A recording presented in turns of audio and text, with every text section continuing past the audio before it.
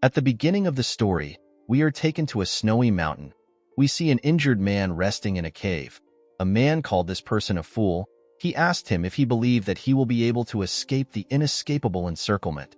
The man asked the injured person to tell him where the ancient relic is hidden. The injured man smiled when he heard this. He called the man in front of him an idiot. He asked him if he would give up the location if he was in the same position as him. The injured man appears to have lost both of his arms. His arms were lying next to him and his sword was on the ground. The man's partner was annoyed to hear his response. He called him an arrogant bastard. He wanted to attack our protagonist. The man stopped him. He told him that they need to contact the main squad first. The man took out a magic stone and informed the squad that they have gotten the Northern Phantom. He asked them to confirm their coordinates. The main squad confirmed their coordinates. They told him that they will be there soon.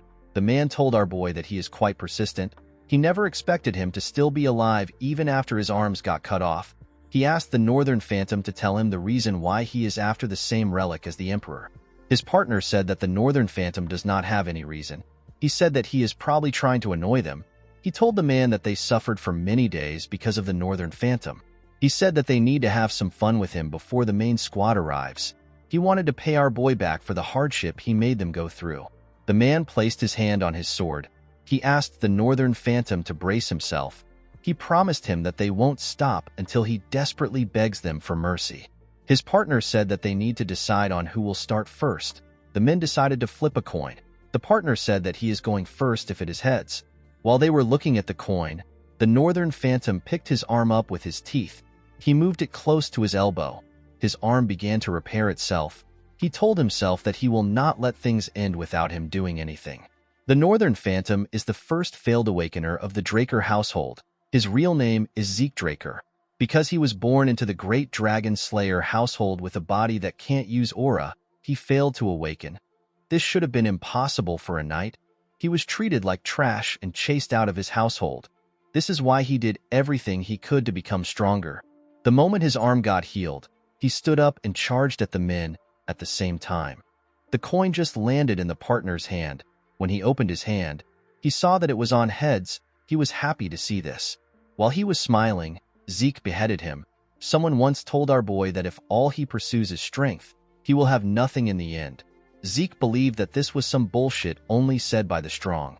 He knew that those who are weak will be trampled on by the strong and what belongs to them will be stolen. This was the truth of this world. The man was shocked to see that Zeke killed his partner. He quickly took out his sword. The Northern Phantom turned around and charged at him. He destroyed his sword with a single strike and cut him down.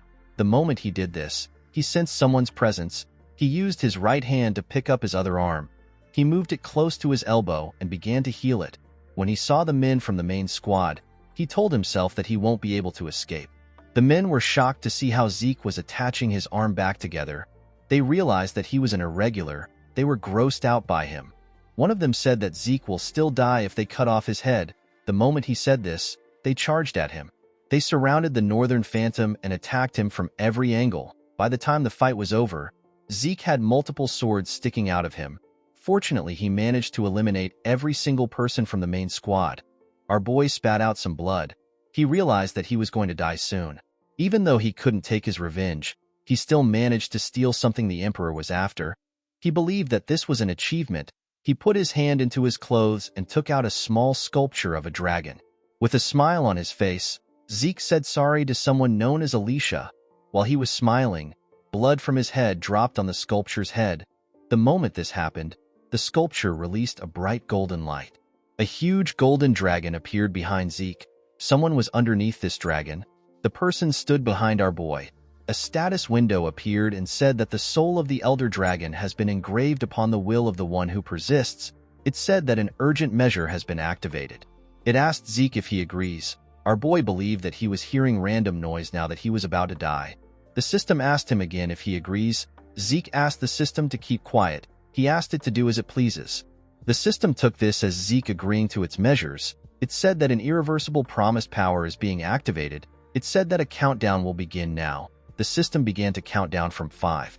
This was the last thing Zeke remembered before he woke up in the body of a little boy. He wondered if he went back in time. He took a look at a mirror. He could not believe that he had returned to his younger body.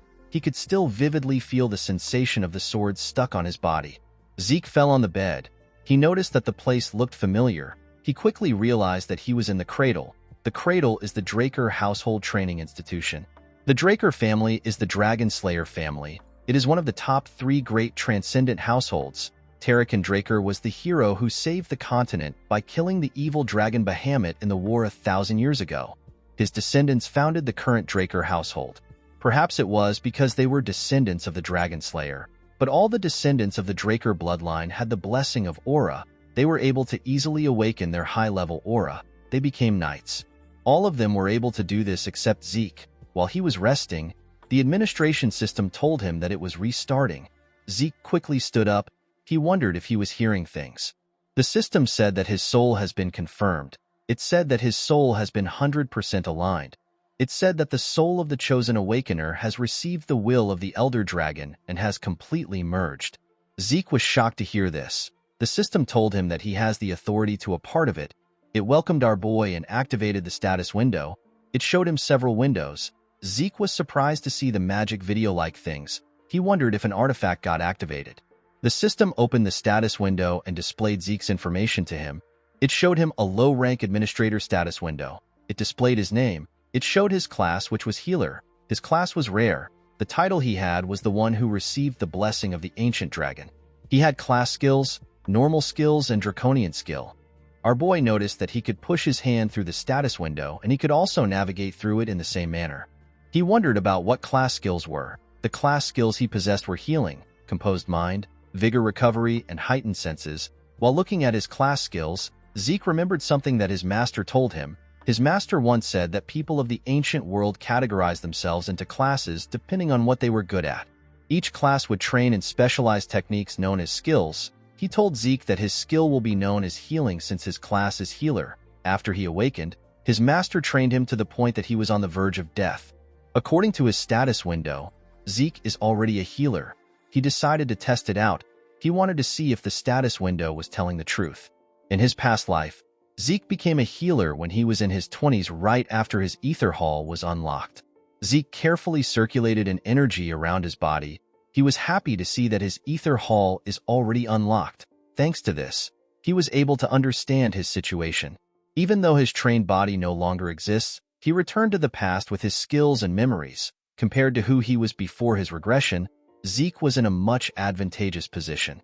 In order to make use of the system, he needed to find out about the things at his disposal. Before he could carefully assess his status window, someone knocked on his door. The person referred to him as Master Zeke. He asked him if he can step in. Our boy began to panic. The man outside asked him to stop acting like he isn't inside. Zeke did not know what to do. He had not yet finished reading the status window. He wondered about how he was going to turn it off. The man opened the door and stepped into our boy's room. Zeke tried to ask him to wait. The man who appears to be his butler asked him about why he is not prepared. He asked him about what he has been doing. This man is Zeke's exclusive servant. His name is Decker. Zeke moved his hand around his status window. He noticed that Decker could not see his status window. He asked him about what he is supposed to prepare for. With a scary look on his face, Decker asked his master if he is really asking him this question. Zeke began to tremble when he saw the look on the man's face. He remembered that he was quite scared of Decker when he was young. Although he had the mind of a 32-year-old, he could still feel the fear that was engraved into his body. While he was trembling, the system activated a class skill known as Composed Mind. He quickly stopped shaking. He was surprised to see that his nervousness disappeared in an instant. Composed Mind allows the mental state of the user to not be shaken regardless of the situation. Zeke did not expect this to be a skill. He found it convenient that it activates automatically. Decker told his master that he has repeatedly said that the event is important. He noticed that Zeke wasn't looking at him. He asked him if he is listening. Our boy assured him that he is. He told him that he must be talking about the evaluation test. The test is known as Pancration. Our boy seemed to have a bad memory of this event. All Drakers go through a training system called the Cradle starting from when they are 7 years old. For 5 years, they go through strict basic training. The instructors evaluate the incoming students each year through competitions of swordsmanship as well as combat of Pancration without rules. The opponents are chosen by the instructor, but there are occasions where the students choose who they want to fight. Both combatants must consent to the fight. Because there are no rules, There are people who come out of the fight with injuries. In some cases, some don't make it out alive. Because this competition is what chooses the class the students are placed into within the academy, the children have no choice but to fight with all they have. The scene shifts, and we see the students gathered at the training ground. Their instructor was speaking to them. He told them that this is the last part of their evaluation. The man is the head instructor. His name is Mark. Mark told them that they will start right away. He asked them to prepare themselves. The students accepted his order. While Zeke was standing in line, the other students spoke about the humiliation he faced last year. They wondered why Zeke would come there after facing such a terrible humiliation. They said that they would have ran away if they were him. The students questioned if our boy was really from the direct bloodline of the family. Zeke could not believe that they were openly speaking about him. A boy known as Aaron was asked to get on the stage. He and his opponent took a stance. Mark swung his hand and asked them to start the fight. Aaron charged at the boy. The boy saw Aaron's hand coming towards his face. He believed that he could dodge it. While he was distracted, Aaron used his leg to hit him on his chin. The boy fell to the ground. Zeke was not surprised to see how the boy lost. He believed that it was expected because the boy did not get into a proper defense position. Since the boy known as Gata was unable to fight again, the instructor announced that Aaron won the fight. Zeke could not believe that he was terrified of this stupid match when he was younger. The students were nothing to him. He yawned because he found the match boring. On the other side of the arena, a student watched our boy. With an evil smile on his face, the boy cracked his knuckles. The scene shifts and we see Zeke and his opponent on the stage. His opponent was the boy that was cracking his knuckles. The boy's name is Leon. The instructor asked the two of them if they are ready. They both said that they are. Zeke did not like the fact that his opponent was Leon. With a smile on his face, Leon asked our boy about why he is back. He asked him if he didn't get enough of his attention last year. Zeke remembered how he begged for his life from Leon when he was younger. The boy beat him up badly. He had to beg him to spare him. Our boy was not surprised to see that Leon was his opponent. The boy is always his opponent every year. He knew that Leon must have pulled some strings from behind the scenes. Our boy knew that his household would tell him that he needs to be able to overcome such dirty tricks in order to be a true dragon slayer. Zeke found this to be bullshit. He could not believe that this piece of shit was his cousin.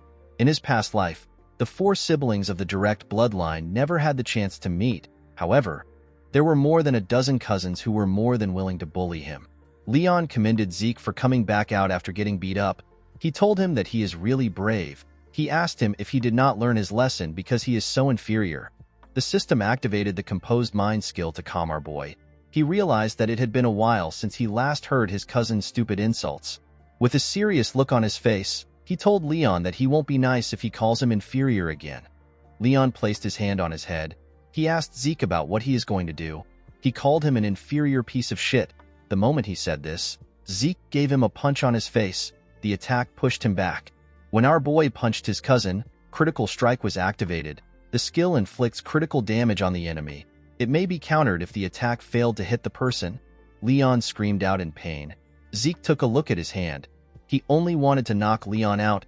He did not expect a skill to be activated when he punched in his normal style. The instructor asked Zeke about what he is doing. He quickly ran to check on Leon. He told our boy that he attacked before he asked them to start. Zeke told Mark that no one says ready, set, and go on the battlefield. With a smile on his face, he said that the person who hits first has the advantage. Mark became nervous. He noticed that he could sense bloodlust from Zeke. Leon told the instructor that he is fine. He pushed himself up and asked Mark to begin the fight. With a look of anger on his face, he said that he will kill the inferior piece of shit. Zeke smiled when he heard this. He told his cousin that he is too stupid to learn his lesson. The instructor swung his hand and asked them to start. Leon quickly charged at our boy. When he got close to him, Zeke attacked him with multiple punches. Leon was able to block it by putting his guard up. He noticed that Zeke's punches did not have a lot of power to them. He was scared because of the punch our boy gave him earlier. He could not believe that Zeke's fist didn't hurt at all. He was certain that our boy was not a threat to him as long as his guard was up. The only thing he was cautious of was Zeke's left hand counter. When Zeke swung his left hand at his cousin, he dodged it by going low. He could not believe that our boy would use such an obvious attack. He grabbed his leg and tried to push him down. He called him an inferior piece of shit and asked him to die.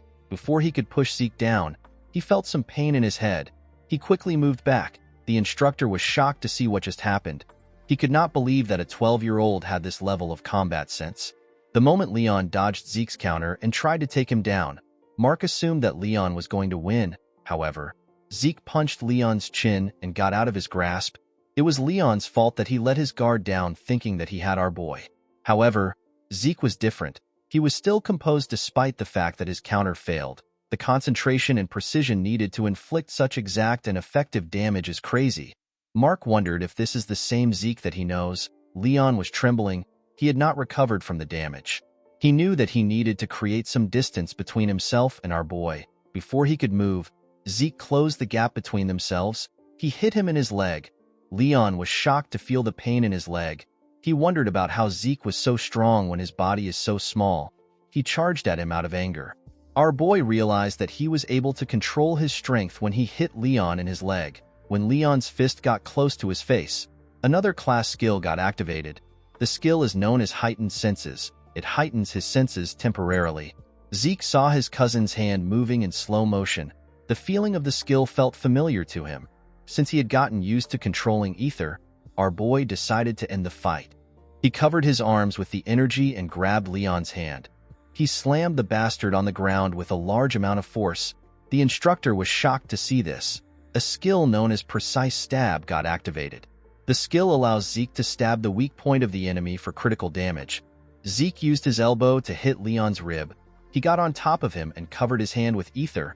He grabbed his neck and told him that even an idiot like him will be able to learn his lesson.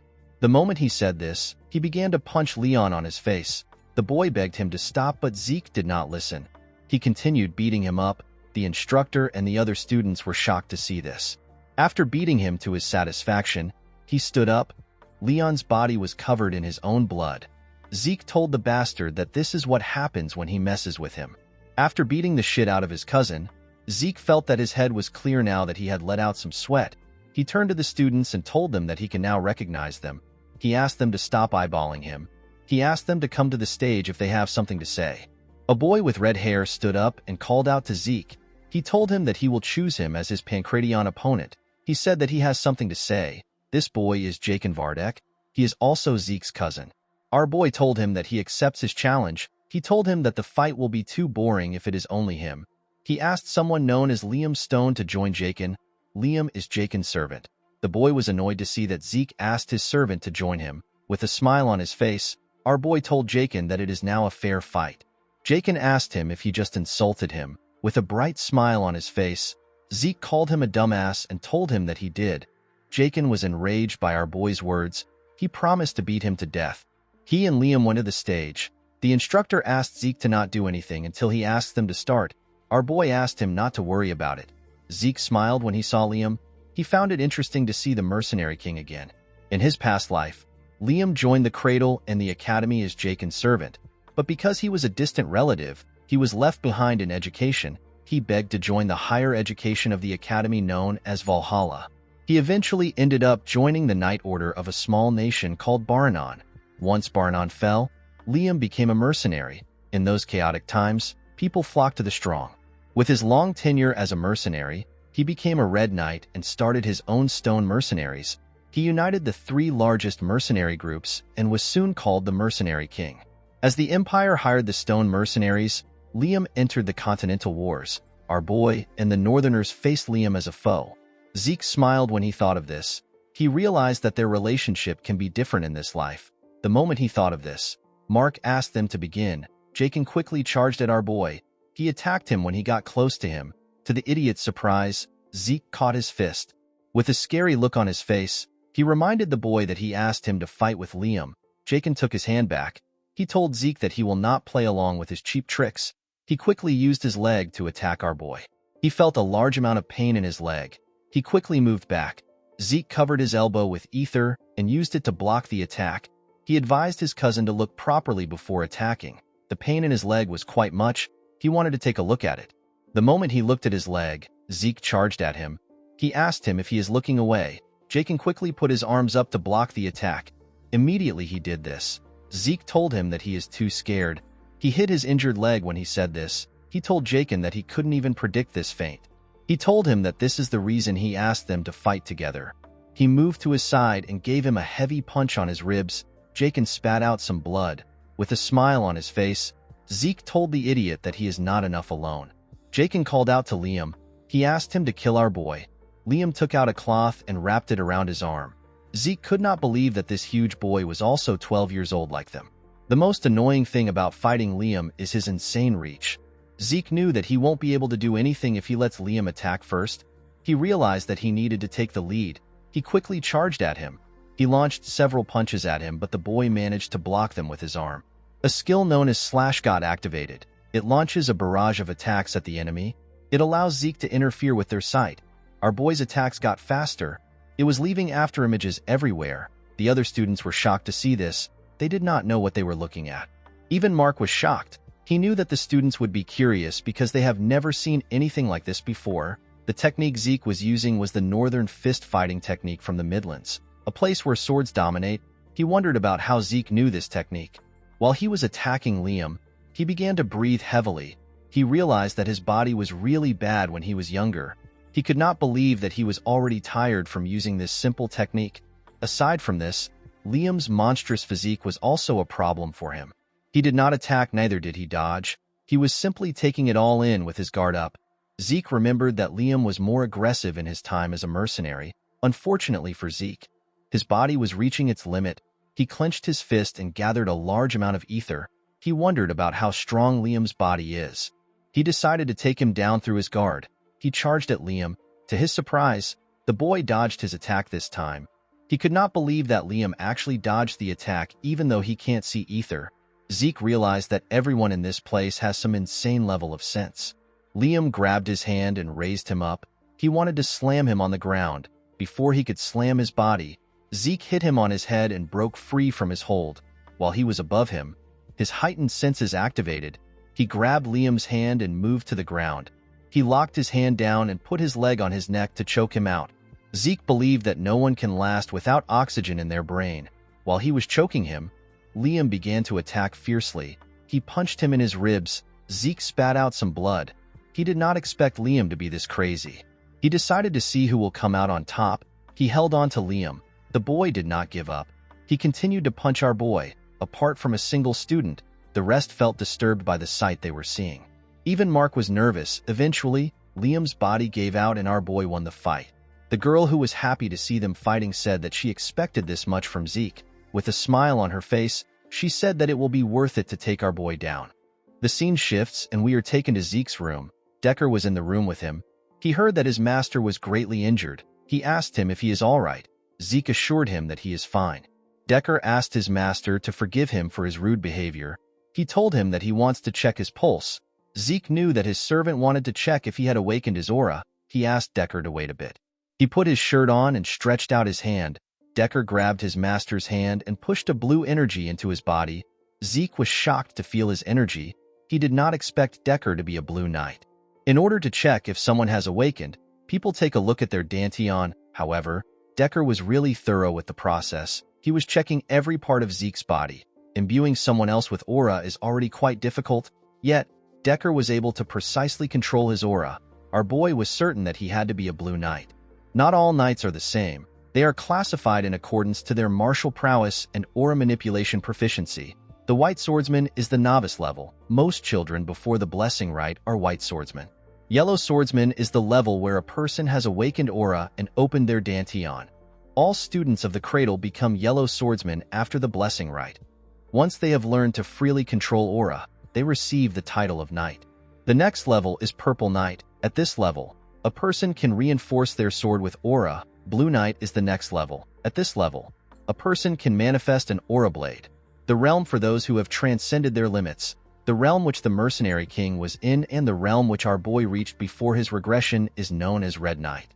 There is another realm above this. It is the realm of Black Knights. There are very few monsters on the continent that are at this level. Zeke wondered why someone who is skilled enough to become a commander was babysitting him. Our boy knew that Decker won't be able to sense his ether. This is something only 2 people in the entire world can use. Decker let go of his master. He asked him if he is hiding anything from him. Zeke asked him if something is wrong. He asked him if he is also hiding something from him. Decker did not know what to say. Our boy told him that he was simply joking. Decker asked his master about the reason why he suddenly changed. Zeke told him that he is asking the wrong question. With a scary look on his face, he told his servant that he should be asking him why he changed now. He assured him that many more things will change from now on. He said that things are simply going to be in their rightful place. He told the man that he simply needs to follow him. Decker bowed his head and told his master that he understands. He revealed to him that he has already prepared the training room he asked for. Zeke told the man that he likes the fact that he is always fast. Decker told his master that he will see him later. Our boy stepped out of the room and asked the man to rest. Zeke realized that he needed to keep Decker close in case he was ordered to keep an eye on him. He wanted to get some information out of the man. The problem our boy had was that he did not know who ordered Decker to keep an eye on him. He was certain that it was not someone from his mother's family. He believed that it must be one of his siblings. When Zeke arrived at the training room, he took a look around. He was surprised to see how big a personal training room is. He said that his household really lives up to its name. He decided to check out the system before he starts training. The system presented his information to him. Zeke noticed that his slash skill is now at the proficient stage. He wondered if his skills go up the more he uses it.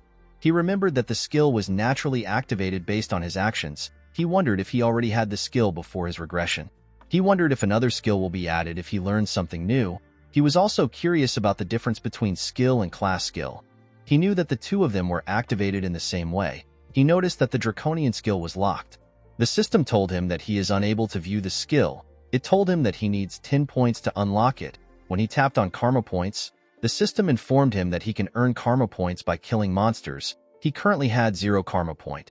Zeke remembered that there are a large amount of monsters in dungeons. Unfortunately, he has to be on the level of a purple knight before he can get into a dungeon. Zeke was more curious as to why he regressed to the past and what the system is. The skills and the class made him realize that his current situation is related to the ancient relic. However, he had very little information about the relic. Our boy decided to not think too much about it. He picked up a sword and said that he is willing to use anything to become stronger, whether it is the system or a Draker. There are 2 known powers in this world, the aura of the knights and the mana of the mages. Knights reinforce their aura in their dantian, while mages handle their mana through circles. The 2 powers are on opposite ends of the spectrum. If you awaken one, you cannot awaken the other. Unfortunately for Zeke, he was not able to awaken neither his dantian nor his circle. He was abandoned by his household. He met his master during his vagabond days. His master taught him a lot of things, but the most useful thing he taught him was healing in the Ether Hall. Through the Ether Hall, which his master developed, Zeke was able to handle the energy of nature, which is known as ether. Zeke and his master are the only ether users in the world. After training for 2 hours, our boy's hands were covered with blood. He felt like he was going to collapse. He decided to end his training for the day. The moment he thought of this, his class skills, which are known as healing and vigor recovery, activated. Zeke's body was healed. His hands stopped bleeding. Healing is a rare skill that our boy did not even know existed until he met his master. If he were to use this skill in front of people, they would treat him as an irregular. This is why he was unable to use it during his fight against Liam. He had to quickly return to his room in order to heal himself. Since he had recovered, Zeke decided to keep training. In the evening, we see our boy covered in sweat. He realized that it was already dinner time. He took a look at the training room. He had destroyed the ground with his sword slashes. He wondered about what he was going to tell Decker. A week later, we are taken to the Cradle's cafeteria.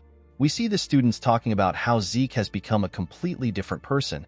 Some of them could not believe that the loser had changed. They wondered if he dabbled in black magic. One of them said that he hopes Zeke humbles the other strong students. In another part of the cafeteria, we see a large amount of food on a table. This part was quite fancy. We see the crazy girl from before eating steak. The girl is known as Raina Torrent. A boy known as Owen Zimmons advised Leon to eat even if he doesn't have an appetite. He told him that he needs his energy for the swordsmanship duel. Leon asked Owen if he is trying to piss him off. Owen told him that he was just trying to be nice. He told him that his inferiority complex is really bad. Leon slammed his hand on the table. He asked him to repeat what he said. When he hit the table, he made Raina drop her steak. The girl glared at him. The boy became nervous when he saw the look on her face. Jakin asked the group about what they're going to do. Although he didn't mention Zeke's name, they all knew that he was talking about our boy. Owen said that the Pancration was impressive even though it was savage. He told them that Zeke will be terrible at swordsmanship. With a smile on his face, he asked his friends about what Zeke will do when he can barely hold up a sword. Leon agreed with Owen. He remembered that Zeke was so weak that he had to get a customized sword because the basic ones were too heavy for him. He said that it doesn't make sense that he lost to an inferior piece of shit. Jakin and his other friends were already tired of the idiot's inferiority complex. Leon told his friends that Zeke won against him in Pancration by luck. With a serious look on her face, Reyna asked him if he believed such nonsense. Leon became quiet. Reyna stood up and told the boys that they do not have the right to be knights in the Draker household if they believe in trash like that. She walked away after saying this. A sword duel is different from a Pancration. Real swords are used in the duel. It is the cause of most of the incidents within the cradle. It is also where the difference between the students' skills is most glaringly shown. A month after the final exam, the blessing rite will begin. The blessing rite is the event where the Drakers awaken their aura. The head instructor called out to Zeke and asked him to step up. Our boy went on the stage with a huge sword. The other students were shocked to see the ridiculously large sword. They wondered if Zeke believed that he would be stronger with a bigger sword. Someone called out to Zeke. When he opened his eyes, he saw Reyna walking to the stage. With a serious look on her face, Reyna told him that she chooses him as her opponent. Zeke pointed his sword at her and told her that he accepts her challenge. Reyna noticed that our boy was easily moving a claymore. Now that she was standing in front of him, the girl could tell that this is not the Zeke who couldn't hold a sword properly that she knew. She wondered if his aura was more intimidating because he grew taller. Reyna grit her teeth to get control of her thoughts. She told herself that she cannot be intimidated by Zeke before the duel begins. She decided to act confident. She took a stance and pointed her sword at Zeke. Our boy knew that he simply had to fight in the same way he always has. However, it was quite nerve-wracking for him to be fighting the Lightning Knight. Reyna Turin is also known as the Lightning Knight. She is one of the knights who made a name for herself during the Continental Wars. She was also noted to be one of the greatest of the next generation of Drakers. This is because she was the one who awakened her aura even before she went through the blessing rite. Zeke realized that Reyna must have already awakened her aura at this point. However, she didn't use her aura in the cradle. She said that she wanted to improve her fundamentals. Mark swung his hand and asked the two of them to start. Reyna quickly charged at our boy. Zeke managed to block her first attack. Reyna got pushed to the side. She disappeared and reappeared behind our boy. She thrust her sword at him. Zeke managed to block the attack, but it pushed him back. He was surprised to see that Reyna was much better than he expected. Reyna charged at him again. She attacked him with a lot more strength. Leon cheered for her from the side. He asked her to kill Zeke in one strike. Jakin called Leon an idiot. He asked him if it looks as if Reyna is toying with Zeke. Our boy was easily directing her attacks. Even though it was narrow, Reyna could still sense the gaps in Zeke's defense. However, no matter how hard she tries to take advantage of the gaps, Zeke's sword always blocks her. It was as if Zeke was applauding her for her attempts. Immediately, he blocks her attack. Another gap opens up. It was almost as if Reyna was in a training duel that was meant to teach her a lesson. Zeke blocked her attack again and pushed her back. The girl began to breathe heavily. Our boy looked like he was disappointed. He could not believe that this was how the Lightning Knight fought when she was in the cradle. Her swordsmanship was honest. Zeke expected this from someone who was obsessed with their fundamentals. It was this fundamentals that were holding her back. Zeke took a low stance. He decided to help the girl break out of her shell. Reyna was surprised to see his extremely low stance. She believed that Zeke intends to close the gap in one go. She knew that her speed was nothing to scoff at. She decided to face Zeke head-on. Before she could take a stance, Zeke appeared in front of her. He made a huge swing. Reyna managed to dodge the attack. His sword hit the ground and destroyed it, since there was some distance between them. Reyna believed that it was possible for her to react to Zeke's moves. Our boy raised his sword and swung it at her. The attack missed her body. Reyna's eyes followed the movement of his sword. The moment she looked at the sword, some rocks got thrown into her eyes. Zeke was able to raise the rocks when he lifted his sword from the ground. Reyna quickly used her hand to clean her eyes. When she opened her eyes, she saw Zeke in front of her. Our boy swung his sword at her neck. The girl quickly realized that she was done for. Somehow, she managed to knock Zeke's sword out of his hand. The cadets were happy to see that Reyna won. They said that the girl won even though she did not use aura. The head instructor knew that the cadets were wrong. As Zeke's attack closed in on Reyna, she used the faintest amount of aura. It was an amount that was barely noticeable. Mark couldn't believe that the girl who promised to never use aura until she got into the academy was forced to use it. Zeke forced her hand. Reina was feeling bad for what she did. While she was thinking, Zeke appeared in front of her with his fist. He asked her about what she is doing. He told her that the fight isn't over. He gave Reina a heavy punch in her throat. The girl fell to her knees and spat out some blood. Leon was annoyed to see this. He said that they won't stand for such cheap tricks in a duel. The other cadets agreed with him. They said that Reina won the duel. They pointed their fingers at Zeke and told him that he doesn't have what it takes to become a knight. They asked him if he has no shame. Our boy did not care about what they were saying. While Reina was struggling to get up, Zeke asked her if she wants to continue. Reina realized that she hasn't lost yet. She understood that Zeke only struck her because she let her guard down. The girl realized that Zeke would have killed her if he was using a dagger when he attacked her. She told him that it is her loss. The other 3 boys were annoyed to hear what she said. The head instructor announced that Zeke won the fight. The cadets could not believe that someone who used to be called a human scum a few days ago achieved victory against one of the most talented children among the famed houses.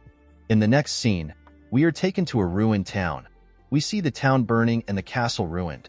Some soldiers were dumping the corpses into a large hole. They had dumped several bodies into the hole. Inside the castle, we see a man wearing glasses talking to a red-haired man. He asked the red-haired man, whose name is Abel, about how he can drink tea in this situation. The man told Abel that the bastard known as Zeke defeated Reina. Abel placed his tea on the table and told the man that he is always serious. He stood up and asked the man about the amount of time they have before the blessing rite. The man told him that they have until the next full moon. Abel said that this is the right moment to pay the family a visit. The man was shocked to hear this. He asked Abel if he is really going there by himself. Abel placed his hand on his sword. He said that the situation has piqued his interest.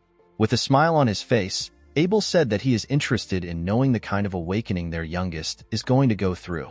Although Zeke's victory left the entire cradle in shock, he simply returned to the training room and resumed practice. A month later, we are taken to the day of the blessing rite. Zeke was in his training room. He used a cloth to clean his sweat. He wondered about how he became a red knight in his previous life with this terrible body. He opened his status window to see the state of his skills. Zeke noticed that once his mastery surpasses the expert level, the skill ranks up and resets. Our boy managed to raise the mastery of his swift steps. This was a skill he gained during the duel. While he was looking at his status window, Zeke asked Decker about what he wants. The man was at the entrance. He informed Zeke that they will be leaving in 2 hours. Our boy told him that he will join him soon. He asked him to get everything prepared. In the next scene, we see the students in carriages. They were all going to the same place. While he was inside the carriage, Zeke realized that it had been a while since he was at the main estate. The estate belongs to the Draker family, and it is situated in the Duchy of Troy. Although the family's main residence is located in the heart of the continent at the Four Seasons Fortress in the Midland, the blessing rite must be held at the main estate where the legend of the Dragon Slayer began. The main estate is known as the Dragon's Nest Lair. The cadets gathered inside the building. While looking around, Zeke realized something. All the onlookers were famous people that you hear about from the Continental newsletter. Our boy knew that his family must have also sent some informants to keep an eye on him. Zeke did not really care about what their intentions were. He knew that they would ignore him once they see him fail his awakening. The moment he thought of this, he saw something shocking.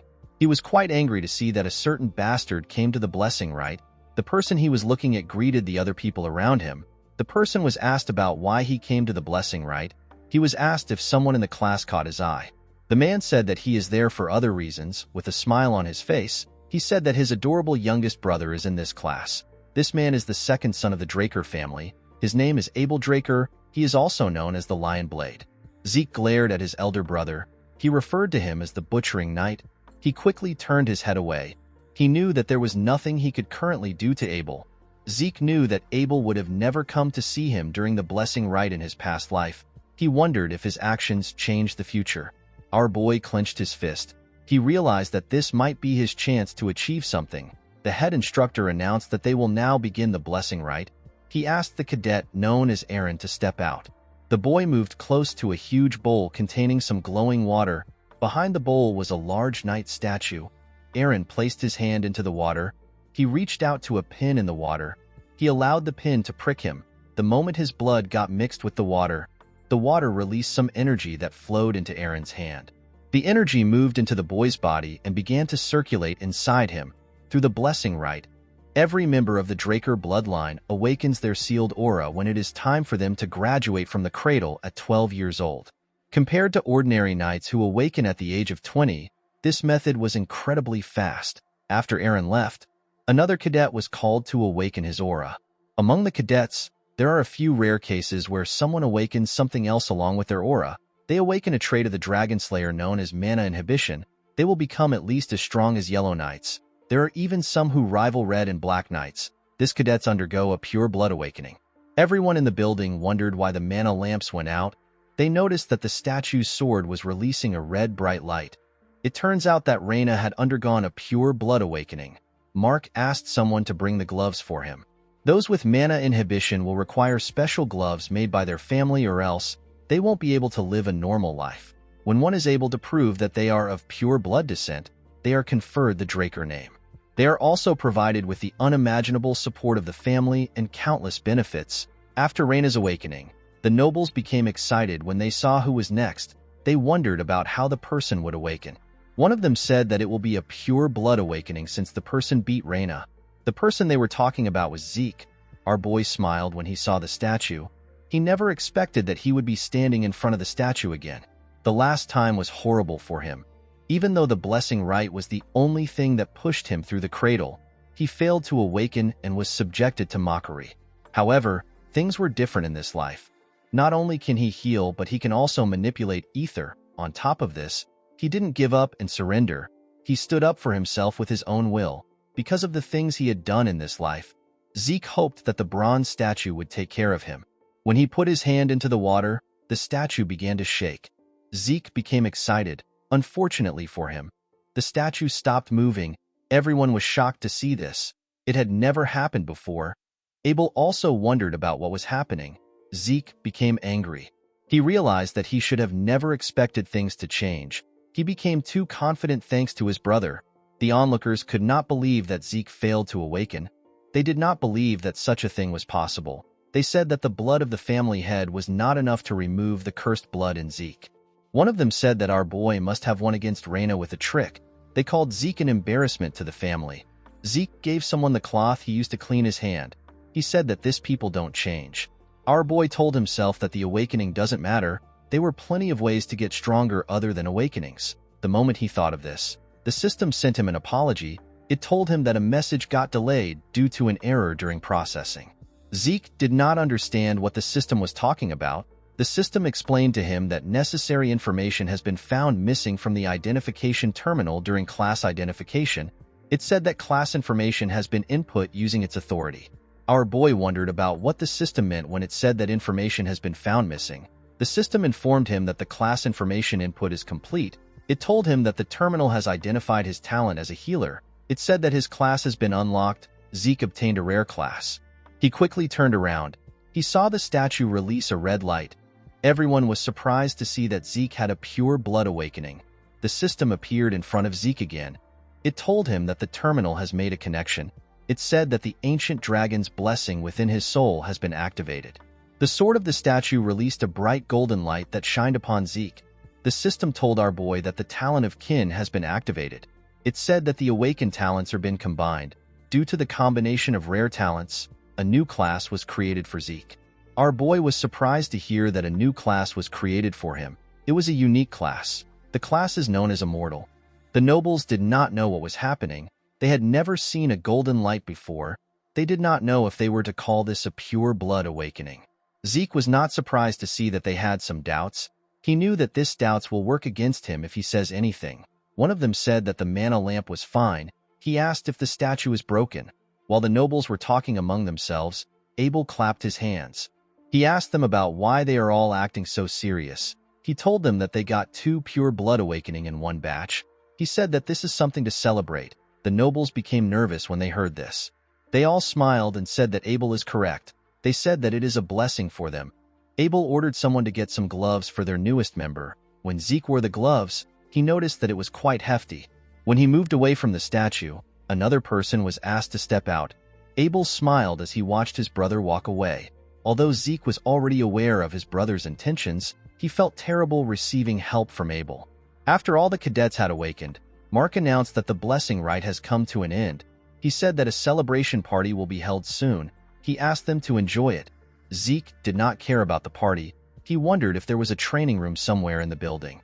On his way out, someone called out to him. Our boy was shocked to hear the person's voice. He did not expect the person to approach him. The person turned out to be Abel. The Lion Blade asked his younger brother about where he is going to when the party is about to begin. He stretched out his hand and congratulated Zeke on his pure blood awakening. Our boy did not expect him to go for a handshake. He knew that his hostility for Abel will show if he refuses. He decided to play along. When he raised his hand, he remembered something that happened in his past life. Zeke stopped moving his hand.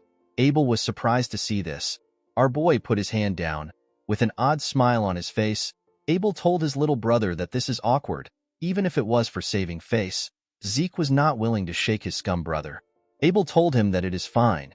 He said that he will settle for seeing his face. He tapped Zeke on his shoulder and told him that he will see him again, with a look of anger on his face.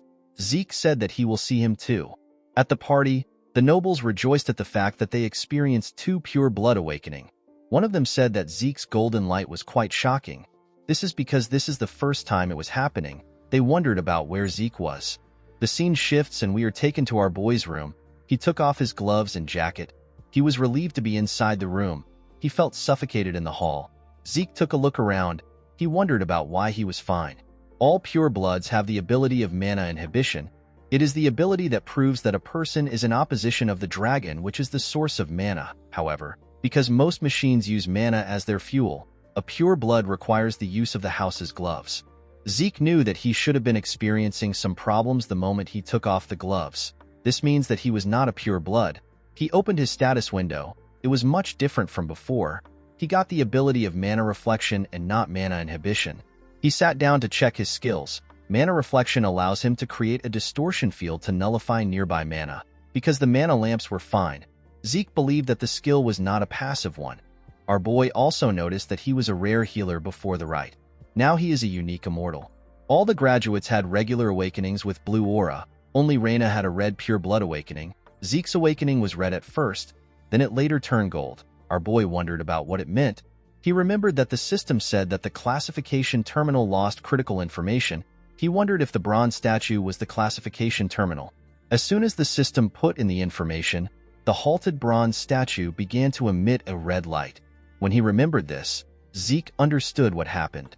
He realized that the bronze statue does not determine whether or not a person is awakened. It determines the user's class. Red is for rare class and gold is for unique. Zeke remembered that the bronze statue is an ancient relic used even before the time of the founder of the family.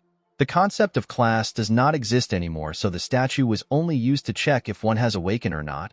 The family has mislabeled the red light shown as a sign of pure blood awakening instead of rare class. Zeke could not believe that no family had ever realized this. He noticed that he had also acquired some karma points. He got 100 karma points. He decided to use 10 points to view his draconian skills. The system told him that he can now browse through his list of skills. His draconian skills were all at level 1. He got a skill called Dragon Eyes. The skill allows him to view detailed information of an individual after careful observation. He needed 20 points to unlock this skill. He received a skill called Might of the Dragon. The skill allows him to make his enemies surrender with his aura. He needs 30 points to unlock this skill. The third skill he received was Devour. It allows him to eat and digest a lot. It will cost Zeke 50 points to unlock this skill. Zeke understood the abilities of Dragon Eyes and Might of the Dragon, but he did not understand why he would need a skill like Devour. He decided to get something that is obviously good. He did not want to take a chance. He unlocked the Dragon Eyes and the Might of the Dragon. He believed that the Might of the Dragon was too dangerous to use here. He decided to activate the Dragon Eyes. His eyes turned gold. They looked like that of a dragon. He looked around to see what would happen. He expected to get more details from his surroundings, but nothing happened. He stood up and opened the door that led to the balcony. When he stood on the balcony, he saw something amazing. The statue in the center of the garden looked like it was right in front of him. He realized that this skill will be very useful to him. When he closed the door of the balcony, the system asked him if he wants a detailed information of the object. Zeke was surprised to hear this. Multiple windows appeared in front of him. The system told him about where the items around him were made. His carpet was made from the Room Empire and his drawer was made from the Merc Empire. While he was looking around, Zeke became tired. He quickly sat down. While breathing heavily, he wondered if all draconian skills are like this. He couldn't use them for a long time. While he was breathing heavily, the system activated his healing factor and vigor recovery. Zeke was surprised to see this. He never intended on using the skills. When he opened his status window, he noticed that all his class skills have changed into passive skills and their levels have increased by 1. His healing factor allows his body to automatically repair itself. Zeke smiled when he saw this description. The skill was too broken. Healing may seem like an overpowered skill, but it is not something Zeke can constantly use and its effects are limited. However, healing factor is infinite. Our boy decided to test out the skill. He grabbed a table knife. He used it to cut himself. The moment he did this, his healing factor got activated. When he cleaned the blood on his arm, he saw that his hand looked normal. Zeke remembered that it takes 5 years to finish the academy. With a smile on his face, he said that he will finish within 2 years. Draker Academy is the greatest knight academy on the continent. It is a place that any aspiring knight would give an arm and a leg to enroll in.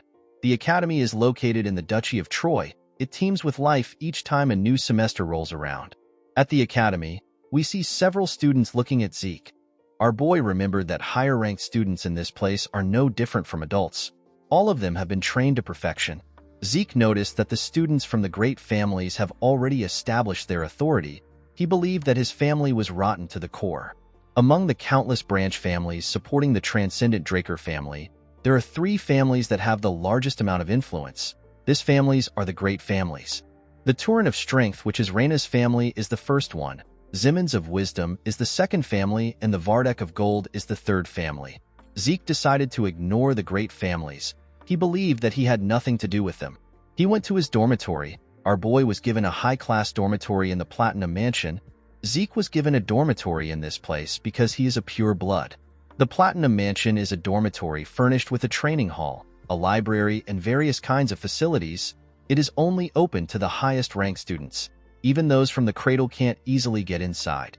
Pure-blood awakeners like Zeke and Reyna are given the special privilege of a floor master.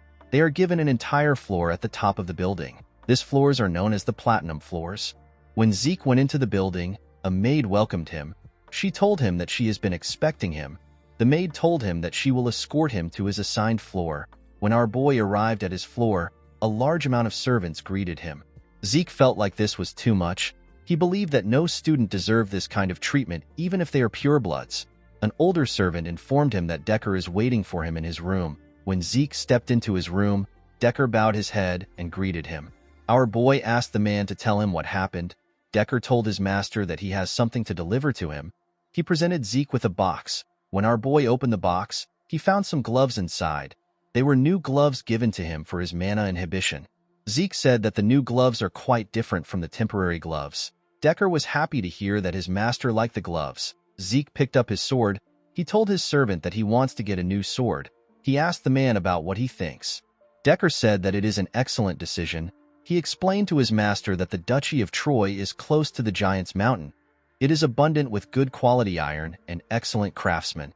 People even say that the first weapon of an academy alumni is always a Trojan. Decker assured his master that he will find a decent craftsman. Zeke asked him not to worry about it. He said that he already has someone in mind. He wrote the person's name in a paper. With a smile on his face, he told Decker that he will meet the person himself. He asked the man to set up an appointment for him. He stretched out his hand and gave the man the paper. Decker quickly opened the paper. He saw the name of Galleon Halberd. He said that he has never heard of this name before. He assured Zeke that he will contact the person immediately. He reminded our boy that classes are starting tomorrow. He asked him to review the relevant documents beforehand. Zeke told him that he will do it. While he was reading the documents, Zeke realized that he has a lot of freedom to develop his draconian skills because the Platinum Floor is completely isolated. The moment he thought of this, someone knocked on his door. He asked the person to step in. A maid informed Zeke that Reyna has sent him a dinner invitation. Our boy found this odd. He asked the maid to take him there. When Zeke arrived at the top of the building, he saw something weird. He saw members of Reyna's gang standing behind her. The girl was sitting. Our boy wondered about why they were acting like the Southern Cartel. Reina welcomed him to her floor. She apologized to Zeke for the crowd. She said that her family's people are rather peculiar. Our boy sat down. He asked her not to worry about it. Reina said that they can discuss their business after their meal. Zeke noticed that the lightning knight was fully utilizing her lower abdomen to control her aura. He realized that she was getting close to becoming a purple knight. He wondered why her swordsmanship was stuck in a rut. He believed that this was a waste of her potential. After they were done eating, Zeke could only laugh in a nervous manner. He always knew that he was a big eater, but Reina was beyond his expectations. The girl basically devoured her food. Since they were done eating, Reina suggested that they get down to business.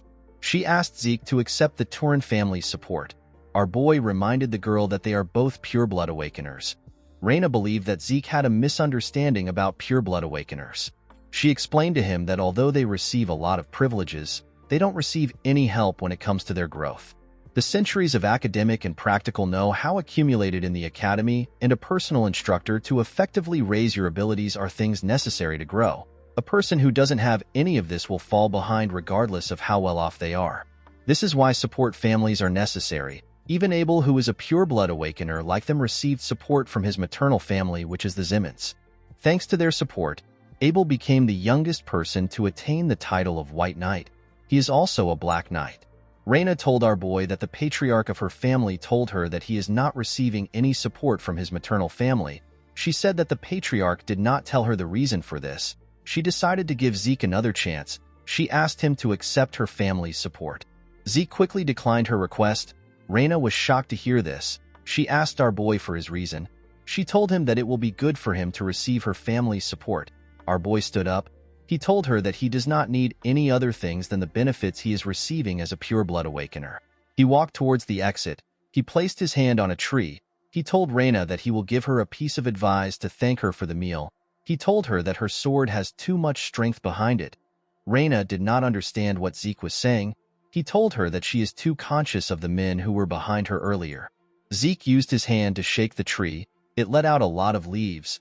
He explained to Reina that her greatest strength is the fluidity that arises from having a flexible body. He advised her to not receive attacks head-on and to not crush her opponents with her strength. He told her that fluidity will allow her to cast her opponent's attack aside and land a single delicate strike. Zeke gently controlled the leaves with his movements. He told her that she will be able to grow several times stronger if she follows his advice. Reina was surprised to hear this. After saying this, Zeke walked towards the exit. He thanked her for the meal. Reina slammed her hand on the table. She was annoyed to hear the advice Zeke gave her. The Turin family is the herald of strength. Reina believed that she was simply following her family's tradition. She told herself that she was not being conscious of others. The moment she said this, she realized that Zeke was right. Because she has always been obsessed with becoming a person fitting of the Turin name, she unintentionally projected her logic into her sword. She could not believe that Zeke saw right through her. Reina picked up a leaf that landed on her table. She remembered that everyone praised her as a genius when she was younger. Nobody advised her. Reina wondered about who our boy truly was. In the next scene, we see Zeke stretching his body. He realized that all his changed class skills have insane performances. He could not believe that he was fine even after training all night. Zeke was fine because of his class skill known as infinite stamina. Any fatigue will be offset quickly by an infinite amount of stamina. The skill is a passive skill. In his past life, Zeke saw the academy as hell itself, but now that he is a pure-blood awakener, this place is like heaven to him. Although money and power wasn't everything, they were still nice to have. While our boy was walking, someone called out to him. The person turned out to be Owen. The boy asked him if he is also part of the special class. Owen Zimmons is the third son of the Zimmons family. Plans and schemes are the specialty of this family.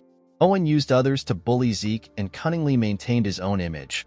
The boy told Zeke that he invited him for dinner last night, but he didn't reply. He asked our boy if he did not receive his invitation letter. Zeke wondered why Owen was trying to act friendly. With a smile on his face, our boy told him that he must be referring to the letter he saw on his desk. Owen asked him about why he did not reply. Zeke told the boy that he is funny. With a serious look on his face, he asked Owen to tell him why he needs to reply to every single letter. A huge boy stepped out. He told Zeke that he is being rude even though his master is showing him kindness. Zeke asked the boy for his identity. The huge idiot laughed. He could not believe that Zeke didn't know him. He said that those from the cradle aren't worth much. Our boy immediately understood that he was talking to an idiot. He turned around and told the boy that he understands he is trying to look good in front of his master. He asked him to remember who he is talking to. Before Zeke could leave, the idiot attacked him. Zeke managed to block the attack with his hand. The attack pushed him back. From the attack he received, Zeke realized that the high-ranking students are capable of basic aura manipulation. The huge idiot introduced himself as Durbin Roswell. He is also known as Durbin the Mighty Tree. He told Zeke that he will be teaching him some manners in place of his master. Our boy smiled when he heard the idiot's name. He could not believe that a cadet who isn't a knight has a pseudonym. He charged at Durbin. He called him a joke. Zeke gave the idiot a heavy punch on his stomach when he got close to him. He spat out some blood. The attack sent him flying. He got slammed to the ground and lost consciousness. Zeke asked the other students if they want to go next. He asked Owen to pick someone. Owen moved close to our boy. He told him that he likes to bask in his own glory. Zeke called the boy a joke. Draker Academy is largely split into two classes. There is the normal class where people are taught that they can overcome their lack of talent with efforts. Due to this, they follow a strict regimen from early morning to late night. The other class is the special class. Students of this class can choose their subjects freely outside of basic subjects. Even within the academy, the place where the greatest elites gather is the special class. Due to this, Zeke had some expectations for the class. To his surprise, most of the people in the class are just the alumni of the cradle. Our boy believed that this was actually the cradle class, not the special class. The instructor in the class asked the students to keep quiet. He told them that someone special has come to encourage the freshmen of the special class. He said that the person was the commander-in-chief during the Eastern Empire War 20 years ago, and he is also the hero that stopped the Empire's invasion with his resourcefulness. The students became excited when they heard this. An old man stepped into the class. The instructor asked the students to welcome Dean Howard Draker. With a smile on his face, the man greeted the students. This man is the dean of the academy. He is also a war hero. People worship him as a war hero and a tactical genius. But the truth was that the information he leaked to the enemy for his own survival just happened to throw the enemy into chaos. Howard was simply a traitor that got lucky. Zeke was aware of this fact. He remembered that Howard was the main perpetrator that got him kicked out of the academy. Our boy lost the only place where he could belong and ended up wandering around the Duchy of Troy. He eventually got captured by slave traders and got sold off to the Southern Cartel. Zeke promised to pay Howard back for what he did. After the dean left, the instructor asked them to take his words to their hearts. He told them that they will begin basic classes immediately. He asked them to take their swords and head to the arena. At the special class indoor arena, we see the students on a line. Zeke couldn't believe that the special class still has to learn the basics of dragon slaying. Due to the fact that he couldn't use aura in his past life, he spent 2 years learning what would have taken the average person 3 months to learn. Zeke hoped that the class would be easy. A blond man welcomed the cadets. He introduced himself as Andre Draker. He told them that he will be teaching them the dragon slaying basics. The cadets were surprised to see that someone so young was their instructor. Andre is also known as the Rose Knight. Even though he was not a pure-blood awakener, he graduated early from the academy and he graduated from Valhalla as the valedictorian. He is a once-in-a-century genius that was awarded the Draker name. Zeke was surprised to see that even the special class instructors were on a different level. He remembered that Andre was famous for his inflexible personality. With a scary look on his face, Andre asked the students to keep quiet. He told them that he will start the class now. He asked everyone to draw their swords. The cadets immediately obeyed his order. When Zeke was about to take his sword out, Andre saw him. He asked him about what his sword is. Our boy took out his huge sword and freely swung it around. He told Andre that this is the sword he is using. Andre asked our boy to come to the stage. He asked Zeke if he is not aware of the fact that he must pick a sword that suits his body. Zeke already knew that Andre would complain. He purposely made sure to stand out when drawing his sword. With a smile on his face, our boy told his instructor that he can beat him with his sword. Zeke believed that it will be faster for him to show Andre his skills. Andre was surprised to see that a cadet would challenge his authority. He glared at Zeke to instill fear in him. The class skill known as Indomitable Mental Defense got activated. It prevented Zeke from feeling any fear. Andre told our boy that he understands if he wants to learn with his body. Zeke was happy to see that he bit his bait. Andre took out his sword. He told our boy that if his blade manages to touch his body, he will be exempted from the punishment for his rudeness. He told him that he will also be exempted from the Dragon Slaying Basics class. Andre assured Zeke that he won't use aura on a cadet. Our boy was happy to hear about class exemption. He was certain that he could beat Andre since he knows his weakness. But he couldn't do anything reckless because Abel was keeping an eye on him. Zeke knew that it will be dangerous for him to garner attention the same way he did in the cradle. He decided to just graze Andre's clothes and lose. He picked up his sword and took a stance. He charged at Andre's neck at a crazy speed. The instructor easily blocked the attack. Zeke was not surprised to see this. He already knew that a blue knight will be strong. He realized that this fight wasn't going to be as easy as he wanted. He began to attack Andre more fiercely. He attacked him from different angles. The instructor still managed to block the attacks. The other cadets were surprised to see the level which an official Draker Knight was at. They could not believe that Zeke has not managed to touch him even after 30 minutes. Andre made a huge swing that pushed Zeke back. The moment he did this, his hand began to shake. He was shocked to see the ridiculous amount of stamina that Zeke had. Even though he was suppressing his aura, he did not think that it would be possible for him to be losing to a cadet. While breathing heavily, Andre said that the existence of pure-blood awakeners is unfair. Zeke was not surprised to see that Andre still had the same poor stamina. He knew that the instructor was at a bigger disadvantage because he was suppressing his aura. The Draker aura cultivation method is known for its peculiarity. A person must activate their aura during training, during daily tasks, and even when eating and sleeping. A person must maintain it as if they are breathing. In other words, Andre is basically holding his breath. Zeke charged at him. The instructor managed to block his attacks. He pushed him back. Although our boy planned on losing, it didn't feel right for him to lose this way. He charged at Andre again.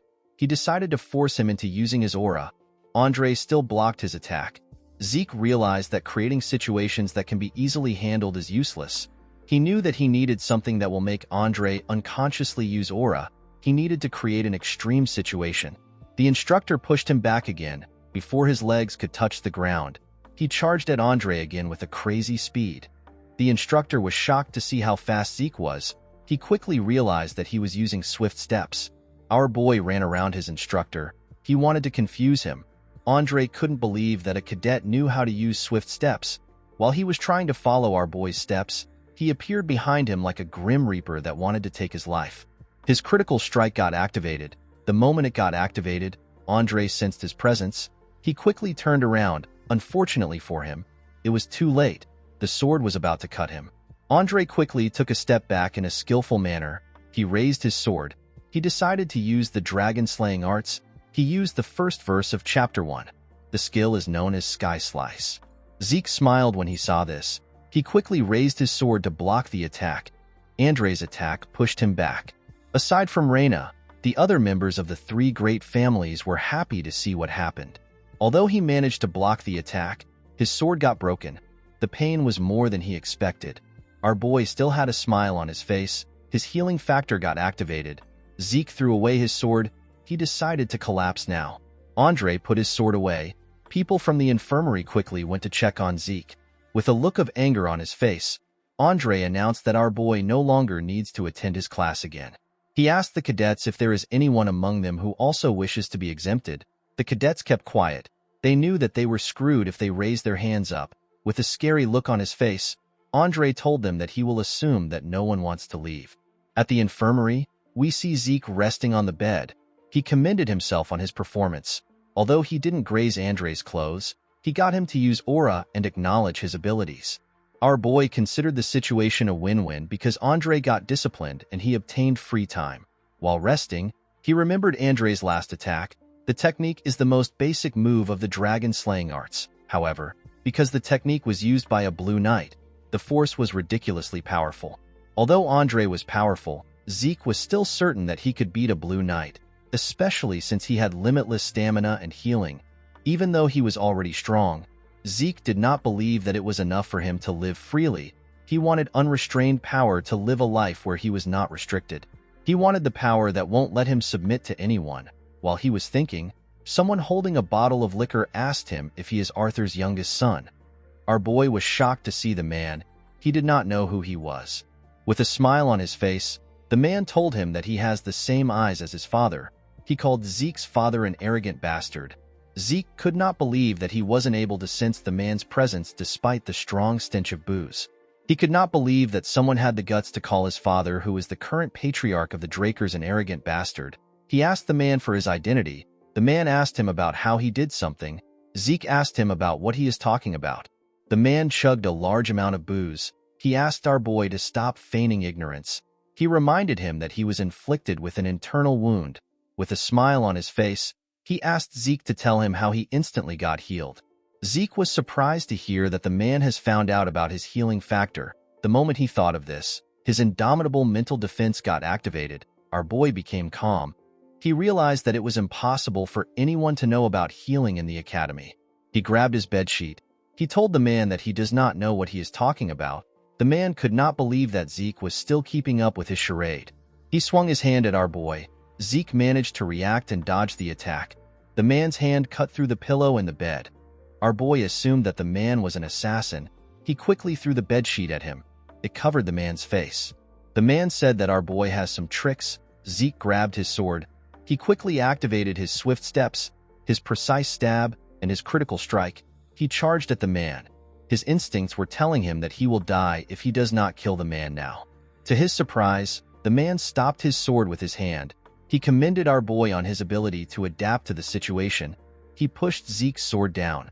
Our boy could not even move it. With a smile on his face, he told Zeke that he fights like a mercenary. Our boy was shocked to hear this. He wondered about who the man was.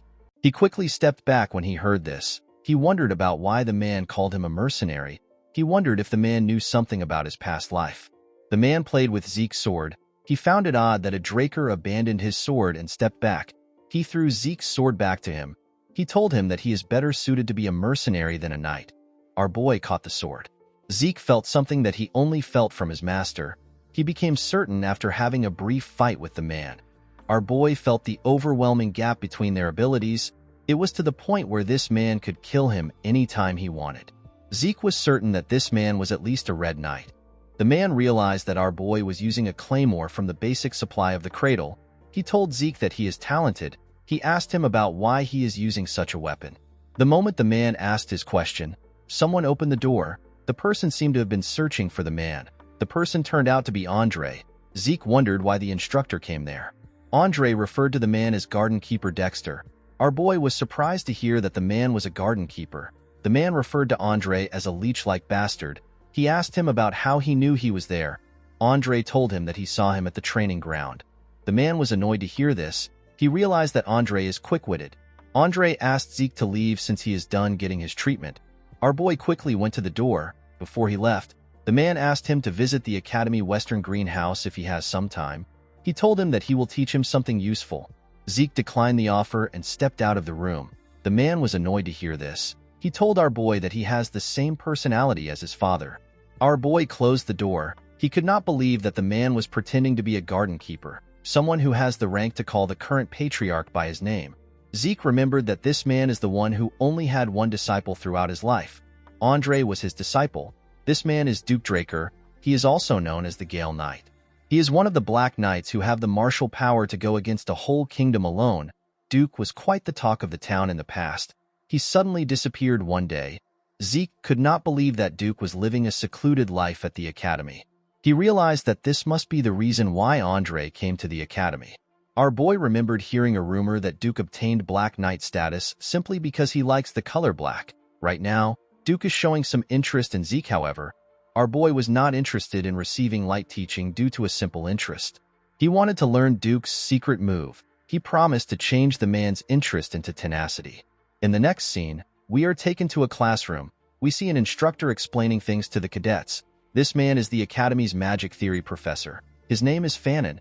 Fannin asked the cadets if they know the next step to what he is teaching them. None of them replied. They were all bored. Fannin decided to just explain it himself. Before he could say anything, Zeke told him that the person will take damage due to resistance. He told the man that he does not understand the mana transfer energy law he mentioned earlier. Fannin was extremely happy to see that a cadet was listening to him. Zeke wondered about why he was staring at him. He called out to his professor. Fannin apologized to him. He told him that this is the first time he is getting a question. He quickly began to explain. When the class was over, the cadets quickly stood up. They did not understand why they were learning magic theory at a night academy. Zeke noticed that the lecture was quite easy to understand. He realized that his professor was not an ordinary mage. Before he could leave the class, someone called out to him. Zeke turned around and asked Fanon if something is wrong. While breathing heavily, the man said that everything is fine. He explained to our boy that this is the first proper class he has had in a while thanks to him. He asked Zeke to come to his research lab if he is ever curious about anything. He revealed to our boy that he is a Delphoa Magic University Scholarship alumnus. He assured him that he knows a lot of things. Zeke was surprised to hear this. He knew that the man wasn't an ordinary mage, but he did not think that he will be an alumnus from Delphoa, the nation where magic originated from. He told the man that he understands. Fanon waved to our boy as they left the classroom. Zeke gently smiled at him. He believed that it would be good for him to get closer to a mage. Mages who are good at math are usually flexible thinkers. Our boy believed that this mages are better suited as colleagues than stuffy knights. He decided to test Fanon to see if he will be useful. The moment he stepped out of the building, he saw something odd. He saw Duke resting on a bench in front of the building. Our boy did not expect the man to be so impatient. It has only been a week since they saw each other. Duke asked Zeke if he is done with class. Our boy asked him about why he came. The man asked him to tell him why he did not come to the greenhouse. He believed that our boy must have understood what he meant when he told him that he will teach him some useful things. Zeke told Duke that he is not interested. Duke was shocked to hear this. He asked our boy to tell him why he is not interested. Zeke told the man that he is well aware that he is incredibly talented. He told him that he is busy with individual training. Duke told him that personal training is truly important. The moment he said this, he appeared behind our boy. He asked him if this is the answer he wanted to hear. Before Zeke could react, Duke used his hand to knock him out. In the next scene, we see Zeke wake up next to a tree. He could not believe that Duke knocked him out. He realized that 1 week was a lot of time to the man. When he looked around, he realized that he was at the western greenhouse. He saw Duke next to him. He was pouring some water on the plants in front of him. Zeke asked the man if he abducted him. Duke told him that he is correct. With a smile on his face, he told our boy that he is a bit interested in him. Zeke was surprised to see that the man was no longer hiding it. He realized that this man was very impatient. He quickly activated his swift steps and began to run. He believed that it was not yet time for him to learn anything from the man. Before he could get far, Duke appeared in front of him. Our boy was surprised to see this. He quickly changed his direction. Before he could get anywhere, Duke appeared in front of him again. Zeke had to stop moving. He understood that the man only saw him as a joke. He realized that he needed to light a fire within him. He asked him to tell him why he is interested in him. Duke reminded him that he asked him about how he was able to heal his injuries instantly. Zeke was surprised to hear this. He smiled when he heard the man's answer. He could not believe that this was what bothered him. He asked Duke to make him give him an answer if he is curious. Duke thought about our boy's answer. He disappeared in front of him. Zeke was shocked to see this. He took a look around. He wondered about where Duke was. While he was looking around, a sword flew towards him. When the sword got close to his head, our boy managed to dodge it. He caught the sword hilt. He asked Duke about what he is doing. The man reminded Zeke that he asked him to make him answer. He told our boy that this is too easy for him. He suggested a bet. He told him that he will grant him any wish if he grazes his clothes. Zeke was surprised to see that both the master and the disciple bet the same way. With a scary look on his face, Duke told our boy that he has to reveal everything that he is hiding if he gives up on the duel. After fighting Zeke for a while, Duke began to wonder if our boy is really a child. They had already fought for 3 hours, and yet Zeke did not seem tired. Duke noticed that Zeke's stamina and wounds are being healed endlessly. Our boy stood up from the ground. He tried to hold himself up. His healing factor and his infinite stamina got activated. He got a hold of himself. He realized that he won't be able to win the bet even if they fight all day. Our boy remembered the skill known as Might of the Dragon. He did not use the skill because it seemed dangerous. He believed that the skill would be perfect against a Black Knight. He took a stance and covered his body with ether. He was completely locked in. With a scary look on his face, he told Duke that they can continue. The Gale Knight was happy to see the look on Zeke's face. He told him that this is how things should be. Our boy gathered his ether in his legs. He activated his swift steps and charged at Duke at a ridiculous speed. He appeared in front of the Gale Knight with his sword close to his neck. Duke smiled when he saw this. He realized that our boy was repeating the same attack pattern. Duke believed that although Zeke was fast, he was not as talented as Andre and Reyna. The one thing he found unique about Zeke was his spite. Our boy's spite surpassed tenacity. He decided to use a bit of aura to make the fight interesting. Before he could use the aura, Zeke activated the might of the dragon. Duke felt the pressure of a dragon coming from Zeke. The pressure made him panic. He quickly destroyed Zeke's sword with his hand. He did not understand what was going on. Our boy quickly blocked his vision by hitting his sword on the ground to create dust. Because everywhere was covered in dust, Duke assumed that it will also be difficult for Zeke to find him. The moment he thought of this, our boy jumped out of the dust. He came out behind Duke. He activated his dragon eyes and swung his broken sword at the man. Zeke felt his sword pass through the man. Duke disappeared in front of our boy. He created a large amount of dust from his movement. Zeke quickly realized that this was Duke's secret move. He could not believe that the man caused a gust from a simple dash. He realized that this is why the man is called the Gale Knight. Immediately he thought of this. Duke appeared behind him. Our boy quickly turned around when he sensed his presence. When he turned, Duke appeared in front of him. He clenched his fist and covered it with aura. He told Zeke that they can call the duel a draw. The moment he said this, he gave our boy a heavy punch. Zeke spat out some blood. The punch sent him flying. Due to the excessive usage of his skills, his fatigue surpassed the acceptable limit. The system decided to forcefully shut down his consciousness for his own safety. Before he lost consciousness, Duke said some things to him.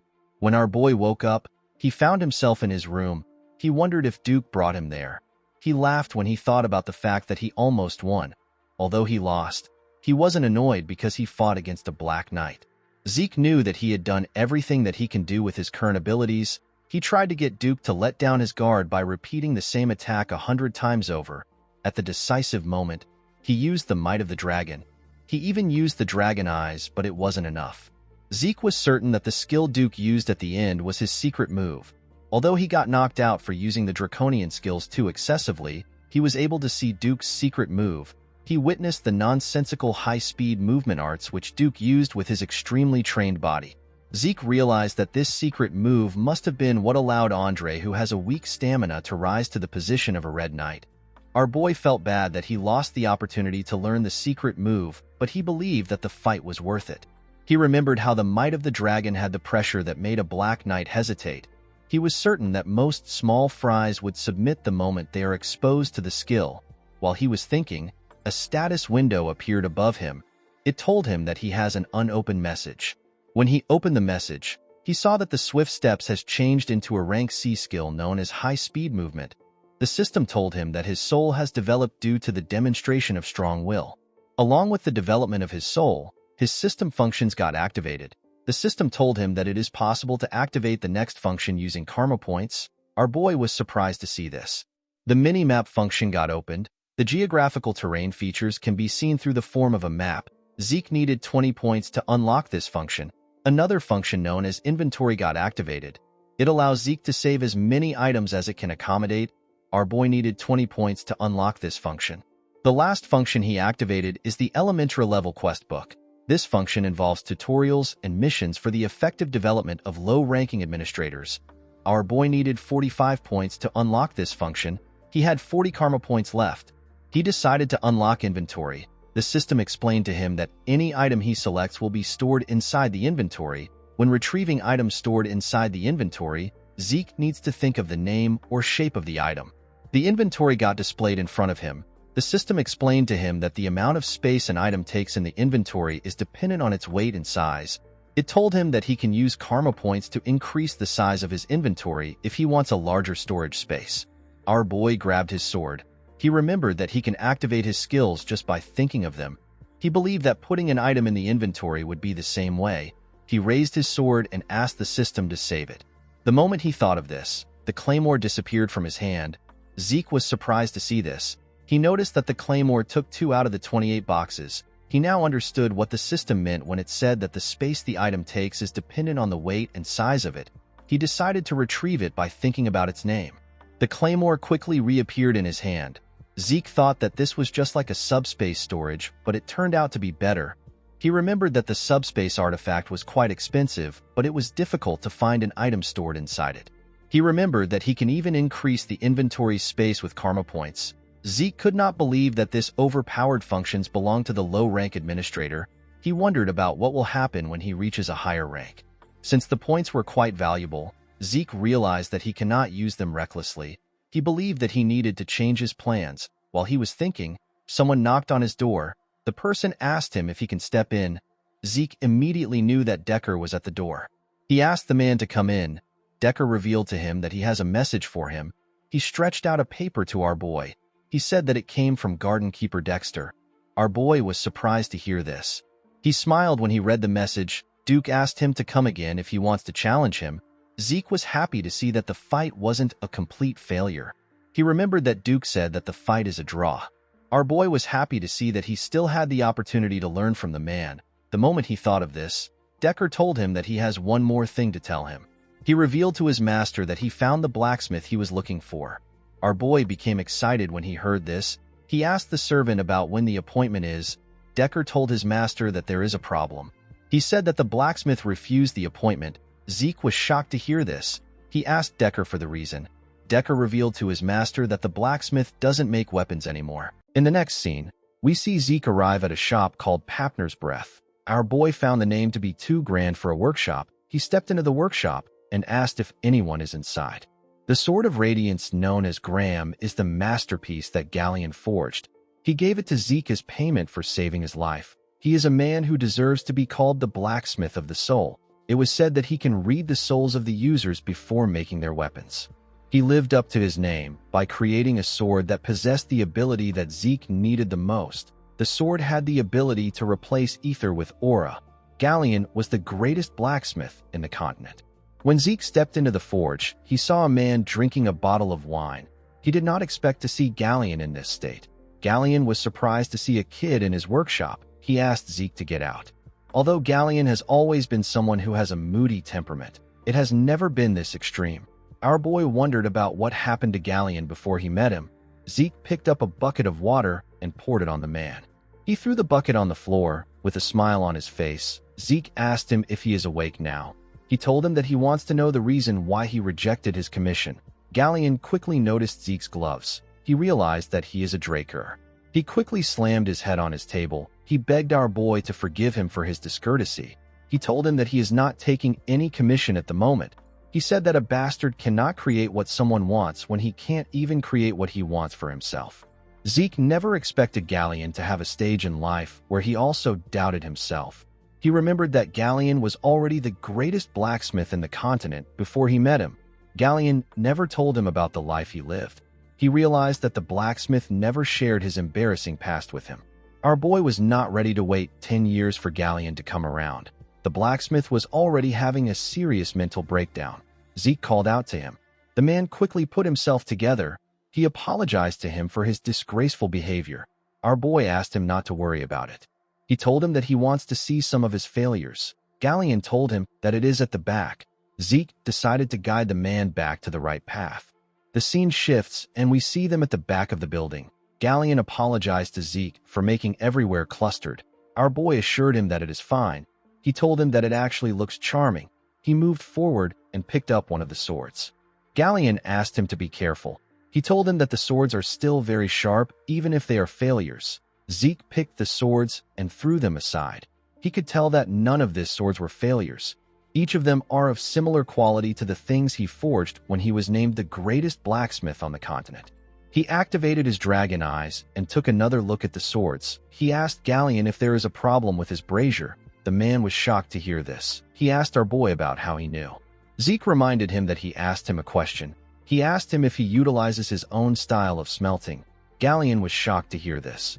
Our boy said that the man has mixed several metals to create a lighter and exquisite material. Unfortunately, the durability of the items is poor.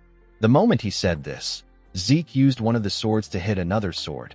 The two swords broke. He told the blacksmith that things like this happened because the impurities weren't properly eliminated during the heat treatment process. Galleon could not believe what he was hearing. He did not expect Zeke to make an accurate analysis of everything. He did not think that our boy would be able to immediately recognize his smelting method. He even analyzed the major flaw and its cause. Galleon realized that the person in front of him is different. He clenched his fist and called out to our boy. He told him that he has something to show him. He took Zeke back inside. He asked him to take a look at something. The moment he said this, he spread a large blueprint of something on the table. Zeke immediately recognized what he was looking at. He knew that this was Galleon's secret blueprint that will be revealed years later. It is the blueprint of a magic brazier. In the past, Galleon showed our boy his brazier. He said that there is no point in hiding something from his savior.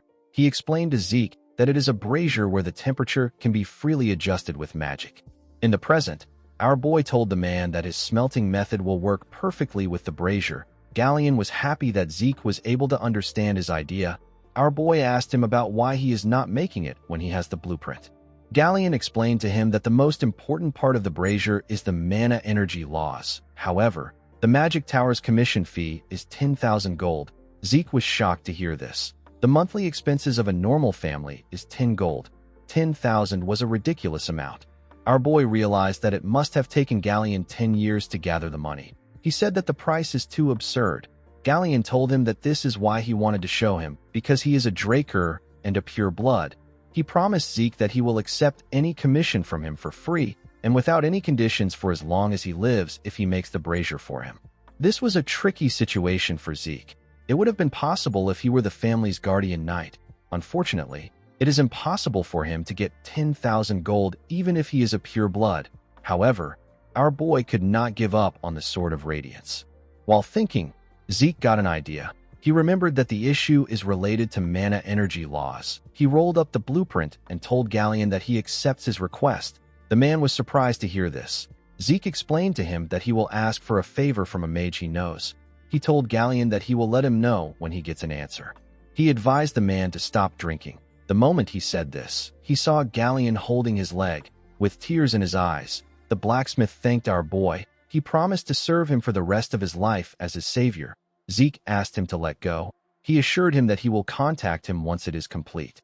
The scene shifts, and we are taken to the professorial research buildings. We see Zeke walking somewhere. He wondered why the Magic Tower's commission fee were so high. The structure of the brazier itself was quite simple. Our boy was on his way to meet Fanon. He remembered that the instructor's major is the design of mana energy laws. While thinking, our boy hears a sound. He turned to the side. He noticed that the noise was coming from an alley. When he went to check it out, he saw a boy getting beat up in the alley. The boy was begging his bully to forgive him. The bully turned out to be Leon. Leon asked the boy to repeat what he said. He saw the boy as Zeke.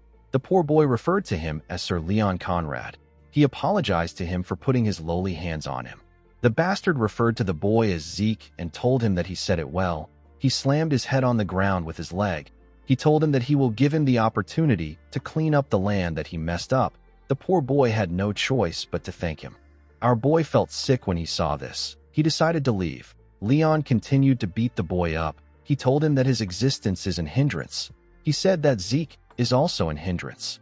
He could not accept the fact that Zeke got a golden light during his awakening. He did not like the fact that he had a pure blood awakening that was better than others. He kicked the boy repeatedly and asked him not to mess with him. The idiot believed that his loss against Zeke could not be helped because our boy attacked him before the fight started. He referred to Zeke as a stupid bastard and wondered about how he became a pure blood awakener. He said that it was all luck. While he was beating the boy up, someone called him Freckles. Leon quickly recognized the voice. He stopped hitting the boy. With a smile on his face, Zeke asked his cousin if he has found someone to replace him. With a horrifying look on his face, he told the boys that he will give them 3 seconds to plant their heads in the ground. Leon told our boy that his arrogance has gone through the roof ever since he went through his pure blood awakening. Zeke asked him to shut up. With a scary look on his face, he asked him to get down. The boy became nervous. He felt an unknown pressure. He remembered how Zeke used to crawl between his legs a few months ago. Now he is the one who is scared. This made Leon angry. He called our boy an inferior bastard. He could not believe that he was telling him what to do. He ordered his friends to attack Zeke. The boys were happy to hear this. They quickly charged at him. Zeke asked the boys not to blame him for what is about to happen. The moment he said this, one of them stretched out his hand to punch him. Our boy easily dodged the punch. The boy was annoyed to see this. Zeke gave him a heavy punch that slammed him to the ground and knocked him out. He quickly moved close to the next person and gave him a punch in his chin. One of them tried to attack him from above. Zeke grabbed the idiot and threw him on the person that was about to attack him from behind. He charged at the next person and used his knee to hit him in his face. He went low and punched the boy that he threw. The poor bastard spat out a lot of blood. While he was down, Zeke used his leg to hit the person close to him in his chin. Leon was shocked to see what happened. He could not believe that our boy managed to beat up everyone in his group. He wondered if this was the Zeke Draker that he knew. Our boy asked him not to be scared. He told him that it will only hurt for a moment. Leon quickly took out his sword. He was shaking like a little girl. He told Zeke that he will cut him if he comes closer. Our boy told him that it was not smart for him to draw out his sword. He asked him if he knows what this means. Leon became more scared. Zeke announced that he needs to draw out his sword in order to face the murderous intent of Leon Conrad, who has unsheathed his sword outside the holy training arena. He pulled out his sword and said that he will retaliate in the name of honor. He released a terrifying energy when he said this. Zeke said that the battle will end once one of them is faced with death. Leon began to tremble when he heard this. Our boy reminded him that the opponent will take no responsibility for the outcome to follow. He asked the boy who Leon was beating up to be their witness. The boy turned out to be Liam Stone. After saying this, he told Leon that they can begin. The idiot quickly dropped his sword on the ground. He said that he is sorry. He actually peed himself. He referred to our boy as Sir Zeke Draker and begged him to let him leave. He begged him to let him go. When Zeke saw this, he remembered how he used to beg Leon to let him leave. He called Leon a foolish bastard. He attacked him with a quick slash. He put away his sword and told his cousin that he will be taking his ear as payment. The boy began to scream when Zeke said this. His hand was covered in his blood. Zeke grabbed his head. He told the boy that he will take something else if he sees his ear reattached when they meet again. With a scary look on his face, he told Leon that he will be taking his head next time. He slammed his head on the ground after saying this. He stood up and turned around. Before our boy could leave, Liam stood up and asked him about why he helped him. Zeke asked him not to worry about it. He told him that he wasn't helping him. Our boy was just helping his past self. As he walked out of the alley, he wondered if Galleon's nature rubbed off on him. He could not believe that he almost said something that embarrassing out loud. The scene shifts, and we are taken to Fanon's research lab. Zeke asked the man if it is possible for him to make the brazier. Fanon said that it should be. Our boy told him that he wants him to take care of it. The man asked Zeke to wait. He told him that it is better he listens to his explanation. He told our boy that he is correct about the overall structure being simple. However, the problem is the core in charge of power output. The core is considered the heart of the machine, but the circuit has an extremely tricky restriction. Even though it is small, it requires enough power. They will also need a way to adjust output without delay. Fanon said that something like this is unprecedented. Zeke asked him if it is possible. Fanon said that it is. He explained to our boy that they have two options. He said that he can personally adjust the design with the core in mind. He told him that it will take at least 15 years to redo the design for the core. Zeke was shocked to hear this. The instructor said that it really takes a long time. He told our boy that they still have another method. He said that they can avoid designing the core and use an alternative material. Although this would save them a lot of time, the material needed is a high-compression mana stone. Zeke could not believe what he was hearing. He reminded the instructor that this is an ancient artifact that can't be made with modern technology. Fanon told him that he is correct. He said that it is extremely hard to find an artifact in the ruins. To come across a mana stone that can withstand their design, it will cost them over 3,000 gold. Zeke was shocked to hear this. The situation was not looking good for him. He knew that he will get kicked out if someone finds out that he can't use aura. 15 years was too long for him to wait. Unfortunately, he did not have 3,000 gold, but he was still not ready to give up on the Sword of Radiance. Most people think that Zeke is an aura user thanks to the events that occurred during the Blessing Rite. They did not know that it was merely a reaction created from ether and healing. The fact that he is unable to use aura still remains the same. Ether is considered to be a difficult power to be controlled by humans. However, excluding the skill known as the Spirit of the Soul, which his master taught him, Zeke can't use any sword skill that utilizes aura. Even with the skill, our boy can only reinforce and swing his sword around. Compared to ether, aura is easier to use and more versatile. This is why Zeke needs Graham. Our boy wondered about how he was going to get a high-compression mana stone. Fanon said that the creator of the blueprint is amazing. Even if they took the complicated core into account, it is still an efficient design. He said that this brazier will be difficult to create even more than the Golden Age relics. The moment Zeke heard about the Golden Age relics, he got an idea. He could not believe that he did not think of this idea earlier. He stood up and asked his professor to take care of his design until he is back. Fanon was surprised to hear this. He asked Zeke if he wants him to use the 15 years to complete the design. Our boy laughed when he heard this. He said that he is going to bring something. With a smile on his face, he told him that he will bring back a high-compression mana stone. The Golden Age is the time when the Liberation War was fought to escape the rule of dragons. The war ended with the defeat of the evil dragon Bahamut. The dragon was slain by Tarakan Draker. This granted humanity a century of peace. During that time, ancient relics were uncovered within the dragon's lair. They were the remnants of the age of the Hero King. This was the prime age of magic. All the discovered relics, techniques, and magic far surpassed modern standards. Among these items was the high-compression mana stone. It is an item that is capable of sustaining the mana needs of a village. It is a relic from the age of the Hero King. In the next scene, we are taken to the Draker Academy's central library. Despite being rarely used, the central library continued to be maintained. It is believed to have been established by Tarakan himself. During the expansion of a records room, relics from the Golden Age were discovered. This led to the involvement of the Magic Tower and the Archmage of Nirvana, who is a member of the three great families. During those few months, countless relics from the Golden Age were discovered. News of it spread through the Continental newsletter. This event will take place 10 years later. For now, no one is even aware of the existence of the treasures. We see Zeke looking around the records room of the library. While looking around, our boy realized that he can search for it all day and still not find it. He activated his dragon eyes and began to search again. While looking around, he saw a tile that had a red glow. When he tapped the tile, he noticed that it sounded hollow. He activated the soul of the spirit and formed a blade made out of ether with his hand. The technique is known as cut. This was the only ether application for the soul of the spirit skill, which he learned from his master. Zeke used the skill to cut the tile in a clean way. Since ether materializes a user's will, it is possible to apply certain properties like cut and use it in different scenarios. However, the skill has its drawbacks. The user must expend a large amount of ether to perform any action. Zeke immediately got a headache after using the skill. It was too much for his body.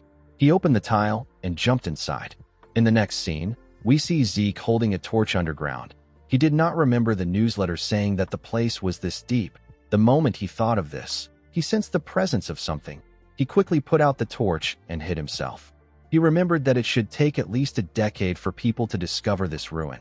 He wondered if someone was already there. He activated his dragon eyes to see in the dark. He found two skeletons holding a shovel and a pickaxe. He was able to tell that the monsters were not made by a lich. This means that the fight should be easy. He took out his sword from his inventory and rushed to attack them. Critical Strike got activated when he attacked the skeleton with the pickaxe. He easily destroyed the skeleton with the shovel. After he defeated the skeletons, the system informed him that he has obtained 2 karma points for defeating the 2 skeletons. His current karma points was now 22. Zeke was happy to see that he can gather karma points by killing monsters. He remembered that the system once said he can do this. He forgot, because he was focused on the artifact.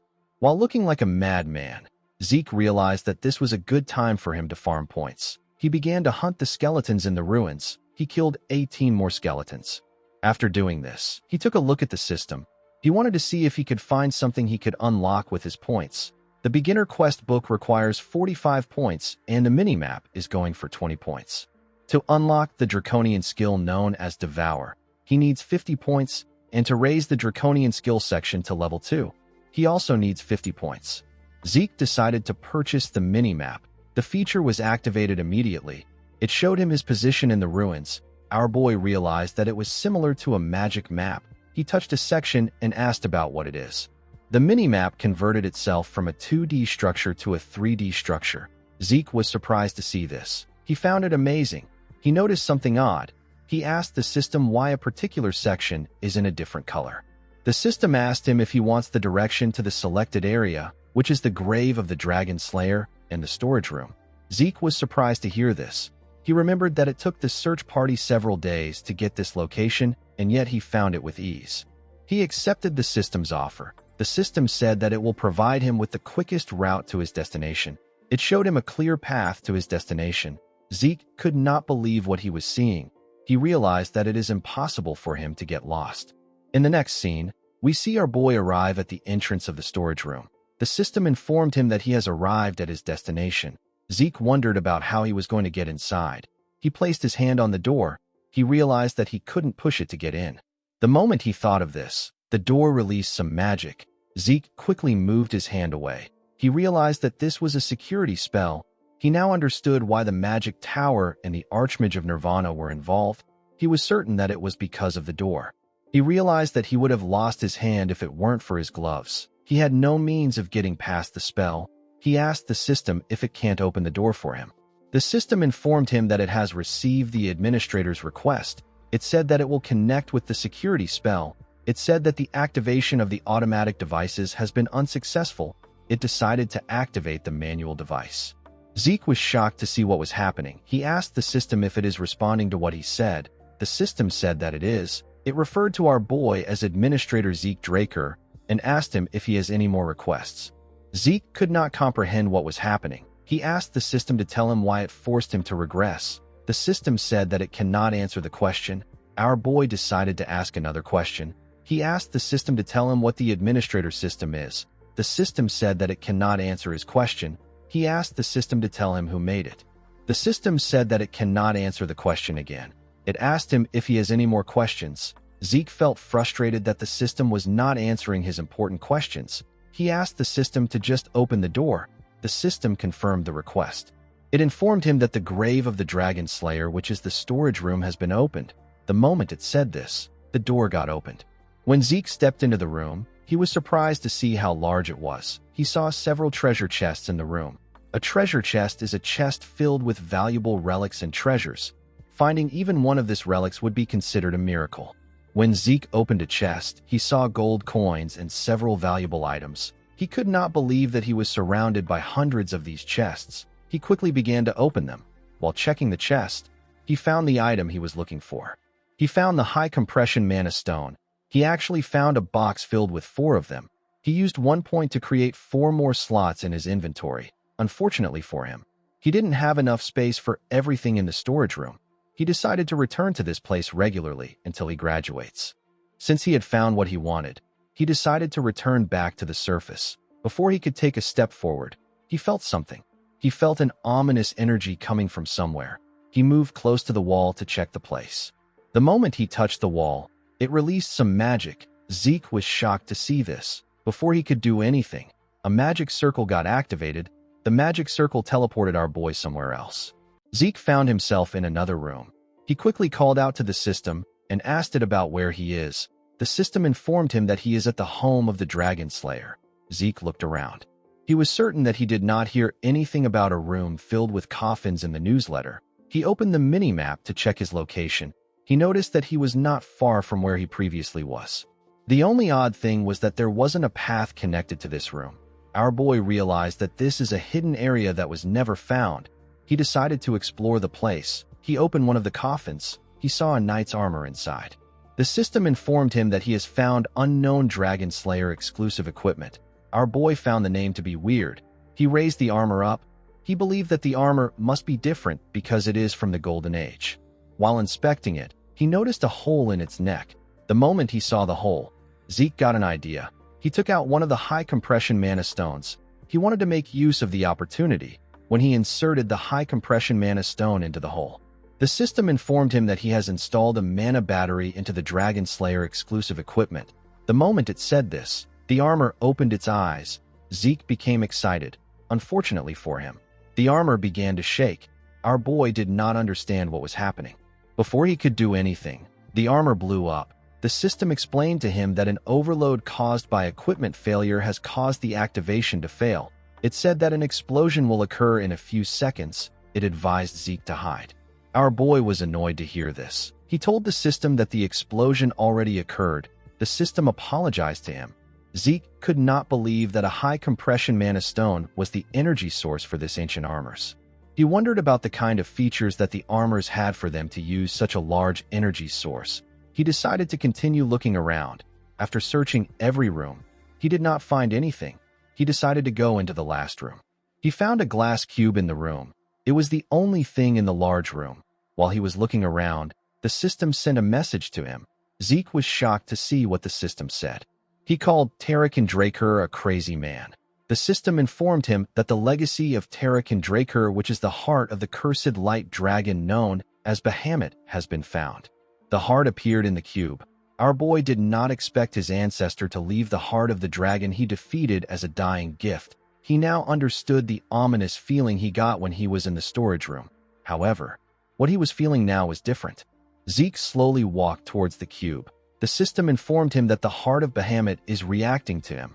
Our boy placed his hand on the glass. He told the heart that he can hear it. He said that he understands. He said that he will kill everyone. Our boy was slowly losing himself. Before he could completely lose himself, his indomitable mental defense got activated. He grabbed his hair. He wondered about why he wanted to kill everyone. The moment he thought of this, he felt something weird. He took a look at his hand. He saw that a dark energy had covered it. One of his eyes had turned black. The energy surrounded him. Zeke became nervous. He did not understand what was happening. He began to panic. The system informed him that he is about to take Tarakan Draker's test. He was asked to defeat the strong curse from Bahamut's heart. He was told that he will receive Tarakan's dying gift as a reward for clearing the mission. The moment the system said this, it slowly got removed. It tried to activate the indomitable mental defense, but it failed. Our boy fell to his knees. The curse asked him to kill everyone thousands of times. Zeke grabbed his head. He tried to resist the thoughts. The curse asked him to accept it. It said that he will be free when he accepts it. Fortunately, our boy is strong-willed. He hit his head on the glass cube. He asked the curse to stop mumbling. He told it that it is so annoying. As blood gushed down from his head, Zeke smiled at his cursed self. He called it a dumbass and told it that freedom is something to be won. The glass shattered after he said this.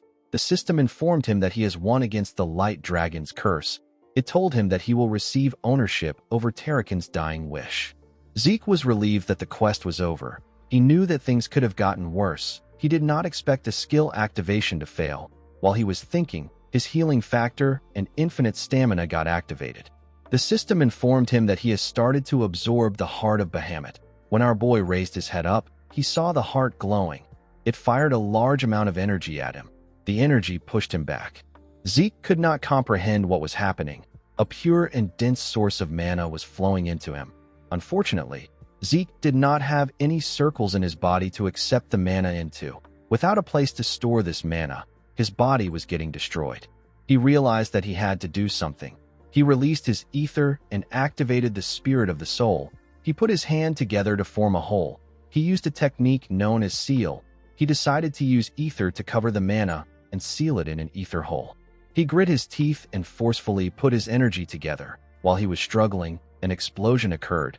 The explosion was quite large. Our boy was pushed down. When the smoke cleared up, we see Zeke struggling to stand. He let out some smoke from his mouth. He did not expect to actually survive. We see a mark of the dragon on our boy's chest.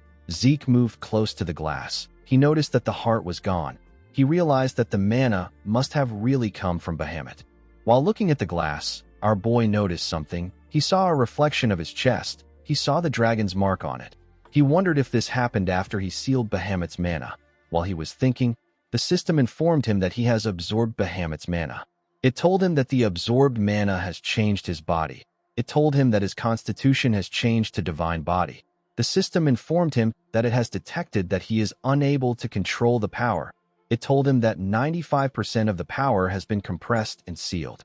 It told Zeke that he has the right to open Tarakan's secure library as the herder. It revealed to him that the beginner quest book has been unlocked. It said that tutorial for the low-level administrator has been provided. Zeke did not understand anything the system was saying. He told the system that he will check it later. He asked the system to get rid of them. The moment he said this, he asked the system to wait. He asked it to keep one status window open. He smiled when he saw what was written on the window. He said that his ancestor must have felt generous. Our boy was asked if he wants to open Tarakan's other dying gift. He asked the system to open it. The system accepted his request and told him that it will open Tarakan's gift. When the gift was open, Zeke saw something shocking inside. The scene shifts, and we are taken to the Platinum Mansion. Our boy put away his clothes. He decided to take a look at his status window. The system informed him about a draconian skill known as incantation. It told him that the skill has been added. The skill allows his words to be filled with power. The skill was currently locked because he lacks experience. Zeke noticed that authority, constitution, and several other things were added. He realized that he can only use incantation once he becomes stronger. Under authority, our boy was given a skill known as Dragonic Control. It gives him control over dragonkind. Dragons under his control can be summoned and will follow his orders. Under Constitution, Zeke was given the skill known as Divine Body. It allows his body to perform at the highest level. His rate of learning techniques and his transfer rate of ether in his body will increase. The descriptions were not really helpful to Zeke. He went into a training ground. He remembered that there was another status window related to Tarakan. He asked the system to open the status window related to Tarakan. The system informed him that an information update is needed in order to open Tarakan's secure library. It asked him to move to a location where an information update is possible. It asked him if he wants to see the location on his mini-map. Our boy did not expect that he would have to go somewhere. He asked the system to show him the place. When the system showed him the place, our boy immediately recognized it. He referred to the place as Valhalla. Valhalla is the most prestigious knight training institution. People who are not administrators like him are unable to view the place, let alone enter it. Even Zeke would have trouble entering Valhalla. He never planned on joining the institution. Since it was something related to Tarakan's dying gift, our boy decided to adjust his plans. He realized that he has to continue being a part of his family. The system informed him that the beginner quest book has been activated. It told him that his tutorial will soon start. It told him that a quest will be given to encourage his growth once the tutorial is over. Once the quest is over, he will be given a reward. Zeke realized that this is similar to the mission from an adventurers guild. It is like a mercenary assignment. The only thing he didn't know was what a tutorial is. While he was thinking, the system informed him that the tutorial will begin now. The moment it said this, the ground began to transform. Zeke was shocked to see this. He was dragged into a different place. He wondered if he got teleported like earlier. He quickly realized that this was different. He could tell that the entire area has changed. While he was looking around, monsters appeared in front of him. These monsters were orcs. The system asked our boy to defeat the monsters within the given time frame using 2 or more different skills. He will be given points, and the system store will be unlocked as a reward.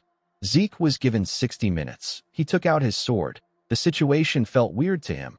Monsters suddenly appeared, and an appropriate reward is given. Our boy wondered if the tutorial is trying to create situations where he can take advantage of the system.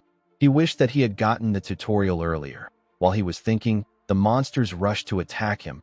Before they could hit him, Zeke activated swift steps and continuous slash. He tore through the monsters in one attack. He noticed that his claymore was as light as a feather.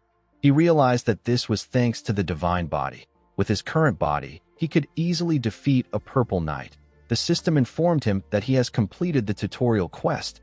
It sent him back to his dimension. Our boy took away his sword. He wondered if what he experienced was an illusion. It felt incredibly real to him. The system told him that he has obtained critical bonus and time bonus. It told him that he has obtained 40 points and access to the shop category. Zeke was surprised to see that he can buy items through the system. He found it amazing. The items there were rare relics that cost a fortune to buy. Our boy wondered if he can make a fortune by reselling the items in the shop. The system informed him that he can also sell items in his inventory. It told him that the training claymore can't be sold. It asked him if he wants to sell an elven dagger for 4 points. Zeke realized that he can only sell ancient relics. The elven dagger could be sold for 100 gold at an auction. The 4 points was a bit too small. Our boy decided not to use it unless he really needs points. He closed the system and decided to leave the training ground. He wanted to get a good night's sleep. The next day, we are taken to Fanon's office. The man could not believe that Zeke actually found a high-compression mana stone within a day. He asked him about how he did it. Our boy said that it is too complicated for him to explain. He asked the man to tell him how long everything will take. Fanon said that it is already complete. Zeke was surprised to hear this. He told the man that he is incredible. Fanon told him that he finds it more amazing that he was able to get a high-compression mana stone. Our boy took a sip of his tea. He realized that his instructor is suspicious of him. Every time high-compression mana stones are found in the continent, they are registered using a variety of ancient texts. They are used to manage the ownership of some of the more expensive mana stones. By checking the registration number, a person can confirm where and when the mana stone was found, as well as the current owner of the mana stone. However, there is no way the mana stone Zeke has is registered. Fanon looked through the Central Continent high-compression mana stone registration encyclopedia. He was not able to find anything because Zeke is the first person to find it. Our boy liked Fanon's ability to suspect him rather than just blindly trust him. His judgment and skills were very good. He believed that his instructor is too talented to rot in a place like this. He moved close to him and asked him if he has now confirmed the registration number. Fanon was shocked to see that our boy knew. In the next scene, we are taken to Galleon's workshop. We see the blacksmith activate the brazier. He wore some gloves and used his hand to control the magic in the brazier. Galleon was extremely happy to test the brazier. Fanon was happy to see that the brazier worked. He told Zeke that he has a lecture to attend. He told him that he will see him later. Zeke thanked his professor. Galleon thanked our boy for completing the magic brazier. He said that he never expected to finish it in his life. Zeke asked him not to thank him. He reminded him that it is part of their deal. He asked him if he has not forgotten his part of the deal. Galleon told him that he hasn't. He asked Zeke to tell him what he wants. Our boy opened a box. He asked Galleon to make the item in the box into a sword. The blacksmith was shocked to see what it was. He could not believe that he was looking at a dragon's fang. This was Bahamut's sharpest fang. Galleon was extremely impressed. He said that he has never seen a fang of this size in such a perfect condition. He asked Zeke about where he got it. The fang was Tarakin's second dying gift. Our boy did not expect his ancestor to take the dragon's heart and fang. He realized that Tarakin must have loved to collect things. He told Galleon that it is a bit complicated. The moment he said this, he noticed that the man was shaking. He moved close to him and asked him if he is all right. Galleon could not believe that Zeke gave him a magic brazier, and now he is giving him the chance to work with the dragon's fang. With a look of determination on his face, Galleon promised Zeke that he will exceed his expectations. He said that he will create his blade even if it costs him his life. Our boy believed that this is expected because it is a request from someone that saved his life. He remembered that Galleon also made the same promise in his past life. At that time, he begged the man not to do too much. He smiled when he realized that Galleon was still the same. He told him that he will leave the rest to him. As he walked out of the workshop, he wondered about the kind of sword that Galleon will make this time. He was looking forward to it. The scene shifts, and we see our boy arrive in his room. He was quite tired. He did not expect to go through so much stress just to make a sword. He remembered that it has been a week since he received a note from Duke. Duke asked him to come find him. He believed that something will happen sooner or later. While he was thinking, he sensed something. When he turned around, he saw Duke step into his room through his balcony. The man seemed to be angry. He asked Zeke to tell him why he didn't come. Our boy began to shake. With a scary look on his face, Duke asked him to tell the truth. Zeke could tell that the man really wanted to kill him. He reminded the man that he told him to find him if he wants to challenge him again. He told Duke that he didn't come because he had no intention of challenging him again. Duke grabbed Zeke's clothes. He reminded him that he asked him to tell the truth. The moment he said this, he threw Zeke out through the balcony. Our boy was shocked to see himself in the air. He noticed that he was in a really high place. He realized that he will die before he gets the chance to heal. He quickly reached for the balcony. Before he could touch it, Duke grabbed his neck. He asked Zeke if he really has no intention of challenging him again. He told our boy that it is impossible for him not to be aware of his intentions. He realized that Zeke didn't come even after reading his message on purpose. He did the same thing when they met at the infirmary. The man realized that Zeke was trying to irritate him. He told him that he will give him 5 seconds. He advised him to tell the truth this time. Zeke smiled at him. He told him that he is funny. The man started counting down. Our boy reminded him that he has not yet even revealed his true identity to him. He reminded him that he is known as Garden Keeper Dexter. Duke smiled when he heard this. He threw Zeke back inside the room. Our boy slammed his head on the wall. Duke told him that he is right. He stretched out his hand and revealed to him that he was once a black knight of their household. He told him that his name is Duke Draker. Zeke placed his hand on his chest and apologized to him for disrespecting a member of the family and an honorable Black Knight. Duke was surprised to see how fast our boy accepted the truth. He asked him if he was planning this. Zeke said that he wasn't. He reminded Duke that he said he was once a Black Knight. The man said that it is not a big deal. He said that he is no longer a Black Knight. Our boy was surprised to hear this. He wondered if this is possible. He knew that it was normal for people to rise in ranks, but he has never heard of anyone who dropped in ranks. Duke asked Zeke to stop talking about it. Our boy noticed that the man's hand was shaking. He decided to drop the matter. He told the man that he will tell him the truth since he also did the same. He revealed to Duke that he was already aware of his identity. The man asked him if he bothered him so that he can become his official apprentice. Zeke told him that he is correct. Duke smiled when he heard this. He told our boy that he likes his boldness. He told him that he will accept him as his apprentice. Zeke was shocked to hear this. He did not expect it to be so easy. He decided to make it official before Duke changes his mind. He went on one knee and referred to Duke as the honorable knight among knights. He declared his intention to become his apprentice. He said that he will gain wisdom and power to bring honor to his master's name under his orders. Duke did not expect Zeke to know the apprentice's vow. He said that most people don't use it anymore. Zeke said that culture is a necessary virtue of a knight. Duke called him a sly snake. Our boy said that he will accept it as a compliment. Zeke referred to him as master and told him that he has a question for him. The man felt a little embarrassed that our boy called him master. He asked him to ask his question. Zeke asked his master to tell him why he accepted him as his disciple. Duke was famous for not accepting disciples. Only Andre, the man known as the genius of the century, managed to become his disciple after years of asking. Our boy did not understand why Duke would accept him so readily. He assumed that his master saw that his potential surpasses Andre's own during the duel they had. Duke asked him to guess the reason. Zeke asked his master if it is because he is a genius of the family. The man laughed when he heard this. He told our boy that his confidence is something else. He told him that he would have chosen Reina if he was looking for a genius. He revealed to Zeke that he likes his tenacity. He explained to him that talent isn't the only thing needed to reach the level of a red or black knight. Individuals who never faced any issues usually fall in the face of adversity. Zeke knew that the man was right. Most of the praised geniuses who were projected to reach the level of red knights usually fail to reach this level. They stay at the level of blue knights. Duke stood up. He asked our boy to follow him. He said that it is time for his first lesson. Zeke followed his master to the Western Greenhouse Gymnasium. He was surprised to see how large it was. He did not know that there was a gymnasium underneath the greenhouse. He wondered about what his master was planning. He has been running around the gymnasium since they arrived.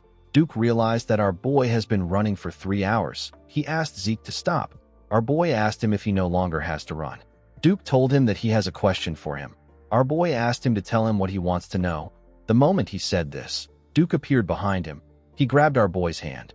Zeke quickly pushed his hand away. He put some distance between himself and his master. Duke took a look at his hand. He asked our boy if he has a problem with him checking his pulse. Zeke became nervous. The man said that he knew something was off from the start. He noticed it when they fought in the infirmary. He noticed it again when they dueled in the greenhouse.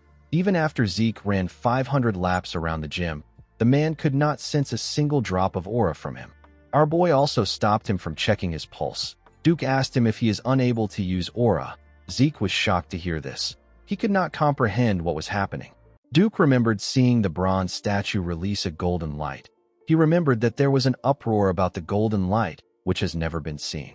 He walked up to Zeke. With a smile on his face, he asked our boy to tell him why he does not want to allow him examine his pulse. Zeke had to look away. He could not look his master in the eyes. Due to the way he spoke, our boy could tell that Duke was not suspicious. He was simply curious. Even though it is a very serious issue for a Draker to be unable to use aura, Duke was more focused on his curiosity. Our boy realized that he is lucky that he is facing Duke. He hoped to get Graham soon so that he can avoid people's suspicions about his aura. He knew that he needed to be cautious until the time he gets his sword. Zeke believed that there was no need for him to tell lies. Unlike his previous life where he was the first failed awakener in his family, Zeke was different in this life. He believed that the truth will cover up his lies. Zeke took off his gloves and told his master that he is correct. He revealed to him that he has mana reflection, which is the proof of his pure-blooded nature. The moment he said this, he activated his mana reflection skill. He was able to turn off the mana lamps in the gym. He informed Duke that he cannot use aura for some reason. Duke was surprised to see that his guess was correct. Zeke apologized for his behavior earlier. With tears in his eyes, he told his master that he will be chased out if people find out that a Draker can't use aura. He told Duke that he is scared. Zeke believed that it will be beneficial for him to put on an act that is befitting of his current age. Duke used his aura to check our boy's pulse. Zeke asked him about how things are. Duke noticed the look on our boy's face. He noticed how desperate and sad he looked. He found this a bit odd. He remembered that Zeke kept malice that was unbefitting of his age. He believed that a child will still be a child regardless of how mature he behaves. Duke wondered why he couldn't sense any aura from our boy despite the fact that he successfully awakened. The man began to think deeper about it. Zeke knew that his master will not be certain even after examining his pulse. This is the level at which the blessing right is absolute for a Draker. The Draker family places all their faith on the blessing right. Even though our boy told him the truth about his aura, he knew that Duke would find a way to deny it to himself. While he was thinking, his master placed his hand on his shoulder and told him that he is an irregular. Zeke was not surprised to see that Duke came to this conclusion. He believed that it was natural for the man to think like this since he isn't aware of the concept of class.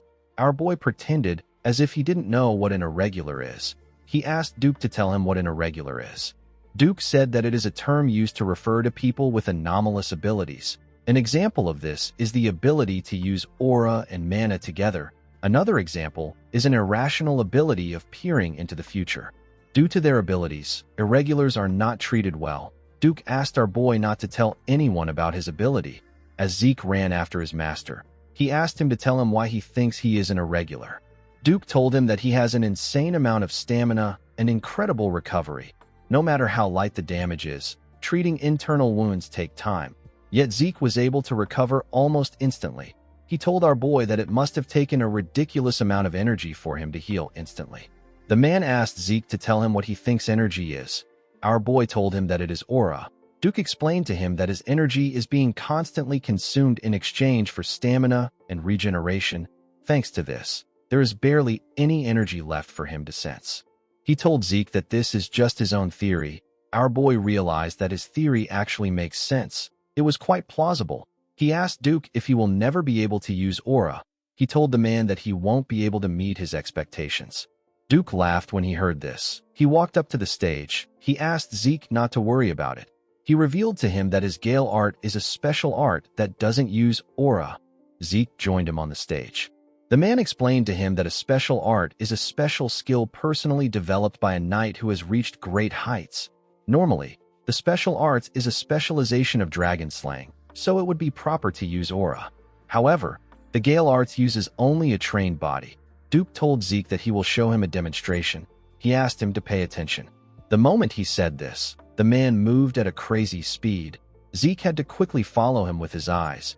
All he was seeing were afterimages of his master. After displaying his technique, Duke returned back to his original spot.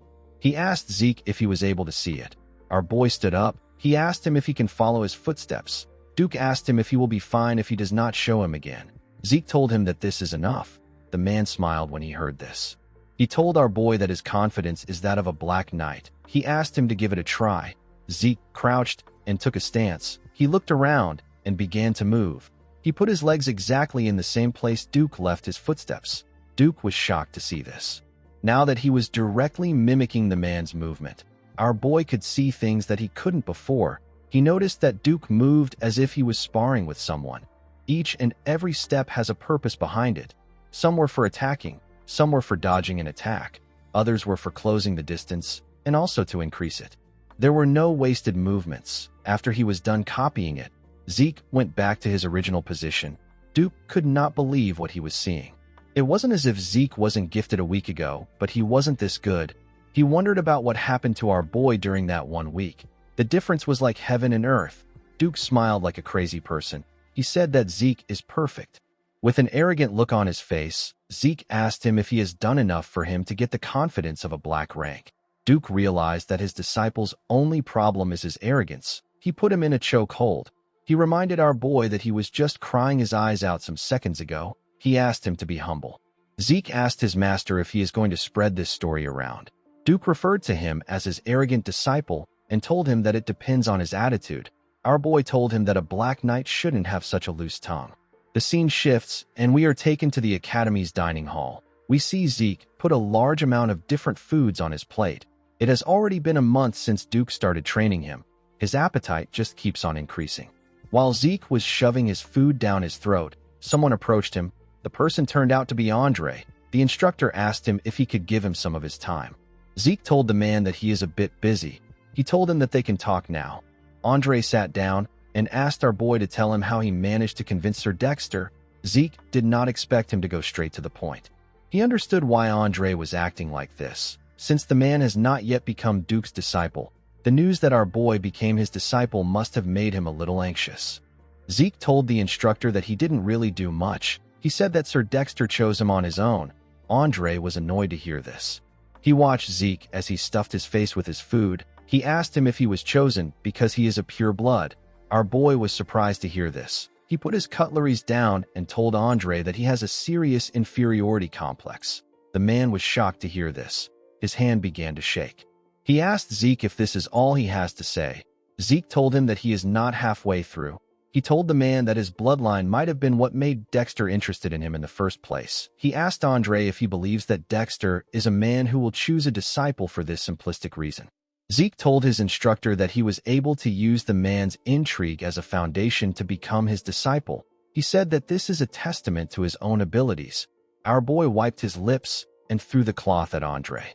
He asked the man to stop wasting his time patting his ego with his inferiority complex. Zeke stood up and asked the instructor to put in some efforts if he wants to be chosen. Andre did not like what he was hearing. In the next scene, we are taken to the Western Greenhouse Arena. We see someone running around the arena. Zeke asked his master if he knows what is happening. Duke said that he is also curious. He revealed to our boy that he does not know what has gotten into the man. The man turned out to be Andre. The instructor was breathing heavily as he ran. Duke explained to our boy that Andre came to beg him. He said that he is fine with being a servant as long as he can stay by his side. Duke told the man that he will take him in if he can run 300 laps without aura. This is why Andre is running around the arena. Zeke was surprised to hear the amount of laps he had to run without aura. Duke told him that Andre is a tenacious person. Our boy agreed with him. He always thought of Andre as a self-righteous nerd. He was happy to see that the man has quite the backbone. In the next scene, we see the students of the academy gathered outside. Someone asked his friend if he knows why they are there. The boy called him an idiot and asked him if he has forgotten what today is. He said that today is the day of the patriarch's visit. The moment he said this, we see a carriage arrive at the front of the school. Someone announced that the patriarch has arrived. The dean ordered everyone to get ready. They all accepted his orders. A knight moved close to the carriage and opened the door. The patriarch stepped out of the carriage. He told Howard that it is good to see him again. The dean bowed his head and said that he greets the master of the Drakers. The knights that were in front bowed their heads and also greeted the patriarch. The knights behind them all held their swords and stood in an upright position. The patriarch walked up to Howard with his overwhelming energy. He reached out his hand to Howard.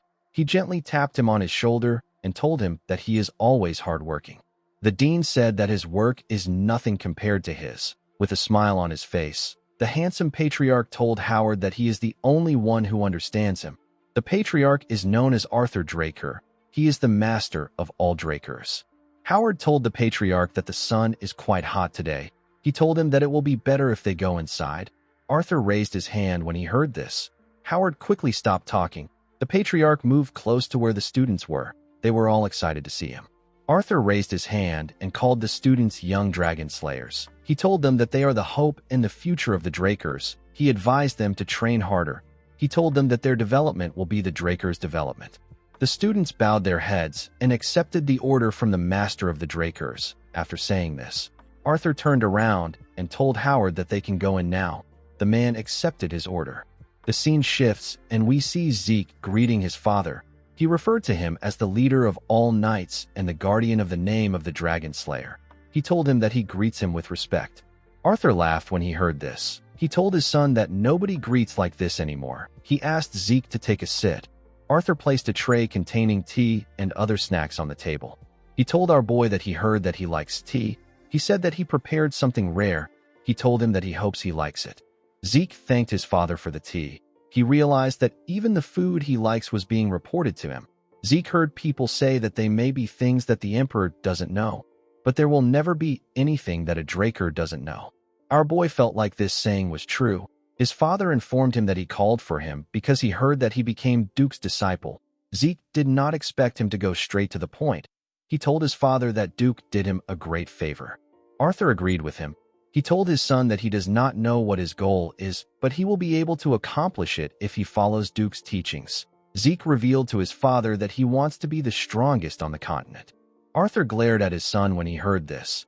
Zeke told him that he will become stronger than everyone so that he can live freely. With a smile on his face, our boy said that this is his goal.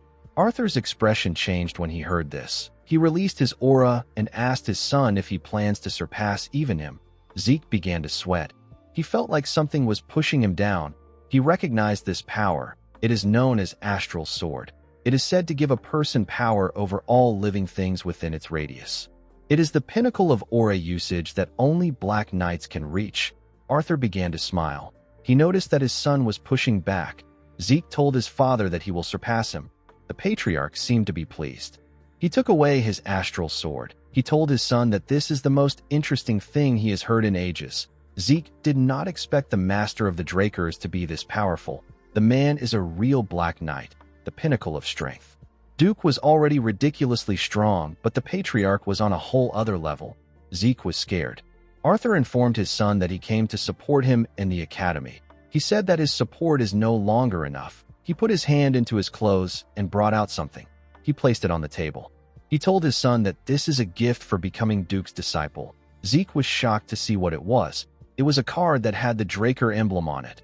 Our boy called it a black card. Due to his son's reaction, Arthur was able to tell that he already knew what it is.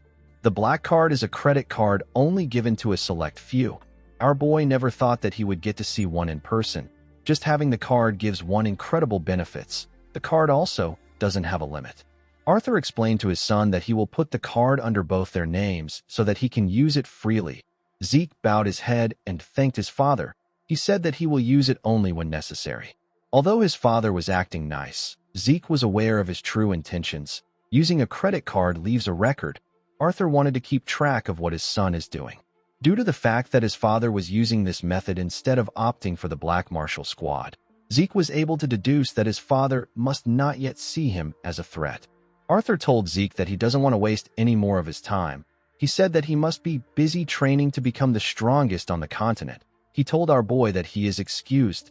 Zeke bowed his head and left the room. The patriarch rested his head on his chair. The moment he did this, Duke told him that he is sickening. Arthur asked Duke to tell him why he is so angry. Duke told Arthur that he is suddenly playing father to his son after he neglected him for a long time. The patriarch told the man that he had no choice as the head of the household. He told him that what he just said counts as defamation of his character. Duke sat down on the chair and asked Arthur to take him away. The patriarch smiled when he heard this. He told the man that he is the only one that he can talk to without worries. The moment he said this, he put his hand into his clothes and brought out something. He showed Duke a bottle of liquor and told him that they can have a drink to go with their conversation. Duke became very excited. He referred to the drink as the dragon's breath. The patriarch poured his friend a drink. He asked him if he knows that the atmosphere in the continent has been very strange lately. Duke said he cannot know anything because he has been cooped up in the academy. He asked Arthur to tell him how he is supposed to know. The patriarch reminded his friend that he has eyes and ears all over the place. Duke called the patriarch a snake. He told him that he asked a question when he already knows his answer. Duke told his friend that he heard that the emperor has gone crazy over the idea of immortality and is looking all over the continent. Arthur asked his friend if he thinks that it is possible to be immortal. Duke told him that magic can make a person look younger, but it can't grant them immortality. The patriarch agreed with Duke. He asked the man if it will be different when the relic the emperor is looking for is related to the elder dragon. Duke was shocked to hear this. While the patriarch and Duke were talking, we see Zeke in another room. He activated his ether and used the spirit of the soul, which is also known as soul manifestation.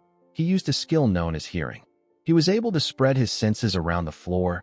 Zeke began to listen to what his father and Duke were talking about. Duke told the patriarch that it might be possible if it is related to the Elder Dragon. He asked Arthur if the Emperor has already located the relic. The patriarch said that it is possible that he has. He revealed to him that the Order of Black Knights has already reported to him.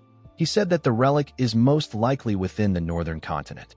Duke asked Arthur if the Empire's people have gotten this information. The patriarch said that they haven't. He said that it is only a matter of time before they find out. Duke was reminded of the past. He reminded his friend about the time the crazy emperor first ascended to the throne. He started a war to unite the continent. Only after he took over half the central continent did the war stop. Duke told his friend that he assumed that the emperor would give up on his decrepit, absurd dream. Arthur said that if even one of these artifacts can grant immortality, then the continent will be engulfed in a sea of flames again. He revealed to his friend that he agreed to go to the north himself due to how important the issue is. Duke was shocked to hear this. He could not believe that the patriarch wanted to leave his seat empty. He told him that the bastard of an emperor would run amok if he does this. Arthur told his friend that this is why he wanted to see him. Duke told the patriarch that he is as sly as a fox. He clinked his glass with Arthur's own. Arthur told him that he is the best. Duke told him that he only ever picks him for annoying things. The moment he heard this, Zeke began to sweat. He was struggling to maintain his skill. He had to give up. He fell to his knees and began to breathe heavily. He had used the soul manifestation for too long. Even after our boy absorbed the heart of Bahamut, he couldn't do anything about the side effects. Zeke remembered that the statue he was holding before he regressed was an artifact of the Elder Dragon. The voice he heard just before he died and the system messages he saw after regressing were all functions of this artifact. Things began to make sense to our boy. He realized that he stole the artifact that the Emperor wanted to use to make his wish come true. The Emperor even mobilized a unit under his direct control to chase after Zeke. The unit is known as the Hunting Dogs. At the time, Zeke was so obsessed with revenge that he did not care about any of this. Now he has gotten a clue that the administrator system that sent him back to the past was a function of the Elder Dragon's artifact. This made our boy wonder about who created the artifact and why the person created the artifact. In the end, Zeke just ended up with more questions. While our boy was thinking, Duke stepped out of the room with the patriarch. He told him that it was a good drink. He said that he will make his move immediately. Arthur told him that he will put his faith in him. As he walked towards the door of his room, Arthur stopped moving. He looked at another door in the hallway. Something was off about the room. Zeke was still thinking about his situation. He wondered about how the artifact of the Elder Dragon was related to immortality. While he was thinking, he sensed something. His father opened the door. Somehow, the room was empty. Arthur was relieved to see that there was no one there. Zeke had actually jumped out through the window. In the next scene, we see Zeke on the training ground. Someone knocks on the door. Our boy reminded Decker that he doesn't like to be disturbed when he is in the training hall. The man apologized to him. He told him that a fellow student has come looking for him. He asked Zeke if he should send the person away. Our boy was surprised to hear that someone came to look for him. He knew that he didn't have any friends in the academy. He asked Decker to let the person in. To his surprise, the person turned out to be Liam Stone. The boy went on his knees and bowed his head to Zeke. Liam begged our boy to take him in. Zeke remembered saving the boy from his cousin before. He realized that he should have just left him alone last time. He asked Liam to explain what he means. He asked him if he is trying to become his subordinate. Liam told him that he is correct. He pledged his allegiance to Zeke. Our boy asked him to tell him why he is not with Jakin. Liam scratched his hand on the hard concrete ground. He told Zeke that Jakin abandoned him. With a desperate look on his face, Liam said that he must go to Valhalla. He begged Zeke to take him in. Our boy remembered that Liam was like this too in his past life. He wondered why the boy was so obsessed with Valhalla. Zeke asked Liam if he is stupid. He asked him to go to the Turin or the Zimmons. He turned around and told Liam that he is not a support family. He told him that he won't be of any help to him in entering Valhalla. Zeke grabbed his sword and asked the boy to tell him how he is supposed to believe him. He told him that he could be a spy sent by Jakin. Liam was shocked to hear this. He took out a knife. He held his ear and cut it off with his own hand. He told Zeke that it is natural for him to doubt him. He promised to prove himself to him no matter what it takes. He said that he will cut off his tongue if he wants him to become mute. While shaking in pain, He told Zeke that he will cut off his foot if he wants him to become a cripple. He referred to our boy as his lord and told him that he will place his life in his hands. Zeke did not expect this. He remembered that he cut off one of Leon's ears before. He believed that Liam was trying to show him how serious he is. The boy begged Zeke to take him in. Our boy was reminded of the time he met his master. He told him that he wants to become stronger than anyone else. He begged his master to teach him. Liam continued begging Zeke. Our boy threw a sword at him. He told the boy that he will take him in if he manages to withstand even one strike from him. Liam was happy to hear this. He thanked our boy for the opportunity. Zeke asked the boy to get himself treated before he fights. After getting treated, Liam went back on the stage with some bandages tied to his head. The boy believed that one strike from Zeke would be easy because he is someone who can also use the Draker aura. However, now that he was standing in front of our boy, he realized that they were not in the same league. He could not believe that Zeke is actually the same age as him. He was scared. It became hard for him to breathe properly. Zeke charged at the boy. Liam raised his sword and managed to block the heavy attack. The attack sent waves around the training hall. Unfortunately for him, he could not withstand Zeke's attack. Our boy was able to push him back and knock his sword out of his hand. Zeke asked Liam if this is all he has. He told the boy that he is quite miserable. He told him that he can tell he is determined. He advised Liam to give up on going to Valhalla. The boy called out to Zeke. Our boy realized that Jaken must have really cast Liam aside. He remembered that Liam is a descendant from a very distant family. If he didn't become Jaken's attendant, he wouldn't have been able to enter the cradle.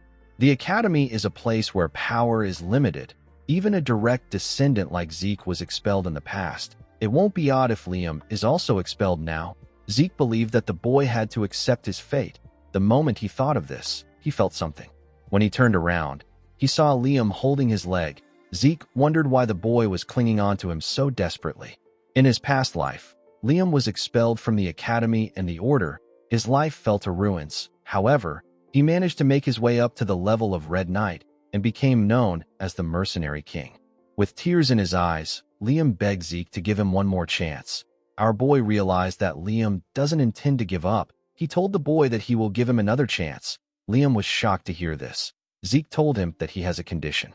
He reminded Liam that he said that he will cut his tongue if he wanted him to be mute, and he will cut his leg if he wants him to be a cripple. Our boy placed his hand on Liam's shoulder. He asked him to cut off his right arm right now. Liam became terrified when he heard this. Zeke asked him if something is wrong. He asked him if he values his right arm so much. Zeke knew that there was no way that Liam would do this if he is in his right mind. He was basically telling the boy to give up on being a swordsman.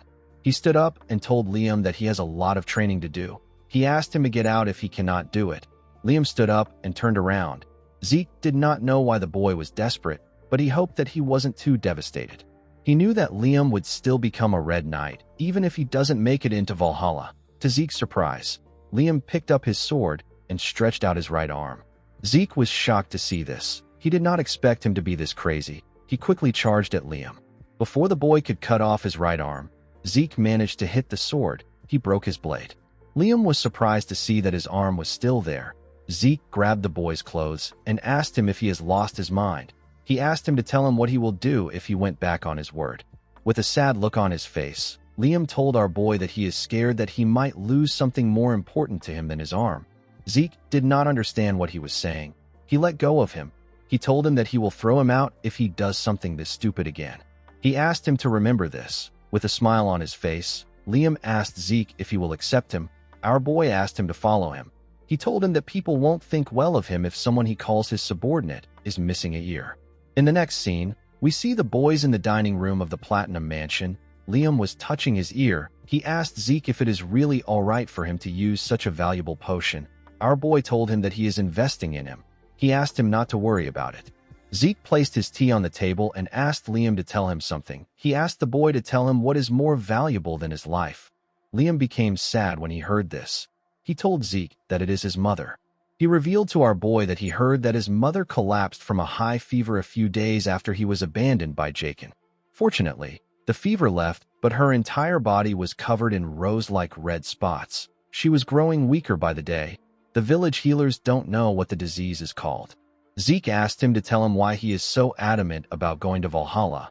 Liam said that Valhalla students and their families are offered the greatest medical treatments available on the continent. Zeke took out a pen and added some ink to it. He started writing on a paper. Periodic high fevers and rose-like red spots are symptoms of a certain disease. 5 years from now, the entire central continent will be plagued by the rose disease. It is a highly contagious disease with a high fatality rate. Countless people will lose their lives to this disease.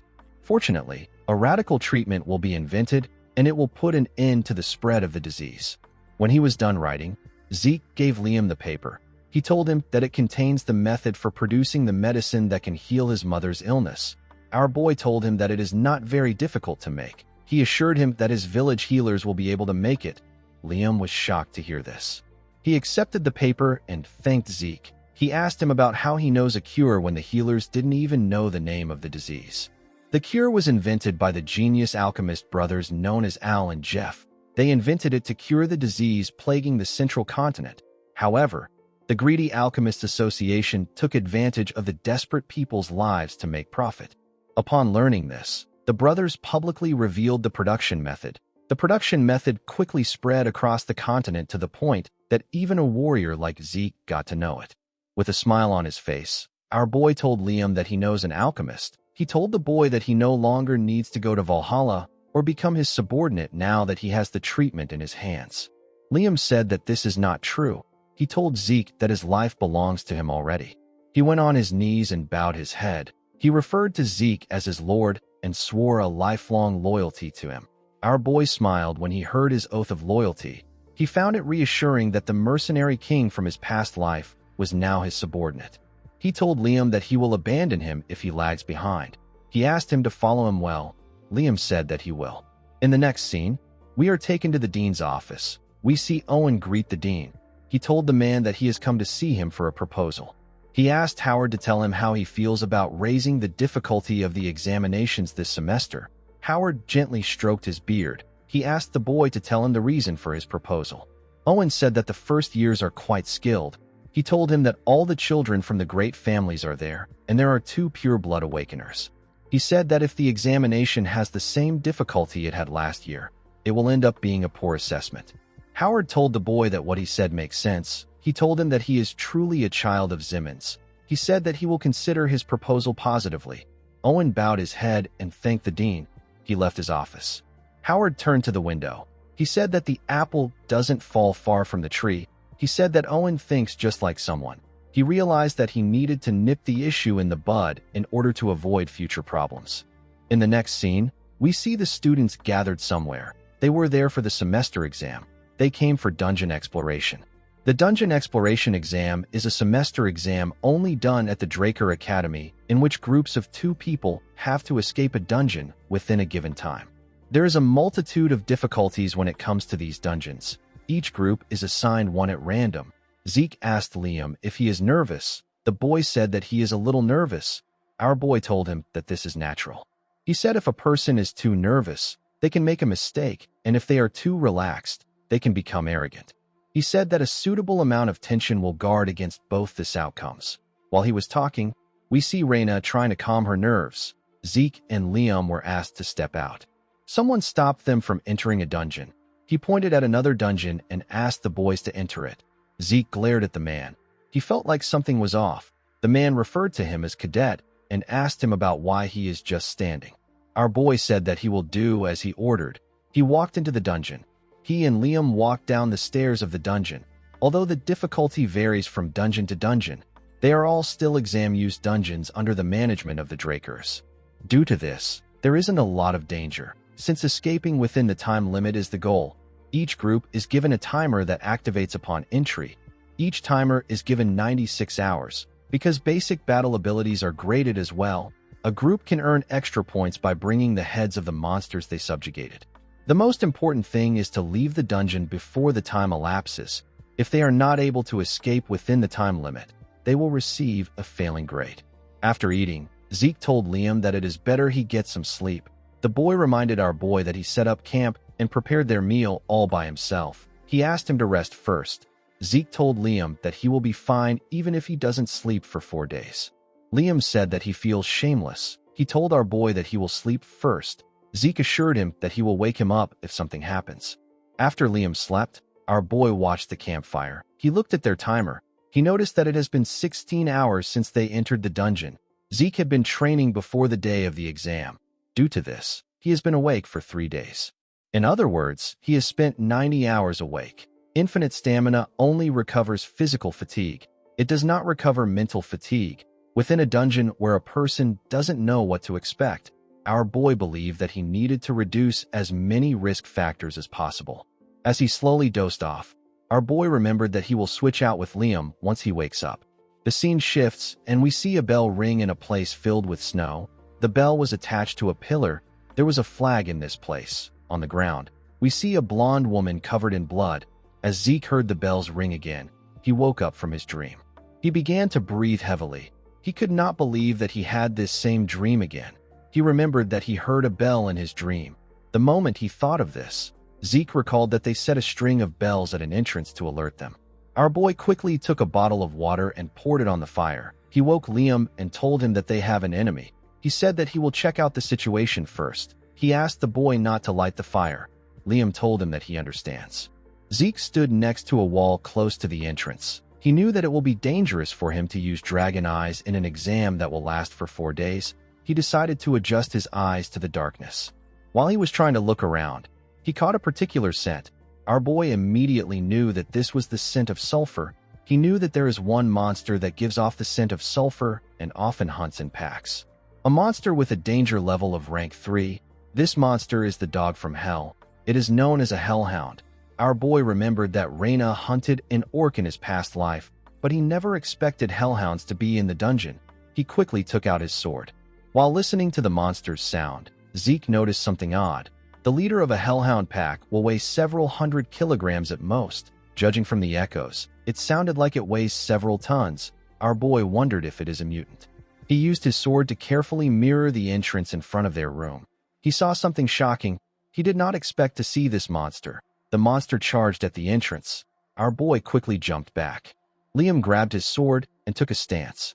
Zeke managed to stop himself when he got close to Liam. The boy asked Zeke if he is all right. Our boy remembered that the instructor who asked them to step into this dungeon had the emblem of the Zimmons on him. He called the Zimmons crazy bastards. He wondered about what they were planning. The head of the hellhound leader stepped into the room. It turns out that another monster was holding this head. The monster threw away the hellhound and screamed loudly. It was holding a giant club. Zeke realized that the Zimmons are out to kill him. Liam was surprised to see a troll. Trolls are rank 1 monsters. They are dangerous to the point where they can casually eat orcs and hellhounds. Liam moved in front of Zeke. He told him that he will act as a decoy. He asked him to use the opportunity to flee. Our boy smiled when he heard this. He asked Liam to not say something so depressing. He stood up and told him that he is not a lord who abandons his subordinate. Zeke asked Liam to not believe in him. He asked him to believe in his own efforts. He told him that he is not weak. He asked the boy to do whatever he likes. He assured Liam that he will support him.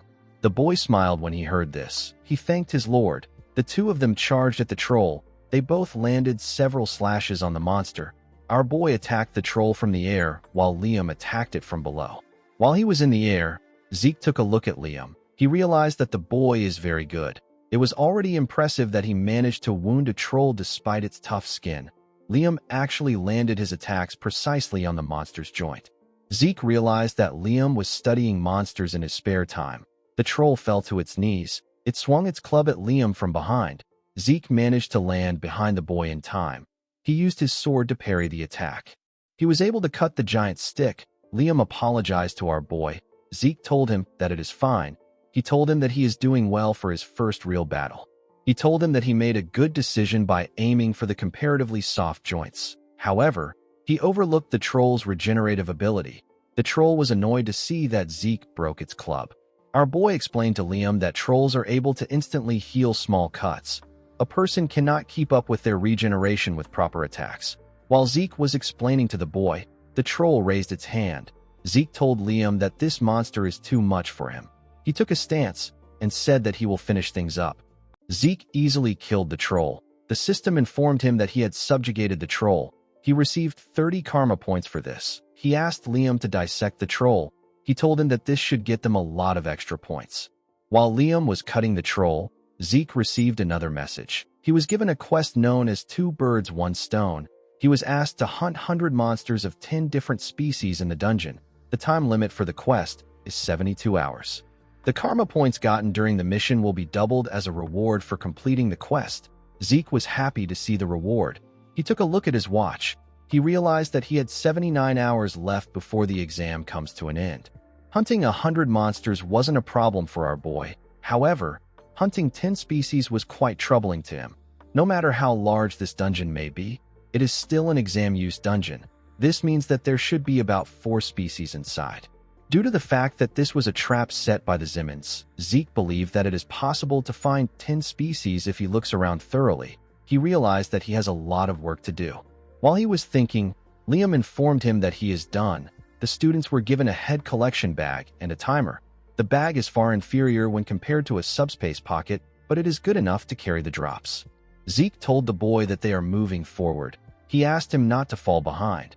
When the timer was at 60 hours, we see the boys fighting hellhounds. At 47 hours, we see them taking the drops of goblins. At 39 hours, we see them defeat a huge bat. As time went on, the boys decided to rest. Since they have hunted many monsters, Zeke asked Liam if he has gotten used to real combat. The boy said that he is not sure. Zeke told him that this is normal. He told him that it normally takes a while to get used to it. Our boy took a look at his system. He saw that he had 50 minutes left. He had hunted 9 species already. Zeke took a look at the dungeon's layout. He noticed that he had already looked everywhere. He said that the Zimmons are really useless. He believed that they should have prepared one more monster for him. While thinking, our boy sensed something. The cave they were in began to shake. The ground began to crack. Zeke drew out his sword and ran towards Liam. He ordered Liam to leave the bag. The boy was surprised to hear this. Zeke managed to get close to Liam in time. He quickly cut the rope that the boy tied to his clothes. The moment he did this, something came out of the ground and ate the bag. Blood splashed all over the place. Liam was shocked to see this. He noticed that Zeke's arm was covered in blood. He asked Zeke if he is all right. Our boy asked him not to worry about it. He told him that it is the blood of the monsters. He asked Liam not to interfere in the fight. He told him that he won't be able to pay attention to him. The monster that came out of the ground was a giant worm. Zeke did not expect to see a dungeon worm. A group of 8 purple knights who are well-trained are needed to subjugate a monster like this. The monster moved in front of Zeke and screamed at him. Our boy did not expect the Zimmons to be this prepared. The monster charged at Zeke. Liam quickly called out to his lord. He grit his teeth out of anger. He knew that he will be a burden to Zeke if he interferes now. He turned to his bag and went to check something inside. Our boy was able to protect himself from the worm's teeth with his sword. He was able to jump out of the monster's path. The dungeon worm passed by his side and went underground. Zeke became nervous. Even a blue knight wouldn't want to encounter this monster in a place like this. This is because it consumes the earth when it is moving. Zeke knew that he will be buried alive if he takes too long to subjugate this monster. The moment he thought of this, the worm attacked him from behind. Zeke was able to sense its presence and dodge its attack by bending his head. He took a stance and stabbed the monster from the side. He dragged his sword on its body and made the cut longer. He wanted to cut the worm in half. Before he could reach the tail, the worm raised it and turned around to face our boy. Zeke did not expect it to do this. The monster tied the rest of its tail around our boy. It squeezed him tightly. Our boy spat out some blood. While the worm was trying to choke Zeke, Liam stabbed it from behind. The worm screamed out in pain. As he healed his body with his skill, Zeke noticed that the pressure was a bit weaker. He was able to jump out of the monster's grip. Liam asked him if he is all right. Zeke asked the boy to tell him what he did. Liam revealed to him that he applied an anesthetic to his sword. Our boy remembered that the main ingredient in an anesthetic is belladonna. For a human, it simply weakens their senses. However, it is a deadly poison for a worm. In this urgent situation, Liam recalled that worms are incompatible with belladonna, and he quickly adapted by using anesthetic as a substitute. Zeke believed that Liam's judgment and adaptability reflect his title as Mercenary King. He realized that he made a smart choice when he took Liam in. He asked the boy to stab the worm with his sword again when he gives him a signal. Our boy ran to the top of the monster. He jumped and called out to Liam. The boy stabbed the worm when he heard his name. the monster screamed out in pain. While it was screaming, Zeke appeared in front of it. He activated his soul manifestation. He used a technique known as lacerate to cut down the worm from the top. The moment he landed on the ground, the dungeon worm split apart. The system informed Zeke that he has completed the sudden quest. It told him that the karma points he earned will be doubled as a reward. It also provided him with 2 random boxes as a reward. Our boy received 780 karma points. In the next scene, we see the cadets gathered at the entrance of the dungeon. They were asked to line up in front of their instructors to receive their grades. Those who were done were asked to leave. Reina was the next person being graded.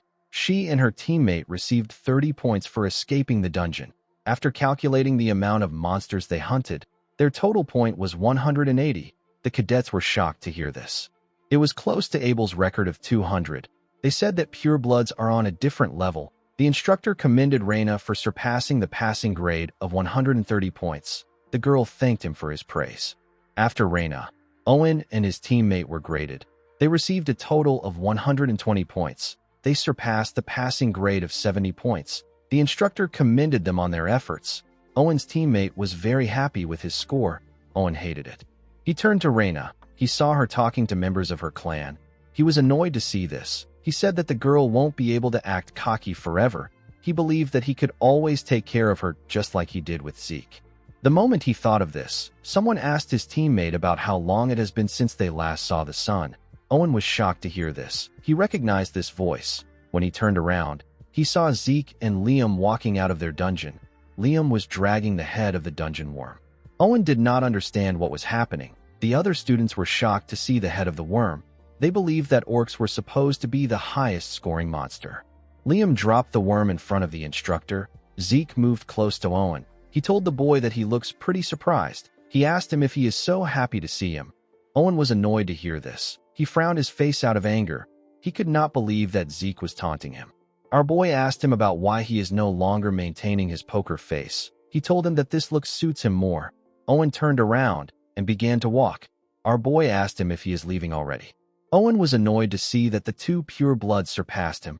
He promised to make them pay for looking down on him. Zeke watched Owen as his squad members ran to him. He said that the boy is merciless. While he was looking at him, an instructor asked him if he is done fighting. Our boy quickly recognized the instructor. He told Andre that it has been a while since they met. Andre said that he will begin the grading. Zeke told the man that this is the only monster he has. He asked him if there is a need for him to be graded.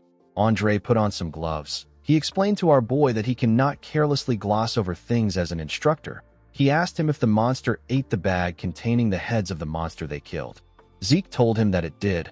Andre put his hand into the monster's mouth. The cadets were shocked to see this. Our boy realized that he got lucky. They lost all the heads they gathered in the last 4 days because of the dungeon worm. Since they couldn't afford to receive a failing grade, they had to take the head of the dungeon worm with them. Zeke knew that no other instructor would inspect the flesh and skin stuck between the teeth except Andre. After he was done inspecting, Andre confirmed that they hunted gremlins, goblins, hellhound, hobgoblins, orcs, and a troll. The other cadets were shocked to hear this. They could not believe that Zeke and Liam fought a troll. Andre was able to tell that there were dozens of heads. He said that he can't count the dozens of heads because it would be unfair. He said that he will count each monster species as 1 head.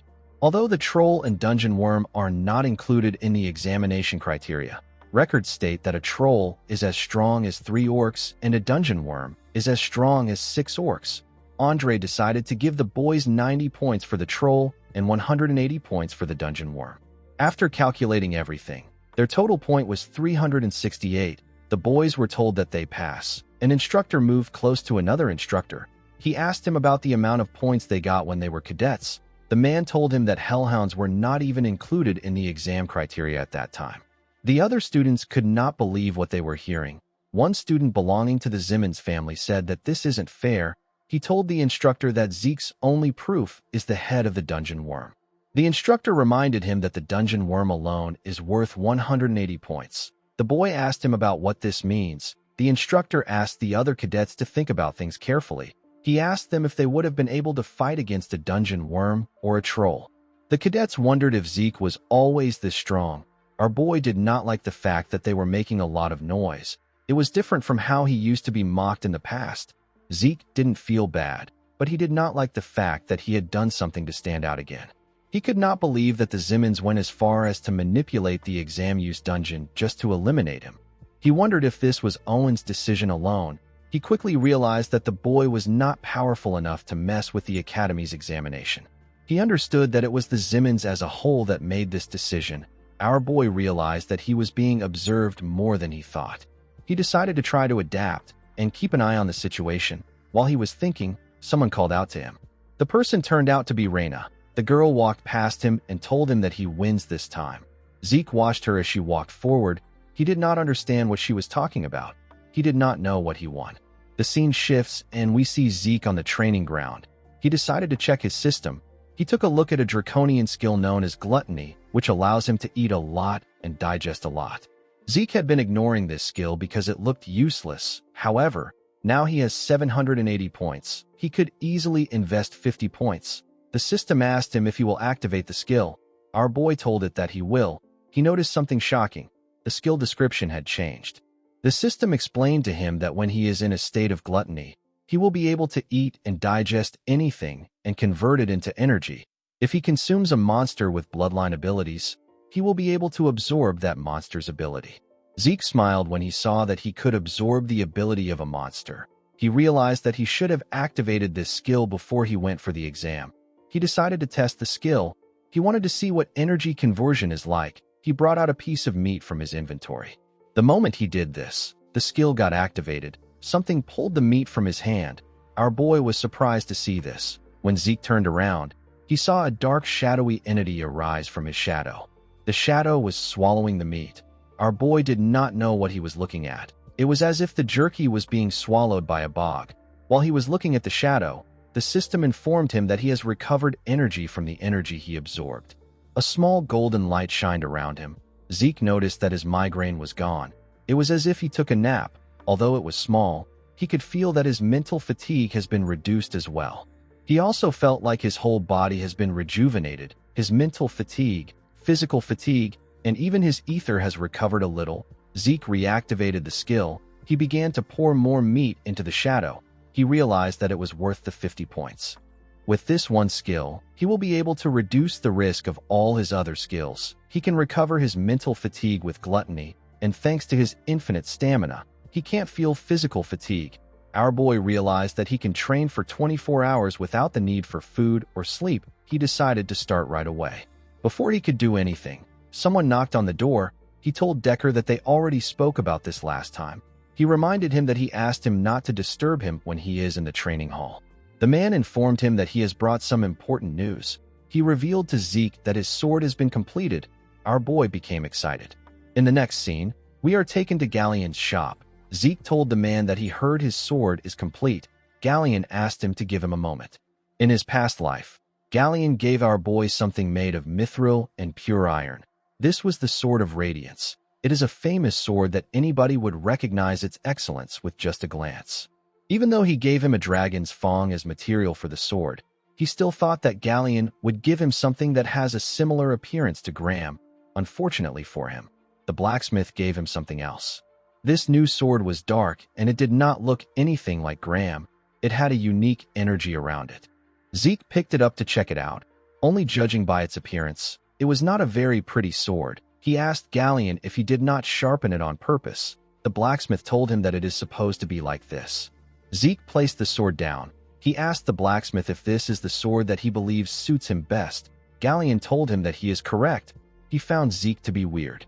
Most people would have been bewildered at his words, but our boy easily understood what he was getting at. Galleon realized that Zeke was the only one fitting to do something. He revealed to our boy that the sword doesn't have a name yet. He said that he has tried to name it, but no matter how hard he tries, he can't think of a good name. He asked Zeke if he can name the sword. Our boy was surprised to hear this. He did not expect Galleon to ask him to do this. In his past life, Galleon came up with Graham the Sword of Radiance by himself. Our boy found it odd that Galleon can't think of a name. He believed that this sword was Graham in a different form because he provided Galleon with a dragon's fang. Our boy realized that he has to think of this sword as something entirely different from Graham. He put his hand into his pocket and took out something from his inventory. Galleon was shocked to see what Zeke took out. He was shocked to see our boy holding a dagger. Our boy used the dagger to cut his hand. Galleon asked him about what he is doing. The moment he cut his hand, his healing factor activated. His healing factor is a skill that is active at all times. Regardless of this, it is still Zeke's skill. Our boy believed that he should be able to control it. The system confirmed his request. It told him that the passive activation of his class skill has temporarily been delayed. Zeke's arm stopped healing. He placed it above the sword and let his blood drip on it. Galleon quickly realized that this is the sword naming ritual. The sword naming ritual is a traditional dwarven rite in which one grants a weapon a name. The owner will infuse his blood with his energy and aura or mana and have it drip onto their sword to initiate the ritual. Once the ritual has begun, the initiator will enter into the depths of their unconscious mind and spend time there endlessly until they pick a name. Galleon took a look at the sword. He could not believe that Zeke knew about this ancient dwarven ritual that has long been forgotten because of how dangerous it is. He did not know how this was possible. Zeke fell into his mind. Hundreds of characters appeared in front of him, of the countless names whirling around him. He must pick one name that will stay with him. For the sake of his new sword, he must pick a new name. As Zeke fell deeper into his mind, he saw more names. When he reached a point in his consciousness, our boy found the perfect name. He named the sword the Stygian Blade Bahamut. When he opened his eyes, the system informed him that it has registered Bahamut as an item. Bahamut and thousands of other blades appeared before him in his consciousness. Zeke could not believe that he chose the name of an evil dragon. He wondered if his mind is okay.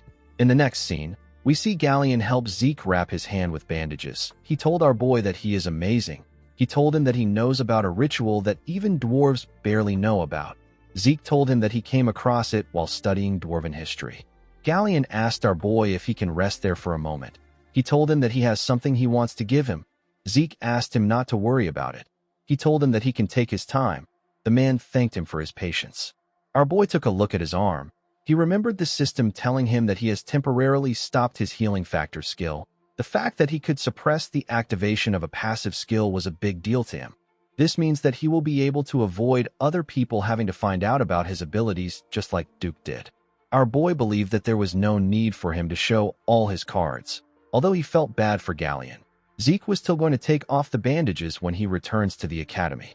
While thinking, our boy realized that he needed to check out the sword. According to the system, Stygian Blade Bahamut is a blade forged in the mana of the blue flame by an outstanding craftsman with soul vision using the strongest form of the cursed light dragon. The properties of the sword are indestructible and aura conversion. It also had some special notes which will be released depending on Zeke's growth. Zeke was surprised to see this. He had never heard of a weapon like this before. Although it was made with a dragon's fang, our boy did not expect it to be indestructible. This was just unbelievable. Our boy picked up the sword and smiled when he looked at it. He was happy to see that the sword possessed the most important thing he needed. The sword had aura conversion.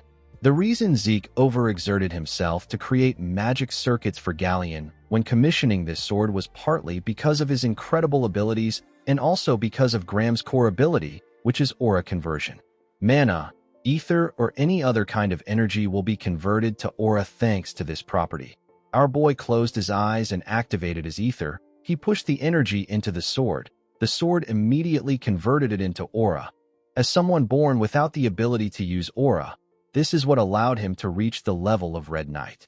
While Zeke was circulating his energy, Galleon stepped into the room with something. He apologized for spending some time to find it. The man was surprised to see our boy's aura. Zeke welcomed him back. Galleon noticed that the sword is wrapped around a clear aura. He could not believe that our boy has already overcome what Purple Knights struggle with. Zeke told the blacksmith that he has made a truly absurd sword. He commended him on his work. The man said that it is nothing when compared to the furnace. He presented Zeke with a sheath and asked him to take a look at it. Zeke found it odd that Galleon was asking him to look at a sheath. Galleon revealed to him that the sheath was personally crafted by his master. Our boy realized that he has never heard anything about Galleon's master even in his past life. He took a look at the name written at the back of the sheath. The sheath was made by someone known as Golan Jobert. Zeke was shocked to see this name. It is the name of a person who is at the pinnacle of blacksmithing. Golan Jobert is currently the greatest blacksmith on the continent. He is unrivaled even among dwarves. Golan's creations were all created near perfectly and bear special abilities. Collectors will pay hundreds of gold to get their hand on these creations. Zeke told Galleon that he did not know that he was Golan's disciple. The man was surprised to hear this. He realized that our boy read the name on the back. He asked our boy if he can also read Dwarven language as well. Zeke told Galleon that this must not be a simple sheath if it was made by Golan. With a smile on his face, the man told him that he is correct. He explained to him that he can transform the sheath into a shield by using the dial located by the opening of the sheath. The moment he said this, he moved the dial and turned the sheath into a shield. Galleon revealed to Zeke that it is made with mithril and wyvern bones, so it can take a good amount of damage. He told our boy that the shield will turn back to a sheath if he turns the dial on the shield's handle. Zeke was very impressed. Galleon told him that this is nothing compared to the grace he has shown him. He asked Zeke to take the sheath. He told him that it is a gift. Our boy told Galleon that he could have just sold the sheath to make his furnace. The man said that he cannot sell his master's work to just anyone. Zeke revealed to him that he could have sold it for several hundred gold coins. Galleon was shocked to hear this. He asked our boy to just accept it. Zeke noticed that the sheath was smaller than the sword. He believed that Golan must have some special ability that will make the sword fit in. The moment he put the tip of the sword into the sheath turned to fragments and created a shape that perfectly fit the sword. This far exceeded Zeke's expectations. He thanked Galleon for giving him such a valuable gift. The man told him that he is happy he likes it. In the next scene, we are taken to the training hall. We see our boy wearing a gauntlet. He noticed that the gauntlet was made from a light and durable material called meteoric iron. It doesn't have any properties. Zeke was told that the properties will activate when he wears a full set of meteoric iron. Our boy received 2 random boxes when he completed the sudden quest. He thought that it would be similar to a treasure chest, but there was something more valuable inside. Zeke decided to check the second box. When he opened the box, he found something odd inside. Zeke found a map in the box. While he was looking at the map, the system informed him that he has discovered a map containing traces of Grand Master Kaiser. Zeke was shocked to see this. He realized that the system was referring to the hero King Kaiser. Hero King Kaiser and the Knights of the Clock Tower are people that our boy was familiar with. The biography of Kaiser and his knights creating the brilliant Kingdom of Kronos is the most popular book on the continent. However, because the story is so absurd and it does not have any historical records that can prove it happened, it is considered nothing more than a work of fiction. Zeke could not believe that Hero King Kaiser actually existed. While our boy was looking at it, the system began restoration and analysis of the damaged parts of the item. After it was done analyzing, it informed Zeke that a final position has been marked on the mini-map. The system opened another status window and presented Zeke with some coordinates. Our boy recognized the location. He referred to it as the Giant Mountains. This place is the territory of the barbarians. Our boy realized that he will be able to resolve this issue quickly. While he was looking at the map, another status window popped up. The system informed him that the tutorial will be concluded due to his skill. It told Zeke that he has discovered a potential quest item. The quest is known as the Hero King Kaiser's secret technique. The system asked Zeke to acquire Kaiser's secret technique at the ruins containing traces of him. There was no time limit for this quest.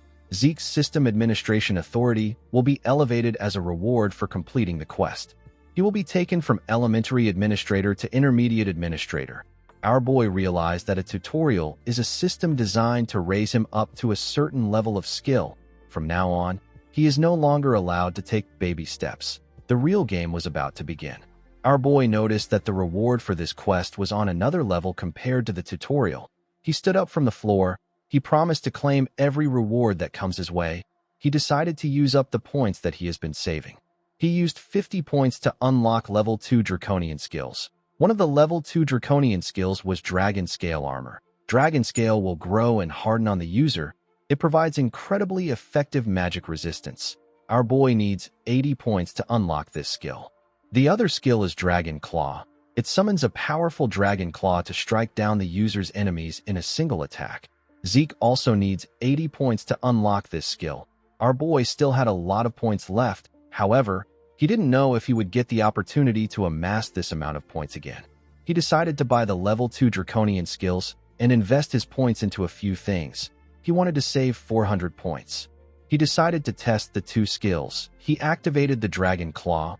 An energy that was in the shape of a dragon's claw covered his hand. Our boy took a stance and swung his hand. He destroyed the hard concrete ground with his skill. Our boy was surprised to see what he did. The skill was much better than he expected. He decided to test the other skill. He raised his sword and activated the dragon scale armor. An energy that had the shape of scales covered his hand. When Zeke hit his sword on his hand, it bounced away. Our boy was surprised to see this. He didn't use aura, but he had the intent to cut through his hand. He realized that this was no different from wearing a full plate armor even when he is entirely unarmed. The dragon claw was for attacking and the dragon scale armor was for defense. Our boy decided to continue training since he has tested the skills. In the next scene, we are taken to the central training hall of the academy. We see the cadets gathered at the hall. An instructor informed them that a practical aura exam will take place before the semester exam. He decided to explain things to the cadets. He told them that the things behind him are basic training use dummies. The dummies were specifically made so that it will be difficult to even scratch it with plain physical force. However, if the cadets use aura, they will be able to destroy it. The instructor informed them that they will fail if they are not able to dent it. He said that all following exams will be considered null, and they will be forced to start over from the basics. The cadets were shocked to hear that they won't be able to advance if they fail. The instructor ordered them to keep quiet. He called out to a boy known as Aaron and asked him to come up. The boy ran to the stage. Owen believed that it was natural for the people called first to be flustered. However, it is different for him. This practical is similar to the aura training he familiarized himself with at home. The Academy's aura education is something that the Zimmons have already established. Owen believed that even the purebloods won't be able to match him in aura control. While he was thinking, he was called to the stage. He was asked to start. The boy drew out his sword with a smug look on his face. He took a stance and released his energy. It shined brightly. The students were shocked to see that Owen had achieved sword resonance. The instructor who was jotting down information about the cadets was quite impressed with Owen. He told his superior that Owen is using sword resonance at barely 13 years old. He said that he is incredible.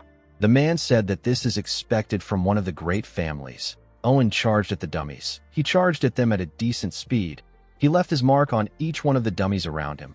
The cadets were shocked to see this. The instructor who was jotting told Owen that he is incredible. He said that this is expected from a Zimmons. He tapped the boy on his shoulder and told him that he will soon surpass Abel. The boy was annoyed to hear this. He pushed the instructor's hand away. The man asked his senior if he did something wrong. The senior said that ill-mannered. The boy frowned his face as he walked down the stage. After Owen, other students took their turns, but they barely scratched the dummies. The junior instructor asked his senior about why everyone was having such a hard time. The man said that they were intimidated by Owen's performance. Even though he said this, there wasn't a single student who failed. Seeing how every single student has been able to pour aura into their swords without fail, the instructor became convinced that the special class was truly different. However, even in a place filled with geniuses, there were still those who were superior to their peers. Reina told the senior instructor that she has a request. The man asked her to tell him. The girl said that she wishes to be graded according to the dragon-slaying arts. The instructor informed her that this grading criteria is for higher-ranked cadets. The girl assured him that she is aware of this. Owen told himself that Reina's conceit knows no bound now that she is a pure-blood awakener. Pouring aura into your sword and being able to use the dragon-slaying arts are two entirely different things. Merely maintaining aura in the sword requires an incredible amount of concentration. However, in the case of dragon-slaying arts, a person needs to be able to make fine adjustments to the amount of aura required for each and every movement. Owen believed that Reina was going to make 1 or 2 swings before her aura dissipates. He believed that the girl would screw herself because of her competitiveness towards him.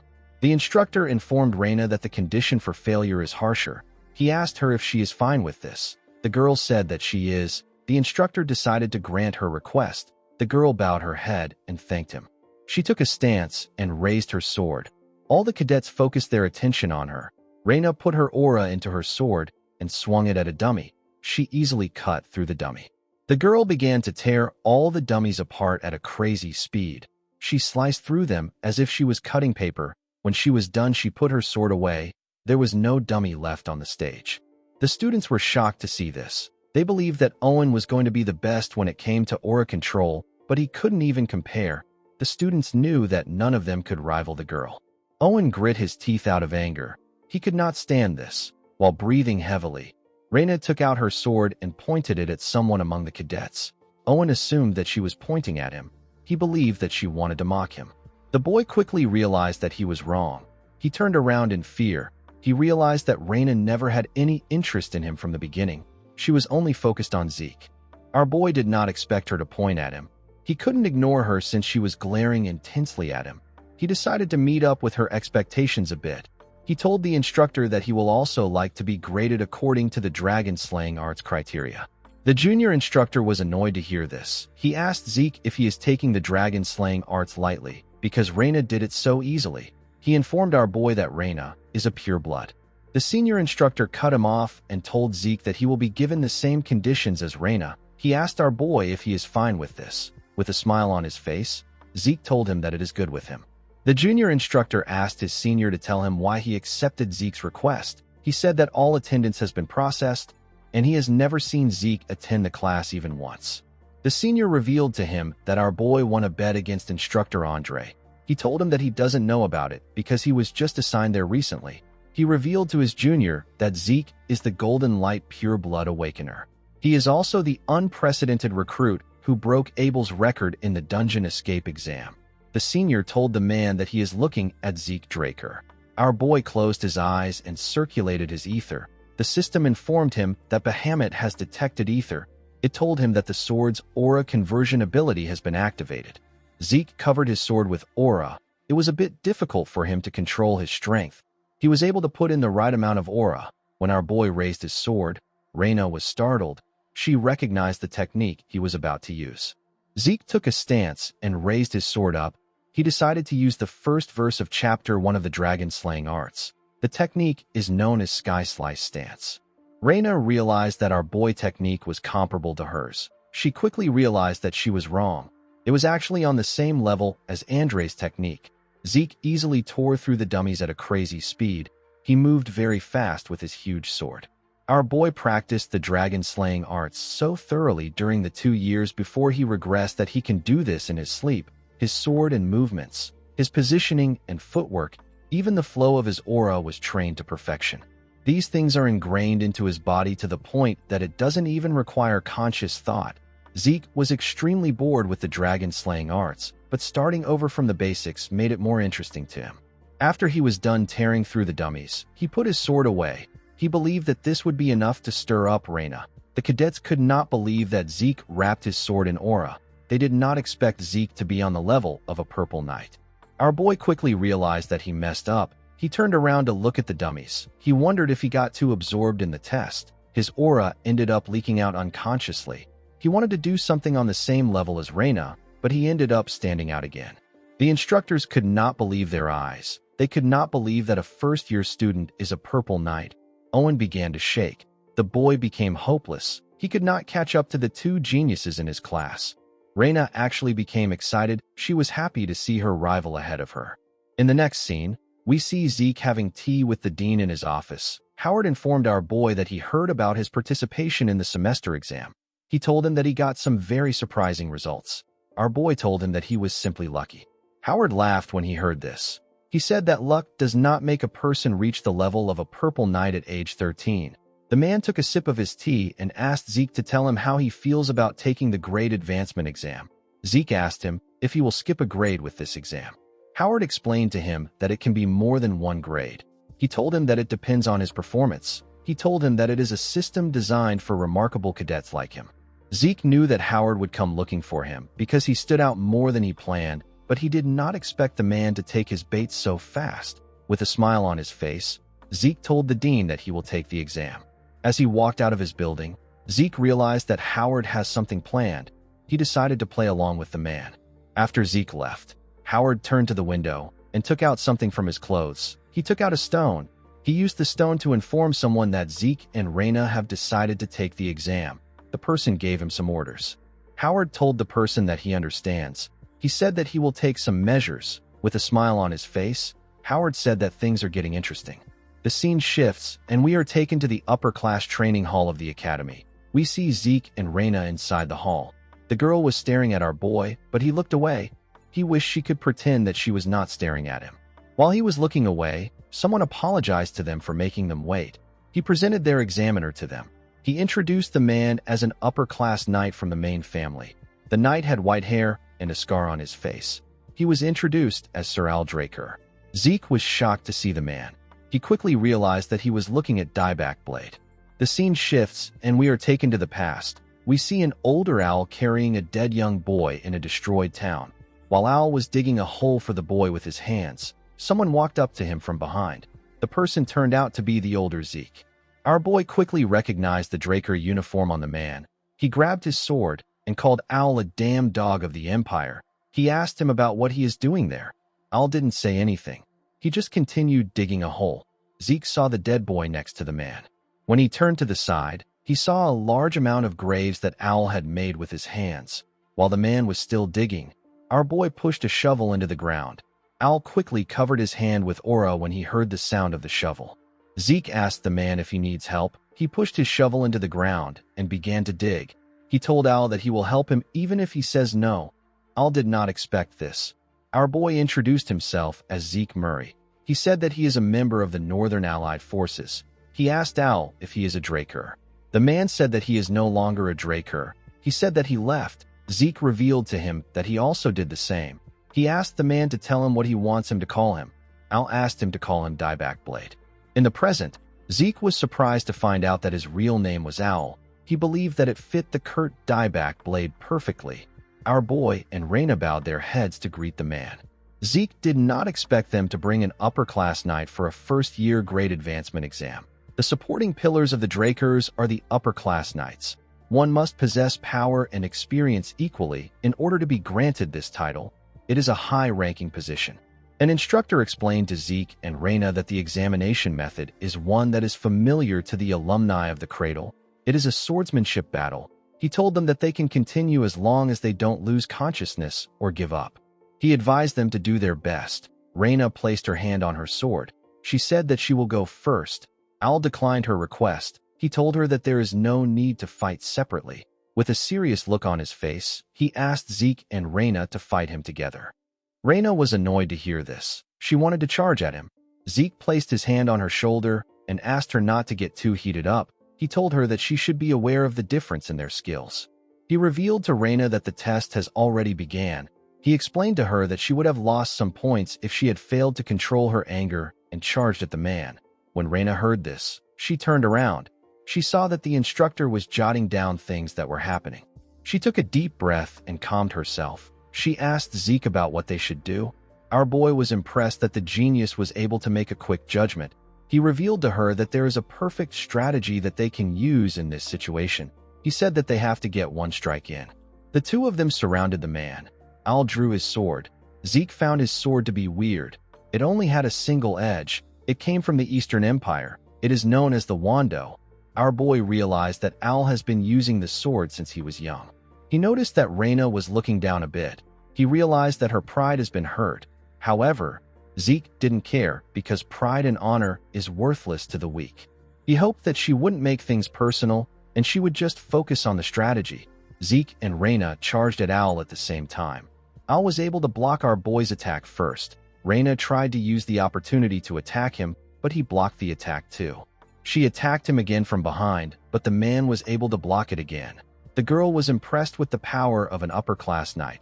Zeke advised her to focus on attacking Al's blind spots. Raina was not able to land any effective blows on him. She was not even able to scratch him. She decided to attack the man with the intent to kill. She covered her sword with aura and used verse 1 of Chapter 3 of the Dragon-Slaying Arts. The technique is known as Half-Moon Slash. She swung her sword in a clean and swift manner. Al was able to dodge the attack by moving his body to the side. While Raina was still in the air, the knight gave her a kick in her throat. The girl spat out some blood. She was sent flying. She crashed into the wall. Two attendants in the room moved to the wall to check on her. They asked her if she is all right. Reina stood up from the rubble and told them that she is fine. She advised them to step back because it is dangerous. For a moment, the girl lost consciousness. She realized that she had no hope of creating an opening in Owl's defense. Even Zeke was getting pushed back. Reina wondered if it was really possible for our boy to create an opening. Earlier before, when Zeke was explaining his plan to Reina, the girl said that she cannot participate in such a shameful strategy. She asked our boy if he intends to tarnish an honorable duel. Our boy asked her if honor puts food on the table. He tapped her on her shoulder and reminded her that this isn't a match between knights. He said that it is an exam. He told Reina that they are testing their ability to kill. The girl told him that she understands. She knew that she was the one who asked Zeke for his help. She asked our boy if he really believes that his strategy will work. She reminded him that Owl is an upper-class knight. Zeke explained to her that they have to create a situation where the plan works. He reminded her about the fight that they had when they were in the cradle. He asked her if she knows why she wasn't able to dodge the rock. Reina said that it is because she didn't expect him to use such a method. Zeke told her that she is correct. He said that it is the same thing with Owl. He asked her to just wait for his signal. He assured her that it will work. He told her that a small opening is all they need. Our boy charged at the man again. He used the Gale Art's shadowless step to charge at Owl. He created several afterimages of himself. Owl looked around. He quickly realized that this was Duke's technique. He was actually able to sense Zeke and block his attack from the side. With a smile on his face, our boy told Owl that he has to get serious from now on.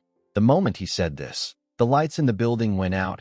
Owl did not expect this. He immediately realized that they were taking advantage of a pure blood's trade of mana interference. He knew that Reina was the one responsible for this. He pushed Zeke back. Our boy charged at him again in the darkness, but the man was still able to block his attacks. He believed that this was a childish ploy. He could not believe that they expected that they would have an opportunity to defeat an upper-class knight like him by simply obstructing his vision. While he was blocking the attacks, the man got a strange feeling. He did not understand how Zeke was able to move within this pitch darkness where even he could barely sense the things around him. It was as if Zeke's vision was unperturbed. Our boy was using his dragon eyes. He put some distance between himself and Owl. He decided to use his dragon claw. He has been looking for an opportunity to use the skill. He knew that Owl isn't the type of person who would go around talking about what he experienced in a fight. Zeke covered his hand with the golden energy and fired an attack at Owl. The man was shocked to feel the weight of Zeke's attack. He was shocked to see that this was the sword strike of a first-year cadet. He quickly realized that this wasn't a sword strike at all. It was something different. Owl didn't actually care about what it was. All he knew was that Zeke has long surpassed the level of a cadet. He noticed that Reina couldn't move in the dark like Zeke. He wondered if our boy disregarded unnecessary forces to restrict him. This was something that would only work against an opponent of a similar level. While he was thinking, Zeke charged at him again. The man was able to block the attack. He decided to make his attack faster. He and Zeke moved at a crazy speed. Our boy was able to keep up with his attacks, but it was a bit tough for him. He noticed that Owl's attacks are starting to resemble what they were before the lights went out. He did not expect him to have already adjusted to the darkness. While he was in the air, Owl swung his sword at him. He noticed that Zeke had disappeared. He could only make out a hazy figure. It was like fighting a shadow. The moment he thought of this, someone appeared behind him. Owl swung his sword. He ended up cutting something different. The man noticed that he tore through a mana light. Our boy was cutting the ropes holding the lights in the air. He allowed them to fall on Owl. The man realized that this extraneous noises were covering up any traces of Zeke. While he was trying to sense his presence, our boy attacked him from above. Owl managed to block the attack. Immediately he did this. Zeke asked Reina to do something. The girl threw something at them. The scene shifts, and we are taken to the past. We see Fanon telling our boy that he can create something since its structure and ingredients are simple. He said that it is only a one-time use item. He asked Zeke about the kind of spell he wants to store in it. He asked him if it is explosion magic. Our boy smiled and told the man that it isn't. He said that a flash and the sound of an explosion is enough. The scene shifts, and we are taken back to the present. We see our boy's magically engineered flashbang get released in the air. Zeke was able to hide behind his sword and cover his ears. The bright light blocked Owl's vision, and the sound affected his hearing. The man knew that they got him. He realized that he made a mistake by disregarding Reina as unnecessary. The girl and Zeke charged at him at the same time. Our boy was happy to see the man cornered. Al decided to use verse 1 of chapter 4 of the dragon slaying arts. The technique is known as the full moon slash. The attack covered the area around him. It caught Zeke and Reyna off guard. It sent them flying. They both crashed into the ground. Al was able to do this without his senses. In the next scene, we see the attendants carrying Zeke and Reyna on a stretcher. The instructor commended Al on the match. Before Al could reply, someone yelled at him and told him that he did a number on his disciple. Al quickly bowed his head to greet Duke. He referred to him as the Knight of Gale. The instructor also bowed his head and greeted the man. Duke waved at him.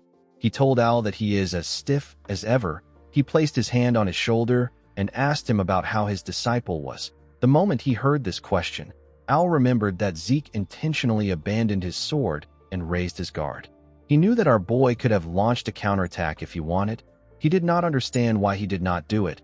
He wondered if Zeke did not do it because his goal was to advance and not to gain victory.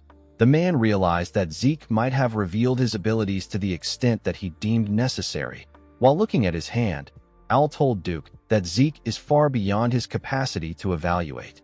The scene shifts, and we see the dean having a meeting with the instructors. This was the Academy Grade Advancement meeting. Howard asked the instructors if they are all in agreement regarding their decision. Al nodded his head. Andre said that he has no objections. Other instructors also agreed with the decision. It was announced that Reyna and Zeke have advanced to the 3rd and 5th grades. After this, our boy lived as quietly as possible. After he was done learning all the Gale arts from Duke, he passed his place to Andre. Our boy continued to maintain a good relationship with Professor Fannin. However, the man was chosen by a royal magic laboratory in Delphoa. Due to this, Zeke ended up parting ways with him when he left the academy. Our boy no longer got involved with the heirs of the 3 great families. The only odd thing was that Al would meet him every quarter to request for a duel. After this, Al handed in a leave of absence and isolated himself inside a closed training hall. It was as if he gained a sudden realization. 2 years passed by like this, and Zeke graduated from the academy. Inside the Platinum Mansion, we see Decker congratulating our boy, who is now 15 years old. He told him that he is the youngest person ever to gain an admission to Valhalla. He told him that the Patriarch would be proud of him. He said that he never expected the dean to personally write him a letter of recommendation. Zeke said that he is grateful for it. Our boy did not actually like the situation. The title of youngest to be admitted rendered his 2 years of quiet living null and void. He told Decker that he has 3 months before the entrance ceremony takes place. He asked the man to head to Atlas first. Decker was surprised to hear this. Before he could say anything, Zeke told him that he intends to rest quietly by himself. He said that he doesn't want to be bothered by anyone. He asked the man if he understands. Decker assured him that he understands. Zeke planned on going to the giant mountains where Kaiser's remains lay. Our boy plans to use his vacation as an excuse to go there. He wanted to explore through the Adventurers Guild belonging to the Argos Kingdom. He didn't want to reveal his destination to any suspicious individuals. While he was looking through some documents, someone knocked on his door. Zeke asked the person to come in. The person turned out to be Liam. The boy kneeled in front of Zeke. He referred to him as his liege. Our boy reminded him that he asked him to ease up a bit. He told Liam that it is fine to greet him informally. Decker said that he will be leaving. Zeke asked him not to forget to use the black card to take care of the matter with Valhalla. Liam asked Zeke to tell him why he called him to the Platinum Mansion. Our boy told him that he heard about him getting transferred to the special class. He said that he couldn't just stand by and do nothing as his liege. He grabbed a book and stretched his hand out to Liam. He revealed to him that he organized everything that he will need during his time in the academy. It contained expected exam questions, training manuals, and information on some essential items. Zeke asked the boy to go to the Papner's Breath and show the blacksmith the book. He told him that he will be given the required items. Liam was shocked to hear this. Our boy reminded him that he will need a personal sword in the 4th year. He asked him to commission Papner's Breath for this too. He asked him not to worry about the cost. He told him that he has already paid for everything. With a smile on his face, Zeke told Liam that he believes that he will follow after him. Liam was very touched by his master's gesture. He wanted to cry. He went on his knees and promised Zeke that he will live up to his expectations. Our boy reminded him that it has not been a minute since he asked him to ease up a bit. Liam said that he will try to rectify his behavior. The Argos kingdom lies at the northernmost edge of the central continent. It is one of the 4 central kingdoms alongside Delphoa, Thebia, and Alencia. Dungeons of different sizes litter the giant mountains that divide the land of the monsters from the continent. This draws in adventurers aiming to get rich quickly.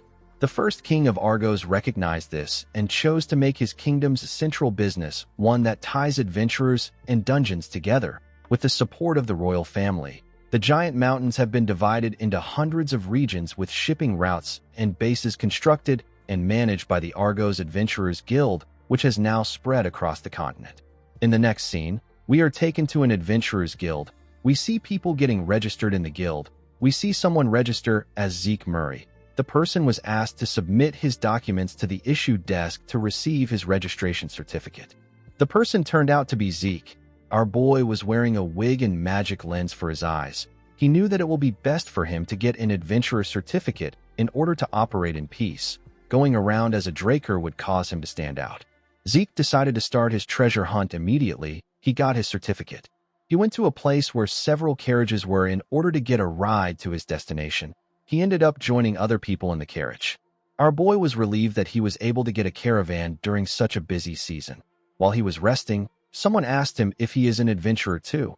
With a smile on his face, the man told Zeke that he looks nervous. He asked him if this is his first time going into a dungeon. One of the man's teammate moved close to our boy. He asked him if he wants to join them. He said that they are actually veterans despite how they look. The man and the woman next to him smiled at Zeke. Their teammate said that dungeons have been dangerous recently. He told our boy that he will be monster food if he makes a mistake down there. Zeke realized that trash like this will always be everywhere he goes. With a smile on his face, the man asked Zeke if he knows that the first party to go into the dungeon takes half of the adventurer's livelihood. Our boy was already familiar with this tactic. People like this use new adventurers as monster bait or sell them off to slave traders. While he was thinking, Zeke sensed something coming from the mountains. He stood up and asked the idiot next to him to shut up. The idiot was surprised to hear this. He asked our boy if he offended him in some way. Zeke moved close to the driver. He informed him that there are monsters 500 meters behind them to their left. He said that it is a group of orcs. He asked the driver if the place is infested with monsters. The man was surprised to hear this. He said that the route is safe. The idiot laughed at Zeke. He called him a little rookie and asked him not to be nervous. He explained to him that the routes of the main branch Adventurers Guild are managed directly by the kingdom.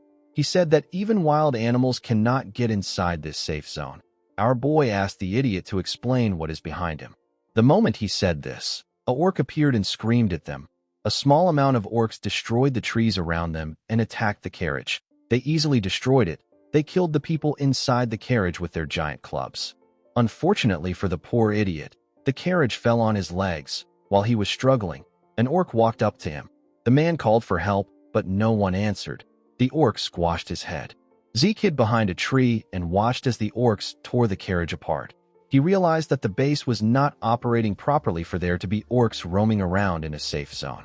When our boy arrived at the base, he saw dead bodies everywhere. He did not expect the Argos soldiers to lose. With this much manpower, most monsters wouldn't even stand a chance. While looking at the bodies, Zeke noticed something odd. He saw the cuts on the bodies. He quickly realized that the soldiers didn't lose to the monsters. They were actually killed by humans.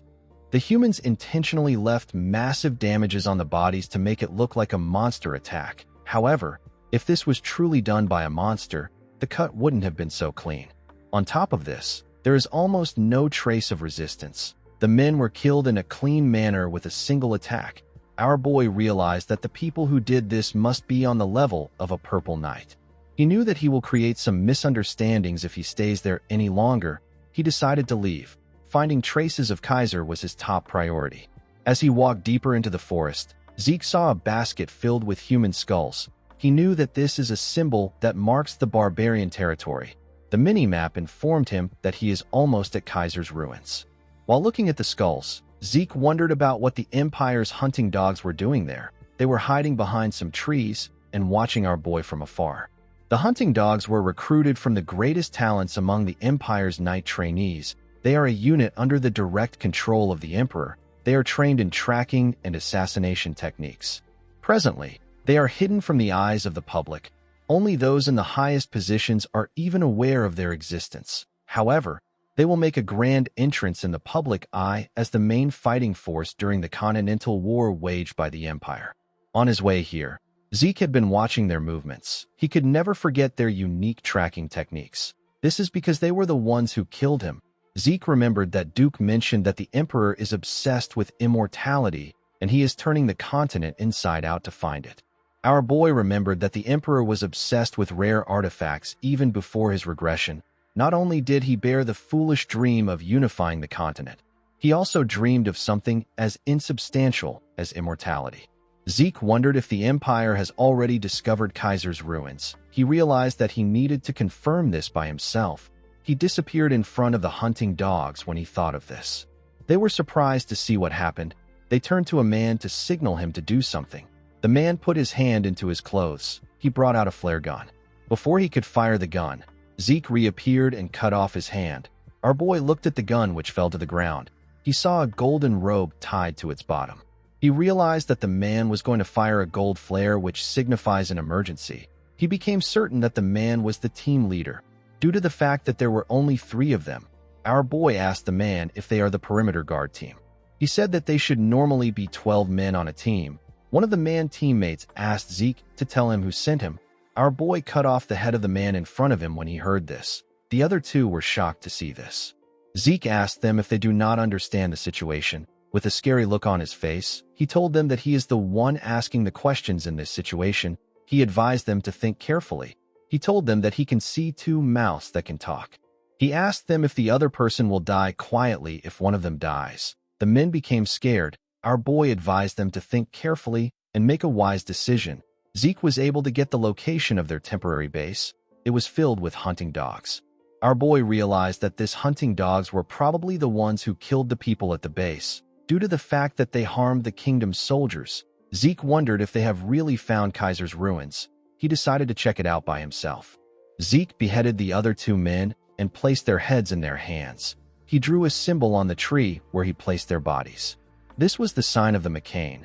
There is a rule that states that those who draw their swords against a McCain will be put to rest. The scene shifts, and we are taken to the base of the hunting dogs. We see 2 men guarding the entrance of the cave.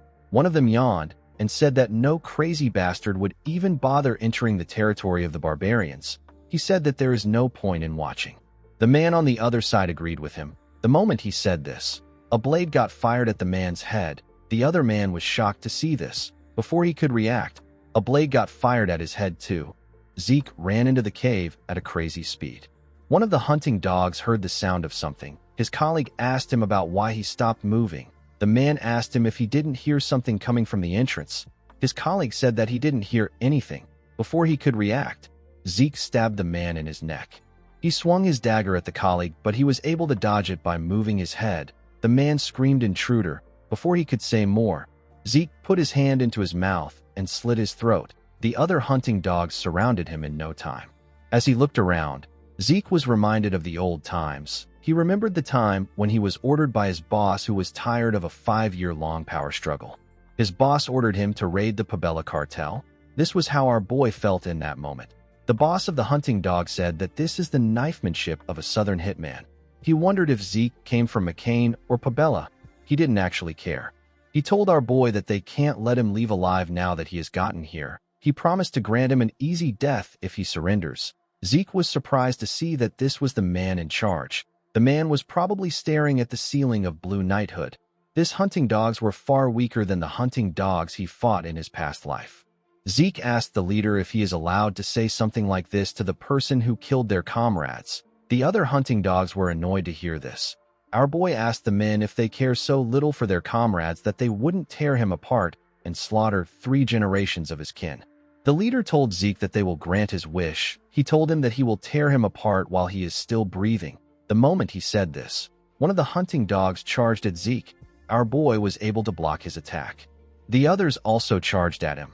Our boy was easily blocking their attacks. Something felt odd to him. He wondered if the hunting dogs were always at this level. He wondered if they were too weak or if he had gotten too strong. It didn't really matter right now. He activated his mana reflection skill. The moment he did this, the mana lights went out. the leader was shocked to see this. He could not believe that there was a power outage at a time like this. It was too convenient. He wondered if this was a dragon slayer's mana interference. The hunting dogs were struggling to adjust to the darkness. The leader remembered that Zeke was empty-handed from the start, and he didn't use aura either. He was also using a dagger. The leader was certain that our boy is a hitman. He decided to conclude that the power outage was a simple malfunction. He called out to his men and asked them not to panic. He said that the power will soon be restored. The moment he said this, Zeke killed one of his men. By the time the lights came back on, all the hunting dogs were already dead. The man was shocked to see this. Our boy appeared behind the man. He told him that the emperor is quite bold. He said that he did not expect him to go after the ruins of the hero King Kaiser. While his hands were shaking, the man grabbed his sword and swung it at Zeke. He said that he doesn't know what he is talking about. Our boy disappeared and asked the man not to worry about it. He told him that he will find out on his own if he doesn't want to tell him. Before the man could take a step, he saw a hand over his eyes. With a shaky tone in his voice, he told Zeke that they really don't know anything. Our boy slit his throat. As he walked out of the cave, he threw the dagger on the ground. He did this so that all the events that occurred there will be attributed to the McCain. The McCain cartel is a group that Zeke poured his blood, sweat, and tears into in his past life. It is a criminal organization based in the South that would do anything for money. After the Cusco Kingdom in the South fell due to a civil war, the McCain cartel divided the resulting lawless land in two. Zeke was certain that he could cover his tracks using his draconian skills, but he intentionally used the southern knifemanship and left the McCain's unique warning. Our boy knew that the Empire will definitely think of this as the Southern cartel's doing. Even if the Empire makes its move due to the events that transpired, it would only serve to eliminate the McCain, so Zeke stands to benefit either way. Thanks to the letter our boy found inside, he was able to know that the Emperor has gone much further than he expected. The only command the Emperor gave the hunting dogs was to find ancient ruins. What shocked Zeke was the enclosure operation map. Our boy believed that it was natural for the Emperor to have covered the central continent, but he did not expect him to reach the eastern regions and unexplored dark seas. He mobilized hunting dogs everywhere that he suspected an ancient ruin existed. Zeke realized that the hunting dogs were already on the scale they were at before he regressed, but they still haven't found Kaiser's ruins. Zeke knew that he had to start searching immediately. The moment he thought of this, a flare was shot in the sky. It was a red flare. Zeke was surprised to see it. He knew that this was a signal for disaster. In the next scene, we see Zeke running in the forest. Our boy was running from the hunting dogs. When he turned around, he saw that the hunting dogs have already caught up to him. The 5-part red flare that was fired earlier refers to an absolute snare. It informed the members of the hunting dogs that they are to kill the hazard no matter what. With the flare as the center, they will search and secure their target and then ensnare them. Until the target is found, all the hunting dogs in the relevant area will continue their search. This is the archetypal assassination method of the hunting dogs. It is synonymous with a death sentence. Even Zeke died to the absolute snare when he stole the artifact that the Emperor wanted. The only thing different is that our boy now has the system. While he was running, one of the hunting dogs appeared out of nowhere and swung his blade at him. Zeke was able to dodge the attack.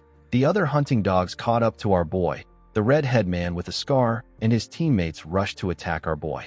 Zeke took out his daggers. He was certain that he could take care of the men. He used his daggers to block their attacks. Immediately he did this, he jumped out of their midst. He moved behind a tree. The hunting dogs were not fazed. Zeke became certain that these men were on a different level compared to the ones he met in the cave. More hunting dogs appeared behind our boy. They surrounded him from every corner. Zeke gently scratched his head and said that this has become a hassle. He took a look at his mini-map to see his position. Based on the abilities they displayed, our boy was certain that he will be able to escape from them. However, if he uses his plan, he will be tearing down the attempts he made to pin this all on the McCain. Unfortunately, Zeke didn't have a lot of choices. He didn't want to use one of his trump cards here. He took out a small horn that he wore as a necklace. He blew the horn. The sound echoed throughout the forest. The hunting dogs were surprised to see this. They looked around. Their leader quickly turned to Zeke. He saw our boy holding some smoke bombs. He quickly called out to his men. He said that the sound was a distraction. He ordered them to attack Zeke. Before the men could reach him, Zeke dropped the smoke bombs on the ground. He smiled at them and disappeared. Their leader asked them not to panic. He said that our boy can't get too far as long as the absolute snare is in effect. He asked them to guard their stations. He ordered them to search for Zeke if they spot any suspicious movements. The leader carefully looked around. He couldn't sense any traces of Zeke. He wondered if our boy thought that he will be able to retreat if he blocked their sight. He also wondered if the sound that came from the horn had any meaning. It just didn't make sense to him. The moment he thought of this, he saw the body of one of his men in the air. He was shocked to see this. When he turned around, he saw something shocking. He saw barbarians. He saw the barbarians beating up his men. He did not understand what was happening. He was certain that they didn't do anything to provoke the barbarians. It was possible for them to take on 1 or 2 barbarians. However, they were attacking in a large number. One of the hunting dogs drew out his sword and called the barbarians uncivilized brutes. He told them that they have a lot of guts to intrude. The moment he said this, he swung his sword at the barbarian. His sword was not even able to dent his skin. The man was shocked to see that his hand was shaking.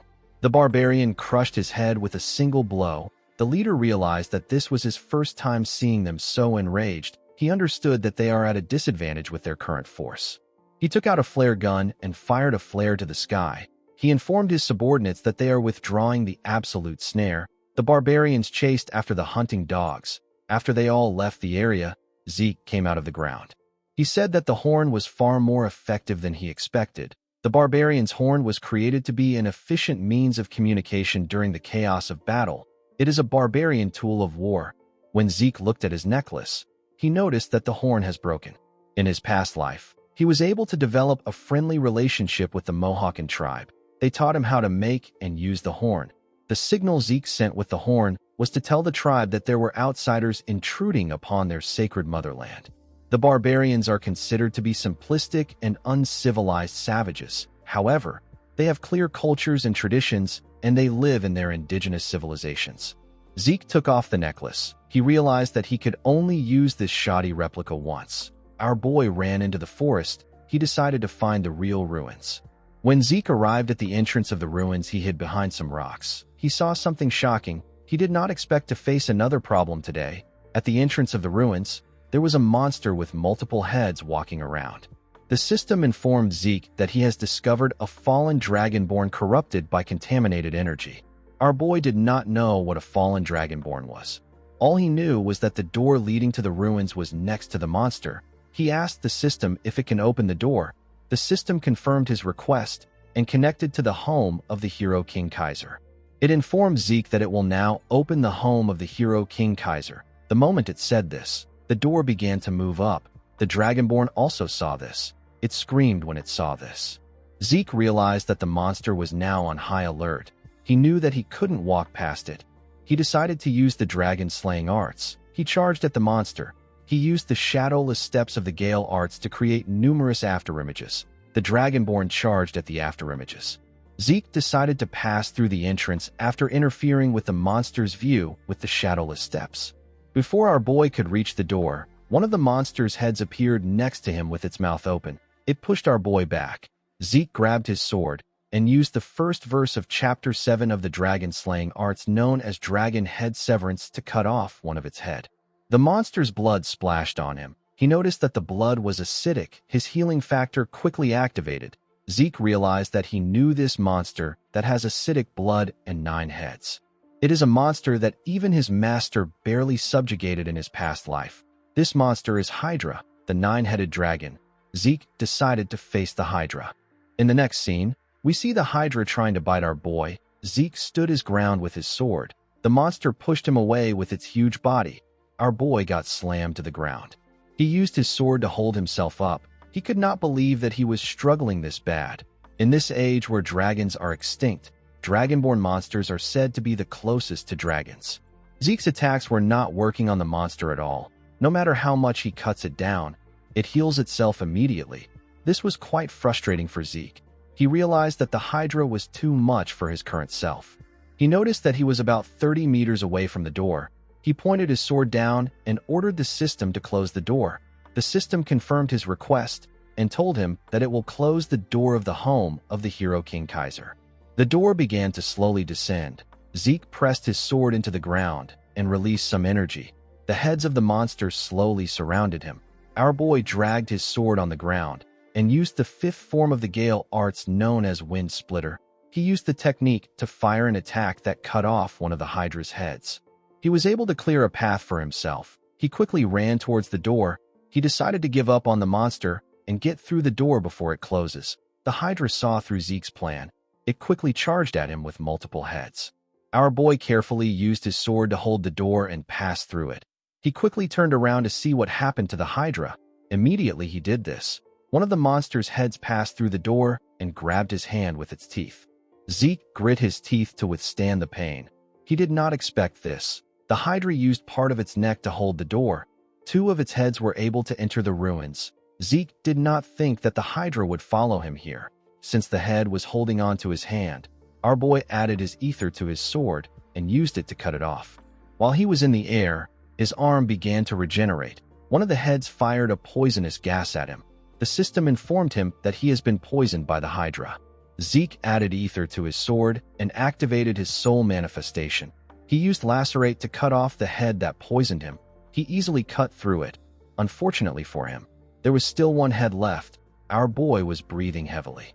He was quite exhausted. The head charged at him while he was breathing heavily. Since he was tired, Zeke decided to use one of his draconian skills. He activated the dragon's dignity. He used it to create a terrifying image of a dragon. With a horrifying look on his face, Zeke asked the monster to screw off if it doesn't want to get crushed. The Hydra could feel Zeke's terrifying power. It became scared. It quickly moved back and left the room on its own. Our boy did not think that dragon's dignity would walk on the Dragonborn. He realized that he should have tested it earlier. Zeke wondered why he was so tired. He knew that his infinite stamina is active. He wondered if this was because of the poison. A status window appeared in front of him while he was thinking. It informed him that he has struck fear into the fallen Dragonborn. It asked him if he will activate Dragonic control to subjugate the target. Zeke was surprised to hear that he struck fear in it. He wondered if he struck fear in it with the dragon's dignity. He couldn't believe that he had a chance to subjugate this powerful monster. He decided to give it a try. Zeke was quickly disappointed. The system informed him that he lacks the required administrator authority to be able to subjugate the Dragonborn. It told him that he has failed to subjugate the target. Zeke stood up. He said that he was looking forward to it. He realized that it would have been weird if such a cheat skill doesn't have any restrictions. The moment he thought of this, he felt a large amount of pain. The system informed him that the Hydra's poison has surpassed dangerous levels. Zeke fell to the ground. He could not believe that his healing factor was not working on the poison. He believed that there has to be a way to overcome this. He recalled that gluttony can consume bloodline abilities. Since it is such a potent poison, our boy was certain that the monster must have a bloodline ability that involves resistance against poison. He quickly activated gluttony. The shadow came out of his body and ate the head of the Hydra that he cut off. After the shadow was done consuming the head of the Hydra, the system informed our boy that the rank of gluttony has increased after absorbing the life of an elimination target life form. Gluttony increased from beginner to expert level. Zeke recovered the energy that he lacked. The system informed Zeke that he has absorbed the bloodline ability of the Hydra. It told him that he only consumed a portion, so he acquired an incomplete constitution. He now had poison resistance. Due to the effect of the poison resistance constitution, the Hydra poison was neutralized. Zeke smiled and raised his head up. According to the system, poison resistance constitution grants him immunity to most poison, and it will neutralize most poison. Our boy realized that he doesn't have to worry about poison anymore. On top of this, gluttony, which hasn't risen for a while, has finally gone up. He wondered if this is because he absorbed an elimination target life form. According to the system, an elimination target life form is a monster that is designated by the system to be subdued. Zeke will be given additional rewards for subduing such monsters. Our boy decided to continue his mission. He went into the ruins. The hero King Kaiser was a legendary figure who was half human, half fairy. He was born to the wise sage and the fairy monarch. Like any other hero, Kaiser's life was difficult from birth. He was separated from his parents due to the plans of an evil mage. He was abandoned in a forest. A sacred wolf took in the young lone, and crying Kaiser abandoned deep in the woods and raised him. Thanks to the wolf, Kaiser was able to grow up safely. Kaiser saved the oppressed humans and created a kingdom in the central continent solely for humans. This kingdom is known as Kronos. Every single person in the continent knows about how Kaiser's legend began. Currently, there are hardly any documents left from this time. This made Kaiser's story a legend. However, the proof that the hero King Kaiser and the Kronos kingdom actually existed was right in front of Zeke. While looking around the majestic palace, Zeke noticed that it was smaller compared to what he saw in the books. Our boy didn't think that the ruins of Kaiser would be the Kronos kingdom itself when he arrived at the entrance. He saw a huge door. Zeke realized that the home of the Dragon Slayer was also like this. The system helped him open the huge door. When Zeke stepped inside, he saw a huge glowing rock in the middle of the room. He walked up to the rock. He believed that it contained the secret technique of Kaiser. Before he could touch the rock, the system informed him that a quest linked to the hero King Kaiser's secret technique has begun. Zeke was surprised to see this. The system told him that he can't leave the area until he completes the linked quest. The moment it said this, the door got locked. The system asked him to acquire Kaiser's wisdom from the remnants of his presence left in the ruins. There was no time limit on this quest. He will be given the tears of the fairy monarch as a reward. Zeke was surprised to see what the reward was. He recalled that Kaiser's mother was an existence that grants the wishes of men. He could not believe that he would be getting the tears of the fairy monarch. Although our boy didn't know how to use this treasure, he knew that it is a cheat-level treasure. He asked the system to tell him how he can obtain the wisdom. The system confirmed his request and began to extract the data within the magic video recording device. It discovered entry 546 of Kaiser's magic video records. There were 12 entries in entry 546 that corresponded with Zeke's request. The system decided to play the first video among the 12 magic video entries. It detected that the language used in the video was ancient Kronosian, which is no longer in use. It translated the language into the central continent language which Zeke speaks. The moment it did this, the device released a video of a man. This was the man of legends, the hero King Kaiser. At the beginning of the video, Kaiser said that a sword is simply a sword. He said that the senile old men who don't even know how to swing a sword always spout this kind of nonsense. Immediately he said this, he noticed that his recording device was shaking. He asked someone whose name is Sheltern to get himself together. He told him that the device is shaking. Zeke quickly recalled that Sheltern is the man known as Kaiser's most loyal knight. Kaiser asked our boy about what he needs to do to wield a sword well. He said that a person doesn't need to do much. He said that they simply have to swing their sword often and with vigor. He asked Zeke if he is curious about the amount of times he needs to swing his sword. He told our boy that he needs to reach this goal. The moment he said this, he took out his sword and made a simple and powerful swing. Zeke felt like he was cut in half. He basically died while looking at the attack. Our boy fell to the ground. He began to sweat and breathe heavily. He could not believe that this overwhelming spirit was able to affect him even though it was just a recording. He could not believe that this was the wisdom of the hero king. Zeke smiled nervously. He said that he likes it. He stood up and asked the system to replay the video from the beginning. The system accepted his command. In the next scene, we see Zeke swing his sword. It has been about 4 days since he locked himself in here to train. He discovered 3 other doors across the entrance. The first room is a food storage that contains enough food to last for months. The second room is a rest area meant to allow one to manage their body's condition. The final room contains a variety of books and weapons of war. This room is a training room meant for Kaiser's successor. Thanks to this, Zeke was able to focus purely on training and swinging his sword. Our boy was already able to mimic the form he saw in the video, but it still didn't feel right to him. While he was looking at his sword, the system informed him that he has acquired Kaiser's wisdom. It told him that he has gotten the basic form of the elemental sword. Zeke was surprised to see this. He didn't know what it meant. The system informed him that he has surpassed the basic level and entered the applied level. Our boy did not know what this meant. The system told him that it is going to summon Kaiser's soul. The recording device began to gather a large amount of energy. It brought together something. The device stopped gathering energy when the person had been formed. The person turned out to be the king of the ancient Kronos kingdom, the hero King Kaiser. Zeke could not believe his eyes. The hero King Kaiser was standing in front of him. While he was staring in wonder, Kaiser took out his sword and attacked him. Zeke was able to block the attack. He did not know why Kaiser suddenly attacked him. Kaiser added more strength to his attack and sent our boy flying. Zeke crashed into a wall. The Hero King asked our boy to stand up immediately. Zeke could not believe that he sent him flying. He only felt this kind of strength once in his life. He felt it when he was facing his master in his past life. Kaiser asked our boy if he is going to learn his swordsmanship with such pathetic skills. With a look of anger on his face, he said that the knights of the old would pound the ground and lament at this sight. Zeke did not understand why Kaiser was attacking him. He wondered if the Hero King was trying to test his abilities. Before he could even get up, Kaiser appeared in front of him. He swung his sword at our boy.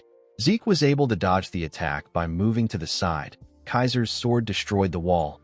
Our boy became convinced that Kaiser was trying to kill him. He did not know if he will be able to go against the Hero King. Zeke knew that a ridiculously powerful monster was in front of him. He took a deep breath and told himself that there is no need to think about it too much. He threw his training sword on the ground and told himself that he simply has to do what he always does and give it his best. He took out his sword and covered it with aura. He told the Hero King that he is ready. Kaiser did not expect to see Zeke wield aura. He asked him if he is Sheltern's disciple. He had forgotten about the name of the power our boy was using. He wondered if it was called Aurora. While he was thinking, Zeke charged at him. Kaiser blocked his attack and pushed him back with a simple swing. The Hero King was still thinking about the name of Sheltern's power. Our boy's arms were shaking from receiving Kaiser's attack. He could not believe that the Hero King was this strong even though he was not paying attention. The moment he thought of this, he saw Kaiser in front of him. The Hero King said that the name doesn't matter. He said that all that matters is how fun it is. He attacked Zeke again. Our boy was able to block the attack. Kaiser began to make his attacks faster. Zeke was struggling, but he was able to keep up with him and parry his attacks. His body was shaking after he received the Hero King's attacks. Zeke already knew that he couldn't win against this man. However, he didn't think that there would be this much difference in their powers. He was like an ant that Kaiser was playing with. He wondered if Kaiser was trying to show him why he is the Hero King. Even though he was losing, Zeke was still confident in his perseverance. His critical strike got activated. His continuous slash and high-speed movement got activated. His dragon claw also got activated. Our boy charged at the Hero King with his skills. He used his dragon claw to attack him. The attack caused a huge explosion. When the dust cleared up, we see that Kaiser didn't even move. He simply stood there and took the attack head-on. He was actually surprised to see that Zeke was able to wield draconian powers even though he is not a dragonoid. Our boy charged at Kaiser from behind. He activated his ether. Kaiser turned around to see him. He told Zeke that he is also using elemental force. Zeke activated his soul manifestation and used Lacerate to attack the Hero King. Kaiser covered his sword with an unknown energy and used it to stop Zeke's attack. Our boy grit his teeth and continued pushing. The Hero King simply smiled at him. In the next scene, we see Zeke wake up on the ground. Our boy was surprised to see himself on the ground. Kaiser referred to him as weakling and asked him if he is finally awoken. When Zeke raised his head up, he saw Kaiser floating in the air. The Hero King told him that he has quite the talent. He said that our boy has Sheltern's talent, draconian powers, and even elemental force. Immediately he said this, Kaiser noticed something odd. He moved close to Zeke. He told him that a part of his soul is stuck in the spirit realm. Our boy was surprised to hear this. He didn't know what the spirit realm is. Kaiser explained to him that he managed to overcome the wall of death even though he has a human body. He said that his ability to utilize elemental force now makes sense. Zeke stood up and told Kaiser that he has been talking about nonsensical things like the spirit realm and Sheltern's talent. He asked the Hero King to explain things in a way that he understands. Kaiser smiled when he heard this. He asked Zeke to forget about this trivial issues. He reminded him that he has a more important goal. Zeke asked him about what he means. Kaiser asked him to stop pretending. He told him that he is attempting to learn his wisdom. He raised his hand and gathered wind, water, fire, and earth. He told our boy that he is talking about the elemental sword. The elemental force is the pure natural force that makes up all things. Kaiser raised his sword and released water, fire, earth, and wind. He explained to Zeke that the elemental sword is the application of these four basic elements. He swung his sword and used a technique called Wind Field Tempest Sword. He released a tornado with the technique. He explained to our boy that this is the Wind Field Tempest Sword created by the wind. He said that the source of the elemental force that is behind the elemental sword is ether. Zeke was shocked to see the destructive power of the technique that Kaiser used. He believed that Kaiser's explanation and his raw power are closer to magic than swordsmanship. Zeke could not believe that the source of the elemental force is ether. He could not feel any ether from Kaiser. Our boy wondered if there is some kind of secret involved in the conversion of ether to elemental force. He asked Kaiser for the method of converting ether into elemental force. Kaiser covered his sword with fire to show Zeke how it works. He revealed to him that he is just naturally able to do it. He said that he doesn't know how to explain. Zeke wondered why people like this are always his masters. He realized that he could now feel the ether in Kaiser's sword. It wasn't that he didn't feel anything. It was that he couldn't feel anything if he wanted to.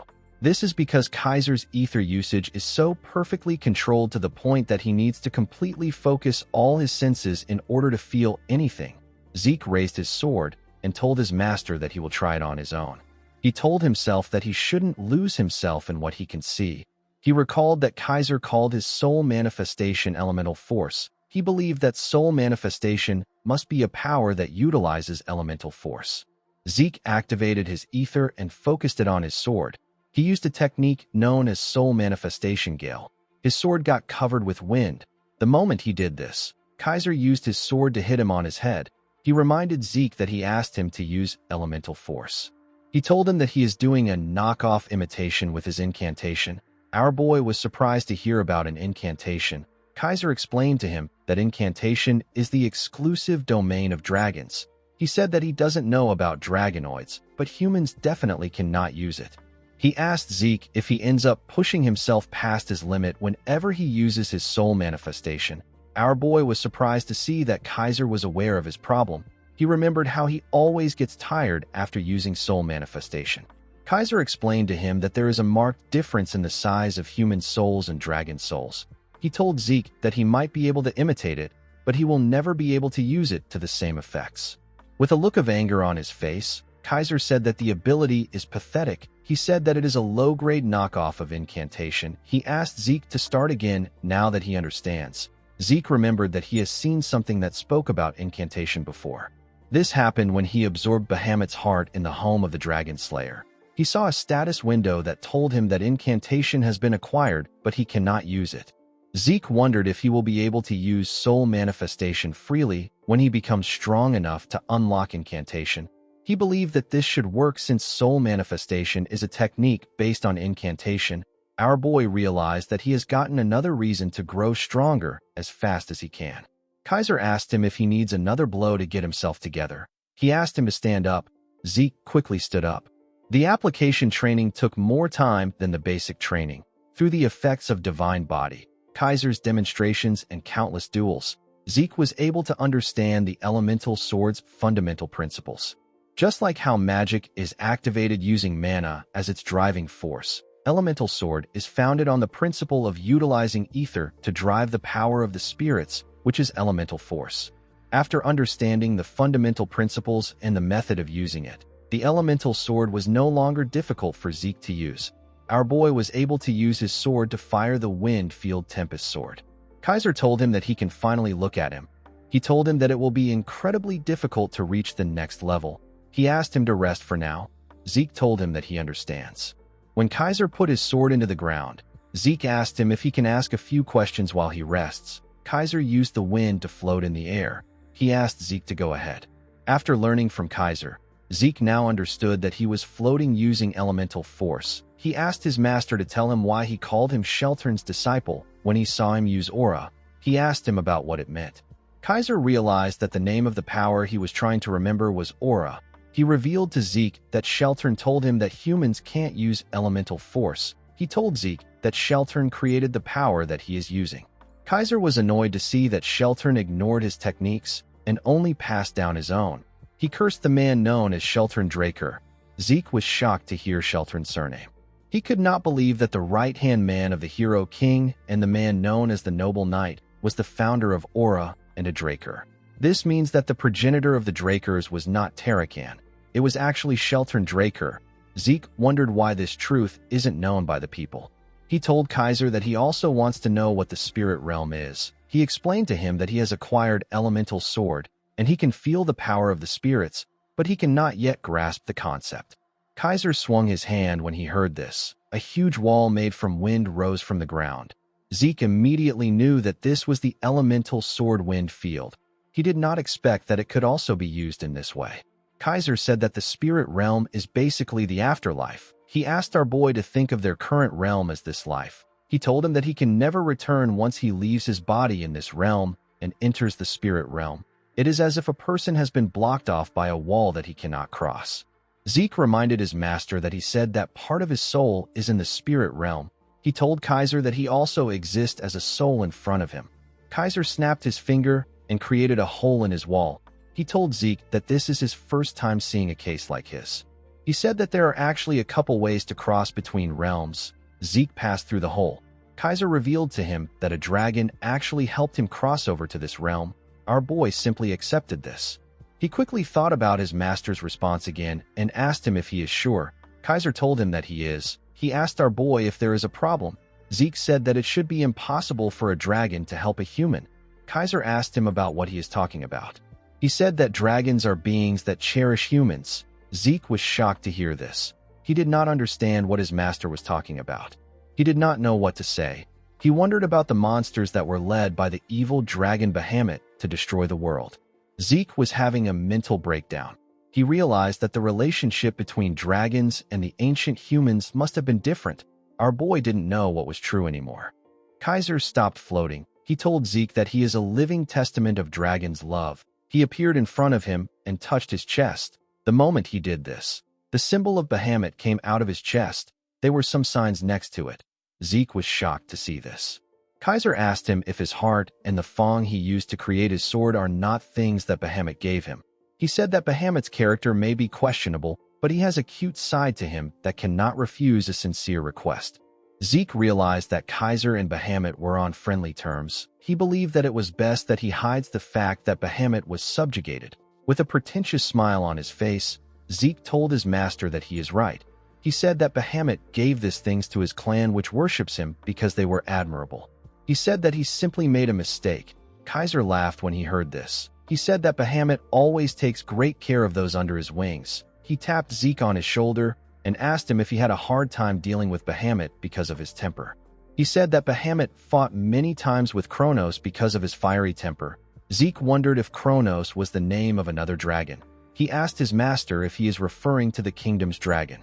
He said that he heard a lot of things about Kronos from Bahamut. He asked Kaiser if the kingdom's name was gotten from Kronos. Kaiser told him that he is right. He revealed to Zeke that he is Kronos' contractor. He said that while someone was racking his brain over the name of the kingdom, Kronos was leisurely drinking tea. When he saw this, Kaiser decided to name the kingdom after him. Zeke was shocked to hear about a dragon drinking tea. He wondered if this was done through the polymorph skill. Kaiser said that Kronos didn't react much. It was as if he expected it. The Hero King said that he wanted the name of the dragon to be known by future generations. Zeke started to piece things together. Thousands of years ago, during the era Kaiser lived in, humans and dragons lived in harmony. However, in the case that an incredibly powerful dragon helped a human without a contract, the balance of the world would collapse. This would endanger the entire realm. In order to prevent this, the dragons suppressed their own strength and polymorphed into human form to help humanity through their contracts. The dragons called their contracted humans contractors. Zeke deduced that the reason the ancient figures were so powerful was because they were receiving help from dragons. Our boy wondered about what caused the rift between the humans and the dragons. Kaiser told Zeke that he can no longer wait for him. Our boy decided to hear his master's entire chronicle when he gets the chance. He told Kaiser that he waited over 2,000 years for a successor. He told him that he can afford to wait a little longer. Kaiser said that he picked up an arrogant disciple. He told Zeke that he wants to see if he will be able to keep up this attitude. He picked up his sword and took a stance. He revealed to Zeke that his final lesson is a duel against him. Our boy noticed that the atmosphere around his master has changed. Kaiser said that an ordinary duel will not be different from what they have been doing. He said that he is going to add a rule. He raised his hand and created walls that blocked the 3 doors in the room. He told Zeke that eating and sleeping will be forbidden from now on, and the duel will continue until he says that they can stop. He also told Zeke that he can only use an elemental sword of the same element as him. Zeke asked his master about what will happen if the rules are broken. Kaiser activated a technique known as Flame Field Dance of Flames. This technique covered his sword with fire. He charged at our boy. Zeke managed to block his attack. With a serious look on his face, Kaiser told Zeke that he is free to break the rules if he has more than 1 life. The elemental sword is split into 4 fields that each corresponds to an element. The first field was founded on the element of fire.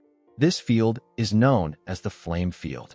It spreads a great amount of heat and flames and boasts an overwhelming destructive power. Kaiser used the flame field to set our boy on fire. Zeke was able to push the fire away and heal his body. The next field that Kaiser used is founded on the element of earth. It is the steel field. Kaiser pressed Zeke down with the steel field. He charged at him with his sword. Our boy was able to block the attack, but his master pushed him deeper into the ground. The steel field specializes in subduing and defending. It uses the power to freely control solidity and mass. As Kaiser pressed him into the ground, Zeke grit his teeth and gathered his strength. He pushed Kaiser back with a large amount of energy. Immediately he did this, something cut him on his face. Kaiser activated the wind field, which is founded on the element of wind. He used the wind field to fire multiple attacks at Zeke. While he was in the air, our boy was able to block the attacks. Compared to the flame field, the wind field lacks power. However, it is useful for its attack speed, high-speed movements, and sword aura. Upon seeing that Zeke was blocking his attacks, Kaiser decided to fire a larger attack at him. Our boy dodged the attack and appeared behind him in an instant. He covered his sword with wind. He wanted to attack his master from behind. Unfortunately for him, Kaiser activated the last field, which is founded on water. It is known as the water field. Kaiser used the water to block Zeke's attack. The water field is used for attack and defense, as well as suppression and support. Kaiser used the water field to push our boy back. The water field is as variable as water itself. It possesses a versatile and well-balanced strength. Kaiser used the water to land a huge cut on Zeke's body. Our boy did not understand what was happening. He believed that his power and range should be greater. He could not comprehend why there was such a huge gap between him and his master. Our boy recalled when he was training to use the water field. He made a large amount of water pour on the ground. Zeke was happy to see what he did. Kaiser quickly hit him in the head with his sword. Zeke asked his master to tell him why he hit him. While floating in the air, Kaiser explained to him that the power he used was the power of a waterfall. It was not the power of water. Zeke asked his master if this isn't all right. He told him that the important thing is that he can use the right element. Kaiser moved to the ground. He told his disciple that when it comes to the other fields, he only needs to manifest the right attribute and wield it with all his force for the power to come to life. However, it is different for the water field. He told Zeke that the water field is all about fluidity. He told him that fluidity will trump strength. He asked Zeke if he understands. He asked him to do it again. Our boy stood up out of anger. He believed that his master was spouting nonsense. It did not make sense to him that fluidity would win against strength. He remembered that he submitted in his past life because he lacked the strength to fight back. He lost what was precious to him because he lacked the strength to protect it. In order to survive, in order to adhere to his convictions, in order to protect that which is precious to him, Zeke sought nothing but strength throughout his life. He could not believe that his master was now telling him that fluidity will win over strength. Our boy could not comprehend this concept. He put himself together and covered his sword with water. He used it to block Kaiser's attack. He could not believe that he was thinking of something else during the duel. Kaiser sent Zeke flying with his attack. Our boy used his sword to hold himself down. His body trembled as he slowly pushed himself up. He realized that he stopped keeping track of time after the 15th day. He believed that this insane duel must have been going on for a month. He had been fighting endlessly without food or rest. Thanks to the duel, Zeke realized that infinite stamina isn't all-powerful. It didn't mean anything in front of a monster that overwhelms it. Kaiser charged at him again. Our boy quickly used his sword to block the attack. He noticed that he couldn't put any strength into his arms right now. The floor was also slippery. While struggling to stand his ground, Zeke slipped and caused a huge splash in the water. Fortunately for him, he was able to stand his ground. He did not expect that he would parry Kaiser's heavy attack with the water. Zeke smiled when he remembered what his master said. He now understood what his master meant when he said that fluidity will trump strength. When he casted aside his strength to grip his sword and his strength to remain standing, he finally began to understand Kaiser's words. The methods our boy learned to control a blade's arc and strikes do nothing but bind its freedom. Zeke realized that he needed to cut away this unnecessary shackles. Just like how water flows from above to below, our boy needed to create his own path. He grabbed his sword and charged at his master. He recalled that he has felt something like this in his past life too, when the line between his sword and himself blurred and he felt like he was one with the world around him. Zeke now understood that water could be violent at times and refined too. He moved his sword with the water and pushed his master back. He stood before Kaiser like an equal. Kaiser smiled when he saw this. He was excited. He swung his sword at our boy. Zeke quickly moved back to dodge the attack. He went down and gathered a large amount of water around his sword. Kaiser also did the same. With a smile on their faces, the two of them used a technique of the water field known as Water's Edge. Their attacks shook the entire Kronos kingdom. It even left a large hole in the roof of the palace. Zeke fell to his knees. He lost consciousness. Kaiser told him that he is magnificent. He accepted Zeke as the sole successor of his teachings. In the next scene, we see Zeke wake up. He was surprised to see that he passed out. This was his second time losing consciousness. The first time it happened was during his duel with Duke. At the time, the system informed him that the excessive use of his skills has resulted in fatigue that surpasses the allowed amount. The system forcefully shut down his consciousness for his own sake. However, it was different this time. This was the first time Zeke passed out because he reached his body's physical limit. He pushed himself up and called out to Kaiser. He turned around to see that the stone that summoned his master was broken. He realized that his master has returned to the spirit realm. Our boy wondered about what happened to the quest. He felt like he managed to decently use the water field before passing out. While he was thinking, several messages popped up out of nowhere. Zeke was shocked to see the amount of messages that appeared in front of him. The system informed him that he has completed the linked quest. It told him that his reward will be increased due to the time bonus. Zeke was happy to see this. He believed that he deserved the reward since he worked himself to the bone to complete the quest. He received the Fairy Monarch's Tears, 500 karma points, and 3 random skill cards. The system informed him that he has completed the achievement quest. It told him that his reward will increase due to the time bonus. It elevated Zeke's administrator rights and gave him 500 karma points, as well as 3 random boxes. Due to the fact that he was elevated to an intermediate administrator, certain system functions were to be unlocked.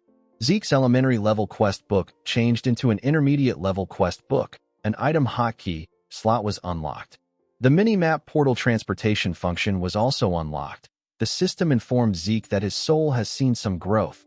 Due to the growth in his soul, the seal on Bahamut's heart was partially unlocked. 90% of Bahamut's power was still sealed off. The messages were quite much. Zeke believed that reading through them will be a lot of work. Our boy decided to first check the seal percentage. He recalled that the seal was at 95% when he first absorbed Bahamut's heart. At that time, Zeke tried to unlock the seal immediately, but the system blocked him. Since he had directly faced the power, he knew that it was something that he couldn't handle. He realized that he can only handle 10% of the power now. Zeke understood that incantation, which he couldn't unlock with points alone, and dragonic control must be related to the seal percentage. He decided to keep an eye on it. He opened the system and unlocked the random boxes he got as a reward. He got some boots created from meteoric iron and a lower body armor that was also created from meteoric iron. The system told him that the property of the items will be activated once he equips a full set of meteoric iron. The third item he got were some earrings that were delicately made from crystals. The earrings grant the user 15% improvement in their mana recovery speed. They also look nice when paired with a red dress.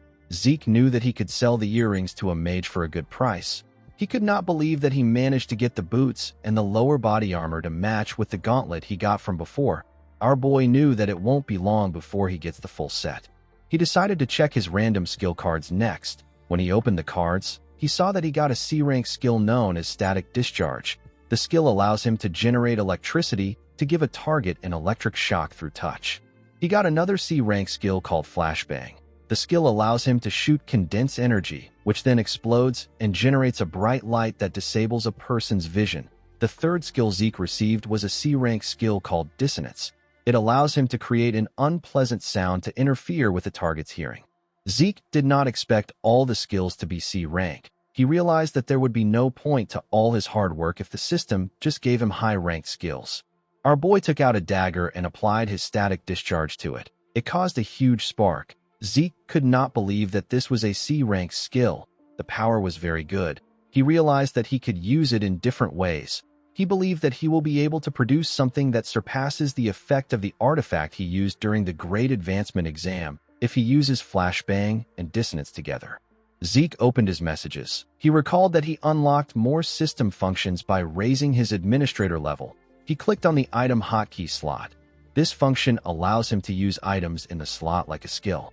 Our boy believed that the function would be useful in an emergency. He wondered about what he should keep in the slots. Since he had healing factor and infinite stamina, he didn't need any healing potions. While looking through the system, Zeke realized something important. The skills that he thought would be all-powerful each had their own disadvantages. However unlikely it may be, there is no guarantee that he will never encounter another skilled opponent like Kaiser that can't be managed with infinite stamina. He realized that he hasn't been able to confirm the limits of his healing factor yet. He did not want to take any chances. He bought a top-grade healing potion known as Salvation. He bought it for 350 karma points. He registered the potion in the item hotkey slot. Salvation is the masterpiece of Javor Hassan. It is a top-grade healing potion that will instantly recover any mortal wound and stamina. Because of its incredible performance, anyone who has taken it before will not be affected by it again. It also possesses an unknown effect. Although it was an unexpected expense, Zeke was not mad about it. He knew that he had to get a potion that would work as a replacement for infinite stamina or healing factor. Zeke decided to check the most important reward. He took out the Fairy Monarch's tears. It was in a glass bottle. The tears were said to be spilled after falling to the grief of losing the hero King Kaiser to an evil mage's conspiracy. It can be used as a medium to summon the Fairy Monarch from the spirit world. It can only be used once. Zeke was shocked to see the description of the item. He recalled that the Fairy Monarch appears in legends as an existence that grants human wishes. Zeke wondered if summoning the Fairy Monarch would lead to a wish being granted. He realized that it can only be used once. He decided not to test it now. He kept the bottle in his inventory. He stood up and told himself that a time will come when he will be able to use the item. After saying this, he walked out of the building. In the next scene, we are taken to an outpost. We see Zeke appear in the outpost out of nowhere. When he looked around, he realized that he was at an adventurer's outpost. He could not believe that he was actually transported there.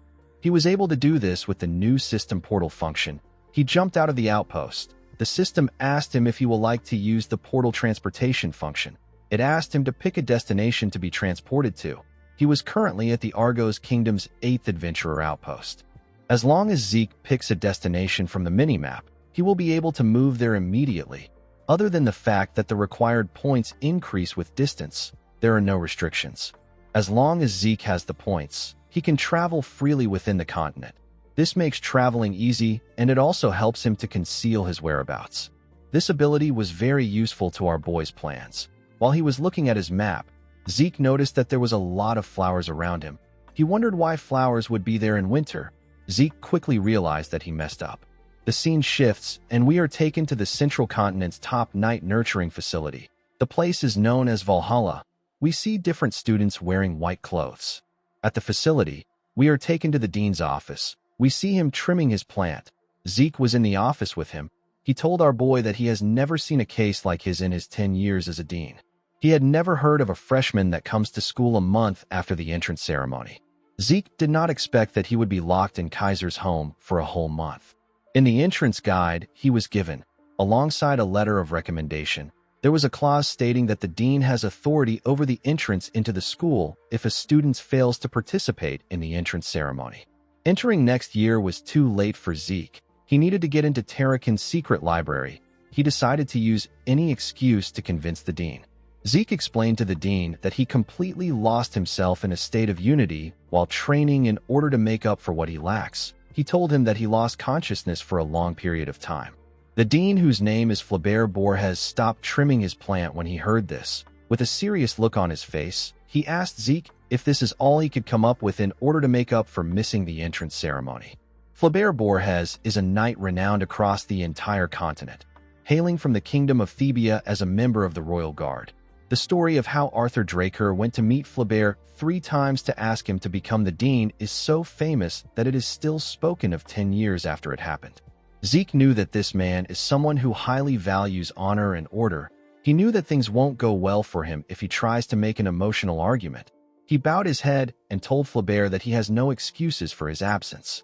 Flaubert did not expect this. He knew that unity isn't something that is easily achieved. If it was any other cadet, he would have dismissed it as a lie. He revealed to Zeke that he received a letter of recommendation from the academy's dean. He told our boy that he will arrange a place for him.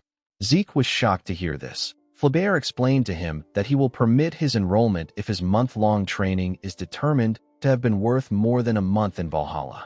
Zeke did not like the fact that Howard helped him in this situation, but he didn't have a lot of choices. He thanked Flaubert for giving him a chance. Flaubert pressed a bell. An assistant quickly entered his office. The dean asked the man to reserve an empty training room immediately. He asked him to tell the professors of each department that there will be an extra entrance exam, so they need to gather there. The scene shifts, and we are taken to the cadet individual training room. We see Zeke standing on the stage. Our boy looked around the room. He realized that all the professors here are renowned knights that he has seen in the continent's news at least once. Since everyone had gathered there, Flaubert ordered Zeke to show them the fruits of the training he claims to have undertaken. Zeke grabbed his sword. He wondered about what he should show this instructors. He knew that he couldn't show them his elemental sword. He took out his sword and took a stance. He could feel the intense pressure of the instructors who were staring at him. Our boy was aware that this were the people training the greatest knights on the continent. He knew that they wouldn't even blink if he showed them some old technique. Zeke decided to show them a little bit of what he is capable of. He released a large amount of energy in the hall. He focused his energy on his sword. The instructors were shocked to see Zeke's aura shining brightly. They could not believe that they were looking at an aura blade. The instructors could not comprehend the fact that Zeke has already reached the level of a Blue Knight at age 15. They recalled that Abel was the one who held the record of the youngest Blue Knight. He became a Blue Knight at age 19. The instructors believed that our boy was able to achieve this because he is a Golden Awakener. Zeke realized that he messed up.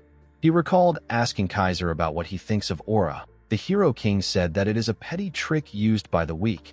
After facing Kaiser for a while, our boy completely forgot how to hold back his aura. When he saw how the instructors were arguing, he became relieved.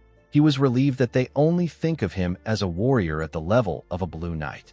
Before meeting Kaiser, Zeke's aura was at the level of a Blue Knight. However, after he learned the elemental sword, his aura broke through to a whole new level, and he managed to reach the level of a Red Knight. The key difference between the two lies in the usage of Aura Blade. Aura Blade is a technique that allows one to wrap their sword in a thin and sharp layer of aura to optimize deadliness. A Blue Knight is only capable of manifesting and maintaining it. A Red Knight, however, would be capable of changing its form freely while maintaining its deadliness. Zeke was relieved that he stopped after merely using the Aura Blade. He knew that things would have gotten stressful if he continued. While he was looking at the instructors, someone screamed that he was incredible. Zeke was startled when he heard the person scream. The person turned out to be Flaubert. With a smile on his face, the dean told Zeke that he has shown results that are incomparable to spending 1 month in Valhalla. He told our boy that he could have taken several years off if it was for his awakening. Zeke put away his sword. He was surprised to see Flaubert acting like a completely different person. Zeke bowed his head and told the dean that he apologizes for missing the entrance ceremony. He said that it was due to his own incompetence. Flaubert laughed and asked him not to worry about it. He turned to the instructors and asked them if there is anyone opposed to Zeke's entrance. The instructors realized that the dean is really indulgent towards talented students. The instructors told him that they are not against our boy's entrance. One of them said that such a clear manifestation of Aura Blade is rare even among active knights. He said that they don't need to see anything else. Flaubert agreed with them. He congratulated Zeke on his enrollment. Midland Atlas is a great city that is the size of a kingdom in the center of Midland. It is where the training facility of the greatest knights on the continent is located at. Valhalla and the Drakers' Four Seasons Fortress are located here. Since the Four Seasons Fortress is a place where the patriarch of the Drakers and several key figures reside, it is known as the true castle of the Drakers. In the next scene, we see Zeke arrive at the entrance of a mansion. This ridiculously huge mansion is Zeke's personal house. Even our boy felt like it was too much for him. As he slowly opened the door, we see two people waiting for him inside. The moment Zeke stepped in, someone popped a confetti and congratulated him on his entrance into Valhalla. The person turned out to be Duke. Andre was with him. The two men wore silly clown costumes. Zeke was surprised to see his master. Duke tapped his disciple on his shoulder and told him that he is amazing. He said that it is his first time seeing someone miss the Valhalla entrance ceremony. He told our boy that they need to get started since he has arrived. Zeke did not understand what his master was talking about. It turns out that Duke and Andre prepared a surprise enrollment party for him after they arrived at Atlas. Our boy wondered why people who should be in the academy were in Atlas. It turns out that Duke has been called back to the Four Seasons Fortress by the Patriarch. It has been a month since Duke decided on his own to become our boy's housekeeper at his mansion. Andre revealed to Zeke that he became an assistant professor at Valhalla. He apologized to Zeke for imposing on him. Our boy felt like Andre followed him there. He did not like this people disturbing his peaceful life. He was annoyed that they decided everything without even informing the owner of the mansion. After drinking several bottles of liquor, Duke and Andre passed out. It was already late in the night. The scene shifts, and we are taken to a bar. We see someone place a coin on the bartender's table and ask for a beer. The bartender was shocked to see the symbol of the Drakers on the man's gloves. The person turned out to be Zeke. Our boy told the bartender that he also wants to meet Kay. The bar became quiet the moment our boy said this. Everyone turned to him and took out their weapons. Our boy smiled when he saw this. He raised his hand and asked the men if they want to have a go at it.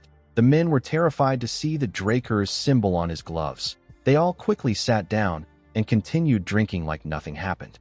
With a nervous look on his face, the bartender apologized to Zeke. He said that he should have stopped the men. He raised his hand and pulled a bottle to open a secret door. He told Zeke that he will guide him to the branch manager. While walking inside a tunnel, Zeke noticed that the tunnel has a second and third layer security magic. He knew that only Kay would do this. Before Zeke's regression, there were two groups that could have been called the greatest intelligence organization on the continent: the Drakers' Order of the Black Knights and the Rome Empire's Intelligence Bureau. However, there is another organization that is not well known among people. This is the Syndicate. At first, it was simply a gathering of smugglers, but after Kay joined the organization, she used their smuggling network as the foundation to form an intelligence network. Around this time in Zeke's past life, he would have been chased out of the academy and would have ended up with the McCain. Our boy did everything he could to survive and clawed his way up as one of their hitmen. Kay, who was the branch leader at that time, went to look for our boy with a commission to clean up an important transportation route. At the time, she wanted to expand the transportation routes they had already secured in order to grow the Syndicate into an intelligence organization that won't fall behind the Black Order or the Information Bureau. Through her talent and tenacity, she managed to turn the Syndicate into her own. After Zeke lost everything to the Empire, Kay went to visit him and presented him with information on the artifact that the Emperor is after. She told Zeke that it won't be easy. She advised him to be careful. Kay actively cooperated with Zeke for his revenge. She said that it was simply her way of paying him back for helping her grow the Syndicate into what it was. Zeke knew that he would have never gotten the artifact if it wasn't for her. He would have never gotten the chance to be there. Our boy knew that information is a weapon. Since he didn't know how the future could change, he believed that it would be better that he stays informed. The bartender knocked a door and opened it for our boy. Zeke believed that it will be beneficial for him to maintain a relationship with Kay through this deal. The moment our boy stepped inside, he saw someone sitting in the dark room. The person lit a matchstick and used it to add fire to their cigarette. Zeke realized that Kay was still the same. A mana lamp got turned on in the room. Kay asked our boy to tell her why he wants to meet with her. Kay turned out to be a beautiful red-hair woman with big boobs. She asked Zeke not to beat around the bush. She asked him to give her only the key points. Our boy revealed to her that he wants to open up a trade with the syndicate. Kay asked Zeke to tell her the reason why a prodigy who has reached the level of Blue Knight at age 15 and is a noble, pure-blooded awakened of the Draker family wants to make a deal with a criminal organization. Zeke was impressed that she was already aware of what happened at Valhalla. He put his hand into his coat. He realized that she was playing games with him because she is not open to the idea. He took out something from the coat and placed it on the table. He asked Kay to make a decision after seeing what he has. Kay saw some earrings on the table. Zeke revealed to her that it is actually an artifact. He asked her to try it on. He told her that she will be surprised. Kay asked him if the earrings enhance mana recovery. She decided to try them on. She told our boy that mana recovery artifacts are common. The moment she said this, her cigarette fell out of her mouth. She was shocked to feel the power of the artifact. She realized that her mana recovery rate improved by 15%. Kay was shocked because most artifacts have a mana recovery improvement of 1%. Even the impressive ones are only at 3%. Kay couldn't believe that our boy gave her something 5 times better. She knew that there would be no way she wouldn't know about the artifact if it was on the market. She realized that Zeke must have either gotten it from a route she doesn't know about, or he managed to get it on his own. Kay became suspicious. With a smile on his face, Zeke asked her if she is ready to talk. Kay wondered about who Zeke truly was. In the next scene, we see Zeke explaining things to Kay. He told her that she can open up a new account with the sealed personal statement she got. He told her that he has already requested for a representative. He told Kay that the only thing she needs to do is go to the Atlas Northern Bank and take care of the item. Kay knew that Zeke wanted to sell the earrings, but she did not expect him to want to work with her to sell unknown artifacts on his behalf. Zeke wrote that she can take 10% for each item sold, and an additional bonus for every 10,000 that they sell. Everything Zeke wrote was what Kay had in mind. It was the upper limit of the deal that she wanted to make. Kay realized that Zeke has access to information. This is because he was already aware that she is a magician. Kay stood up and picked up the contract. She told Zeke that she accepts his terms. She told him that she hopes they both get good luck. Before she could leave, our boy stopped her and told her that he has one question that he wants to ask. With a smile on his face, Zeke asked Kay if her ghost ship is okay. The woman glared at him. Several men appeared behind our boy. They were all holding daggers. With a scary tone in her voice, Kay asked Zeke to tell her where he heard about this from.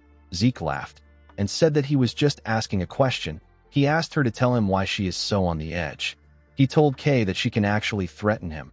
He released his dragon fear and asked her if she can handle the aftermath of her actions. Zeke's energy covered Kay. The woman felt like she was looking a monster in the eye. She began to tremble. The men in the room were also shaking. Kay realized that she doesn't have enough information.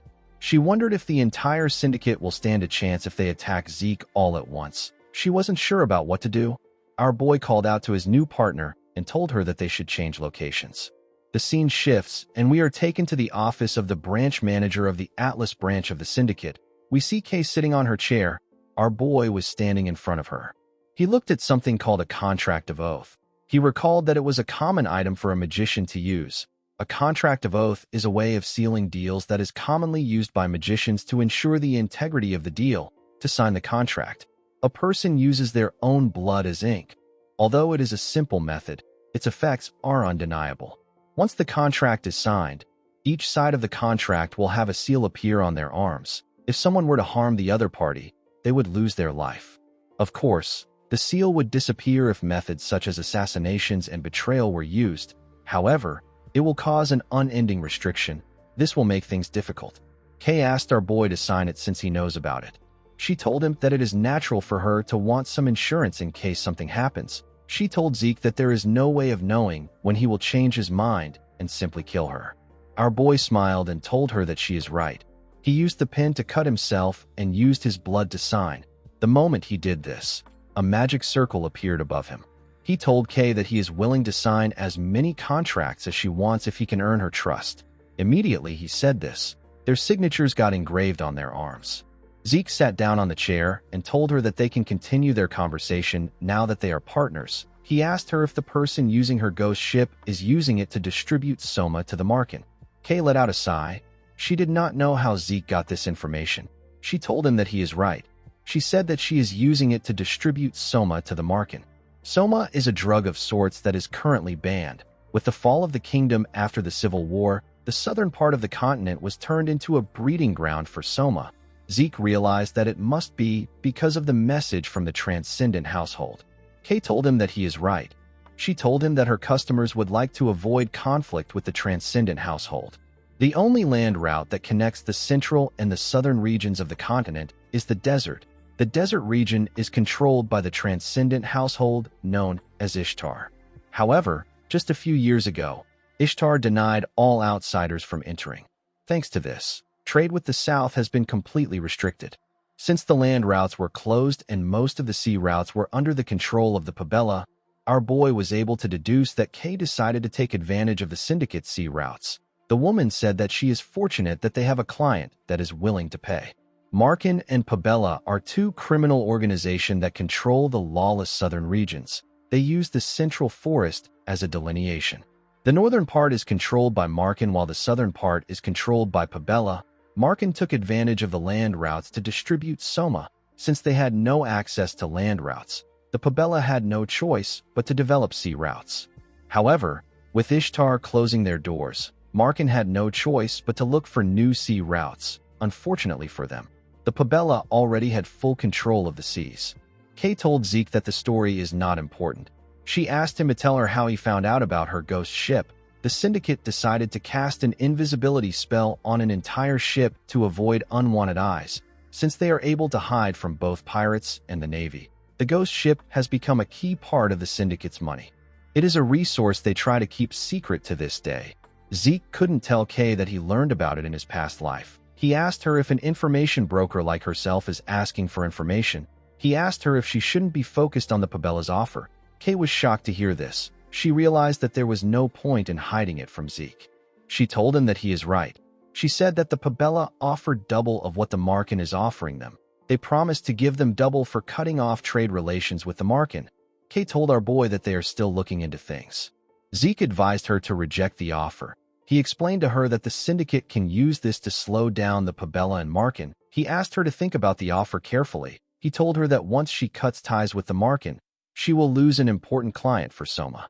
Zeke revealed to Kay that the Pabella are pirates defeated by the Knight of White Silver. The woman was shocked to hear this. She stood up and told our boy that this is impossible. She said that the Pabella is known for keeping true to their principles. She told Zeke that they are different from the stupid pirates. Zeke told her that it is all for show. With a serious look on his face, he revealed to Kay that the Pabella is trying to find her hidden treasure, which is the syndicate's hidden sea route. Unlike the Markin who want to keep the goose that lays golden eggs alive, the Pabella will attack the syndicate once they learn about their ghost ship. Kay told Zeke that he is wrong. She said that the Southern Pirates and the Pabella are two different entities. Zeke hit the table and told Kay that she needs to pay for the information she got. He told her that he simply wants to meet Don Juan, the boss of Markin. He told Kay that he will make her the boss of the syndicate if she can do this. Kay was shocked to hear this. After saying this to her, Zeke stepped out of the building. Although Kay's network of information is impressive, it is still not enough. In the past, the fastest way of gaining access to the syndicate's information was to even the playing field and absorb any organization along the way. Zeke hoped that the small fire he started today will grow in intensity and eventually consume Don Juan. The scene shifts, and we are taken to Valhalla. We see Zeke looking around. He could tell that this place was completely different from the Cradle and the Academy. It has a very free vibe. While looking around, Zeke wondered about when the guide the dean assigned to him will arrive. The moment he thought of this, someone called out to him. The person asked him if he is the guy the dean mentioned. The boy with a face tattoo smiled at Zeke and raised his hand to give him a fist bump. Our boy didn't do anything. He didn't know why the boy was acting friendly. The boy tapped him on his shoulder and told him that he has a long way to go for the Academy blood to get out of his system. Zeke pushed his hand away and asked him if he is the guide that the dean sent. The boy imitated Zeke and showed him how he asked the question. He smiled and asked Zeke to tell him why he is using such a serious tone. The boy gave Zeke a rock and roll sign and asked him not to be so stuck up. He advised him to relax. He told our boy that he is the guide that the dean personally assigned the duty of showing him every nook and cranny of Valhalla. Zeke could tell that this boy talks a lot. While talking, the boy realized that he forgot to introduce himself. He told Zeke that his name is Diego. Our boy was shocked to hear this. Diego introduced himself as the evangelist of New Age fusion music of Southern traditional percussion and central melodies. Diego Villa let out his tongue and told Zeke that he hopes to get along with him. Our boy turned around and told him that he hopes for that too. Diego did not expect Zeke to say this. He moved close to him and asked him if he is already warming up to him. Zeke told him that this depends on his mood. Our boy did not expect to meet Diego Villa, the person who will later be known as the Metered Knight. Zeke did not think that he will meet a man destined to be known as one of the 5 Divine Knights. The 5 Divine Knights are 5 knights that played key roles in the Continental War. The first among them is Bishop Kastek, who is also known as the Silent Knight. The second is Jeffrick Salma, who is known as the Haze Knight. The next person is Asta Eladolf, who is known as the Illusory Knight. The fourth person is Reyna Draker, the Lightning Knight. The fifth knight is Diego Villa, the Metered Knight. While thinking, our boy recalled that people said that all 5 Divine Knights were Valhalla alumni. He decided to confirm if this is true or not. If things go according to his plan, he will be able to strengthen his influence quickly. Diego told Zeke that he is a little hungry because they walked around. He asked our boy if he would like to try some Southern cuisine. Zeke told him that he doesn't have any good memories of Southern food. Diego told him that he hasn't had proper Southern food. In the next scene, we see Zeke take a bite out of a taco. He told Diego that it is pretty good. The boy smiled and told him that it must be. He explained to him that this Valhalla shark dragon food is something that even a Southern native like him acknowledges. Our boy said that it is better than what anyone will find in the South. Diego asked him if he has been to the South. Zeke told him that he has heard about it. After finishing their food, the boys got some tea. Zeke asked Diego about how a Southern native like him ended up coming to Valhalla. Diego told him that it is a really long story. He revealed to Zeke that his father and mother are rulers of a small kingdom in the South. Our boy did not expect him to be royalty. The southern continent is a coalition of smaller kingdoms with the Cuzco Kingdom at the center. The majority of the residents immigrated to the central continent when the Cuzco Kingdom collapsed after a civil war. Diego raised his cup and told Zeke that he is a prince. He said that he is an important person. Our boy could not believe that he was really a prince. He couldn't believe that royalty this undignified exists. Diego explained to Zeke that there are some really stuck-up old people that insist the royal family's traditional twin swordsmanship must be carried on. Since Diego was such a genius with the twin swords, he ended up getting sent to Valhalla. With a bright smile on his face, Diego told our boy that he doesn't care about swordsmanship. He said that he is going to pursue his music. Zeke wondered about what he will do about the people expecting great things from him. Diego asked our boy if he wants to join the Southern Fusion New Age Music Research Club. Zeke quickly declined his offer. In the next scene, we are taken to a lecture hall. Zeke asked Diego if it is okay to enter the upperclassmen lectures like this. Diego advised our boy to stop acting like he is in the academy. He explained to him that Valhalla is all about freedom. Anything and everything is allowed if it is for the sake of learning. He told Zeke that he can go to listen to any lecture he wants if he wants to. He revealed to him that today's special lecture isn't common. He said that he heard rumors that the school has prepared something huge. Zeke wondered if the boy ever gets tired of moving his lips around. While he was thinking, he heard some people talking about him. They referred to him as the youngest person to ever enroll in Valhalla. The students talked about how our boy is a direct descendant and how he is a prodigy that beat up an instructor. Diego was surprised to hear this. He asked Zeke if he is a Draker. Our boy could not believe what he was hearing. He raised his glove to show the boy and asked him about what he thought the gloves are. Diego asked our boy to tell him what the glove is. Zeke called him an idiot and revealed to him that he is wearing pure-blood gloves. He told him that they are a mark of a pure-blood Draker Awakener. Diego was shocked to hear this. He recalled that Zeke didn't take off the gloves while they were eating. He told our boy that he simply thought that he was a real badass for sticking to his guns. He told him that he had no clue that he was wearing pure-blood gloves. Zeke found it funny that the boy came all the way to Valhalla without knowing about the pure-blood gloves. He noticed that Diego was panicking. He felt like this was the normal reaction a person would have when encountering a pure-blood awakener. Zeke was quite relieved to see that Diego stopped talking. The moment he thought of this, Diego told him that he now understands why he is so stuck up. Zeke was annoyed to hear his voice. He did not know what to even say to him. Diego put his arm around his neck and told him that he should have paid for the meal since he is a Draker. He laughed and told him that he is just kidding. Everyone turned to them when they heard Diego's voice. Zeke could not believe that the boy was becoming rowdier. While he was talking, the dean clapped his hands and asked everyone to pay attention. The students immediately became quiet. Zeke wondered why there were so many people in a lecture hall. He believed that they came because of the special lecture being held by the dean. Upon seeing the amount of student there, Flaubert said that he can tell that they are looking forward to the lecture. Diego took out a book and showed it to Zeke. He asked him about what he thinks about the lyrics. He asked him if the rhyme scheme is crazy. Zeke reminded him that he said that they should listen to the lecture. He asked Diego to pretend to listen. The dean decided to skip the formalities and go straight to the main event. He told the students that he had a really hard time getting this person. He introduced the person as a Black Knight of the Drakers who is returning from the field. Zeke smiled when he saw the person. He recalled that the person returned to the Four Seasons Fortress. He wondered if the man will begin international activities now. The person turned out to be Duke Draker. The students were shocked to see the Gale Knight. They did not expect to see the Black Knight that disappeared. They recalled that rumors were going around that Duke was recently sighted around the Four Seasons Fortress. The students did not expect it to be true.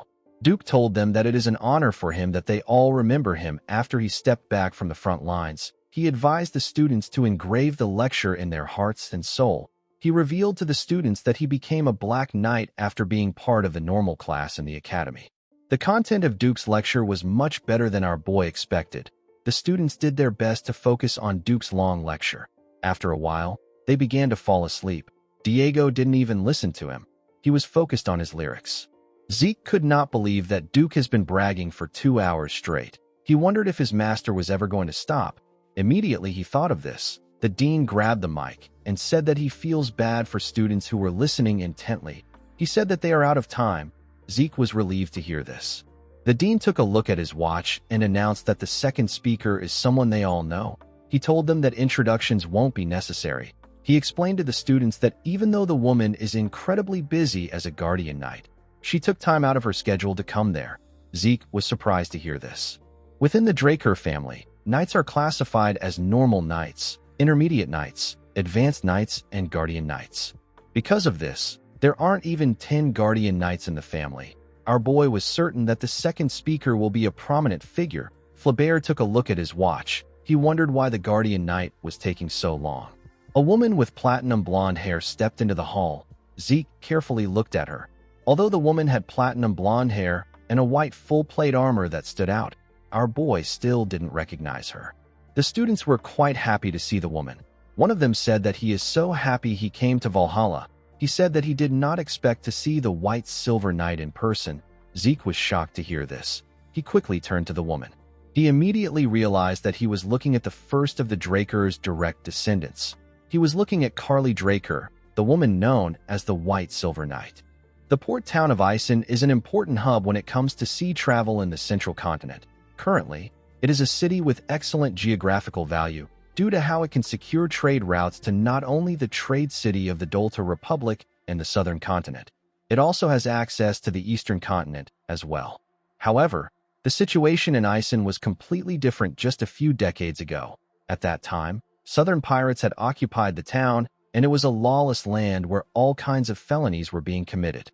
After she became a proper knight of the Draker family, Carly Draker began cleaning up the pirates.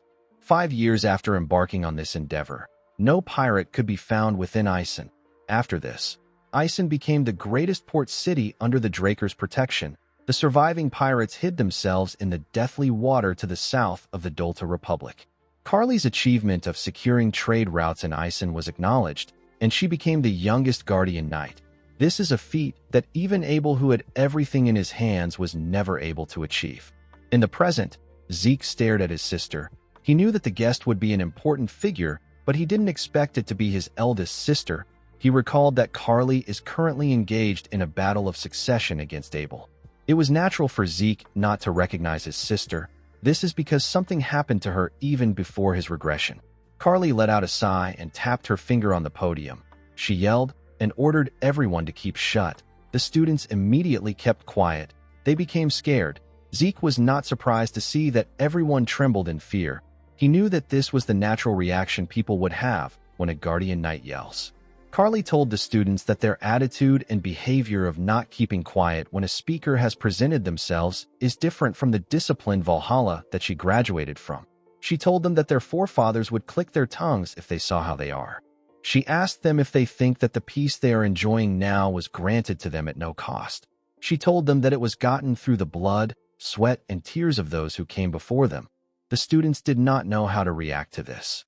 Carly told them that it is not important if they just know this. She said that it is only when they reflect this in their actions that this knowledge truly has meaning. Zeke did not expect his sister to be like this. Carly told the students that it is only through rigorous training and a strict adherence to rules that one can grow a healthy mindset as a knight and become a true knight. Zeke realized that his sister is a young boomer. As they walked out of the hall, the students spoke about how awful Carly's talk was. They wished they had listened to Duke more. Zeke knew that his sister gave meaningful advice, but it did not seem to have any effect on the students. While walking, he remembered what Diego told him. With a bright smile on his face, Diego apologized to our boy. He told him that the 5 hours of composition lit a fire in his soul. He said that he has finished the Valhalla tour. He told Zeke that he will be leaving now. Our boy was happy that Diego left. He planned to hunt for talents and live his life in Valhalla. He believed that it will be better for him to search for Tarakan's secret library during times like this. Before our boy could take another step, someone called out to him. When Zeke turned around, he saw his elder sister. Carly asked him if he could spare her some time. In the next scene, we are taken to the Valhalla public training room. We see Carly take out a glowing sword. Zeke realized that this is the mithril sword that the Holy Kingdom gave his sister. The Holy Kingdom was originally bordering Isen, so the pirate problem was a big issue for them too. As a show of goodwill to the benefits they gained from the pirates being cleared out, the Holy Kingdom gifted Carly a 100% purity mithril sword and armor. She got the title of White Silver Knight because of her appearance when she wore this gear. Carly told her brother that she wants him to show her his abilities without hiding anything. Zeke locked his fingers together and carefully stretched his arms. He wondered why his sister came to meet him. He did not think that she would challenge him to a duel. He realized that Carly must have heard the rumor of him reaching the level of Blue Knight. Our boy placed his sword sheath on the ground and drew his sword. He recalled that she said that she wanted to see his abilities without hiding anything. He told Carly that he will do as she wishes. Of course, Zeke knew that he couldn't show the full extent of his abilities. He was well aware that his sister wasn't the only one curious about the extent of his abilities. He could not see a reason why he would put himself at a disadvantage like that. The founding principle of the Draker family is the law of the jungle. Reaching the level of a Blue Knight is already an unprecedented display of growth. If word gets out that Zeke is at the level of a Red Knight, the Zimmons family, who is in the middle of the battle for succession, will end up using any method they can to kill Zeke. The patriarch will do whatever he can to place Zeke under his control. Our boy believed that showing all his cards is something he should do after he surpasses his father. He knew that what he needed now was the background of being from a transcendent family. Zeke does not plan on following his family's will. Immediately he thought of this. He and his sister charged at each other. When their swords clashed, some sparks flew between them. Carly used her sword to push our boy's sword down. She quickly swung her sword at his head. Zeke was able to dodge the attack, but Carly landed a cut on his face. He quickly ordered his system to temporarily pause his healing factor. Since his opponent is a Guardian Knight, our boy knew that she might notice his healing factor. He didn't want to make the same mistake he made with Duke. Carly made her attacks faster and used her sword to push her brother back. She moved close to Zeke and gave him an attack that sent him flying.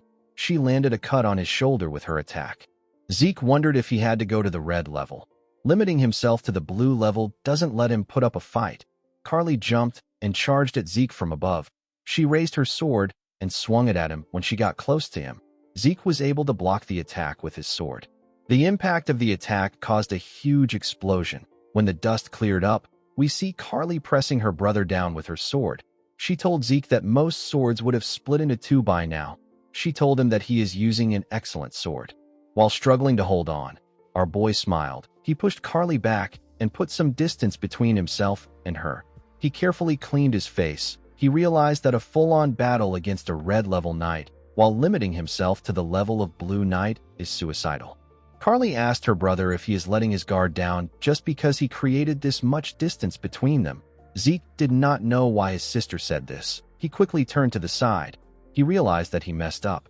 Before acquiring the title of White Silver Knight, Carly Draker had another famous title. Because the aura blade she swung around resembled that of a giant's sword, Carly was called the Giant's Blade. When Zeke turned to the side, he saw his sister's aura blade about to tear him apart. He grit his teeth to withstand the attack, but he was still sent flying. Our boy crashed into a wall. His sword was stuck to the ground. Carly's attack destroyed everything it touched. The woman became worried. She wondered if she did not hold back enough. The moment she thought of this, she noticed something. She saw her brother walking out of the rubble. Zeke placed his hand on a wall and smiled. He was certain that he managed to put on a convincing act. He hoped that his sister liked it. Carly put her sword away and told her brother that he's amazing. She could not believe that he blocked her strike. She told him that he exceeded her expectations. She let out a sigh and told Zeke that she has something to discuss with him. The moment she said this, Zeke fell to the ground. Carly was surprised to see this. She quickly ran to her brother. When she picked him up, she noticed that his internal injuries were quite serious. She wondered if Zeke used his aura excessively. She took out something from her pocket and poured it into Zeke's mouth. She told him that this is their family's highest-tier recovery potion. She asked him to drink it slowly. Immediately, our boy swallowed the potion. His body began to glow. Zeke asked his system to temporarily activate his healing factor. Our boy believed that it won't be suspicious if he uses something like this now. Everything Zeke is doing is an act. He was attempting to hide his strength by disguising himself as someone who has reached the level of Blue Knight. When the Giant's Blade got close to him, he received it with a bare minimum defense to allow himself get hit by it. Right before the attack touched Zeke, he noticed that the smallest of openings appeared. He did not know why this happened. Our boy received Carly's aura with his body. Because his constitution does not allow the use of aura, Zeke naturally ended up resisting it. Since Carly believed that he was capable of using aura, she ended up believing that his internal injuries were a result of Zeke pushing himself past his limits. Zeke raised his head up and touched it as if he had a headache. Carly asked him if he is feeling better. Zeke smiled and referred to her as Dame Carly. He thanked her for what she did. Carly stood up and asked him to call her sister. Our boy didn't expect this. The scene shifts, and we are taken to the outskirts of Atlas. We see a carriage moving around. Inside the carriage, we see Carly offer Zeke some tea. She told him that she prepared it for him because she heard that he enjoys it. She revealed to him that it was shipped by air from the eastern continent. Zeke thanked her for the tea. He recalled that his father said something similar the last time they met. He wondered about how far the tale that he likes tea has spread. Our boy was surprised to see that they were sitting inside a carriage. He told his sister that he would have never imagined that the inside would look like this when he saw it from the outside. Carly revealed to him that she used camouflage magic on the carriage. She said that a guardian knight's carriage stands out too much. Zeke found it odd that his sister dragged him from a training room to the city outskirts by carriage. He asked Carly if the subject is something that would cause other people trouble if they should hear about it. Carly told him that it is about the butchering knight. She revealed to her brother that she needs more power in order to stop Abel. Zeke asked her about what she means. He asked her if she is talking about the second son of the household. Carly told him that she will explain from the beginning. She revealed to our boy that one of their family's tenets is the oath of neutrality. She said that Abel has broken the creed to not get involved in national disputes. He is currently siding with the Rome Empire against Alencia in their dispute. Zeke realized that Abel has been making his moves from an early point in time. He asked his sister if the Four Seasons Fortress is unaware of this. Carly revealed to him that the fortress is overlooking the issue. She explained to Zeke that the Four Seasons Fortress is currently divided. This is because supporters of the Empire have appeared in the Elders' Assembly that Abel is receiving support from. Zeke asked her if all the Elders are on the Empire side. Carly revealed to him that some of them are maintaining neutrality. Our boy could not believe that the stuck-up Assembly of Elders was merely maintaining neutrality instead of showing dissent. He told his sister that it is only a matter of time before all the Elders join the Empire's side.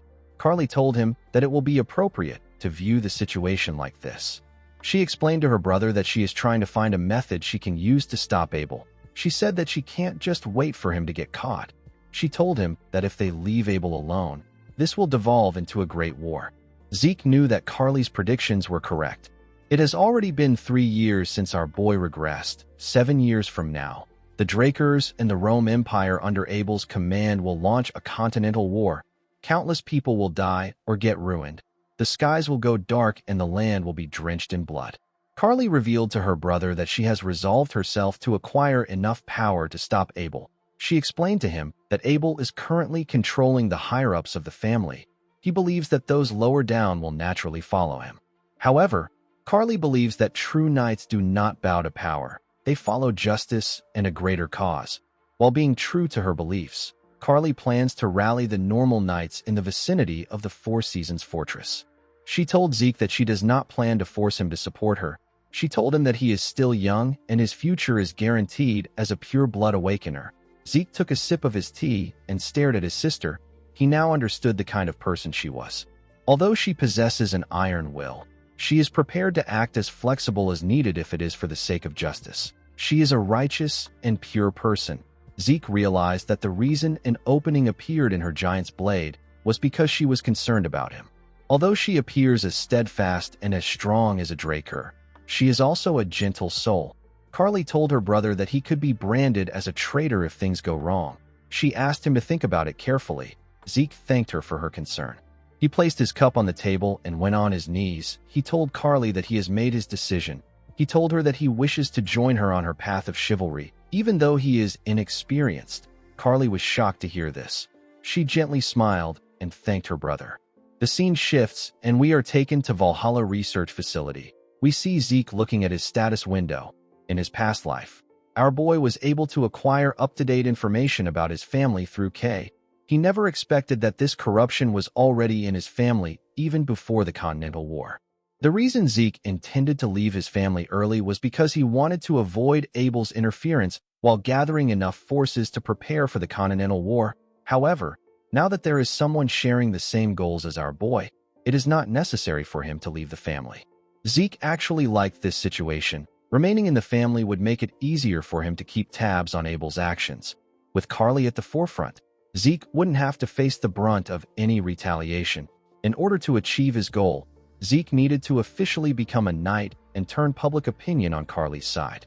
Even if Carly is firstborn and a guardian knight, she is neither a pure-blood awakener nor is she from one of the great families. In our boy's past life, Carly was pushed back by Abel's forces and failed to take the family for herself. However, if a pure-blood awakener like Zeke becomes an official knight and gives Carly his support, the scale would be balanced. Zeke could not believe that he had to act like a knight, even though it didn't suit him in any way. While thinking, our boy looked at the map. He saw that he was almost at his destination. He entered the Great Central Library in Valhalla. He went inside to check for the main reason he came to Valhalla. He went to check for Tarakan's secret library.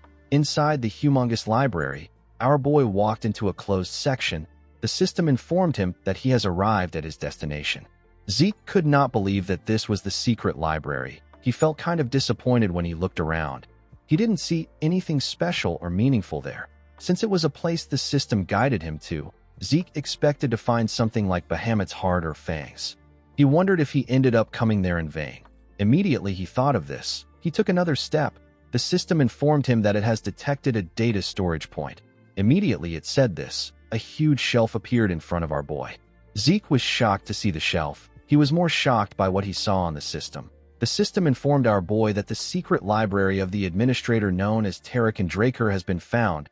Zeke could not believe that Tarakan was a user of the same system. Since this was a bookshelf that only appears in reaction to the system, our boy understood why no one has ever discovered it. The system informed him that the information within Administrator Tarakan's library has been linked and updated in his own system. It explained to Zeke that he will now always have access to Tarakan's secret library. The system provided categories in order to allow Zeke access the information easily. It created 4 categories. The first was the Organization Management Manual. The second was the Dragon Slaying Manual version 5.21. The third was the Reference Materials, and the last was the collections of proverbs to improve growth. Zeke decided to check the categories later. He asked the system to find him something that will help his growth the most right now. The system confirmed his request and informed him that a book matching his request has been found.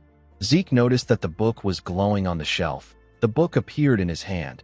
Its title is The Secret Technique of the True Dragon's Swordplay. Zeke was certain that he had never heard about this technique. He checked the back to see who the author is. He was shocked to see the name of the author. It was the close advisor to the hero King Kaiser, the man known as Shelton Draker. In the next scene, we see Shelton Draker writing in his study. Shelton wrote that he wants to elaborate on why he felt the need to create the true dragon's swordplay. According to him, the relationship between dragons and humans began with the great hero king. It is because of him that even mere humans are able to form contracts with supreme beings like dragons. However, dragons cannot help humans without any special reasons to do so. They simply took pity on the weak humans because they lack the special traits that other races possess. Thanks to Kaiser, the number of contractors greatly increased. They spread across the continent to create civilizations. However, it is because of this incredible rate of development that Shelton is worried.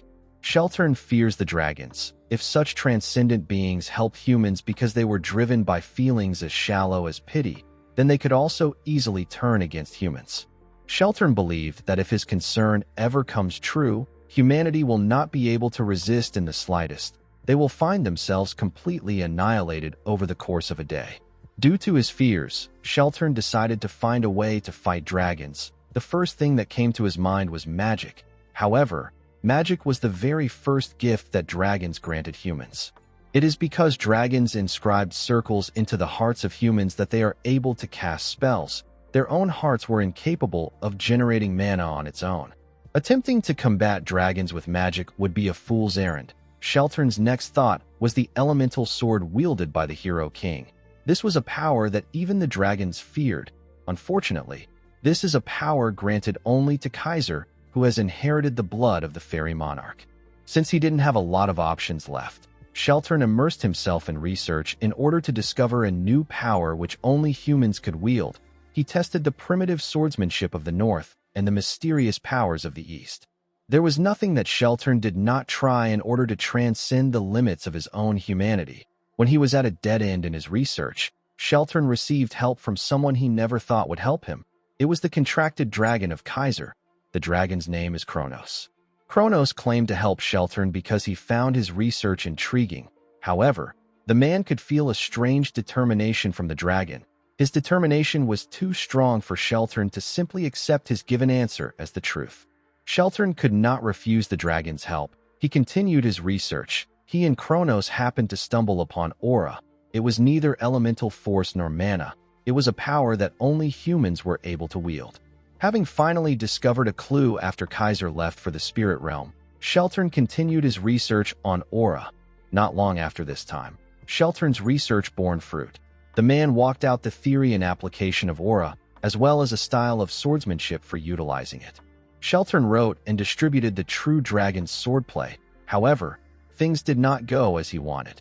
In a world where people could quickly and easily grow powerful through the use of dragon-made artifacts, the true dragon's swordplay, which required one to put in efforts in order to grow stronger, was cast aside and neglected.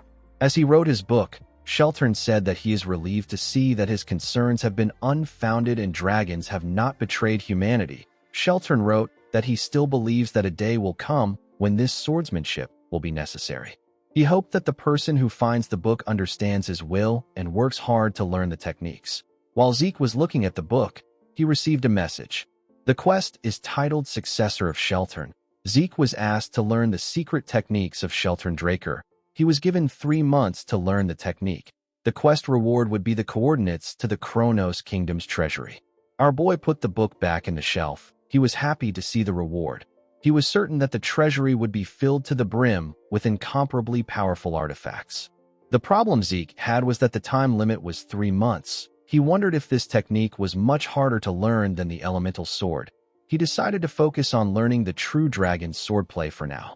Zeke found it funny that Shelton was right in the end. Just as he predicted, the dragons later betrayed mankind, and the Liberation War took place because of this. Zeke asked his system if there is no more useful information in the secret library. He asked it if it has something like Tarakan's journal. The system confirmed his request and found one record matching his request. It informed him that a magic video record will be played. The library slowly began to fade away. Our boy was surprised to see this. He recalled that this was the same thing that happened when the tutorial began. Zeke was taken to a desert. He wondered about where he was. The place felt like a space that the system created. When Zeke turned around, he saw something horrifying. Our boy couldn't move. The thing raised its head and body out of the ground. Zeke's indomitable mental defense skill quickly got activated. Even though the skill was activated, our boy was still shaking. The monster in front of him felt too real. Zeke could not believe that he was looking at the being once known as the king of all creations. He was standing in front of a dragon. While he was shaking in fear, someone called out to the dragon known as Bahamut. Our boy could not believe that he was looking at the evil dragon. He quickly turned to the person behind him. Zeke could not believe that he wasn't able to sense the presence of the man behind him until he opened his mouth. He could tell that this man was ridiculously powerful. He was basically a monster. The man with the blurry image passed through Zeke. Our boy was surprised to see this. He quickly understood that he was literally inside the recording. Zeke wondered if this scenario recorded in Tarakan's journal is the decisive battle between Bahamut and Tarakan Draker from the legend of the Dragon Slayer. When Bahamut raised his enormous hand, Zeke smiled. He was quite excited to witness the battle that was passed down only through legends. To our boy's surprise, Bahamut used his claw to hit the ground. Tarakan did not seem fazed by what the dragon did. Bahamut asked Tarakan to tell him why he is hesitating. Tarakan did not say anything. Bahamut referred to him as his contractor and told him that he disappoints him. Zeke was shocked to hear this. He could not believe that Tarakan was Bahamut's contractor, just like Kaiser and Kronos. Zeke could not comprehend what was happening. He did not understand how the legend of the Dragon Slayer came to be and how Tarakan subjugated Bahamut. While thinking, Zeke noticed something odd. The world of the recording began to glitch. Our boy did not understand what was happening. While he was looking around, he noticed that Tarakan told Bahamut something. Unfortunately, he couldn't hear what they were saying. Zeke called out to his system and asked it if it can do anything about the glitch. The system could not accept his request. Zeke did not like this. While thinking, he turned around to see Tarakan. Zeke remembered asking Kaiser if a contracted dragon could kill its contractor. Kaiser laughed and told our boy that he spouts a lot of nonsense. The Hero King said that a dragon can never betray a human. It is more likely for the betrayal to come from the human. The moment our boy remembered this, he saw Tarakan take out his sword from Bahamut's head. Our boy saw Bahamut's corpse slowly getting reduced to ashes and disappearing. He could not believe his eyes. After Bahamut's corpse completely faded away, Zeke saw something in front of Tarakan. He saw the heart and fang of Bahamut that he received at the home of the Dragon Slayer. Zeke wondered if a dragon always leaves behind a part of itself and turn into dust. He recalled that the pure-blood gloves in his hands are made from dragon leather. He believed that Bahamut might be a special case. While he was thinking, he saw a huge glitch appear in the cloud. Zeke got dragged back to reality. He wondered if the video ended there. He sat on the ground to put himself together. He could not understand what was happening. He decided to head back home. Zeke found out that Tarakan's secret library got connected to the system so that he could access the records wherever and whenever he wanted. Our boy quickly tried to replay the record again. However, there was still so much noise in the part where Bahamut and Tarakan spoke. Zeke couldn't hear their final conversation. Fortunately, our boy was able to gain something from it. Thanks to him consistently looking through the secret library, he was able to discover something new. Zeke found out that the dragon-slaying arts originated from the true dragon swordplay. Tarakan simplified the complex true dragon swordplay and refined it to create the dragon-slaying arts. Because the techniques got simplified, the power behind it also went down. Unlike its name, it became a technique that was unable to deal a fatal blow to even a dragonborn. However, by applying one's innate traits to the technique, it will be possible to land an effective blow. While the technique dropped in raw power, Tarakan succeeded in improving its practicality. The one thing that bothered Zeke the most was the big difference between the legend of the Dragon Slayer, known across the world, and the contents of Tarakan's journal. The current legend of the Dragon Slayer says that Tarak enslaved Bahamut and ushered in a golden era of prosperity. It is not much different from any other story of a hero that is told across ages. Although the big picture doesn't differ much from Tarakan's journal, the fact that the two were contracted is not mentioned anywhere. This wasn't the kind of information that could have been easily omitted. The scene shifts and we see Zeke outside. He took a letter from a messenger pigeon. It was a letter from Kay. The magician told Zeke that she investigated every variation of the legend of the Dragon Slayer across the continent, just like he asked. She did not understand why Zeke suddenly gained interest in folktales. She revealed to Zeke that she even checked versions that weren't translated into the common tongue. Kay wrote that she didn't find any information about contracts between humans and dragons, or the dragons that Tarakan and Kaiser were contracted with. After digging for a while, Kay noticed something strange. She found it weird that all the sources she found were using the exact same words to describe the event. It was almost as if there was some kind of conspiracy at play. As she dug a little deeper, Kay received a warning message directly from the Great Draker family. Due to this, the syndicate decided to back out of the investigation. They did not plan to have any friction with the Drakers. Zeke became worried when he saw what Kay wrote. He quickly burnt the letter and turned around. Zeke became certain that his family is censoring information regarding Tarakan. He didn't understand why they would do this. The Draker family, which is currently one of the 3 transcendent families, made its name off Tarakan, the man who is praised far and wide for being the first Dragon Slayer. It did not make sense to Zeke that the very same Draker family was restricting information regarding Tarakan and Bahamut. Regardless of their reason, Zeke was certain that there was more at play. He believed that he might have missed something. He decided to go through the secret library again. When Zeke opened the front door, he called out to the system. Before he could issue a command, our boy sensed something. He carefully closed the door and looked around his house. He recalled that all employees, including Decker, are off today. Duke and Andre will both be late because they have business to attend to. As Zeke walked up his stairs, he wondered about the identity of the man watching him from the dark. Our boy quickly asked his system to turn on the mini-map in his head. The system confirmed his order. It showed him the location of his intruders. Our boy confirmed that there are 2 presents in this place. One person is inside and the other is outside. Zeke wondered if the hunting dogs from the giant mountains tracked him here. He quickly removed this idea from his head. He didn't use the dragon-slaying arts or even a long sword. Even if the hunting dogs are good, it is impossible for them to draw any connection to him and what happened there. Zeke realized that he needs to find out who ordered the men to target him. He already had a suspect in mind. The man inside his house watched him as he went into his room. While the man was looking at the door, Zeke appeared in a window behind the man like Spider-Man and asked him if he was sent by Abel. The man was surprised to hear our boy's voice. He quickly turned around. Zeke believed that Abel sent an assassin to kill him because he found out about the alliance he and Carly made. He was certain that this was the only plausible explanation of what is happening. Zeke moved to the ground and took out a blade from his inventory. He told the man that he doesn't have to answer the question if he doesn't want to. Immediately he said this, he appeared in front of the man and swung his dagger at him. The man was able to quickly block the attack before the dagger reached his neck. Zeke told the man that he has a lot of ways to get the truth out of him. As Zeke and the man clashed, their swords released sparks. Zeke did not have any trouble pushing the man back. He swung his dagger at the man multiple times, but the man was able to block it with his dagger. Our boy tried to push the man down by swinging his dagger with a lot of pressure. The man was able to block the attack. He quickly pushed Zeke back. Our boy used his leg to hit the ceiling and push himself back. He was able to safely land on the ground.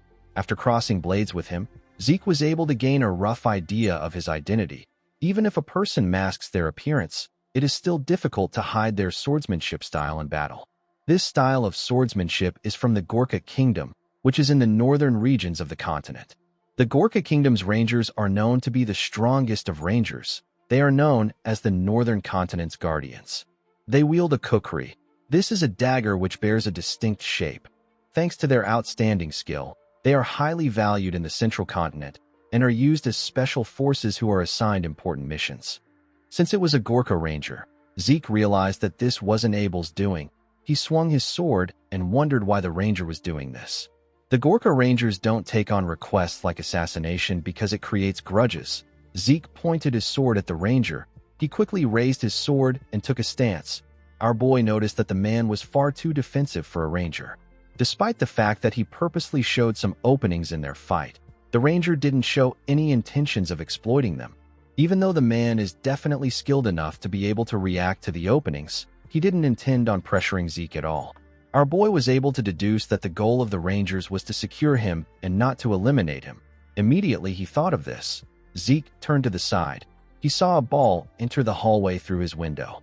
Our boy realized that the other person outside has begun to move. He knew that the ball contained a sedative meant to subdue him. When Zeke struck the ball with his sword, it released a large amount of gas in the air.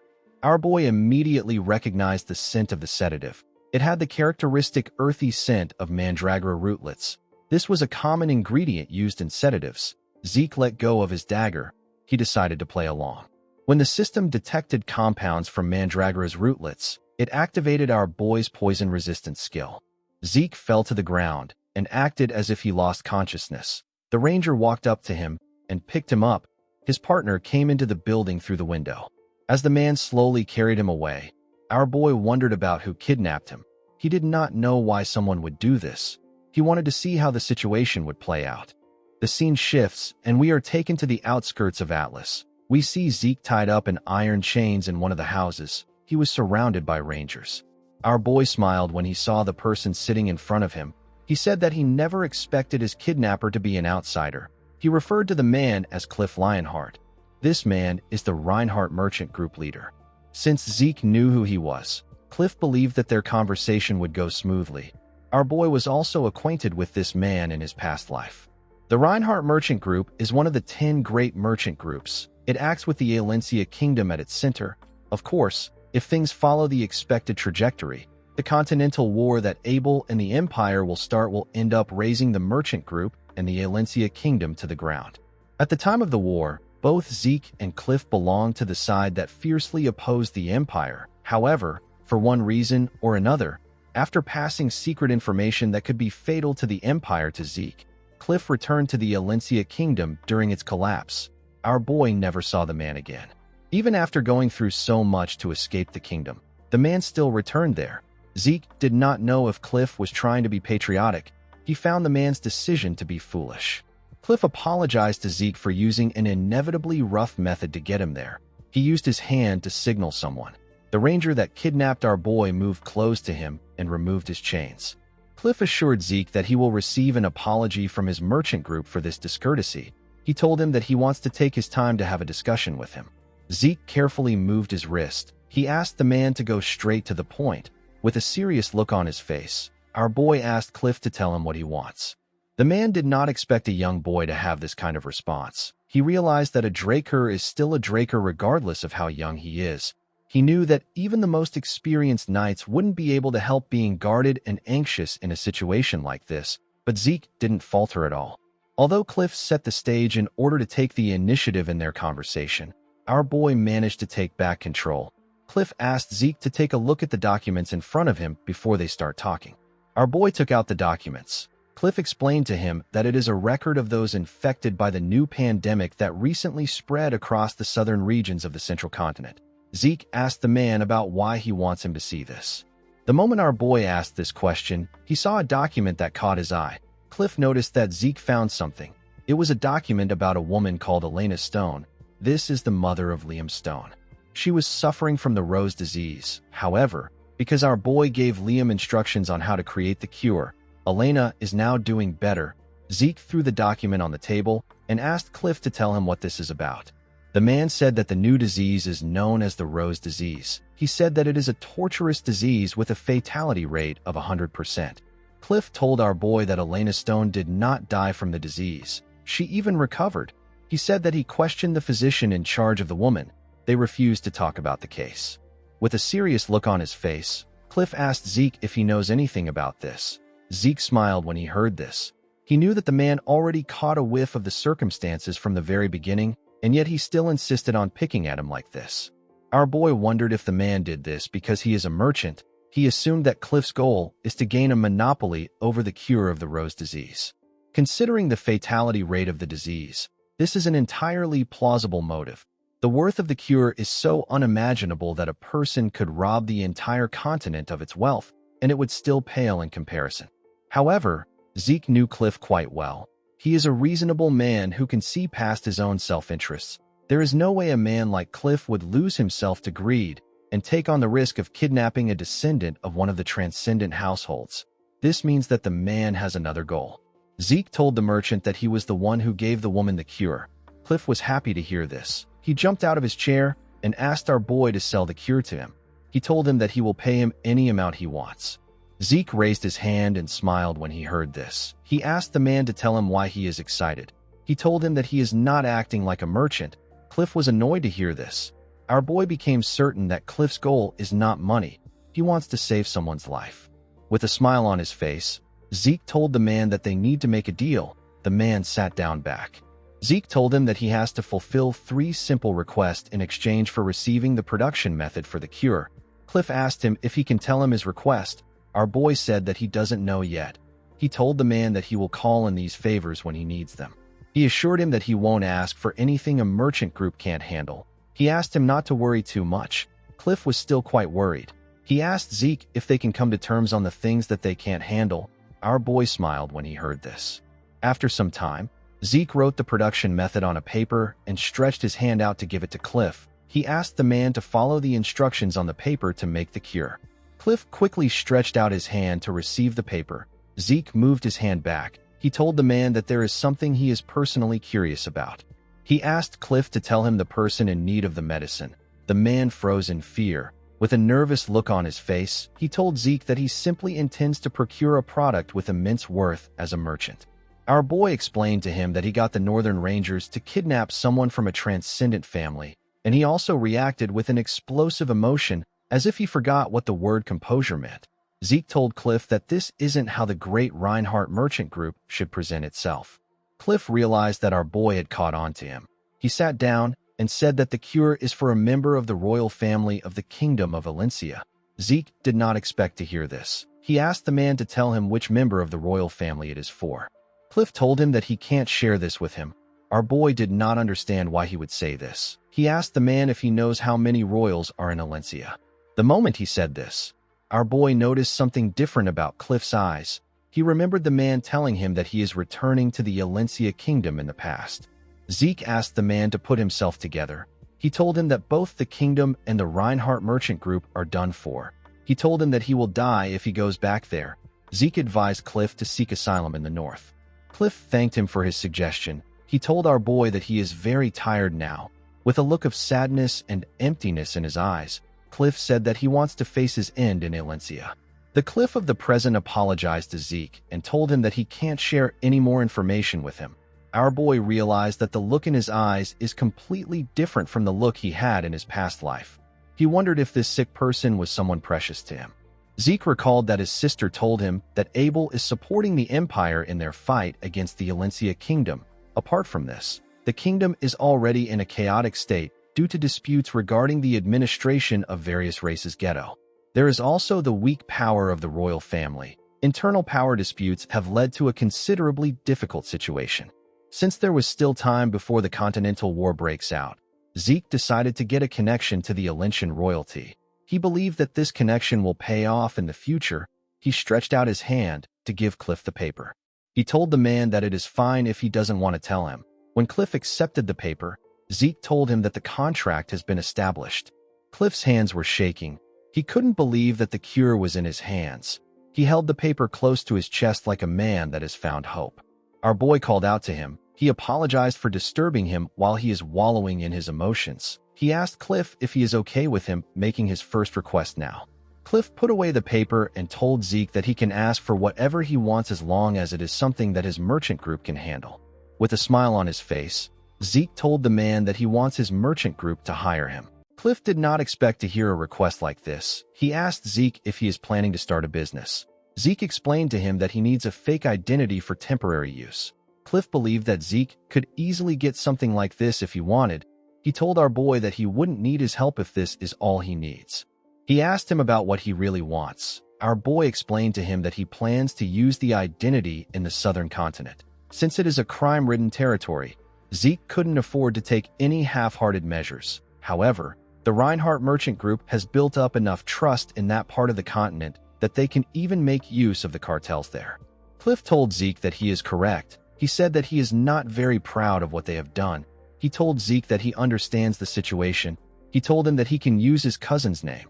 The cartels won't be able to outwardly suspect him if he does this.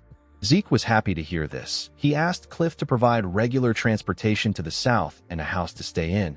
He revealed to him that he will be storing his cargo in the house. He asked him to make sure it is on the larger end. He told the merchant that this is the end of his first request, since the men kidnapped and brought him there. Zeke asked them if they have prepared a way for him to return. Cliff forced himself to smile.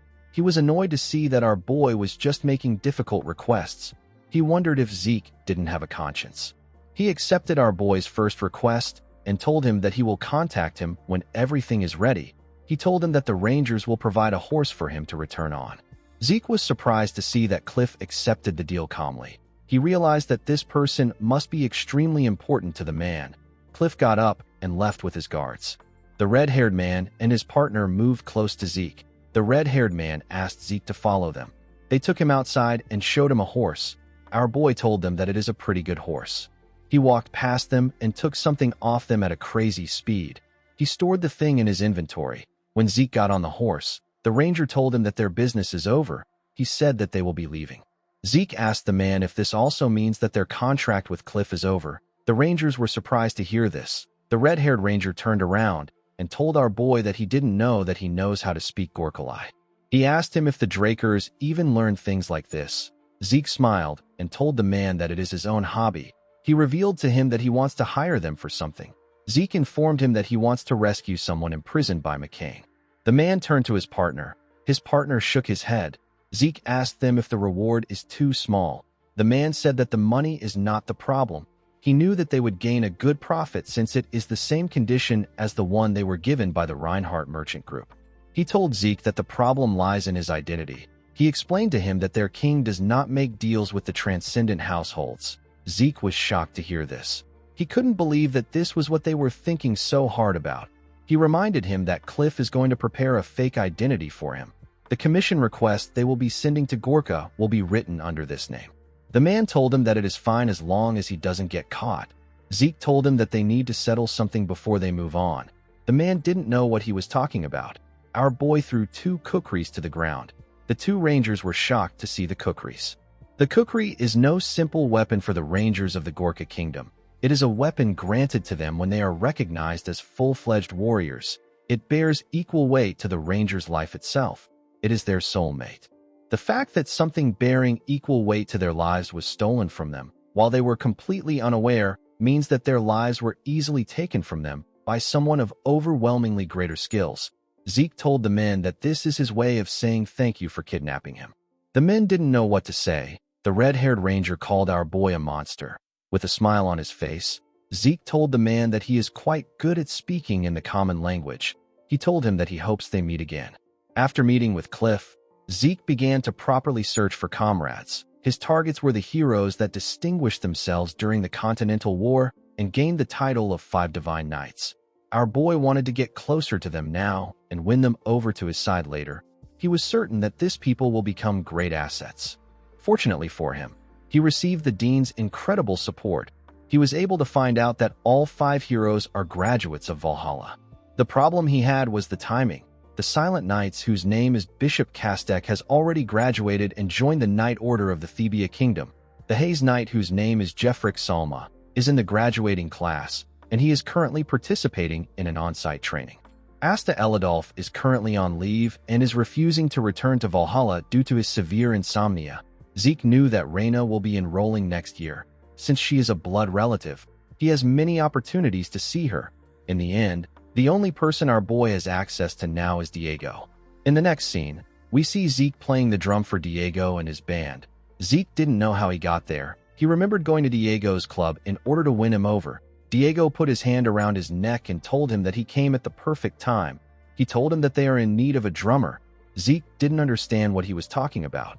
Diego told him that he understands that he wants to jam. He made him sit on the drummer's chair and congratulated him for joining the Southern Fusion New Age Music Research Club. Our boy didn't know what to say. He began to hit the drum and follow the band's rhythm. He decided to just have fun with them.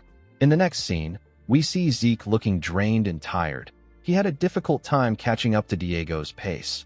When he stepped into his mansion, his butler bowed his head and welcomed him. Zeke informed the man that he is going to train. He asked him to tell the servants not to disturb him. Inside his training room, Zeke pushed his sword into the ground and sat down to read the true dragon's swordplay. He saw that he was supposed to concentrate the flow of aura to pierce through his blood vessels. This will take him from the microcosmic orbit to the macrocosmic orbit. Zeke did not know what this meant. He had never heard of this terminologies before. After seeing the book for himself, our boy understood why Tarakan reformed it into the dragon-slaying arts. This is because all the techniques in the true dragon's swordplay require an incredible amount of compression and decompression of aura. This swordsmanship is not meant to be used against men. It was created to solely fight against dragons. Because of this, its lethality can be compared to that of an elemental sword. Zeke stood up and took out his sword. He took a stance and released some energy. He tried to focus on creating a sword art that was much more powerful than the dragon-slaying arts that he is familiar with. He needed to compress his aura until it is so dense that it cannot possibly be compressed further. This was done so that he could slice through a great dragon with a single slash. Zeke followed the instructions and swung his sword. Decker stepped into the training ground. He watched his master swing his sword at a crazy speed from above. Zeke smiled as he swung his sword. He found his divine body to be amazing. His divine body allows him to naturally perform at the highest level, and the rate at which he learns combat and transfer ether within his body is incredibly fast. The divine body showed Zeke images of the steps he should take. It was as if a map was being spread out in front of him, and it was showing him the optimal and completed form of the technique in order for him to know where to go. Zeke followed the path placed in front of him. The more he repeated the movements, the faster he was able to learn them. Our boy raised his sword and made a clean and swift strike. It was basically a perfect strike. The moment he did this, he felt something. Zeke just recently surpassed his former wall and became a red knight. However, he was already reaching the next wall. He was getting closer to becoming a black knight. Normally, our boy wouldn't pursue a hasty growth because he believes that it will hinder him later. However, the heart of Bahamut residing in his ether hall is resonating with the true dragon's swordplay and crying out. This made Zeke continue swinging his sword. He wanted to hold on to this sensation. He wanted to get a hold of what he was feeling. While he was swinging his sword, a symbol and some letters appeared in front of his chest. Zeke was surprised to see this. Before he could do anything, a mysterious energy took over his body. His eyes became black. Zeke could not comprehend what was happening. The system informed him that Bahamut's heart has reacted to Sheltern Draker's true dragon's swordplay. It told him that it will now show him the memories engraved within Bahamut's heart. Zeke was surprised to hear that he will be seeing Bahamut's memories. His consciousness got transported somewhere. The place was quite dark. Our boy couldn't see anything. Suddenly, he heard someone coming. When he looked down, he saw a dragon. He saw someone call out to the dragon known as the Lord of Dusk. This dragon is Bahamut. The man told Bahamut that he has a request to make. Bahamut opened his eyes when he heard this. The mysterious man took out a book and told Bahamut that he would like him to hold on to the true dragon's swordplay that he created. This man is Sheltern Draker. Bahamut stood up and told Sheltern that he always knew that he was detestable, but he didn't know that he was mad. Our boy realized that the man in front of him was Sheltern. Bahamut asked the man if he truly plans to entrust a dragon-killing technique to a dragon. Sheltern revealed to him that Kronos has already agreed to it. Bahamut slammed his hand on the ground when he heard this.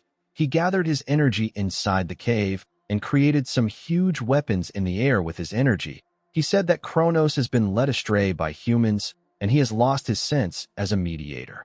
Upon seeing that Bahamut wasn't ready to listen to him, Sheltern placed his hand on his sword. Bahamut created more spears in the air. While screaming at the top of his voice, he told the man that he doesn't believe in Kronos' rambling prophecies. The moment he said this, he fired his spears at Sheltern. Sheltern quickly drew his sword. He used it to block the huge spear that came close to him. He easily pushed it away. Unfortunately for him, there were still many more spears. Sheltern wasn't fazed by them. He stood his ground and blocked the ones that came close to him. Each one of the spears had enough power to destroy the cave. Bahamut continued attacking the man with his spears. Sheltern used his sword to skillfully brush them aside. Zeke watched in awe. This was his first time seeing the pinnacle of all creation. It was his first time witnessing dragonic magic.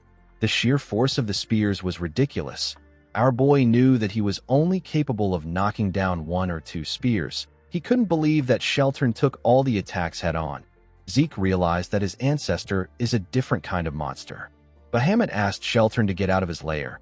He told him that his next attack will be directed at the Kronos Kingdom if he doesn't leave. Sheltern asked him if he is really fine with doing this. He explained to him that he will also be subjected to the karmic sanction if he does this. The moment he said this, the spears began to slowly fade away. Bahamut told him that the karmic sanction is a joke. He gathered the energy he used in creating the spears. He raised his hand and sucked the energy in the cave. He asked Sheltern to tell him what a human like him knows to talk about karmic sanction. He said that such sanctions will never apply to him no matter how many maggots he crushes under his feet. Sheltern pushed his sword into the ground. He said that things played out exactly as Kronos predicted. He took out a luxurious pocket watch. Bahamut seemed surprised to see the watch. He spread his wings and turned the huge energy ball into a ridiculously huge sword. He asked Sheltern if he believes that he can do something to him just because he wields Kronos' power. He fired the sword at Sheltern. Sheltern raised the pocket watch and pressed it. Immediately he did this. A huge magic circle in the shape of a clock appeared beneath him. This magic circle stopped Bahamut's attack in the air. Zeke could not believe his eyes. He couldn't believe that the magic circle actually stopped Bahamut's attack. He quickly noticed something else. He saw that the magic circle was also underneath and above Bahamut. It was restraining him. The magic circle held him in place. Zeke realized that this unbelievable magic was the power of the watch. He recalled that Bahamut asked Sheltern if he thinks that he can defeat him because he wields Kronos' power. He realized that the watch is an artifact containing Kronos' power. While our boy was staring at the watch, Bahamut raised his head and screamed. Zeke had to cover his ears to block out the thunderous voice. He wondered if the dragon broke the spell. Bahamut slammed his hand on the ground and used his head to destroy the magic circle beneath him. While drooling, he asked Sheltern about the vision he just showed him. Sheltern informed him that it is Kronos' prophecy. He asked him if he now understands why he is entrusting the true dragon's swordplay to him. Bahamut said that the very concept of dragons forming contracts with humans was wrong to begin with. Sheltern agreed with him. He said that humans should rise up with their own power. Bahamut opened his scary mouth and revealed his fangs to let out a sigh. He asked Sheltern to hand the book over to him. He asked him to give him the technique to kill dragons. Bahamut used his magic to scroll through the pages at a crazy speed. When he was done, he closed the book. He commended Sheltern on what he wrote. The man said that he did it in order to protect the world. Bahamut found this funny. He glared at Sheltern and told him that his desire is to protect mankind, not the world. Sheltern couldn't argue with the dragon. Bahamut touched the book with his claw and made it disappear. He told the man that he will be taking care of the book. He explained to him that the book will never see the light of day if the prophecy doesn't come true. Sheltern turned around when he heard this. He said that it doesn't matter because humans will eventually learn how to use aura. Bahamut told him that he will personally exterminate all humans if this happens. He believed that insignificant beings like humans cannot control this power. Sheltern smiled when he heard this. He explained to Bahamut that he created the true dragon's swordplay out of fear of the dragons. However, he trusts him and Kronos. Bahamut didn't expect to hear this. Before leaving, Sheltern revealed to him that Kronos always said that he will eventually find someone that he can open his heart to. He will find a contractor. After saying this, Sheltern left. Bahamut laid back down. He found it funny that Kronos thought that he would find a contractor that he can open his heart to. He said that such a thing will never come to pass. He closed his eyes after saying this. Zeke got sent back to reality. He sat on the ground and looked at his ceiling. Even though he couldn't understand a single thing that they spoke about, the one thing he was sure of is that Bahamut is incredibly distrustful of human beings. Due to the fact that Bahamut's heart was in his body, Zeke could empathize with him. Despite his hatred, Bahamut still ended up making a contract with Tarakan. Zeke wondered about what made the dragon change his mind. After seeing Bahamut's memories, our boy continued to carry out research on the war that took place. He wanted to satisfy his curiosity. All history related to Tarakan was being manipulated by the Drakers. In this current era, Tarakan's contracted dragon is an evil dragon. It was impossible to find any useful document. While searching for clues and training in the true dragon's swordplay, Zeke received a message from Cliff which informed him that the preparations for the first request is complete. Our boy requested for an identity that would allow him to completely avoid suspicion. He didn't think that he would end up being the deputy manager of the Reinhardt Merchant Group's southern branch. Zeke believed that this was a bit too grandiose. While he was reading his letter, Zeke noticed something. He saw a bird pecking on his window. Our boy smiled when he saw the messenger pigeon. He realized that Kay has resolved herself. In the next scene, we are taken to the Syndicate Atlas branch jurisdiction. The place is known as the Secret Garden Hotel. Inside the hotel, we are taken to the top floor. We see Zeke enter a room. Kay was waiting for him in the room. Our boy was wearing his disguise. Kay referred to him as partner and welcomed him into the VIP lounge. Zeke smiled and sat down. He found it funny that she was now calling him partner. Before he could say anything, he turned to the transparent glass to look outside. Kay did not understand why he was looking outside. Although our boy has been in Atlas for a while, he had never gotten a view like this before. The city looked quite beautiful. Our boy was captivated by its beauty because the view he was used to seeing were ruins caused by the Continental War. He put himself together and turned to Kay. He told her that he didn't know that there was a place like this in Atlas. The woman was surprised to see that our boy actually got absorbed by the scenery. She revealed to him that the hotel is one of the syndicate side businesses. They wanted a place where those working underground could speak in secret. Kay poured a drink for herself and Zeke. Our boy pushed the drink forward. He told the woman that he doesn't drink liquor. Kay found this funny. She asked him if he is refusing to drink because he is underage. She told Zeke that he has a cute side to him. Zeke did not know why she was making a stupid assumption. He explained to her that he doesn't drink because he can't feel anything from it. Zeke took a drink when he got caught up in the atmosphere of his entrance celebration party. He learned that his poison resistance skill considers alcohol a poison and detoxifies it on its own. Before his regression, Zeke would occasionally drink because he wanted to get drunk, but now he can't do that anymore. Due to this, Zeke prefers to drink tea, which is something he actually enjoys. Kay told our boy that she understands that he doesn't like alcohol. She said that they can leave the small talk aside. She told him that she has something to show him. Our boy realized that Kay doesn't really care if he drinks or not. The magician took out a report and some pictures. She told Zeke that the Pabella are truly involved in piracy. Immediately, she started looking into it. The evidence kept coming out. She found it shocking that her organization hadn't noticed anything until now. The decisive evidence was the fact that there was a period of intense growth for Pabella after they disappeared as a result of being cleaned up by the White Silver Knight. On top of this, there were undocumented profits made by the Pabella. Kay pointed at a man in a picture. The man's name is Joaquin Fernandez. He is also known as El Mencho. Despite being the second in command for McCain, he still has dealings with Pabella. Kay explained to Zeke that she hasn't reported anything to her superiors because the information is quite shocking. She knew that it would cause chaos within the syndicate. She said that ignorance can be bliss. The woman wanted to mention something about the artifact that Zeke asked her to find a buyer for. However, something shocking caught her attention.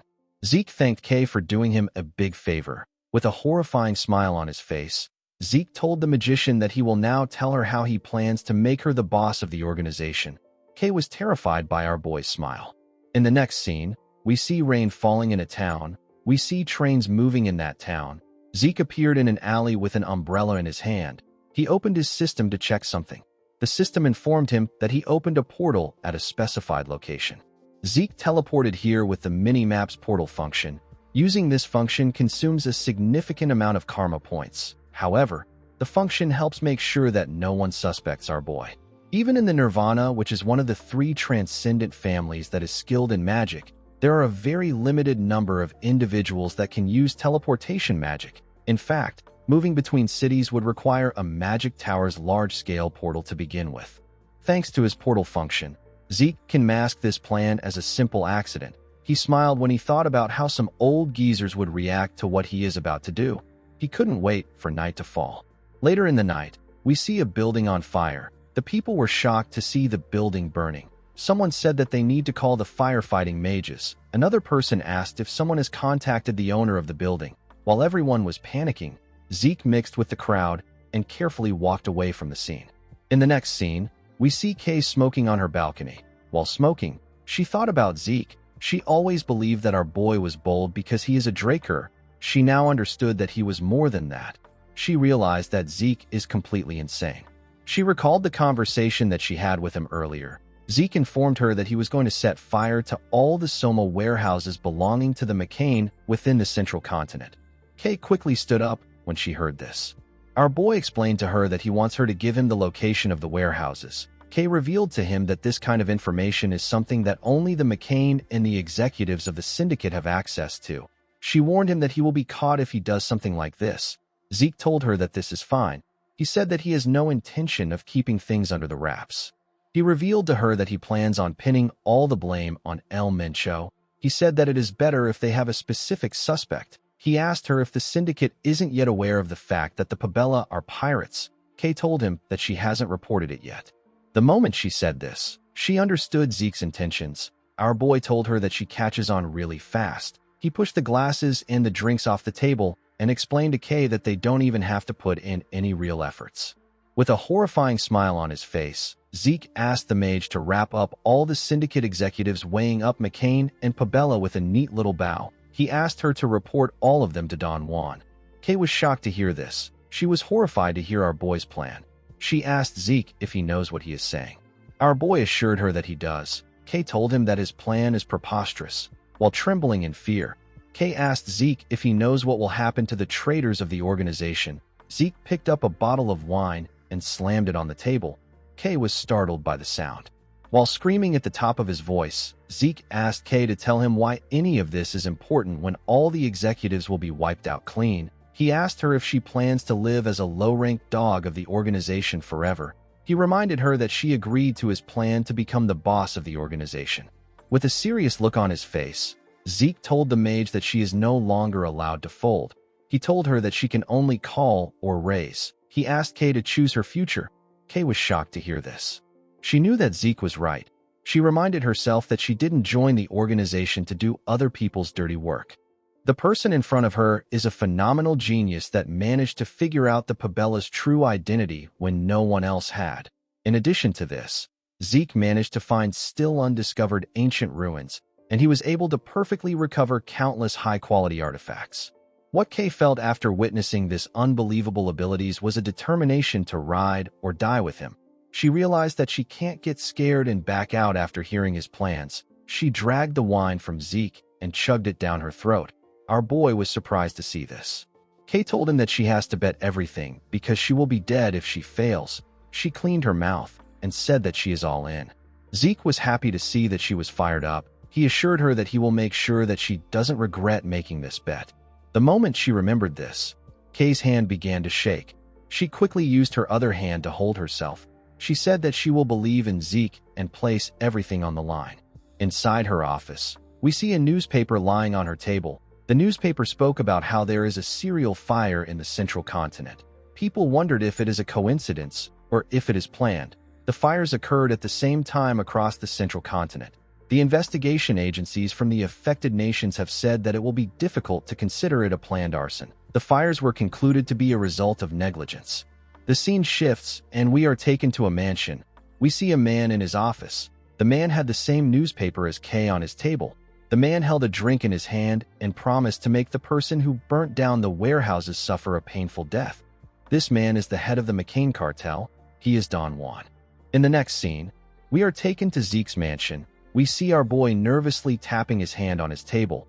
The semester was almost over, and it has been half a year since he revealed that he has reached the Blue Knight level. Zeke knew that something would be coming for him soon, but he did not expect it to happen now. He did not expect to receive the promotion celebration banquet invitation. Our boy was quite nervous to see the invitation. The banquet is done when young Drakers have crossed the barrier from yellow swordsman to proper knight. Even among Drakers, reaching the purple or blue knight level usually happens around 20. This is known as a Draker-style debutante. Zeke recalled that it has almost been 3 years since he met the patriarch. He hoped that things would go peacefully. The scene shifts, and we are taken to the central banquet hall of the Four Seasons Fortress. We see the patriarch dressed in white clothes. He was chatting with some guest. While he was talking to the guest, someone walked up to him and greeted him. The patriarch welcomed Abel. The boy smiled and asked the patriarch if he has been well. Abel told his father that this is his first time seeing so many important figures at a promotion celebration banquet. His father agreed with him.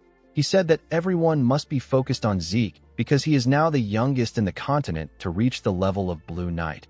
Abel knew that the patriarch purposely said this because he knew that he was the youngest to reach the Blue Knight level before Zeke.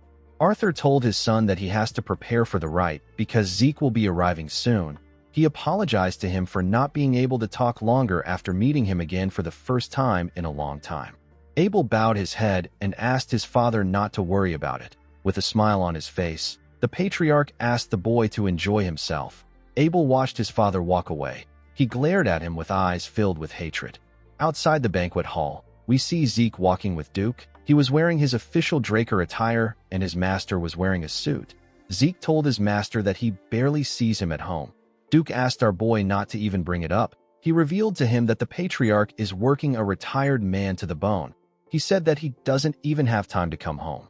Duke was annoyed to see that the patriarch made him play the role of Zeke's escort, even though he is already quite busy thanks to him. He told our boy that his father said some shit about how it is important for a master to escort his disciple. Zeke had been wondering why his master looked grumpy. He realized that it was because he was working overtime. He asked Duke if he is headed to the spring garden. The man said that he is. He reminded Zeke that it is the only place where outsiders are allowed in the Four Seasons Fortress. Our boy recalled that the Four Seasons Fortress is split into 4 main facilities. The only place where outsiders are allowed, and the place where most ceremonies take place, is the Spring Garden. The Summer Lock is the office where most businesses involving the Drakers are handled. The Autumn Fell is the hall in which internal ceremonies and rites take place. Ceremonies like the knighting ceremony for those affiliated with the household takes place there. The last facility is the Winter Keep, where all sorts of rare artifacts spanning over 1,000 years are stored. Zeke had only ever heard of these facilities. This was his first time coming to the Four Seasons Fortress. In his past life, he had already been chased out of the academy at this point. When they arrived at the entrance of the hall, Duke told his disciple that he will have to go on by himself. He said that only the main character is allowed to go through this door. He placed his hand on Zeke's shoulder and explained to him that he won't be able to attend the event because he has some business to take care of. He advised his disciple to stand strong and do his best. Zeke smiled when he heard this. He felt happy to see that someone was worried about him like this. He laughed and told his master that he worries too much. Duke also laughed and told his disciple that he will be happy if he doesn't cause a scene. Before our boy stepped into the hall, a group began to play trumpets for him.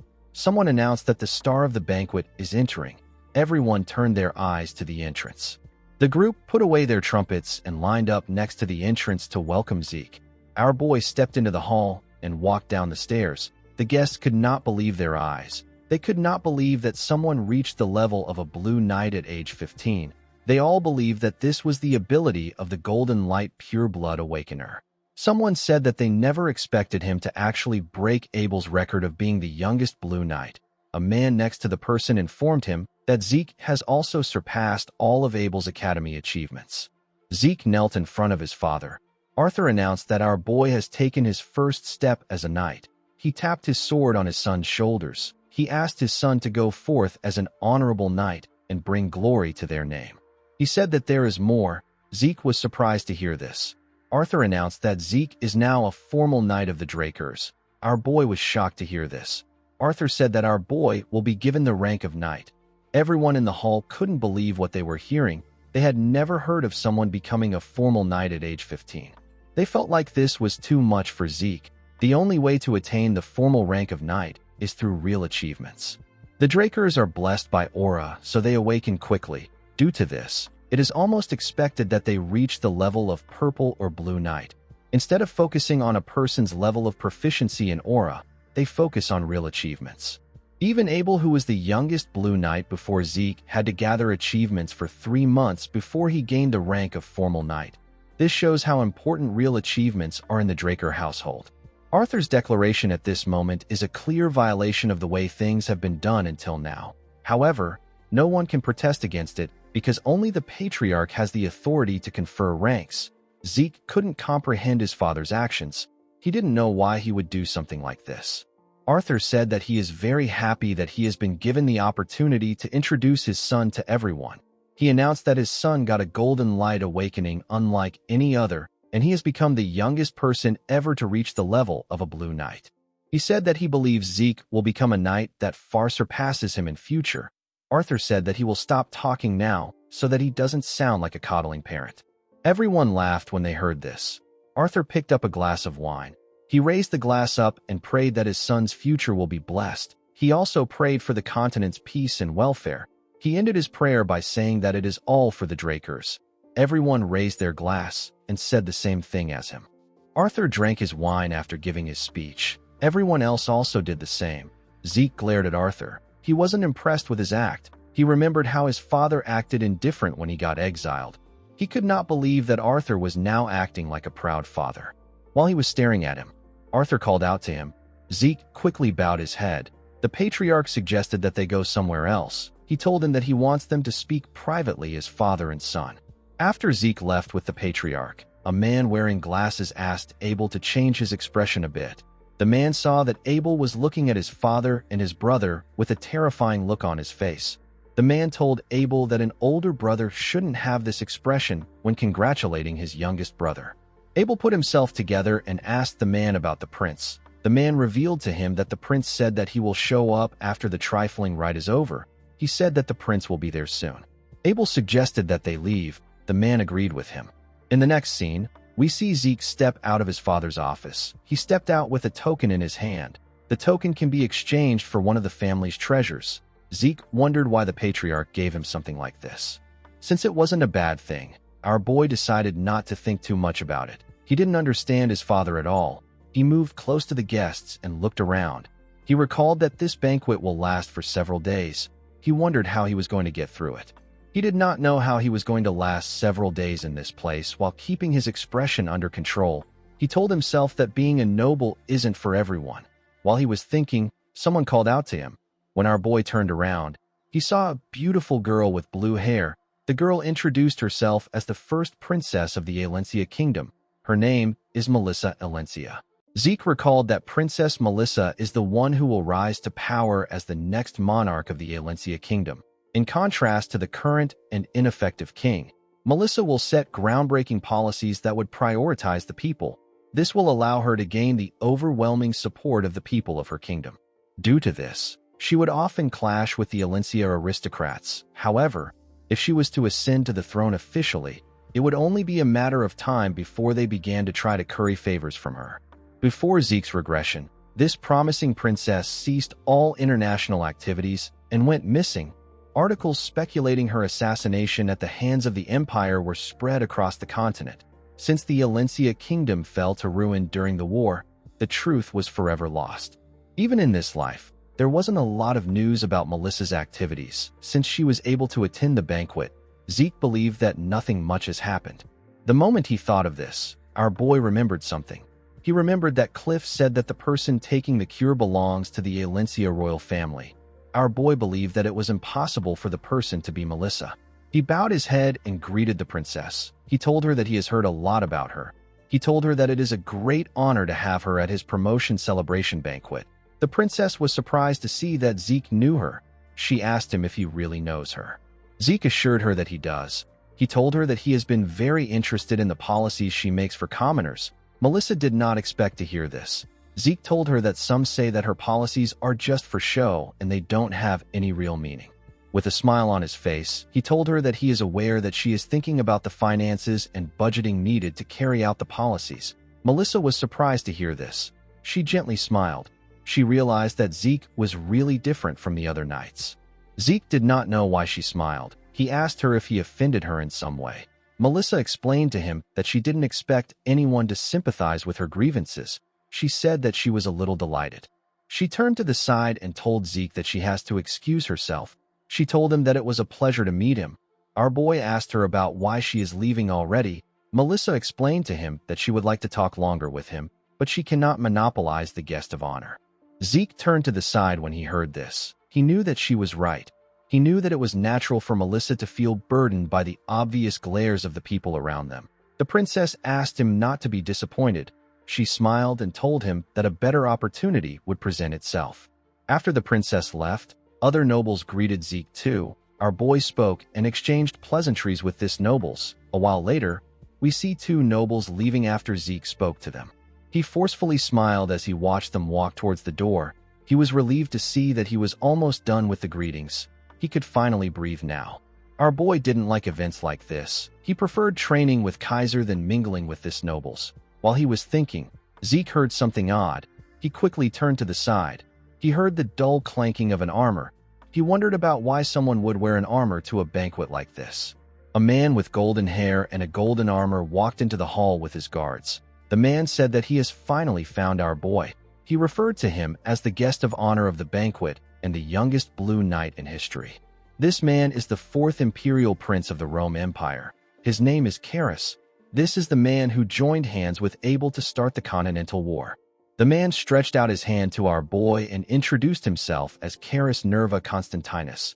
Zeke didn't shake the prince. He bowed his head and offered his first greeting to the prince. He thanked him for attending his promotion celebration banquet. Carus turned to his hand and glared at it. He realized that Zeke didn't shake him on purpose. He smiled and placed his hand on our boy's shoulder. He asked him not to worry about such formalities. He asked our boy to have a drink with him. Zeke was surprised to hear this. Carus called out to someone and asked him to bring them a drink. He said that the most refined man on the continent and the man destined to be the greatest knight on the continent will celebrate their historic first encounter with only the best drink. Carus got a glass and poured Zeke a drink. He told him that this is a drink poured by an imperial prince. He asked him to drink it without leaving anything behind. Zeke forced himself to laugh at the prince's joke. He drank the wine in one go. The nobles at the banquet were surprised to see that Zeke was taking Carus's words seriously. They believed that Zeke was still a child, even though he is a Blue Knight. Some of them said that the prince is behaving poorly. They expected him to refrain from acting like this, since he was well aware of how influential the Drakers are. Carus told Zeke that he did well. He told him that he likes him. He asked him to drink with him until they empty the bottle. Before he could do anything, Abel walked up to him and bowed his head. He referred to him as the new rising sun of the empire. Carus asked Abel if he will be joining them. Abel thanked him for his offer and told him that he has something important to discuss with him. Carus placed his hand on his shoulder and asked him to tell him what it is. Abel told him that there are too many listening ears around them. He suggested that they move somewhere else for their conversation. Carus told him that he understands. He apologized to Zeke and told him that he has to take his leave. He told him that they will bask in the beauty of the moonlight the next time they drink together. He said that they will speak about the great epics of the legend of the Dragon Slayer. After saying this, Carus and his guards walked forward with Abel. Everyone stood nervously and let them walk out of the hall. After they left, the nobles began to speak. Someone said that he cannot believe that someone like that is a prince. Another person said that this is a testament to the lack of legitimacy behind the empire. A man said that he did not expect Abel to handle the situation. He said that he now understands why Abel has such a strong reputation. Zeke was not surprised to see that they were praising Abel. He knew that anyone who doesn't know Abel will think that he is an older brother giving his bewildered younger brother a helping hand. Our boy didn't really care about this. He was more bothered by the fact that the fourth prince and Abel already knew each other in this life. According to the information Kay gave him in his past life, the two men shouldn't be acquainted yet. Due to the way Carus treated Abel, our boy could tell that they were very close. He realized that the Continental War may start sooner than he expected. The scene shifts and we see Zeke walking somewhere. He was holding the token his father gave him. The token can be exchanged for one item in the Draker's treasury. While looking at the item, Zeke remembered the conversation he had with his father. Arthur asked him about how his plan to become the continent's strongest is going. He told his son that he can tell his plan is going smoothly since he was able to become the guest of honor at this banquet. Zeke told him that it is going well. He told the patriarch that it is all thanks to him. Arthur asked his son not to call him patriarch. He told him that it is too formal. He asked Zeke to feel at ease and call him father. Our boy was shocked to hear this. He knew that someone had said these words to him before. These were the same words that Carly said to him. Zeke finally understood why he felt uncomfortable before. Abel has been making different bold moves, and he is even bringing the elders to his side. It is to the point where Carly has noticed. It makes no sense to believe that the head of the family has not taken notice to Abel's actions. This means that Arthur is turning a blind eye even though he is aware of Abel's schemes. Zeke wondered if his father's reference to his conversation with Carly is a way to apply pressure on him, or if it is just a mere coincidence.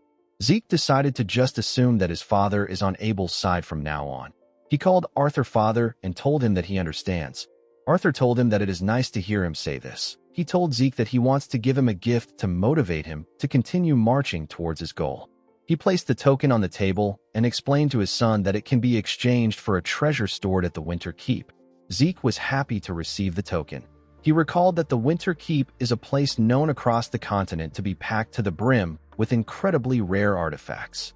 Arthur explained to his son that there are a lot of valuable treasures in the treasury, but there are also useless things that merely glitter inside. After walking for a while, Zeke arrived at the humongous gates of the Winter Keep. He didn't understand why his father gave him this token, but he planned to use everything in his arsenal to become stronger. The attendant at the gate told Zeke that she has been waiting for him. She asked him to move closer. She told him that she wants to provide a brief explanation of the storage facility. She revealed to Zeke that the Draker Treasury currently stores roughly 17,000 rare artifacts. The artifacts can be gotten by exchanging a token. Although there is no limit to how much time a person may spend inside, once a person exits the facility, they will not be allowed to re-enter. The attendant asked our boy to remember this. Zeke told her that he doesn't see any guards around even though rare artifacts are stored there. The woman told him that guards are not necessary. Our boy did not expect to hear this. The attendant explained to him that the security magic cast here is equivalent to what was cast on the Patriarch's study. On top of this, the artifacts in the storage are tracked with magic. It would be impossible to steal anything. Zeke did not think this place would have that kind of security. The attendant pointed at a hole and asked Zeke to place his token inside. Our boy shoved his token in the hole. The moment he did this, he felt the entire room shake. The room shook because of the opening of the giant gates. Zeke was shocked to see how large the storage was. The treasures were placed on ridiculously huge shelves. Our boy did not expect it to be on this level. When he stepped in, he realized that the inside is much bigger than he thought. He was not surprised to see that his family would build something like this. The attendant told him that she will take her leave. After she left, Zeke raised his head up and looked around. He knew that it would take him ages to identify the function of each relic. He asked the system if it is able to organize the relics there according to his desired criteria. The system acknowledged his request and informed him that this function has been linked to his dragon eyes. It asked him to select a target item using his dragon eyes. Zeke was surprised to hear this. He smiled and activated his dragon eyes. He said that he now understands it. The dragon eyes can now also display information regarding the detected object according to the administrator's requests. Zeke activated the shadowless steps of the Gale Arts and used it to run around the storage in an instant. Numerous status windows appeared in front of him. They were displaying the functions of the items Zeke saw with his dragon eyes. After running around for a while, Zeke stopped moving. The system informed him that the selected items will be displayed on the mini-map. It displayed the map of the treasury and told our boy that he selected 17,138 items. Zeke did not expect it to be this much. He asked the system to exclude non-artifacts like normal items and consumable items. The system removed the selected items and informed Zeke that there are 9,832 items left. This was still way too much for Zeke. He asked the system to exclude all swords inferior to the Stygian blade. Every single sword was removed.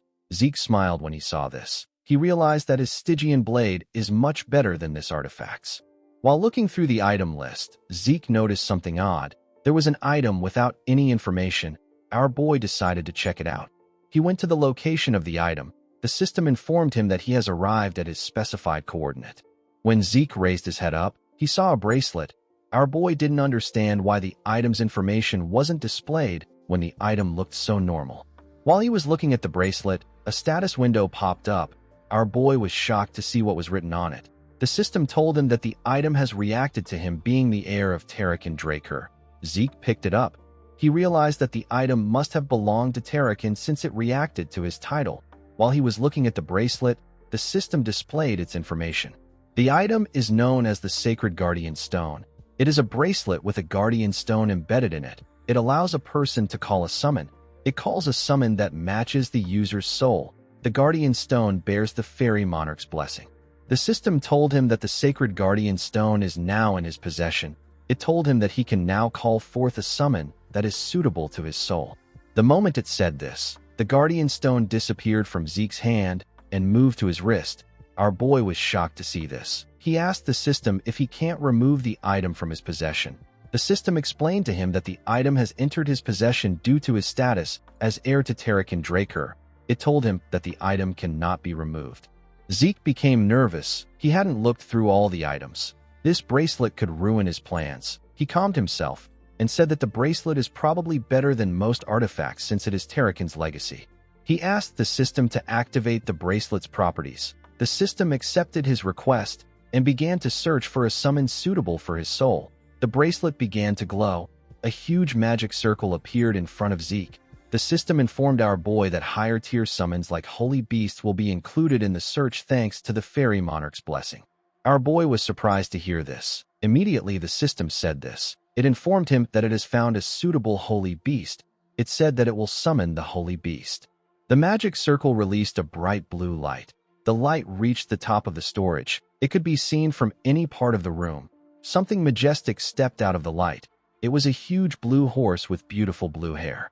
This horse had horns. The Holy Beast is known as the Dragonic Steed.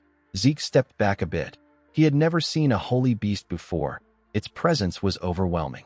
He took a look at his hand. He couldn't believe that he got Bahamut's heart and Fong. And now he got an item that can summon a Holy Beast. He wondered about how many things Terrakin possessed. The Dragonic Steed moved close to him and touched his head with its mouth. Zeke now understood what it meant for the beast to be suitable to his soul. He placed his hand on the Dragonic Steed and moved his head closer to it. The Holy Beast also did the same. Although this was their first time meeting, Zeke felt like he was reuniting with an old friend. He could feel a sense of familiarity from the Dragonic Steed. While he was hugging the Holy Beast, a status window popped up in front of him. The system informed him that he will be able to summon the Holy Beast at any time if he gives it a name. Our boy decided to name the Holy Beast Bucephalus. The Holy Beast proudly raised its head up when it heard its name. Zeke was happy to see that it liked the name. The system informed him that Bucephalus is a Dragonic Steed with holy presence.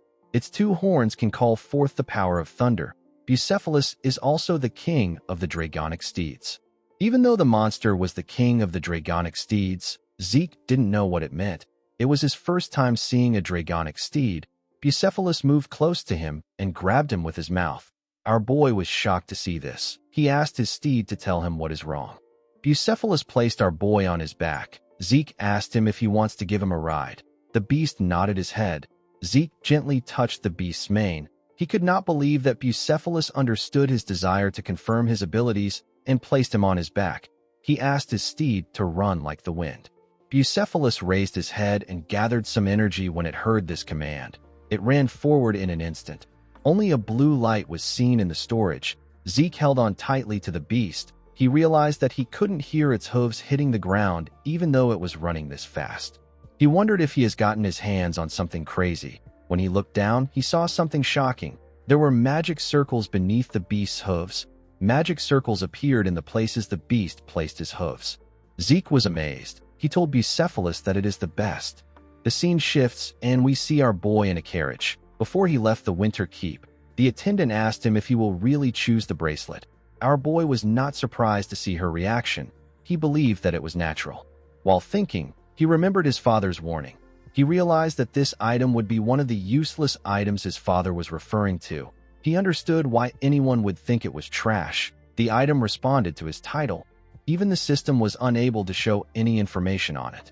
It makes sense that no one has ever discovered the true value of the bracelet. Zeke always believed that he would only be able to discover Terrakin's legacy through dungeons that the system led him to. He didn't think that he would stumble into it like this. He was happy to see that he managed to get his hands on something incredible today. He decided to head back home to relax. When Zeke arrived at his mansion, he let out a sigh because he saw someone he didn't expect to see. The person referred to him as Sir Zeke and congratulated him on becoming a proper knight. Our boy asked the man about why he is being so formal. He told him that he is creeping him out. The man turned out to be Cliff. He told Zeke that he needs to speak in a reserved way in the presence of a formal knight of the Draker. Our boy sat down and told him that he will appreciate it if he doesn't come looking for him out of nowhere. He explained to him that his future plans could be jeopardized if his relationship with him is discovered. Cliff apologized to Zeke. He pointed at someone on the chair and said that the person demanded to meet him. He said that his hands were forced.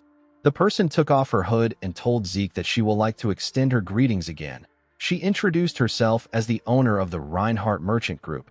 The person turned out to be Princess Melissa. Zeke was not surprised by her shocking reveal. He told her that he did not expect her to be the true owner of the Reinhardt Merchant Group. Melissa smiled when she heard this. She could tell that Zeke already knew. Princess Melissa recently decreased her public appearances, and yet she appeared at Zeke's promotion celebration banquet. At this point in time, the rose disease patient who Cliff got the cure for would have been completely cured. Only an idiot wouldn't have figured out that Melissa is the patient. The princess raised her hand to signal Cliff and said that she will go straight to the point. Cliff placed some documents and thumbtacks on the table. He also placed a map on the table. Melissa told our boy that she wanted to see him to get his assistance. Zeke asked her about the type of assistance she is referring to. Melissa asked him to take a look at the documents before they start discussing. Our boy picked up the documents. The princess revealed to him that the rose disease has recently been spotted in the borders of her kingdom. She said that the documents contained the results of the rose disease analysis done by the Nirvana Transcendent family. Zeke carefully looked through the documents. He was shocked to see what was inside. He asked Melissa if what is written there is true. He asked her if the rose disease is really a pathogen created with magic. Melissa explained to him that the analysis was done by the Nirvana family. It is the Transcendent family that is most proficient in magic. The princess assured him that the analysis is true. Zeke could not believe that the rose disease was man-made. He realized that the disease is spreading faster than it did before in his past life. He wondered if his regression changed something. Melissa told Zeke that this is not all. She took out some thumbtacks and placed them at different points in the map. She explained to Zeke that the disease was first spotted in a village on the border of the Rome Empire and the Alencia Kingdom. However, the disease isn't spreading towards the Rome Empire. It is actually only heading for the Alencia Kingdom. Zeke was shocked to see this. He understood what the princess was saying. Melissa told him that the Rome Empire created the disease and they are spreading it to Alencia on purpose. This made perfect sense to Zeke. In his past life, the reason why the Alencia Kingdom was so easily defeated by the Rome Empire was because of this disease. Our boy now understood why the princess needs his help. He asked her if she wants the rights to mass produce and distribute the treatment for the rose disease. Melissa told him that he is correct. She explained to him that Cliff only acquired the right to produce it in the previous contract. She said that an additional contract needs to be created for the kingdom to distribute it. She told Zeke that he wrote an interesting condition in the contract. Our boy told her that he doesn't plan to annul the contract even if she says this. Melissa told him that she would also not annul it if she was in his position. As a businesswoman, the princess was aware that those who reveal their motives are the ones with the shortest straw. She told Zeke that she revealed her motives in order to strike a deal with him. She said that she doesn't want to leave without getting something. Zeke smiled when he heard this. He was impressed that the princess understood the situation. He became certain that the Reinhardt Merchant Group did not join the top 10 merchant groups category out of luck. Melissa placed a document on the table. She explained to Zeke that she is planning to distribute the cure as relief supplies to the citizens. She asked him not to worry about the production and distribution of the cure. She revealed to him that she will compensate him by giving him 20% of their merchant group's shares. Zeke was shocked to hear this. The Reinhardt Group is currently part of the top 10 merchant groups. The merchant group will still continue to grow if they don't fall along with Alencia in the Continental War. Right now, the value of 20% of their shares amounts to millions of gold. If Zeke is able to stop the war and allow the merchant group to grow even more, this shares would be worth billions. Although her offer was tempting, Zeke still wanted to confirm some things. He told Melissa that he needs to ask her some questions before he can decide. He asked her about why she is openly sharing this information and why she is offering him 20% of her merchant group shares when she doesn't know if he is with the Empire. He told her that he cannot comprehend her actions. Melissa smiled when she heard this. She told Zeke that she is certain that he is not with the Empire. She explained to him that she has honed her perception by growing her merchant group. She revealed to him that she actually observed him from afar after their conversation ended. She noticed that his actions towards those who were affiliated with the Empire were quite cold. Aside from this, she saw when Zeke declined a handshake from the fourth prince. Although it seemed like Zeke was showing him respect by bowing his head instead of shaking his hand, Melissa could tell that this was an instinctive rejection of disgust. She told Zeke that he looked like he wanted to avoid the prince. She said that this is how she knows he is not on the Empire's side. Our boy did not expect her to make an accurate deduction of his relationship with the Empire. The princess told him that she doesn't have any long explanations to answer his second question. She said that she is willing to give up 20% of her merchant group's shares if it allows her to save her people. Zeke did not expect to hear this. He remembered calling out to someone known as Alicia. He asked her to retreat. He reminded the woman that she is the queen. He told her that it will be meaningless if they stop the Empire, and their queen is dead. Alicia told Zeke that he is correct. She said that it will be smart for them to retreat if they want to plan for what's to come. Our boy asked her about why she doesn't just come with them if she is aware of this. The blonde woman turned around and told Zeke that she will gladly give up her life if she can buy her people time and allow them to escape. Our boy placed his hand on his head when he remembered this. He had been doing his best not to think about this. He did not expect Melissa to say something that Alicia said. He put himself together and told the princess that he accepts the deal. The princess was surprised to hear this. She assured Zeke that he won't regret it. Our boy asked her to make sure that his identity isn't revealed. Melissa asked him not to worry about this. 2 weeks later, we are taken to the training hall in the basement. We see Zeke swinging his sword at a crazy speed. Each strike was clean and precise. While swinging his sword, Zeke took a stance and tightened his grip on his sword. When he swung his sword, it was as if he created a tornado in the hall. The room looked like it was going to collapse.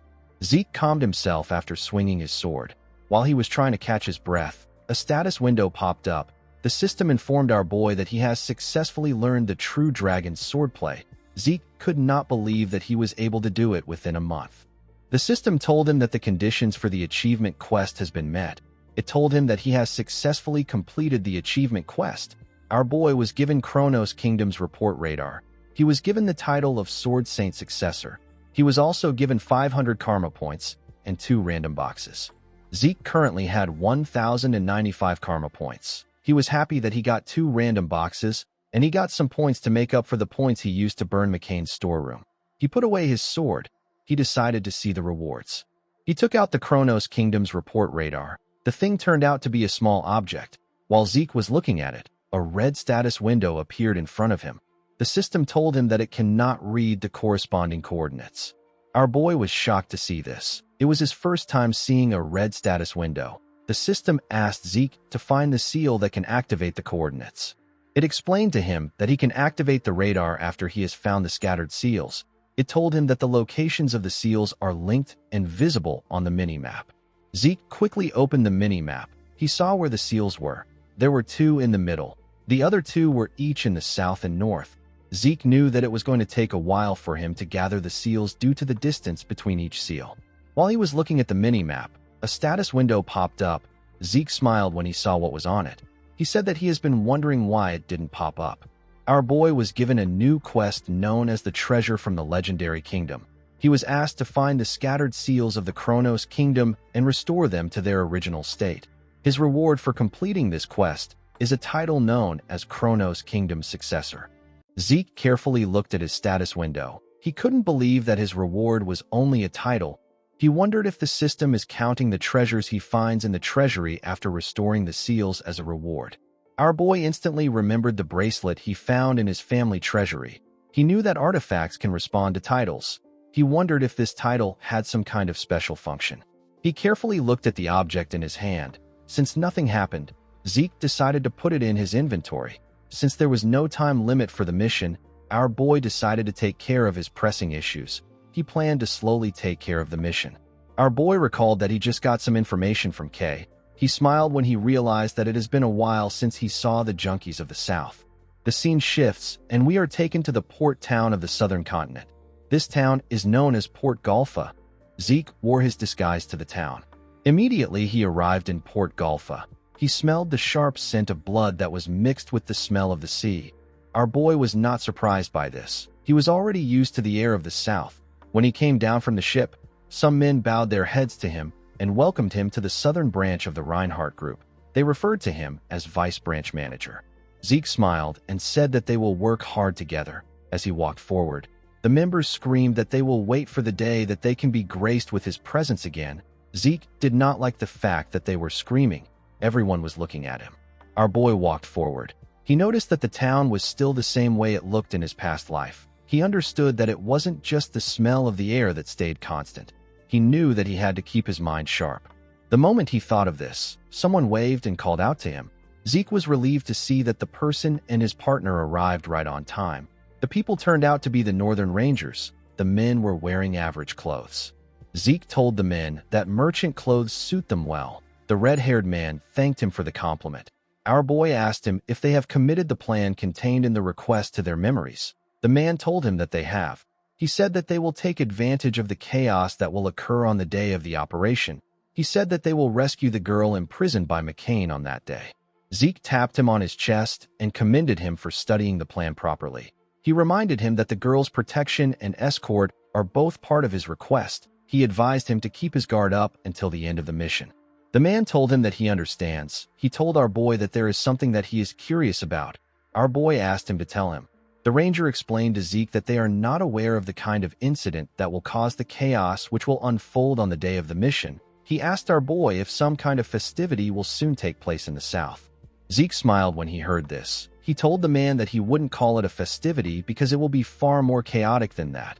He said that it will be a day to remember because McCain will disappear. The ranger was shocked to hear this. Before he could say anything, someone called out to our boy. When Zeke turned to the side, he saw a man walk up to him. The man asked him if he is still talking. He told him that he will come back when he is done. Zeke realized that this man was the guide that the merchant group provided.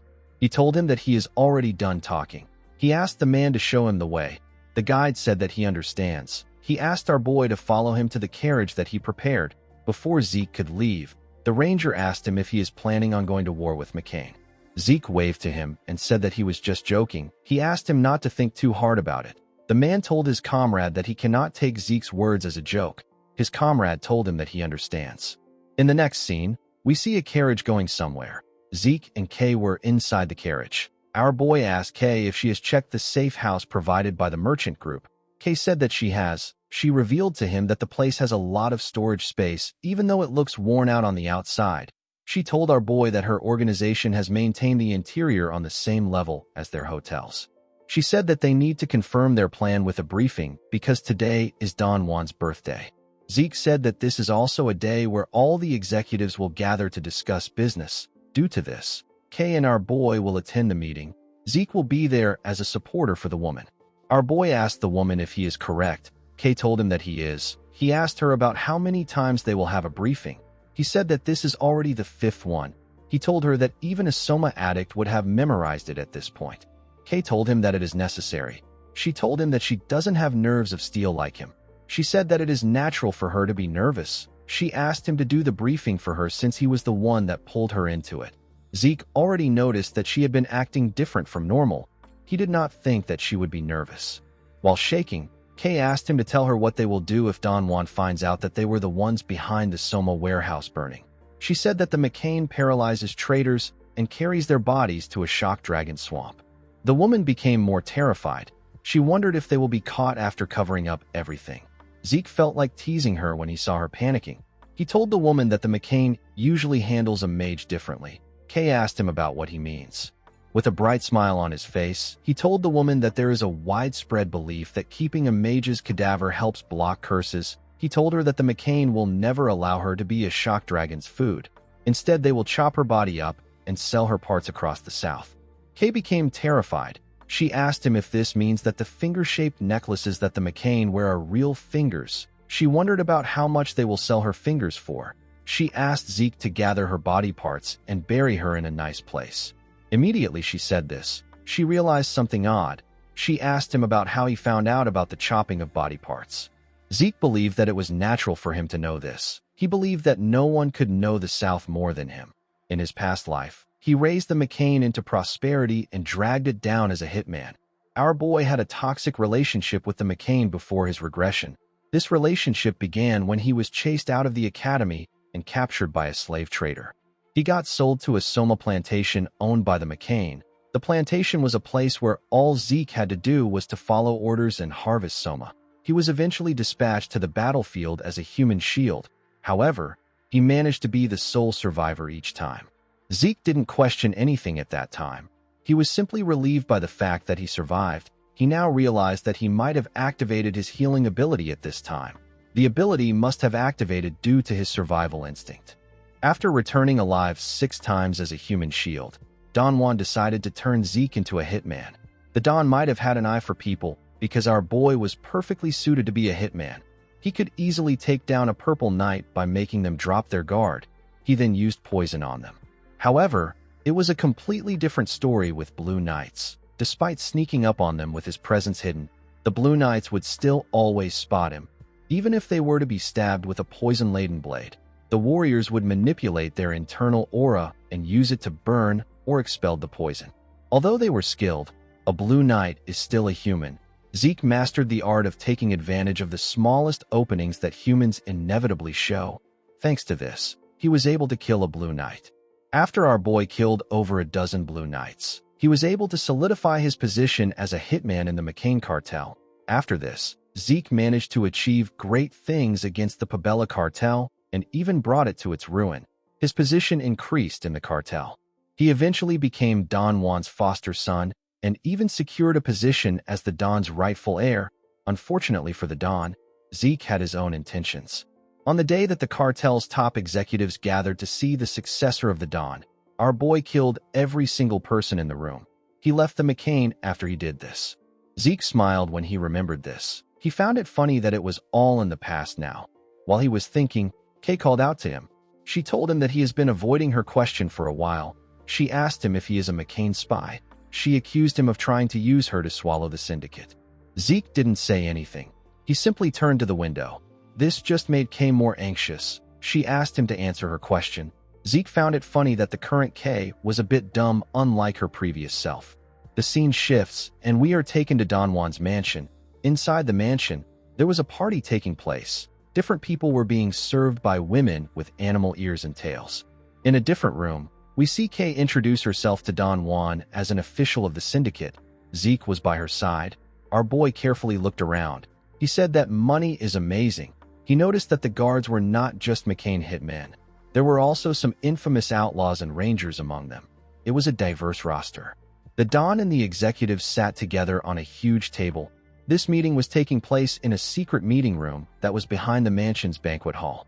Don Juan smoked his cigar and greeted Kay. He told her that he heard she was a mage. He did not expect her to be a woman. He said that a beautiful mage is rarer than a jewel.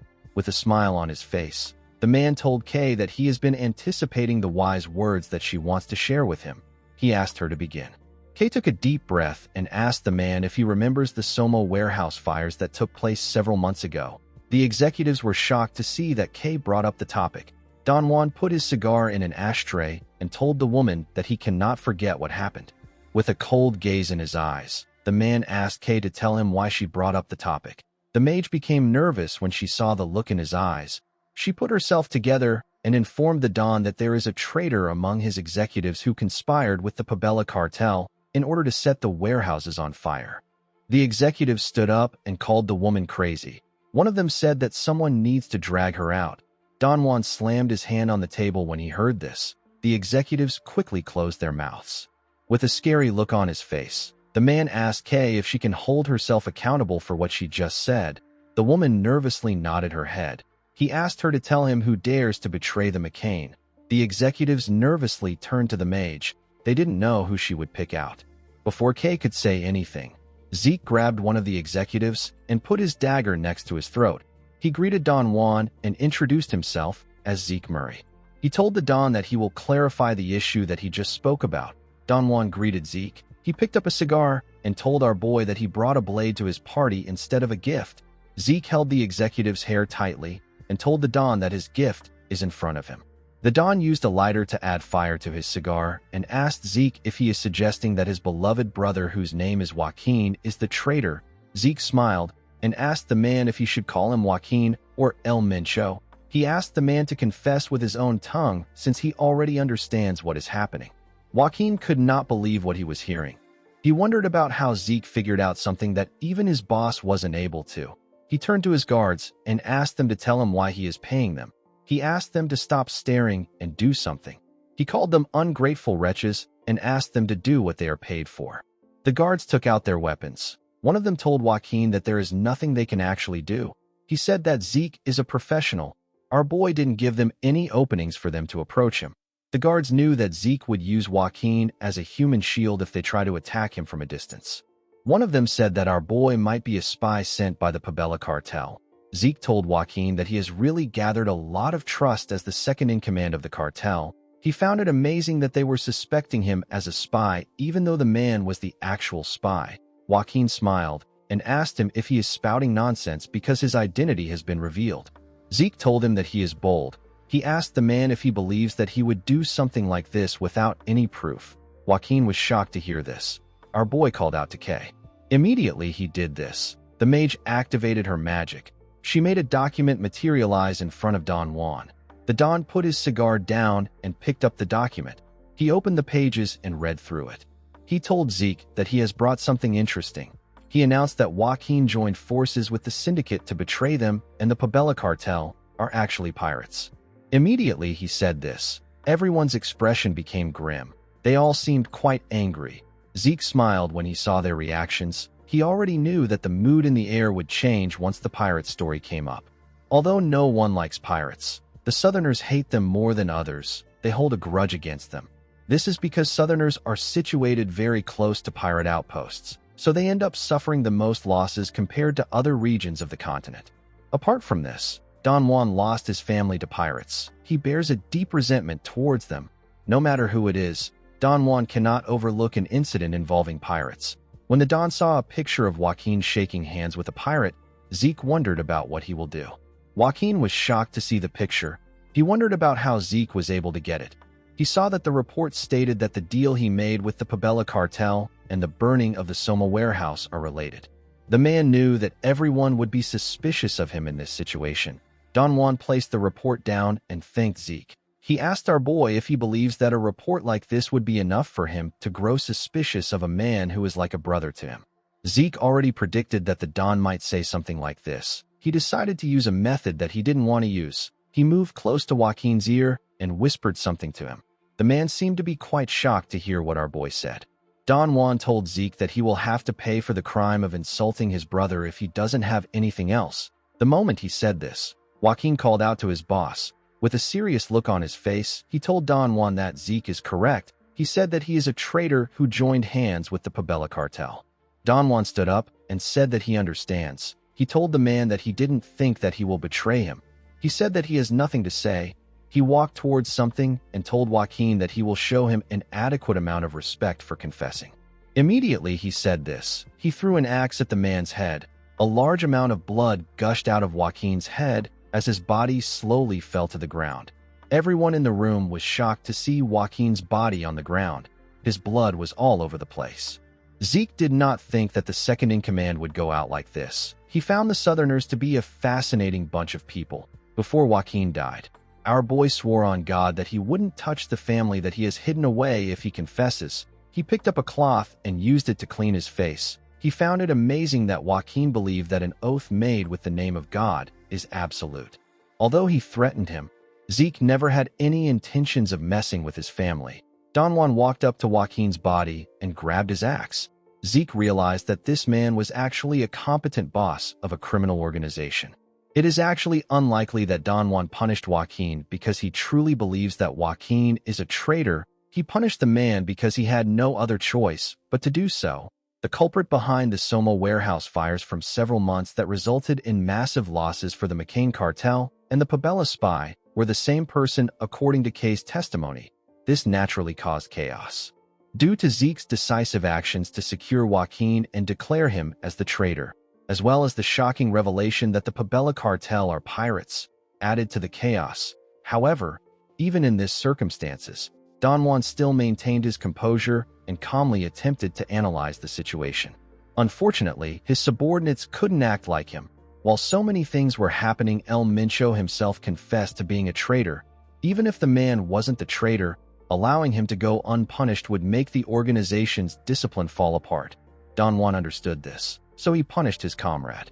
Zeke realized that the man still had his cold, calculating nature. Don Juan took out his axe from the man's head and swung it to remove the blood on it. He carefully looked at his axe with a cold gaze in his eyes. Since Joaquin was a traitor, just like Kay said, Don Juan said that his friends at the syndicate must also be traitors. The men from the syndicate became scared when they heard this. The Don threw his axe on the documents. He said that Kay wrote that their first step of moving from McCain to the Pabella cartel was burning the Soma warehouse. With a menacing look in his eyes, the Don told the men that he will grant them a painless death if they confess like Joaquin did. One of the men said that it is a setup. He said that they never planned or executed such a scheme. He pointed at Kay and referred to her as a spell-casting witch. He said that this is all some trick planned by her. He told Don Juan that he needs to interrogate Kay. Immediately he said this. Someone threw a weapon at the man's head. His blood splashed on Kay's face. The woman was horrified to see this. She didn't even know how to react. While trembling, Kay took a look at the dead man in front of her. She saw a dagger in his head. Don Juan asked Zeke about what he is doing. Our boy was the one who threw the weapon. He told the Don that he simply helped him punish a traitor. He explained to him that he personally took care of Joaquin, who confessed to being a traitor. He said that there is no doubt that the syndicate that worked with him are also traitors. He asked the Don if his actions are not justified. Don Juan finally understood what Zeke was planning. He realized that our boy wanted to use him to get rid of the syndicate. Don Juan told Zeke that his justification is fine. With a scary look on his face, the Don asked our boy if he is a messenger of God sent to aid him or an agent of the devil that has come to drag him to ruin. Zeke smiled when he heard this. He said that he is not a messenger of God or an agent of the devil. He told the man that he is simply a business partner that has come to propose a new deal. Don Juan asked Zeke about what he means. Zeke told him that he shares the same views as him. He told him that he understands that he wants to exterminate the traitorous syndicate and re-establish order. He told the Don that the only distribution channel for Soma that is available to the McCain is the syndicate. This is because the Pabella has dominance over the sea routes. Because the Don was aware of this, he hesitated to punish the organization that was colluding with a traitor. Don Juan felt like our boy was speaking as if he knows him. Zeke asked the Don not to be afraid. He revealed to him that all the distribution of Soma in the syndicate has been handled by Kay. The trembling mage forcefully smiled at Don Juan. Zeke placed his hand on his chest and told the Don that he and Kay will be in charge of taking care of the McCain Soma from now on. The Don sat down and told our boy that his offer is quite tempting. He said that it will be very alluring if it is true.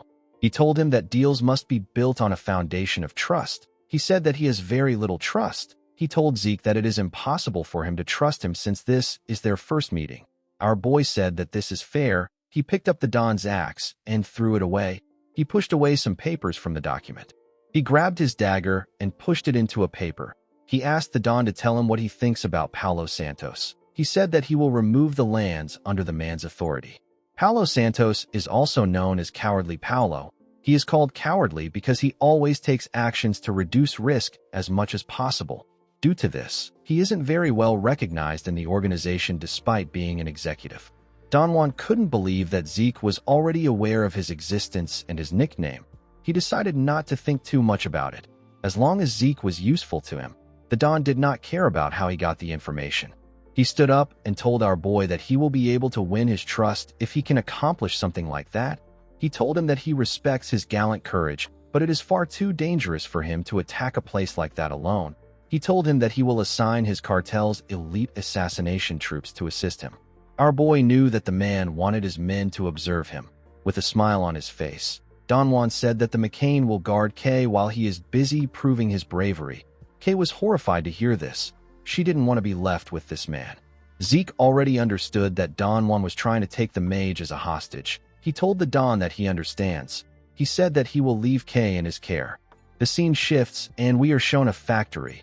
This factory is Paulo Santos's assigned territory. It is a Soma production factory. It is under the Pabella cartel's control. There was a forest facing the factory. Inside the forest, we see Zeke raise his hand and ask the assassins to stop.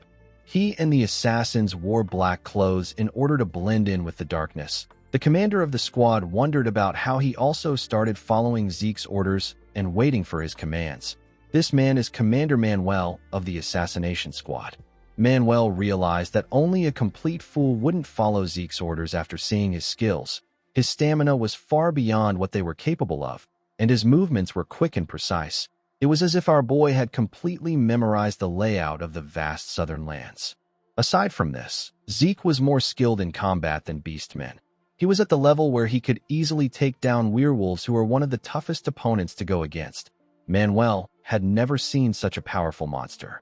Zeke asked the assassins to wait in the forest. The commander was surprised to hear this. He wanted to stand up to Zeke. Our boy reminded the man that he had no intentions of helping because he came there to just observe him. He turned to him and told him that this is the only place where he can see the entire factory at once. He advised him not to say anything he doesn't mean and just focus on observing him properly. Immediately he said this, Zeke jumped down. The commander wanted to stop him, but our boy didn't give him the chance. One of his subordinates asked him about what they should do. The man said that they should just observe Zeke like he said. He reminded him that they originally came there to observe our boy. He said that there is no need for them to put themselves in harm's way. He ordered his subordinates to set up an outpost. He asked them to focus on camouflaging it so that they don't get caught by their enemies. Immediately he said this, an explosion took place in the factory. Manuel was shocked to see this. He couldn't believe that Zeke was already leaping into action. The factory was already on fire. There were several bodies on the ground. In the middle of the factory, there was a tornado of fire burning everything. One of the warriors said that there is a mage among the intruders. Someone said that the fire is too much for them. They said that they need to call the magic weapons squad for reinforcement. Zeke wasn't surprised to see that they thought he was a mage. He believed that it was natural for them to react like this after seeing the elemental sword for the first time. Someone announced that he has found the intruder. Our boy realized that this is the organization that caused a rift between the McCain and the Southerners. He was impressed by their quick response to the situation. The warriors of the cartel charged at him at the same time. Zeke raised his dagger and covered it with fire. He activated the flame field of the elemental sword and used a technique known as hellfire to cut through the men. Each person he touched with his blade got lit on fire. The flames burnt their heads and different parts of their bodies. Zeke took a look at the burning bodies on the ground. He felt like this attack was not good enough for a warm-up. The moment he thought of this, he sensed something. He quickly raised his head. He called cowardly Paolo a crazy man. Our boy saw tanks coming towards him. He couldn't believe that the man even has magic tanks. Zeke believed that the man was wasting his money. He knew that it would have been much cheaper for the man to hire a mage to fight for him. The magic tank fired a huge bullet at Zeke with a large amount of explosive force. Our boy easily cut through the bullet with his dagger. It fell to the ground and caused a small explosion. Zeke realized that the cartel wouldn't have bothered to hire mages because they were only looking for criminals. He activated the wind field of the elemental sword and used a technique known as Tempest Sword to fire a huge tornado at the magic tanks. The attack tore the metallic tanks apart. Zeke smiled when he saw this. He realized that he would have ran away with his tails tucked between his legs if he saw a magic tank in his past life. However, things are now different. A while later, we are taken to an underground bunker. We see several dead bodies lying on the ground. We see Zeke kill a man by throwing his dagger at him. There were several bodies in the room. Our boy had taken out a lot of warriors. He realized that Paolo will soon show himself because he has taken down a lot of his men. The moment he thought of this, someone fired an arrow at him from the side. Zeke easily caught the arrow before it could touch him. The moment he did this, the arrow released a purple and green gas on him. The system informed him that it detects the black mamba poison. It told him that his poison resistance has neutralized most of the poison. Zeke threw the arrow to the ground. The system confirmed his request. It said that it will temporarily pause the activation of his healing factor. Our boy turned to the side to see his target. He saw Paulo Santos standing in the shadows. The man wondered about what his men were doing above ground for an intruder to get this far inside. Paulo stepped out of the shadows and explained to Zeke that he was just exposed to a poison gas. It is an extremely potent poison that can take down aura users. The man showed Zeke a vial containing some liquid and told him that he will give him the antidote if he can provide information on his companions. He told our boy that his comrades must have already been captured due to how quiet things are on the surface. He advised him to take the deal before it is too late. Zeke couldn't believe that Paolo was trying to strike a deal with something that doesn't exist. He realized that the man saw him as a fool. It is common knowledge among Southerners that the black mamba poison doesn't have an antidote. Any normal person exposed to it will be dead in a matter of minutes. Even a blue knight will have trouble expelling the poison out of their body. There will still be some lingering aftereffects once the poison is out of their system. Fortunately, the poison didn't work on Zeke because of his poison resistance trait. The trait nullified the effects of the poison. Our boy threw a dagger at the vial and destroyed it. Paolo was shocked to see this. He asked him if he is insane. He asked him if he is ready to die. The moment he said this, the man became scared when he saw the look on Zeke's face. With a menacing look in his eyes, Zeke told him that poison doesn't work on him. He revealed to him that the reason it is so quiet above ground is because he killed everyone there. Paolo was shocked to hear this. He said that this is impossible. He told Zeke that the men were the cartel's elite warriors, and they were equipped with magic weapons. Zeke asked him to check things out by himself if he doubts him. He asked him to do it if he is capable of doing it. Paolo asked him for his identity. He asked Zeke about who he is working for. Zeke asked him if there is no one that comes to mind. Paolo grit his teeth out of anger. He asked our boy if he is from the McCain. Zeke commended him for catching on fast. Paolo said that the only people who can do this to the Pabella is the McCain. He asked Zeke about why they are doing this now, when they have been properly respecting each other's territorial boundaries. Zeke told the man that he has no conscience. Paolo asked him about what he means. Our boy asked him if the Pabella considers it proper to be loitering around another cartel's distribution routes while looking for an opportunity to strike them. Paolo was shocked to hear this. He didn't know how Zeke found out. Our boy told him that his cartel has crossed the line. This alone is enough justification for the McCain to act. He revealed to Paolo that Don Juan said that he won't stop until the Pabella cartel has been crushed and burnt to ashes. He told the man that the Don said that he will erase every trace of the filthy pirates from the south. Paolo became scared when he heard this. He couldn't believe that Don Juan found out that they were originally pirates. He quickly turned to a passage and began to run. Zeke told him that he can't get away from him. In the next scene, we see our boy arrive in a ruin that had a large amount of pillars. He was already tired of pretending to chase the man. He looked around and wondered about where he was. The place looked completely different from the underground mines he was in before. Zeke recalled that he encountered tons of traps on his way there. It was hard for him to hold himself back, but he had to do it because he didn't know if there were any prying eyes in the area. Zeke realized that the traps he encountered were not originally part of this ruins. Someone installed them there recently. Our boy looked around the ruin. He wondered about what the Pabella were up to down here. While he was looking around, someone appeared next to a pillar behind him. The man charged at him from behind and swung his sword when he got close to him. Zeke easily sensed the man's presence. He turned around and carefully dodged the attack. He moved close to the man and asked him about who he is. The man was shocked to see our boy next to him. He changed the direction of his sword and swung it at Zeke. Our boy covered his dagger with wind and swung it at the man. His attack destroyed the man's blade and tore him apart. A large amount of blood gushed out of his body. The man fell to the ground. Immediately this happened, the man's comrades came out of hiding. Zeke instantly recognized them. He wondered why he kept running into this men wherever he goes. The men turned out to be the Empire's hunting dogs. The leader of the hunting dogs said that this is the reason he didn't want to work with the Southern bastards. He believed that the cartels should have settled their issues among themselves. He didn't understand how the Pabella would let a rat get this far into their base. The blond man told Zeke that he can't let him leave the ruin with his life. The moment he said this, our boy recalled that he saw the southern continent's ruins being marked on the hunting dog's operation map that he found in the giant mountains. He wondered if this ruin contains one of the artifacts that the Emperor is after. He carefully raised his dagger. The leader informed his subordinates that he saw a wind-like element wrapped around the dagger before Zeke swung it. He said that the dagger is not normal. He advised his men to face Zeke with the assumption that the dagger is an artifact. The moment he did this, the man noticed something. He saw Zeke holding a magic scroll. He quickly turned to his subordinates and announced that our boy is holding a magic scroll. He asked them to brace for impact. Zeke asked him to relax. As the scroll slowly faded away, our boy explained to him that it is a simple soundproofing and barrier spell with no lethal effects. A barrier appeared at the entrance of the ruin. Zeke revealed to the man that no one will know about what is happening there for the next 30 minutes. He took out his sword from his inventory and asked the man not to worry about getting caught. Zeke wanted to have fun since he didn't have a lot of opportunities to test out his new skills. He raised his sword and asked the hunting dogs to come at him. The leader became nervous. He noticed that Zeke wasn't using a subspace pocket. Our boy brought his sword out of thin air instead of using a medium connected to a subspace.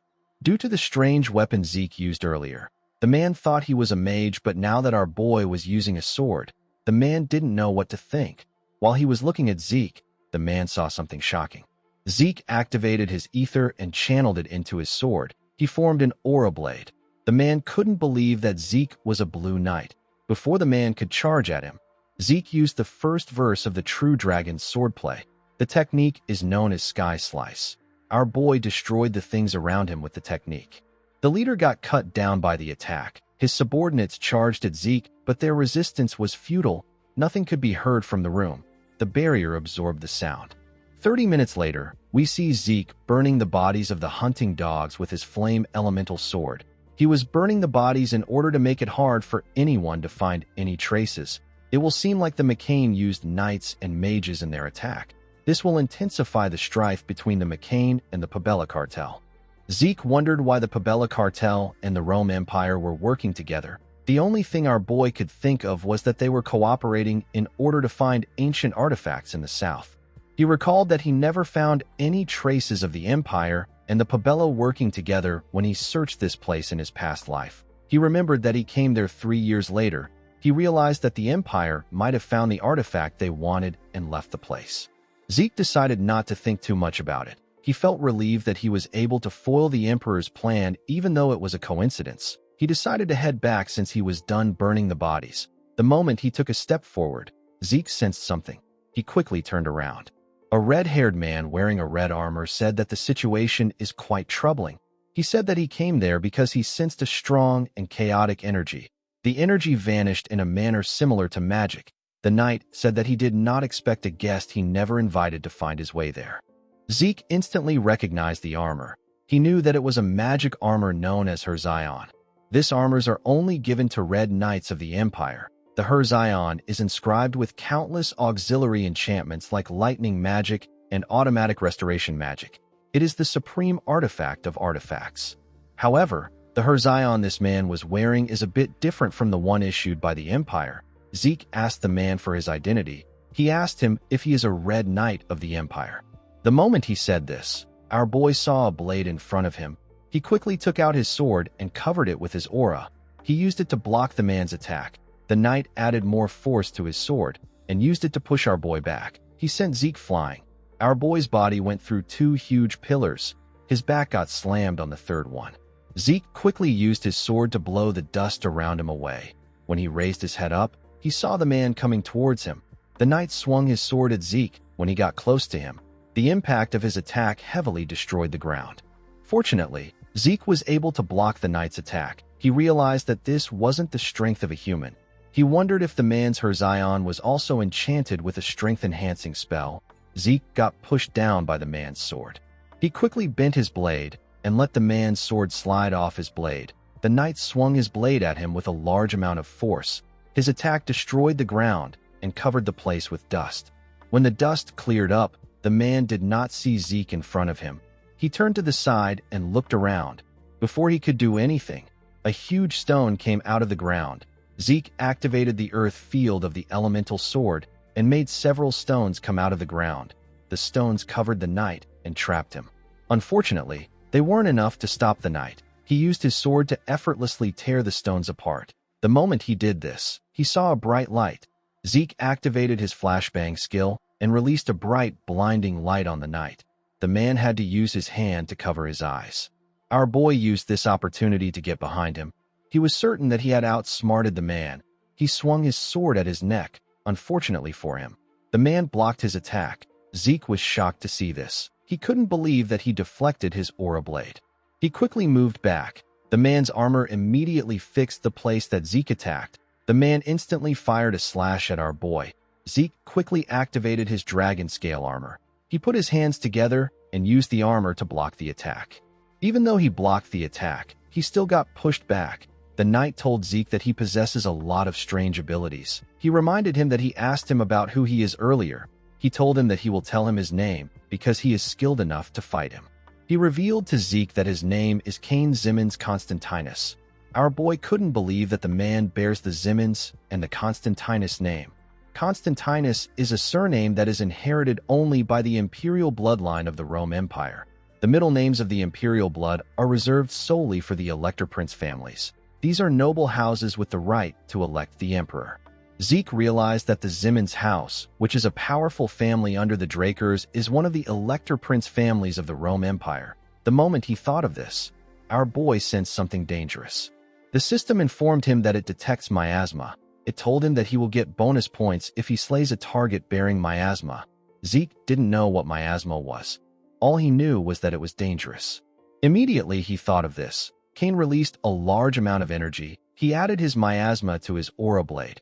He said that he never expected to meet someone who can rival him in this remote place. He told Zeke that he will show him proper respect by fighting him with all his might and granting him an honorable death. The moment he said this, his aura blade changed into a huge blue sword. Zeke knew that ordinary techniques won't stand a chance against this attack. Even his elemental sword skill is not good enough to counter it. He pushed his leg forward and changed his stance. He gathered his energy and activated the second verse of the 8th chapter of the True Dragon's swordplay. The technique is known as Dragon Scale Thrust. Zeke realized that this attack won't be enough to stop Cain's attack. Cain's physical enhancement, his ability to deflect aura blades, his remarkable defense and regeneration were things that our boy had to consider. As long as the knight has his eye on, there is no way Zeke will be able to land a fatal blow. Our boy knew that he needed to drag Cain down to the same level as him. He activated his mana reflection skill. Immediately he did this, Cain noticed something odd. He noticed that his Hersian's functions have suddenly stopped. He asked Zeke to tell him what he did. Our boy told him that he doesn't know what he is talking about. Cain laughed and said that this is amusing. He changed his stance and pointed his sword at Zeke. His huge blade also got pointed at him. He told Zeke that it is fine if he doesn't want to answer. He said that figuring out an enemy's trick is part of the joy of battle. Our boy gathered his energy and made it stronger. He and Cain charged at each other at the same time. They both thrust their blades at each other. Zeke's energy took the shape of a dragon, and Cain's energy took the shape of a demon. The two swordsmen pushed each other back with their attacks. The ruin got heavily damaged when their energies clashed. A huge explosion took place when their swords touched each other. The ruin got destroyed.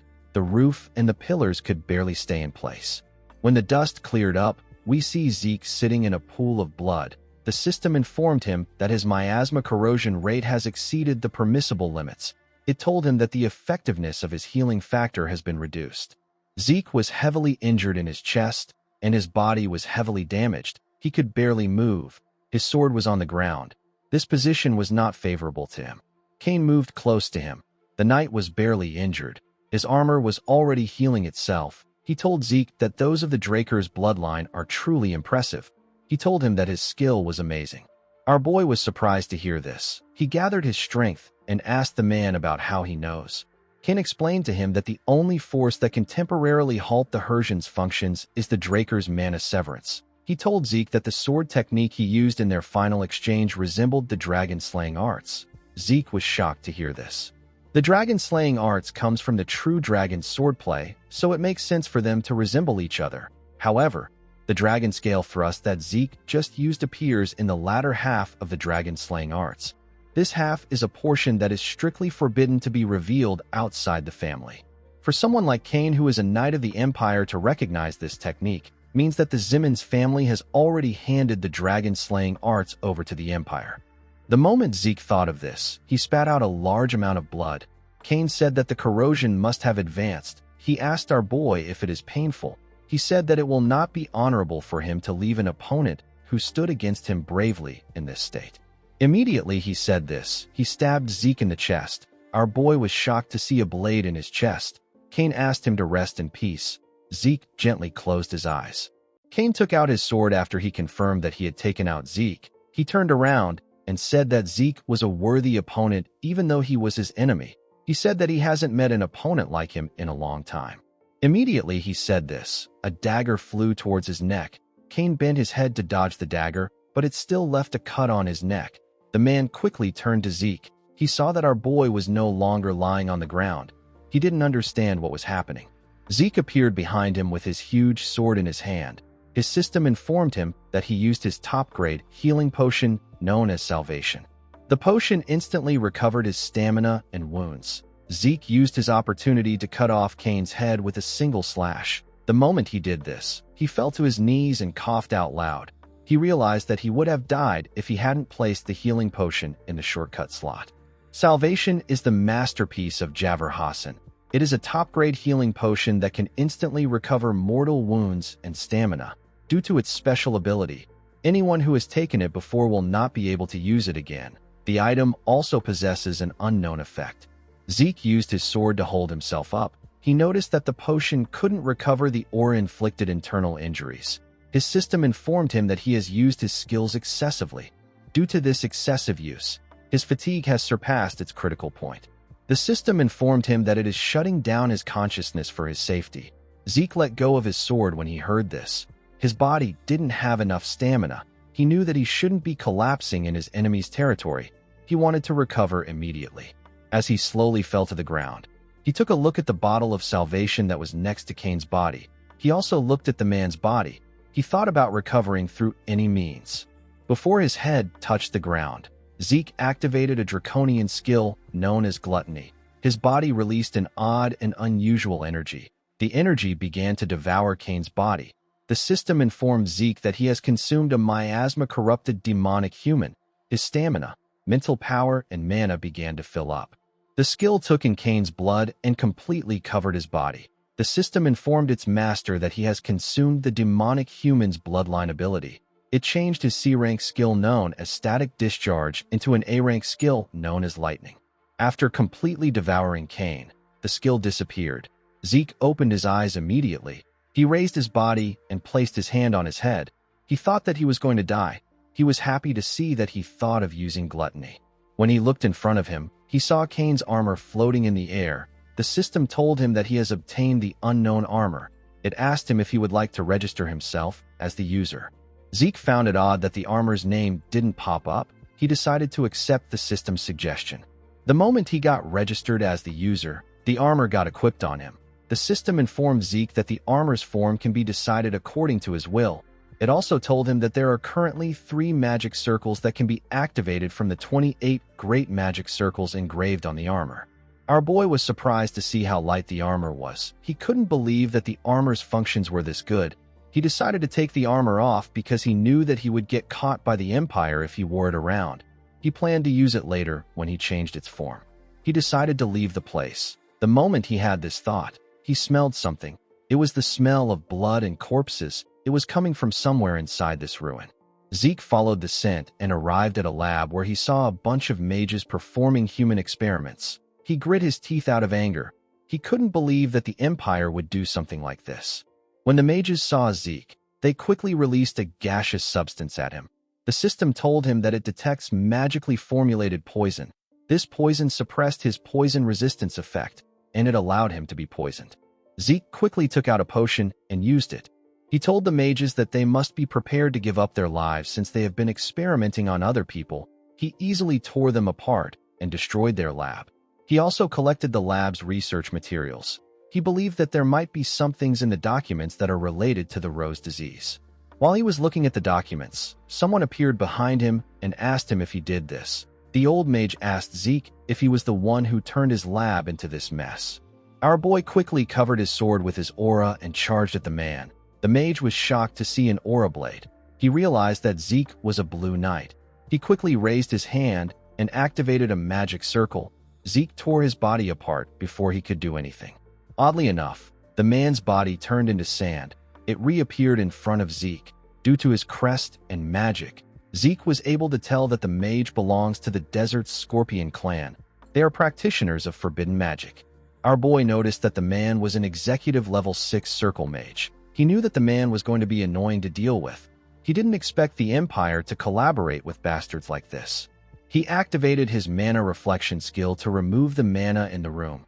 The mage was shocked to see that he could not create a magic circle. He asked Zeke if he is a pure-blooded Draker. He quickly took out a scroll and tore it. Sand gathered behind him. A huge monster with a unique body was created with the sand. It had very different body parts. Zeke immediately knew that he was looking at a synthetic chimera. The mage laughed and said that this is his greatest masterpiece. He said that even a Draker wouldn't be able to face his chimera. The chimera swung its claw at our boy. Zeke was able to block it, but he got pushed back. The monster swung its other claw at him. Our boy pushed it aside. He covered his leg with his ether and moved at a crazy speed before the monster could squash him. He climbed the monster's body and appeared above it. He was able to do this with the shadowless steps of the Gale Arts. The chimera quickly raised its head when it sensed Zeke. It thrust its stingers at him. Zeke was able to tear them apart. He noticed that the chimera had no blind spots. He landed in front of it. He didn't want to waste time with this chimera. He charged at the chimera and swung his blade at its head. The monster easily blocked the attack with its claws. Zeke got pushed back. He realized that reinforcement will arrive soon if this fight goes on. The moment he thought of this, the system informed him that Dragonic control can be activated. It asked him if he would like to subjugate the Dragonic target. Zeke didn't think that Dragonic control would work on this monster. He activated his dragon's dignity and ordered the chimera to submit to him. The chimera became scared when it felt the energy Zeke was exuding. The system informed our boy that he has instilled fear in the trivial dragon. The effect of his Dragonic control increased. Due to the fact that Dragon's dignity and Dragonic control worked on the chimera, Zeke deduced that the mage must have partially included some dragon traits when making the chimera. The system asked him if he would like to activate Dragonic control to subjugate the target. Our boy accepted the offer. A magic circle appeared below the chimera. It released some chains that held the monster down. The system informed Zeke that he has subjugated the trivial dragon. Our boy gently pat the chimera on his head when the chains disappeared. The chimera was quite happy with this. Zeke did not expect him to be so gentle. The mage was quite shocked. He didn't understand what was happening. He didn't know why his chimera wasn't listening to his command. Zeke turned to him and ordered the chimera to bite him. The chimera took out the defenseless mage with a single bite. Zeke pat his head and looked through the man's belongings. He saw that this man was Gurav al-Rahmani. He recalled that this was the name of the second-in-command of the Scorpion clan. While he was looking at the man's file, the chimera gently hit his head. Zeke turned to it. He asked the chimera about why it keeps interrupting him. Immediately he asked this question. His system popped up and asked him if he would like to name the subjugated dragon. It explained to him that named dragons can be summoned by their master whenever they call. Zeke realized that the chimera wanted to be named. He decided to name the chimera Gurav. The monster was surprised to hear his new name. The system registered him as Gurav. Zeke asked him if he doesn't like his name. He told him that it is too late. In the next scene, we see someone clapping his hands. The person clapped for Zeke. Our boy was wearing some new clothes and his body had fully healed. The person in front of Zeke was Don Juan. The Don sat down and told our boy that he heard he truly eliminated cowardly Paolo. Zeke nodded his head and told the Don that he keeps his promises. Don Juan told Zeke that he has to believe him now that he has proved himself. He said that valiant warriors have the right to be respected. He told Zeke that he treasures strong warriors as if they are his own children. He told him that he wishes to treat him the same way. Zeke remembered how he suffered under Don Juan in his past life. He wondered if the man saw children as beings he can freely use as tools. He was annoyed to see that the Don said this to his face. He promised to kill him with his own 2 hands. Don Juan stood up and pointed at some boxes behind him. He told Zeke that this is a present he prepared for him. Zeke was shocked to see the boxes. Don Juan reminded him that he said he wanted to be his business partner. He said that this is a proof of trust to match his claim. When Zeke picked up one of the boxes, he felt what was inside. He knew that only one thing would have the size and weight. When he opened the box, he saw the head of a syndicate executive. The other boxes contained the heads of the other executives. Don Juan asked Zeke if he likes his present. Our boy smiled and told him that he does. He was happy to see that everything was going as planned. Now that the executives of the syndicate are dead, all our boy needs to do is to put K at the top. The Don moved close to his chair and said that there is still one more issue. Zeke asked him about what it is.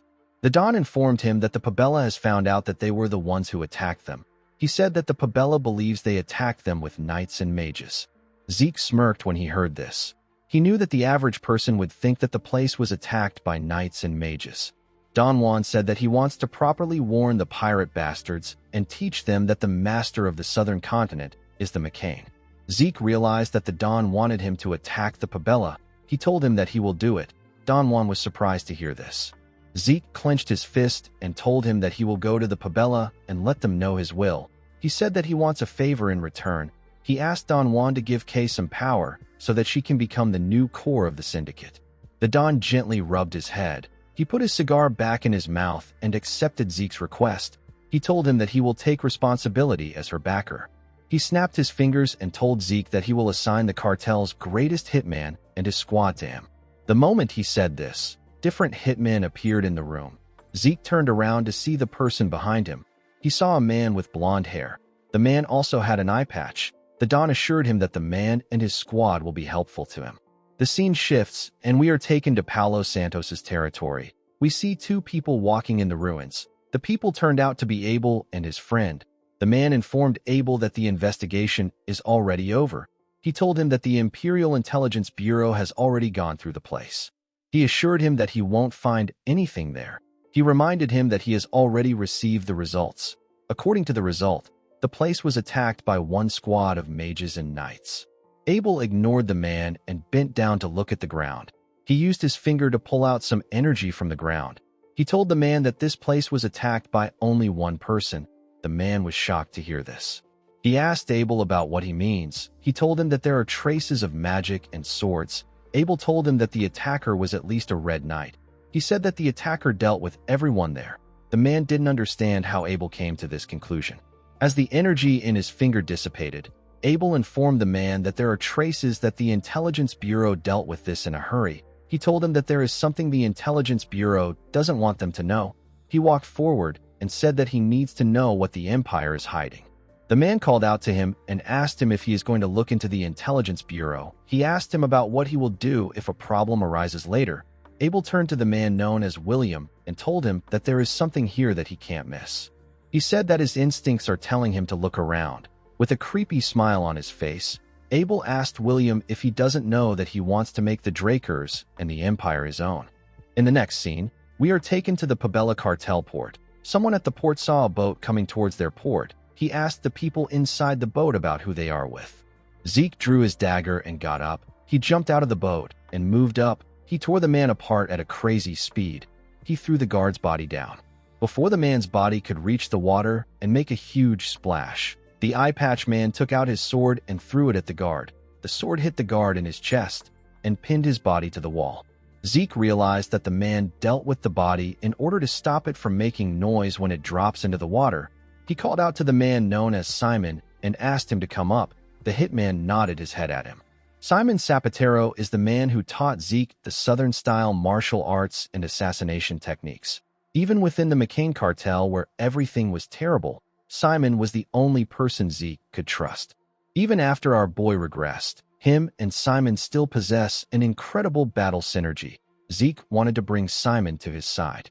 After Simon and his subordinates got to the top, they went into the city. Simon informed Zeke that the Pabella has forces in all parts of the city. He asked him if there is a way to infiltrate the central area. Zeke told him that there is. He reminded him that this land originally belonged to the Holy Empire. Due to this, underground paths must exist there. Simon found it weird that Zeke wanted to go underground. He told him that it doesn't make any sense. He asked him about how he plans to find his way through the maze-like underground paths. Zeke asked him to simply watch. He assured him that there is a way. In the next scene, we see Zeke running through the underground paths. He used his mini-map guide function to search for a way to reach Mateo's room from the underground path. Thanks to his mini-map, Zeke is able to easily find his way in this maze. While running, Zeke noticed that there were some forces in front of them. He decided to follow another path. He was trying to be careful. He recalled that red knights and knights above them do not get marked on the mini-map. This is why he ran into Cain in the ruins. He told the assassins that they are almost there. He told them that they need to split up from there. He ordered them to set up bombs in many places as possible. He said that he is going after Mateo. The men accepted his order and split up. Zeke went to the waterways of the city. He saw 3 paths meant to carry water. The paths were covered with iron bars. He moved to the entrance with no water and removed the bars. Zeke knew that the Pabella boss will be furious if he kills Mateo. This will lead to a war between the McCain and the Pabella. As he went into the waterway, he wondered if Don Juan really sent him there to start a war. Someone who is so cautious that he would even kill his subordinate to prevent unrest in his organization. There is no way someone like Don Juan would do something like this. He probably hopes that everyone he sent here ends up dead. This ambush probably serves as a warning to the Pabella. Don Juan will be able to show that he doesn't care about a sacrifice on this scale. Zeke smiled when he thought of the Don's plan. He didn't have any intentions of letting things go as the Don wished. This is because he intends to kill Mateo. He kicked open the iron bars at the end of the waterway. The guards in the area were shocked to see the iron bars. Before they could do anything, Zeke jumped out of the waterway and tore them apart. He ran into the building. As he ran through the place, he recalled that the Empire and the Pabella were working together. He wondered why he hadn't seen any soldiers. Even his mini-map wasn't showing their location. The moment he thought of this, a bright light shined in his eyes. Zeke quickly used his hand to cover his eyes. He realized that this was where the soldiers were hiding. The leader of the squad said that they need to capture Zeke alive. The swordsman quickly charged at him. Zeke dodged the attack of the first person that charged at him. He used the man's shoulder to push himself up. He threw his dagger in the air and gave it a kick. The dagger went through the man's neck. Immediately, the leader saw this. He activated a magic circle and ordered his mage squad to activate their magic and fire. Zeke instantly activated his swift step the moment his leg touched the ground. He was able to dodge the attacks of the mages. He charged at them. He took out another dagger and activated the wind field of the elemental sword. He used the technique to tear the soldiers apart. Zeke realized that this people were quite weak for Imperial soldiers. He wondered if the Empire sent this level of soldiers to brag that they deployed troops. He called out to the remaining soldiers and told them that he is going to give them one chance. He activated his dragon's dignity and asked them to leave now if they want to live. He told them that they can also come at him if they are prepared to die. The mages could feel the power of something dangerous. Some minutes later, we see Zeke looking at the soldiers' bodies. He wondered what the Empire was trying to do by coming all the way to the south.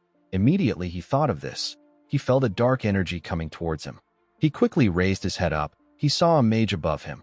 The mage said that one roach is interrupting their great plan. Zeke was surprised to see the man. He wondered about when the man arrived. He wasn't able to sense him until now. He asked the mage about who he is. The man raised his hand and released some dark energy from his ring. His energy touched the bodies of the soldiers. The dead men got turned into zombies. The mage ordered them to capture Zeke. He told our boy that he will pull out his soul by himself because he interrupted the great plan. Zeke was surprised to see that the man was able to raise this much zombies in one go. He realized that the man is a high-level black mage. He knew that most black mages on this level are from the Scorpion clan. He wondered why he couldn't see the man's affiliation and magic circle. He decided to take care of the zombies. He swung his sword and beheaded some of them with a clean strike. His system informed him that he has eliminated miasma-corrupted zombie knights. He was granted 10 karma points for this. Zeke was surprised to see this. He smiled brightly when he realized that he could gain karma points. His system notified him several times that he had obtained 10 karma points. After he took out the last zombie, he got his last notification. Zeke turned to the mage. He expected him to make a move. To his surprise, the mage turned himself into his dark energy and left the place. Zeke ignored him and walked forward. He decided to turn the man into points later. As he walked through a hallway, Zeke realized that he will soon reach Mateo's office if he keeps walking. He knew that someone will be appearing soon. The moment he thought of this, someone appeared and pointed a dagger at his neck. Zeke told the man that he has been waiting for him. The man turned out to be Simon. Zeke told the man that he didn't expect him to come there. He asked him if the Don ordered him to eliminate him before things escalated. Simon moved his dagger to his other hand and moved close to Zeke. He informed him that the Don wants to destroy the Pabella cartel. He told Zeke that there is no place in the plan for a Central Continent guy like him. Zeke reminded him that the Pabella would have taken their distribution network from them if he hadn't interfered. Simon informed him that they will use K to control the syndicate. He assured him that the organization will be fine without him. The moment Simon said this, Zeke's system informed him that it has temporarily suspended his healing just as he requested. He grabbed Simon's hand and moved the blade closer to his throat. He let it cut him. He referred to Simon as the shadowless ghost and asked him about why he is not attacking him. Simon was shocked to hear this. He asked our boy about how he knew his previous name. Zeke informed Simon Zapatero that he knows his past and the reason he serves Don Juan. Simon was shocked to hear this. He didn't understand what was happening. Our boy told him that he is doing all of this to protect the last bloodline of the Cusco kingdom. Simon was shocked to hear this. With a terrifying look in his eyes, he asked Zeke to tell him how he knows this. Our boy knew that the man was going to attack. He quickly moved back and summoned a dagger out of his inventory. He used the dagger to push Simon's dagger down. The man raised his dagger and asked Zeke about how much he knows. He asked him for his identity. Zeke pushed his dagger back and revealed to him that he is a direct descendant of the Draker family. He shared his name with Simon. Simon was surprised to hear our boy's name. He asked him if he is the rumored youngest Blue Knight. He said that the entire southern continent will shake if the Drakers get involved. Zeke told him that this issue doesn't concern his family. He revealed to Simon that he is there on his own accord. He asked him not to worry. The hitman asked him about why he revealed his identity to him. He knew that Zeke could have hidden his identity till the end if he wanted. Our boy used his dagger to push Simon's dagger out of his hand. He asked the assassin to ally himself with him. He assured him that he will help him protect the bloodline of Cusco and even help in the reconstruction of the kingdom. Simon was shocked to hear this. Zeke understood why Simon would find this hard to believe. He asked him if he doesn't already know that staying in the McCain cartel is hopeless. He asked Simon to tell him what he will do after he kills him there according to the Don's order. He asked him about what he will do about the Pabella members heading this way. He asked Simon if the Don has ever sent reinforcements for him or his subordinates. Simon told him that they have always had to save themselves. Zeke reminded him that the cartel took over their lands after the kingdom fell. He explained to him that Don Juan wants him, who is a former knight, to disappear. Once he is gone, the princess will be alone. She will be sold to the Cusco rebels at a high price.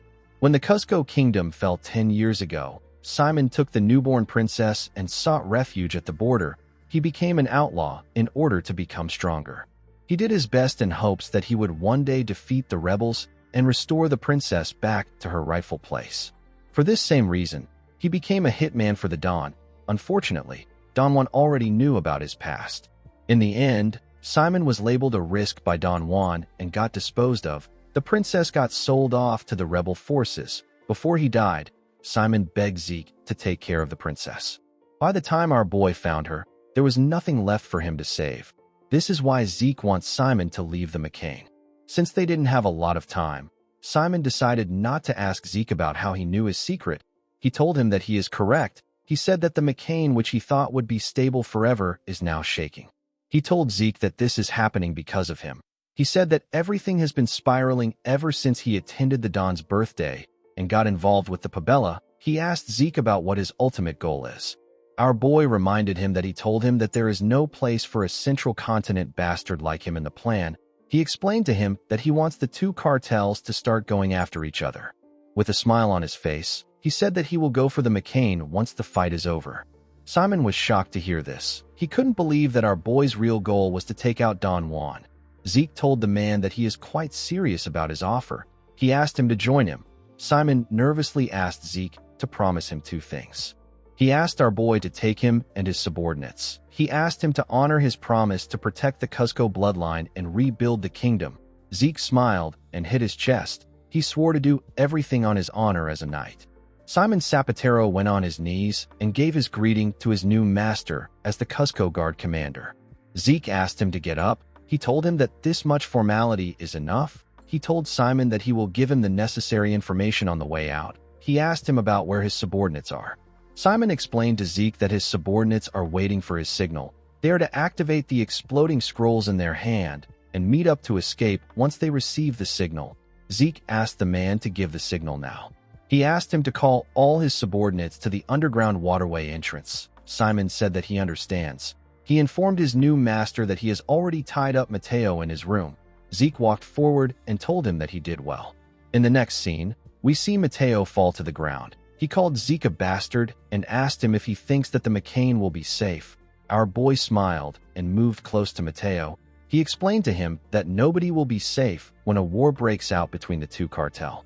He showed Mateo a paper containing a message and told him that the war will break out thanks to him.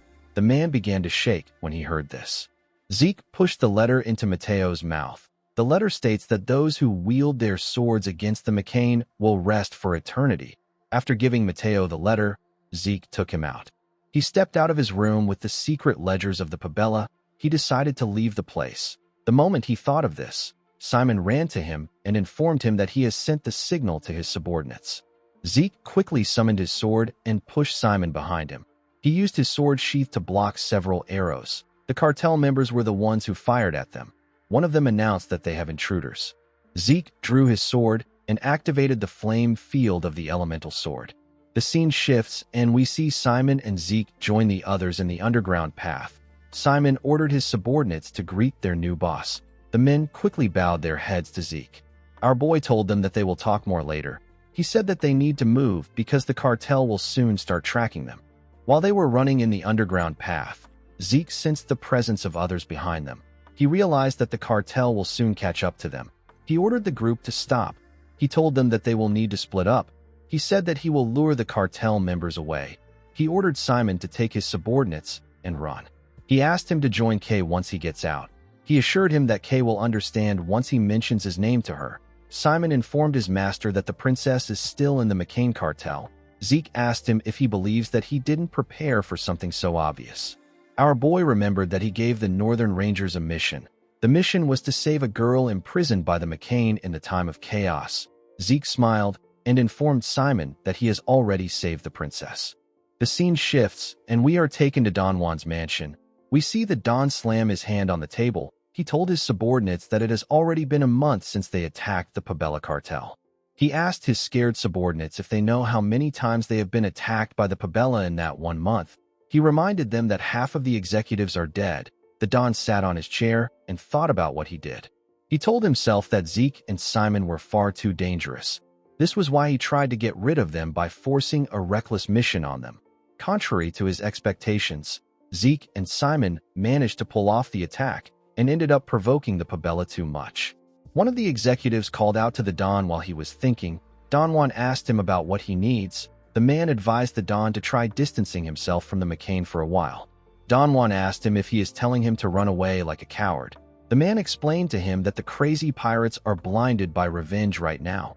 He told the Don that they will soon be charging straight into the McCain without knowing their place. He said that they will use this opportunity to go against them. Don Juan asked him if he is saying that he wants to lure them there and try to wipe them out in one go. The man told the Don that he is correct. He explained to him that he can continue giving his orders from his villa in Tawani. The Don agreed with him. He turned to his other subordinates and told them that crisis has always made them stronger. He assured them that this time will be no different. The men stood up and told him that they understand. After the meeting was over, everyone stood up and left the place. The man who made the suggestion was the last to get up. The moment he got up, Zeke entered the mansion. He pointed his dagger at the man's neck and told him that he talks really well. The man became scared. He told our boy that he did as he was told. He reminded Zeke that he asked him to lure Don Juan to Dawani. He begged our boy to let him live. Zeke slit his throat and told him that he did well. As blood gushed out of the man's neck, Zeke told him that he will finally be able to enjoy the main dish.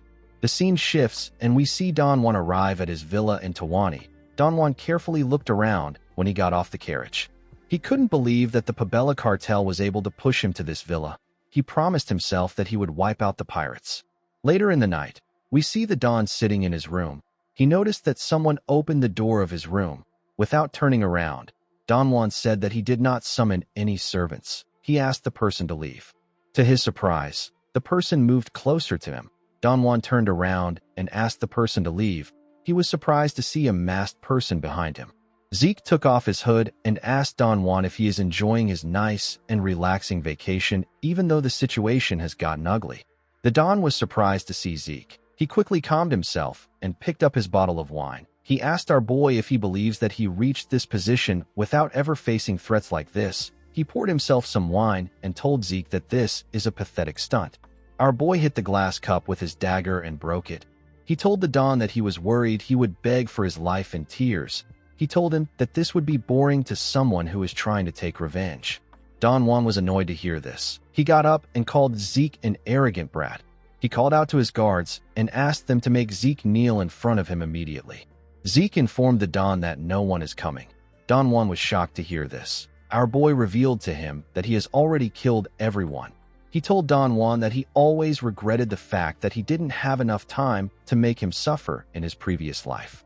He hid his dagger on the table and told Don Juan that he has recently been having dreams of the days he crawled like a dog under him. He said that he remembers the countless people he had to kill because of his orders. Don Juan couldn't comprehend what Zeke was saying. He asked him about why he is spouting nonsense. He said that he never gave such orders. Zeke slammed his body on the glass behind him and asked him if he knows what the victims say to him in his dreams. With a terrifying look on his face, Zeke told the Don that the victims always beg him to spare them. He said that they were begging the bastard who enjoyed wealth and glory while standing on their blood. He raised his dagger and told Don Juan that they cried out desperately. The Don told Zeke that he is wrong. He said that he is a savior chosen by God. Zeke cut off his ear when he heard this. He began to torture the man. A while later, we see blood all over Zeke's clothes. He asked Don Juan to die slowly while feeling the pain of his victims. At daybreak, Zeke walked downstairs and took off the coat he wore. Kay and Simon were waiting for him downstairs. Kay asked him if he is done. Zeke said that he is. He asked Kay about how things went with the syndicate. Kay revealed to him that it went exactly as he said. She said that she reported that the executives were killed by Don Juan while trying to defect to the Pabella. She told Zeke that there is no punishment for her since she was the one who was already handling the field operations.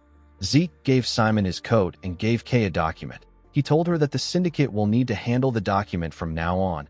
Kay quickly went through it. She saw that it was a contract with the Reinhardt mercenary group. Zeke took off his disguise and explained to Kay that the merchant group is starting a pharmaceutical company. He told her that they will produce high-quality soma and supply it to the company. He explained to her that soma can be used for all sorts of medicine when processed well. He told the mage that the syndicate will handle the transportation of the product. Kay noticed that Zeke was walking towards the door. She quickly asked him about where the production will take place and the person who will control it. She told him that they can't transport soma openly with the syndicate's name. Zeke explained to her that they will get their cultivation permits after they help the Cusco Kingdom. He assured her that he has a plan for everything. He said that he can't explain things right now. He told Kay that he will see her later. The woman called out to him when she heard this. Zeke moved into the woods with his uniform. He decided to take care of his urgent business. He took out a letter from his pocket. The letter was a personal invitation from Karis. Decker informed Zeke that the prince didn't return to the Empire after the banquet. He continued staying in Atlas. Our boy knew that it would take him several days to reach the central continent from the south. He knew that the prince or someone by his side would grow suspicious if he arrived to the meeting late. They will conveniently start guessing the reason for his tardiness. They might even wonder if Zeke was involved in the destruction of the McCain. Our boy believes that the prince summoned him because he already suspects him. He believed that he needed to be careful. He decided to create an alibi for himself. He opened his system and activated its portal function. A magic circle instantly appeared beneath him. The system asked him to choose the location he would like to move to. Zeke chose the Atlas Ruins area. The system informed him that he needed 600 points to get transported there. Our boy gladly paid for the portal. Immediately he did this. He disappeared into thin air. The scene shifts, and we are taken to the Sky Lounge of the Atlas Hotel. When Zeke entered the lounge, he heard someone call out to him. The person turned out to be Prince Karis. The prince waved at him. Zeke noticed that there was another person next to the prince. He already knew who it was. The person turned out to be Abel Draker. Zeke bowed his head to the prince and paid his respect to him. He asked the prince about why he summoned him. Karis smiled and told Zeke that he called him there for a serious matter. He picked up a bottle of wine and placed his hand around Zeke's neck. He told him that he called him for the wine.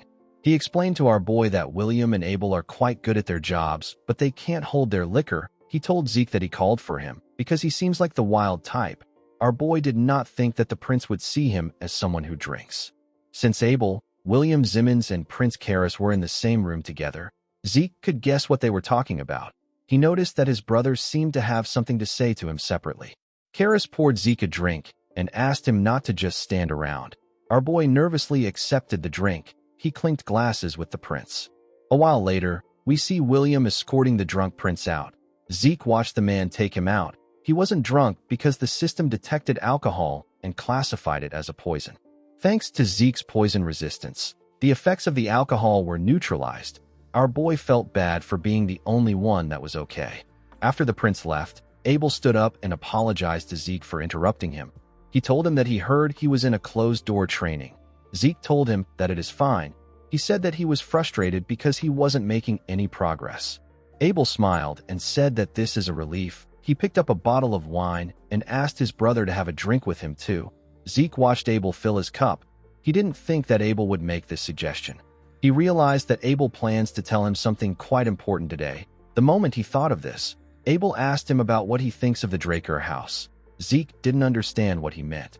With a terrifying look in his eyes, Abel told Zeke that he plans to bring the Drakers to ruin one day.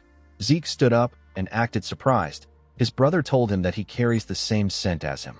He told him that he carries the scent of blood, battles, deaths, and victories. He said that this is exactly how a pure-blood dragon slayer is supposed to be. He told our boy that he is a perfect role model and he smells like a predator. Abel explained to Zeke that he will understand what he is saying if he is a predator like him. Our boy didn't like what he was hearing. He didn't like the fact that this family always spoke about bloodlines. He asked his brother if the reason he's staying close to the Empire is to also bring it down. Abel drank his wine and placed his cup on the table. He said that many people say that Atlas is the greatest place on the continent. He told Zeke that he disagrees with this. He said that the Drakers shouldn't be content with a single city. He told our boy that they need to become stronger if they want to claim the top. He asked him to take a look at the Rome Empire. He said that they are constantly building roads. They are trying to unite the North, the South, and even the Eastern continent into one. Abel told Zeke that the world will finally become a better place the moment the roads, the cultures, and the resources people own all lead to Rome.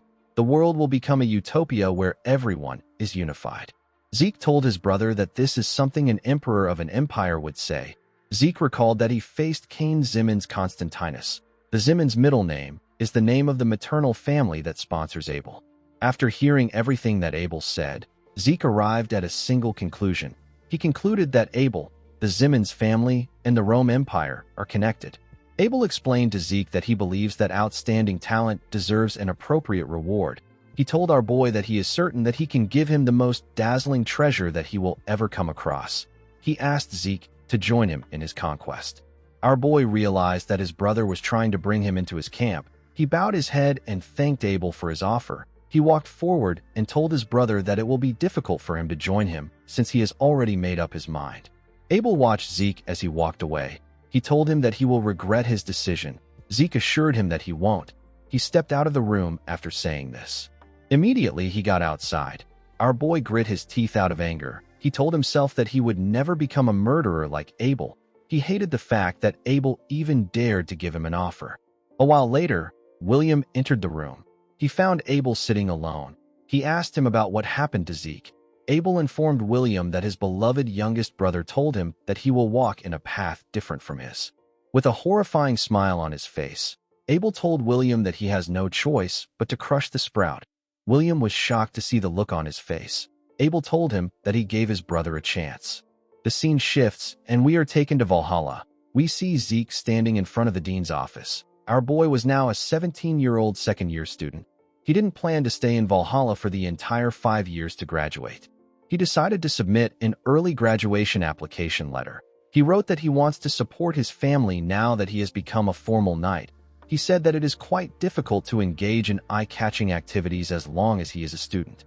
He told the dean that he requests his assistance in resolving his issue. After he made the appeal, an early graduation interview was scheduled immediately. While Zeke was thinking, someone called out to him and asked him if he also came to see the dean. Our boy turned around to see Diego and another student. He noticed that he didn't recognize the boy. He wondered about who he was. Zeke, Diego, and the other boy entered the dean's office together. The dean asked the boy, whose name is Asta, if it has been a week since they last saw each other. Zeke was shocked to hear the boy's name. He quickly realized that he was looking at the future illusionary knight, whose name is Asta Elidolf. Even though Asta was one of the 5 divine knights in our boy's past life, there was no known information on him. Zeke couldn't believe that he would meet this monster here. Asta apologized to the dean. He told him that it has been difficult for him to attend class because of his insomnia. Zeke realized that Asta must have a very severe insomnia. Diego moved close to him and asked him if he wants to hear a lullaby that will knock him out. Asta asked him to be quiet. He told him that his head is ringing. Zeke recalled that Asta worked for the Empire in his previous life. He decided to recruit him in this life. The dean sat down and informed the boys that he called them there for the same reason. He revealed to them that they all applied for an early graduation at the same time. He told them that the professors said that there are no issues with their graduation requirements. The dean gave the boys some documents and told them that he has decided to evaluate their abilities through the mission. Zeke saw that the document was a Delpoa cooperation document. The dean moved close to the boys and asked them if they have heard of Yiksha the Black Knight. Zeke said that Yiksha is an outlaw and an enemy of the continent. A public enemy is a target that the entire continent has acknowledged as an enemy to be eliminated. Yiksha is one of these people. He recently began to stay in Delpoa. The dean explained to the boys that their mission is to cooperate with the Delpoa Knight Order and subjugate Yiksha. He told them that outlaws are people who awaken their aura solely to kill. Their combat style is fundamentally different from that of the ordinary knight. This is why the Delpoa Knight Order asked the dean to only send students who are purple knights or higher. Flaubert told the boys that they must now understand how grueling the mission is. He asked anyone who wants to back out to speak up. Diego told the dean that he has a question. He asked him about the amount of rounds the test has. Flaubert revealed to him that the test has 3 rounds. He said that this mission is the first test. Diego told him that he understands. The dean asked the boys if they have any other questions. Since no one raised their hands, the dean assumed that they were all participating. He asked them to go back and prepare thoroughly. While leaving the building, Asta complained about his head. Before he could get far, someone called out to him. When Asta turned around, he saw Zeke. Our boy asked him if he needs medicine for his insomnia. Asta was surprised to hear Zeke's question. Zeke put his hand into his clothes and told the boy that he has the perfect medicine for him. Asta nervously told Zeke that he is okay. He revealed to him that he has tried several popular medicines, but they didn't really work. Zeke brought out a bag from his clothes and asked Asta to just try the medicine. He told him that he will make a contract for him if he likes it and continue providing more supplies for him in the future. Asta declined Zeke's offer. He was certain that our boy's medicine wouldn't work. Before he could do anything else, Zeke moved the bag close to his head and made him sniff the medicine. Asta instantly lost consciousness and fell to the ground. In the next scene, we see Asta eagerly sign a contract with Zeke. He referred to our boy as Master.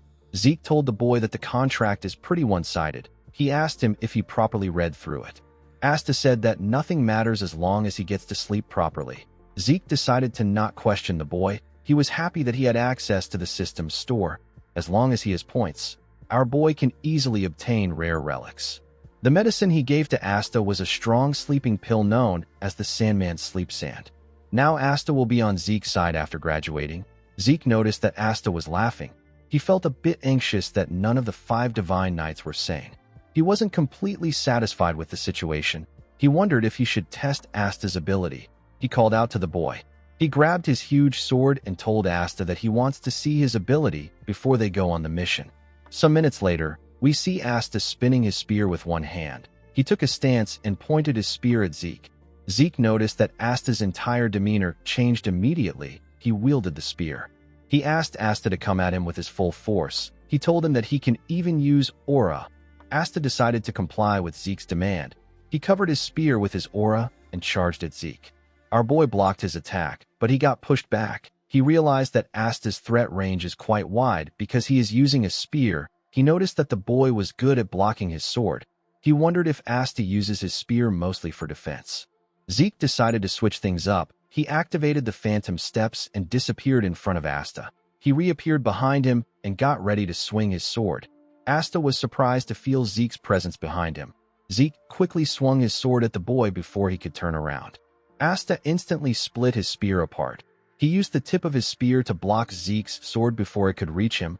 Our boy got pushed back when Asta's spear hit his sword. Asta quickly swung the top at Zeke again. Our boy pushed his sword into the ground and used it to push himself up. He was able to dodge Asta's attack. Zeke never expected Asta's spear to split into 2. This type of thing is usually done by outlaws. He found the fight to be interesting.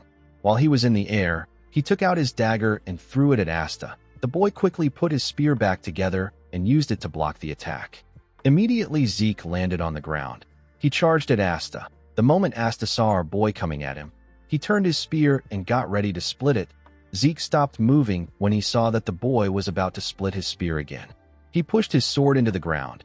He was certain that Asta won't be able to block this attack by splitting his spear. Before reaching Asta, Zeke used the first verse of Chapter 2 of the True Dragon's swordplay.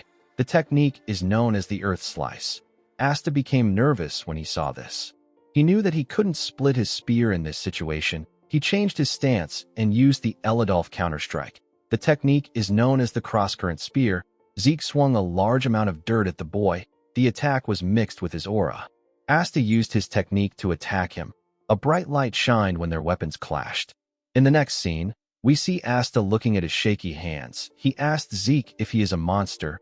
He couldn't believe that he lost to Zeke, even though he is a well-known genius. Our boy told him that his spear's blade is dull because he has always heard that he is a genius. With a sinister smile on his face, he told Asta that he is quite lacking. He said that he will need to train him thoroughly before the mission. Asta became scared when he heard this. He could tell that he was screwed. In the next scene, we are taken to Zeke's mansion. Decker greeted him and welcomed him back. He informed Zeke that he has a guest. The guest turned out to be Galleon. The blacksmith was surprised to see how beautiful Zeke's mansion was. While he was looking around, Zeke came to greet him in his unknown armor. He told Galleon that he called him there because he has something he wants him to look at. Galleon became worried when he heard this. He asked Zeke if there is an issue with the Stygian blade. He said that it should be difficult to leave a scratch on the sword because it was made with magic braziers. Zeke recalled that the blacksmith is more famous now, since he was able to make the magic braziers earlier than he did in his past life. He has been able to make good weapons. Our boy believed that he needed to secure Galleon now before more people discover him. He told the blacksmith that there is no issue with Bahamut. Immediately he said this. He hit the gem in the middle of the breastplate. The armor got fully activated. It covered his entire body. He told Galleon that his issue is that he obtained this armor. The blacksmith was shocked to see the armor. He asked Zeke to tell him what he is looking at. Our boy told him that he doesn't know. He told Galleon that he called for him because he wanted to know what it was. He explained to him that this item is something that he can't publicly look into. He took off the armor and gave it to Galleon. He asked him if he can examine it carefully. The blacksmith nervously accepted his request. The scene shifts, and we see Zeke and Galleon sitting in a room together. Galleon apologized to Zeke and told him that nothing like this exists among the artifacts that he knows of. He asked him if the armor has any features that can help him understand its materials. Zeke remembered the fight he had with Cain. He told Galleon that the armor deflected an aura blade. The blacksmith was shocked to hear this. He said that there is only one metal that can make this possible. He revealed to Zeke that the armor is made from the metal of the gods. The material is also known as orichalcum. Galleon said that he never thought he would get to see orichalcum in his lifetime. Zeke asked him if it is a really precious material. Galleon was shocked to hear this question. He explained to our boy that people say that orichalcum is a perfect material made by the gods. It has extraordinary mana conduction compared to other materials. A lot of spells can be engraved into it.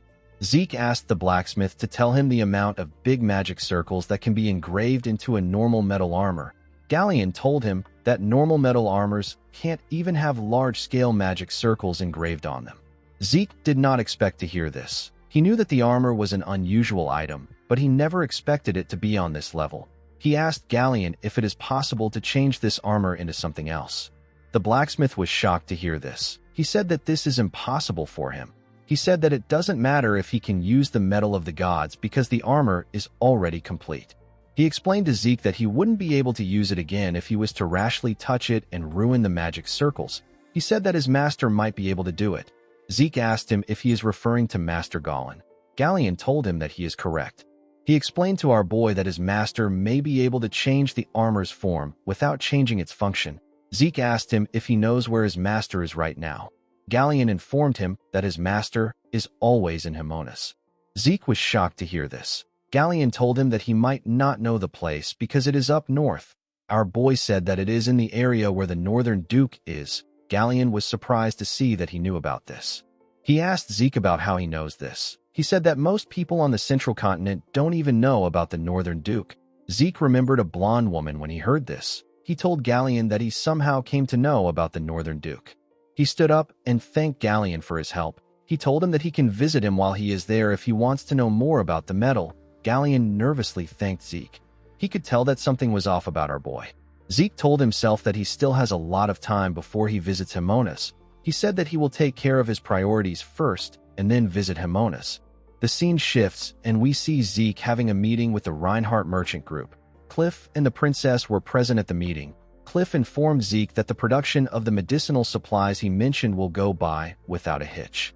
He said that the only problem is that it will be difficult to set up a factory that produces the soma they need for ingredients in the central continent. Zeke knew that this would be the case. If news spreads that the princess is supporting the production of soma, there will be a dent in her reputation. Our boy asked Cliff about what they will do if the production is already complete. Cliff said that the soma will be treated as a medicine. He explained to Zeke that there will be no issues as long as they can receive the safety verification from the magic tower in advance. Our boy said that it will be better for them to create a factory in the southern continent and use it to create the product. They can then import the product and distribute it using the merchant group. Princess Melissa explained to Zeke that their merchant group doesn't have enough influence to create a large-scale factory on another continent. She said that they were barely able to create a factory for the creation of the rose disease antidote. She said that it will be better for them to consider other plans for the construction of a factory. Zeke asked her not to worry about this. He said that they will be the ones to create the factory. He asked her to ensure that the magic tower provides the approval so that they can distribute the product. Melissa asked our boy if he is saying that the Draker household will support them. Zeke told her that this has nothing to do with his household. He said that he will cover all fees using his personal funds. He placed a file on the table and said that it is connected to today's main point. He asked the princess to read it. Melissa was shocked to see what was written in the documents. She was shocked to find out that the Empire was working with the Scorpion clan and conducting human experiments to create a synthetic poison. Zeke told Melissa that the rose disease might have truly been artificially created using magic. He said that it may have been an empirical clinical experiment with Alencia as its target. Melissa clenched her fist out of anger when she heard this. She couldn't believe that the Empire was willing to release such a terrible disease on mere civilians. Zeke explained to Melissa that he is sharing this information with her because these evil deeds need to be kept secret for a while. The princess was shocked to hear this. She got up and asked Zeke about what he is saying. She said that they need to reveal the Empire's evil deeds so that they never get to do something like this again. Our boy told the princess that he understands what she means. He explained to her that this evidence is way too poor to be used as a means of diplomacy. He made her understand that the Empire has carefully made it seem like the Scorpion clan is the main agent behind the experiment. The Scorpion clan is a famous black magic organization, so human experiments aren't a crazy concept for them. The Empire will deny having a relationship with them and simply express their regrets. Everything will be over once they have done this. Zeke explained to Melissa that it will be more advantageous for them to hold on to this information. Melissa asked him about what he means. With a serious look on his face, our boy told her that the Empire doesn't know that they have this information. As long as they continue carrying these experiments out extensively, there will be existing evidence that they are more involved than it seems. Melissa was surprised to hear this. She asked Zeke if he wants to obtain this evidence with this opportunity in order to properly pressure the Empire. Zeke told her that she is correct. He explained to her that the reason he showed her this information is to prepare for the future. Melissa asked him about what he means. Our boy reminded her that the rose disease was a temporary experiment in the Alencia conflict areas. He said that there is a possibility that the Empire will test other synthetic poisons. He told Melissa that they need to create antidotes to these poisons before this happens. The princess was shocked to hear this. She realized that her soldiers would have to fight while being poisoned if these poisons are used in conflict areas.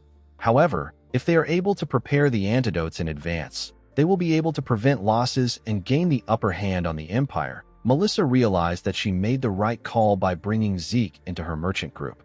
Zeke told Cliff and Melissa that he won't be able to partake in these meetings for a while because he will be busy at Valhalla.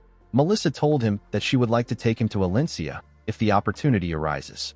Our boy said that Alencia is a kingdom filled with beautiful mountains and lakes. Melissa was surprised to hear this. She asked him if he has been there before.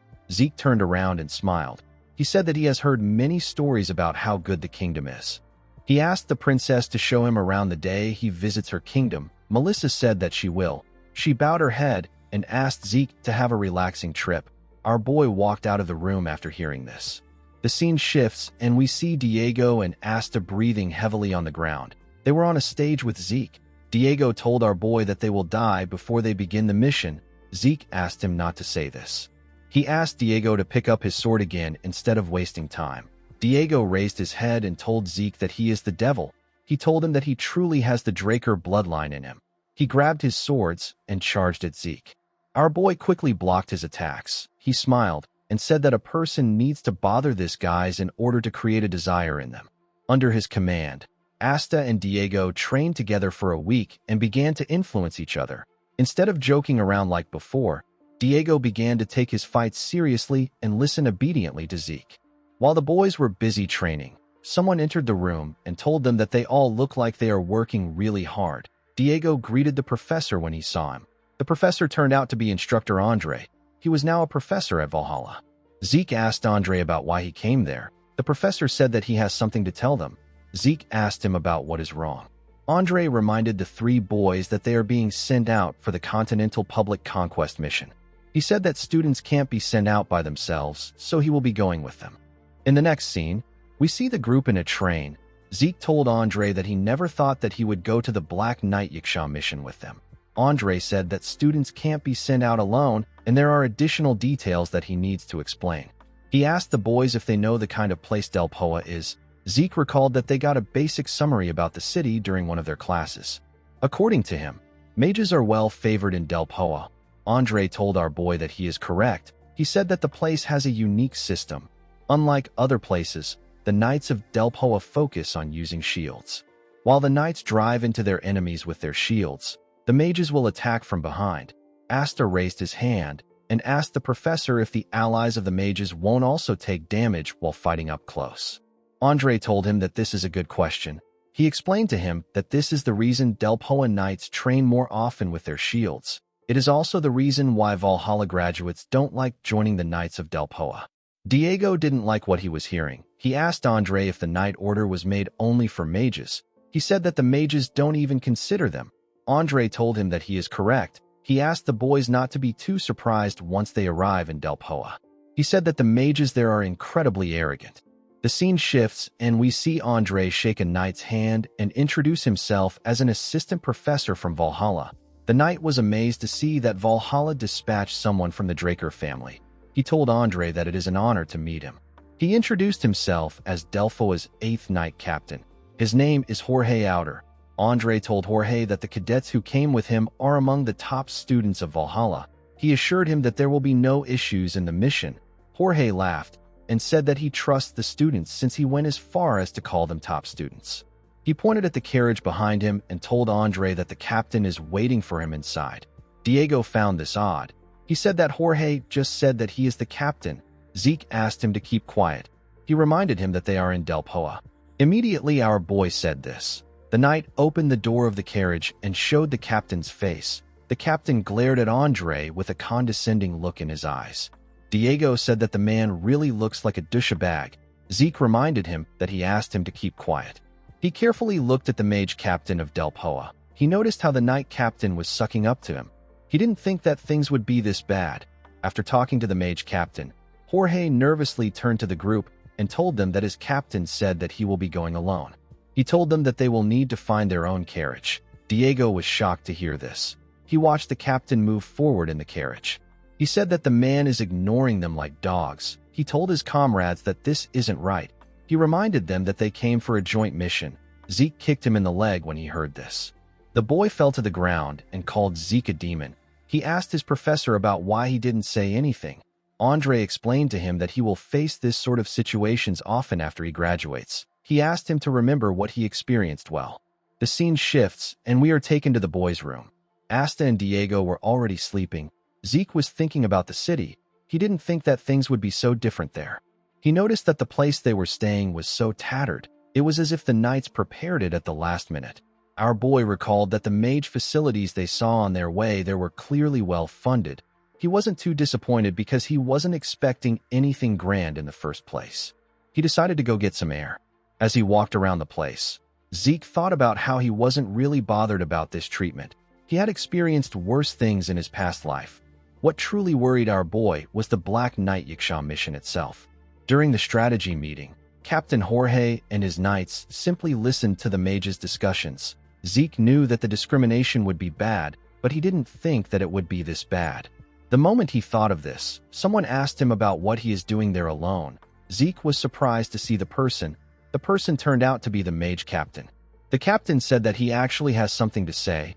He told Zeke that there is nothing they need from Valhalla. He advised him not to get swept into their magic and make things annoying. He told Zeke that it is better for them to quietly leave. Zeke was annoyed to hear this. He wondered why the city would request for a collaboration if the man was just going to say this. He wondered if he should beat the bastard up. The mage noticed the logo on Zeke's gloves. He asked him if he is a pureblood Draker Awakener. Zeke said that he is. He asked the mage if there is something wrong. The mage was annoyed to hear this. He grit his teeth out of anger and told our boy that he has a lot of guts for him to speak so arrogantly to him. He advised him not to take off his gloves if he wants to finish the mission and return safely. Immediately he said this, he turned around and walked away. Zeke was not too shocked that the man was quite sensitive. Pure-blooded awakeners like him have the power to disrupt mana. The moment he thought of this, someone called out to him. The person asked him if it is really him. Zeke turned around to see the person. He quickly recognized the man. The man happened to be Instructor Fanon. The mage laughed and told Zeke that he knew it was him. He moved closer to our boy and asked him about how he has been. Zeke told him that he has been good. He asked the mage about why he is there. The instructor smiled and said that there is no better place to gain experience as a mage than Delpoa. He told Zeke that he volunteered to enlist because he wasn't satisfied with just research. He asked Zeke about why he came there. Our boy revealed to him that he is there for the Black Knight Yiksha mission. Fanon was shocked to hear this. He asked Zeke if he can follow him for a moment. He took our boy to a different room. Our boy asked him about what he wants to say to him. Fanon clenched his fist and told Zeke that he cannot go on tomorrow's mission. Our boy asked him about what he is talking about. With a serious look on his face, Fanon told Zeke that he must not go on tomorrow's mission because it is expected to fail. Our boy was shocked to hear this. Guys, we have come to the end of our video. If you guys want more of this recap, let me know in the comments section. Don't forget to like and smash that subscribe button for more recaps. See you guys later.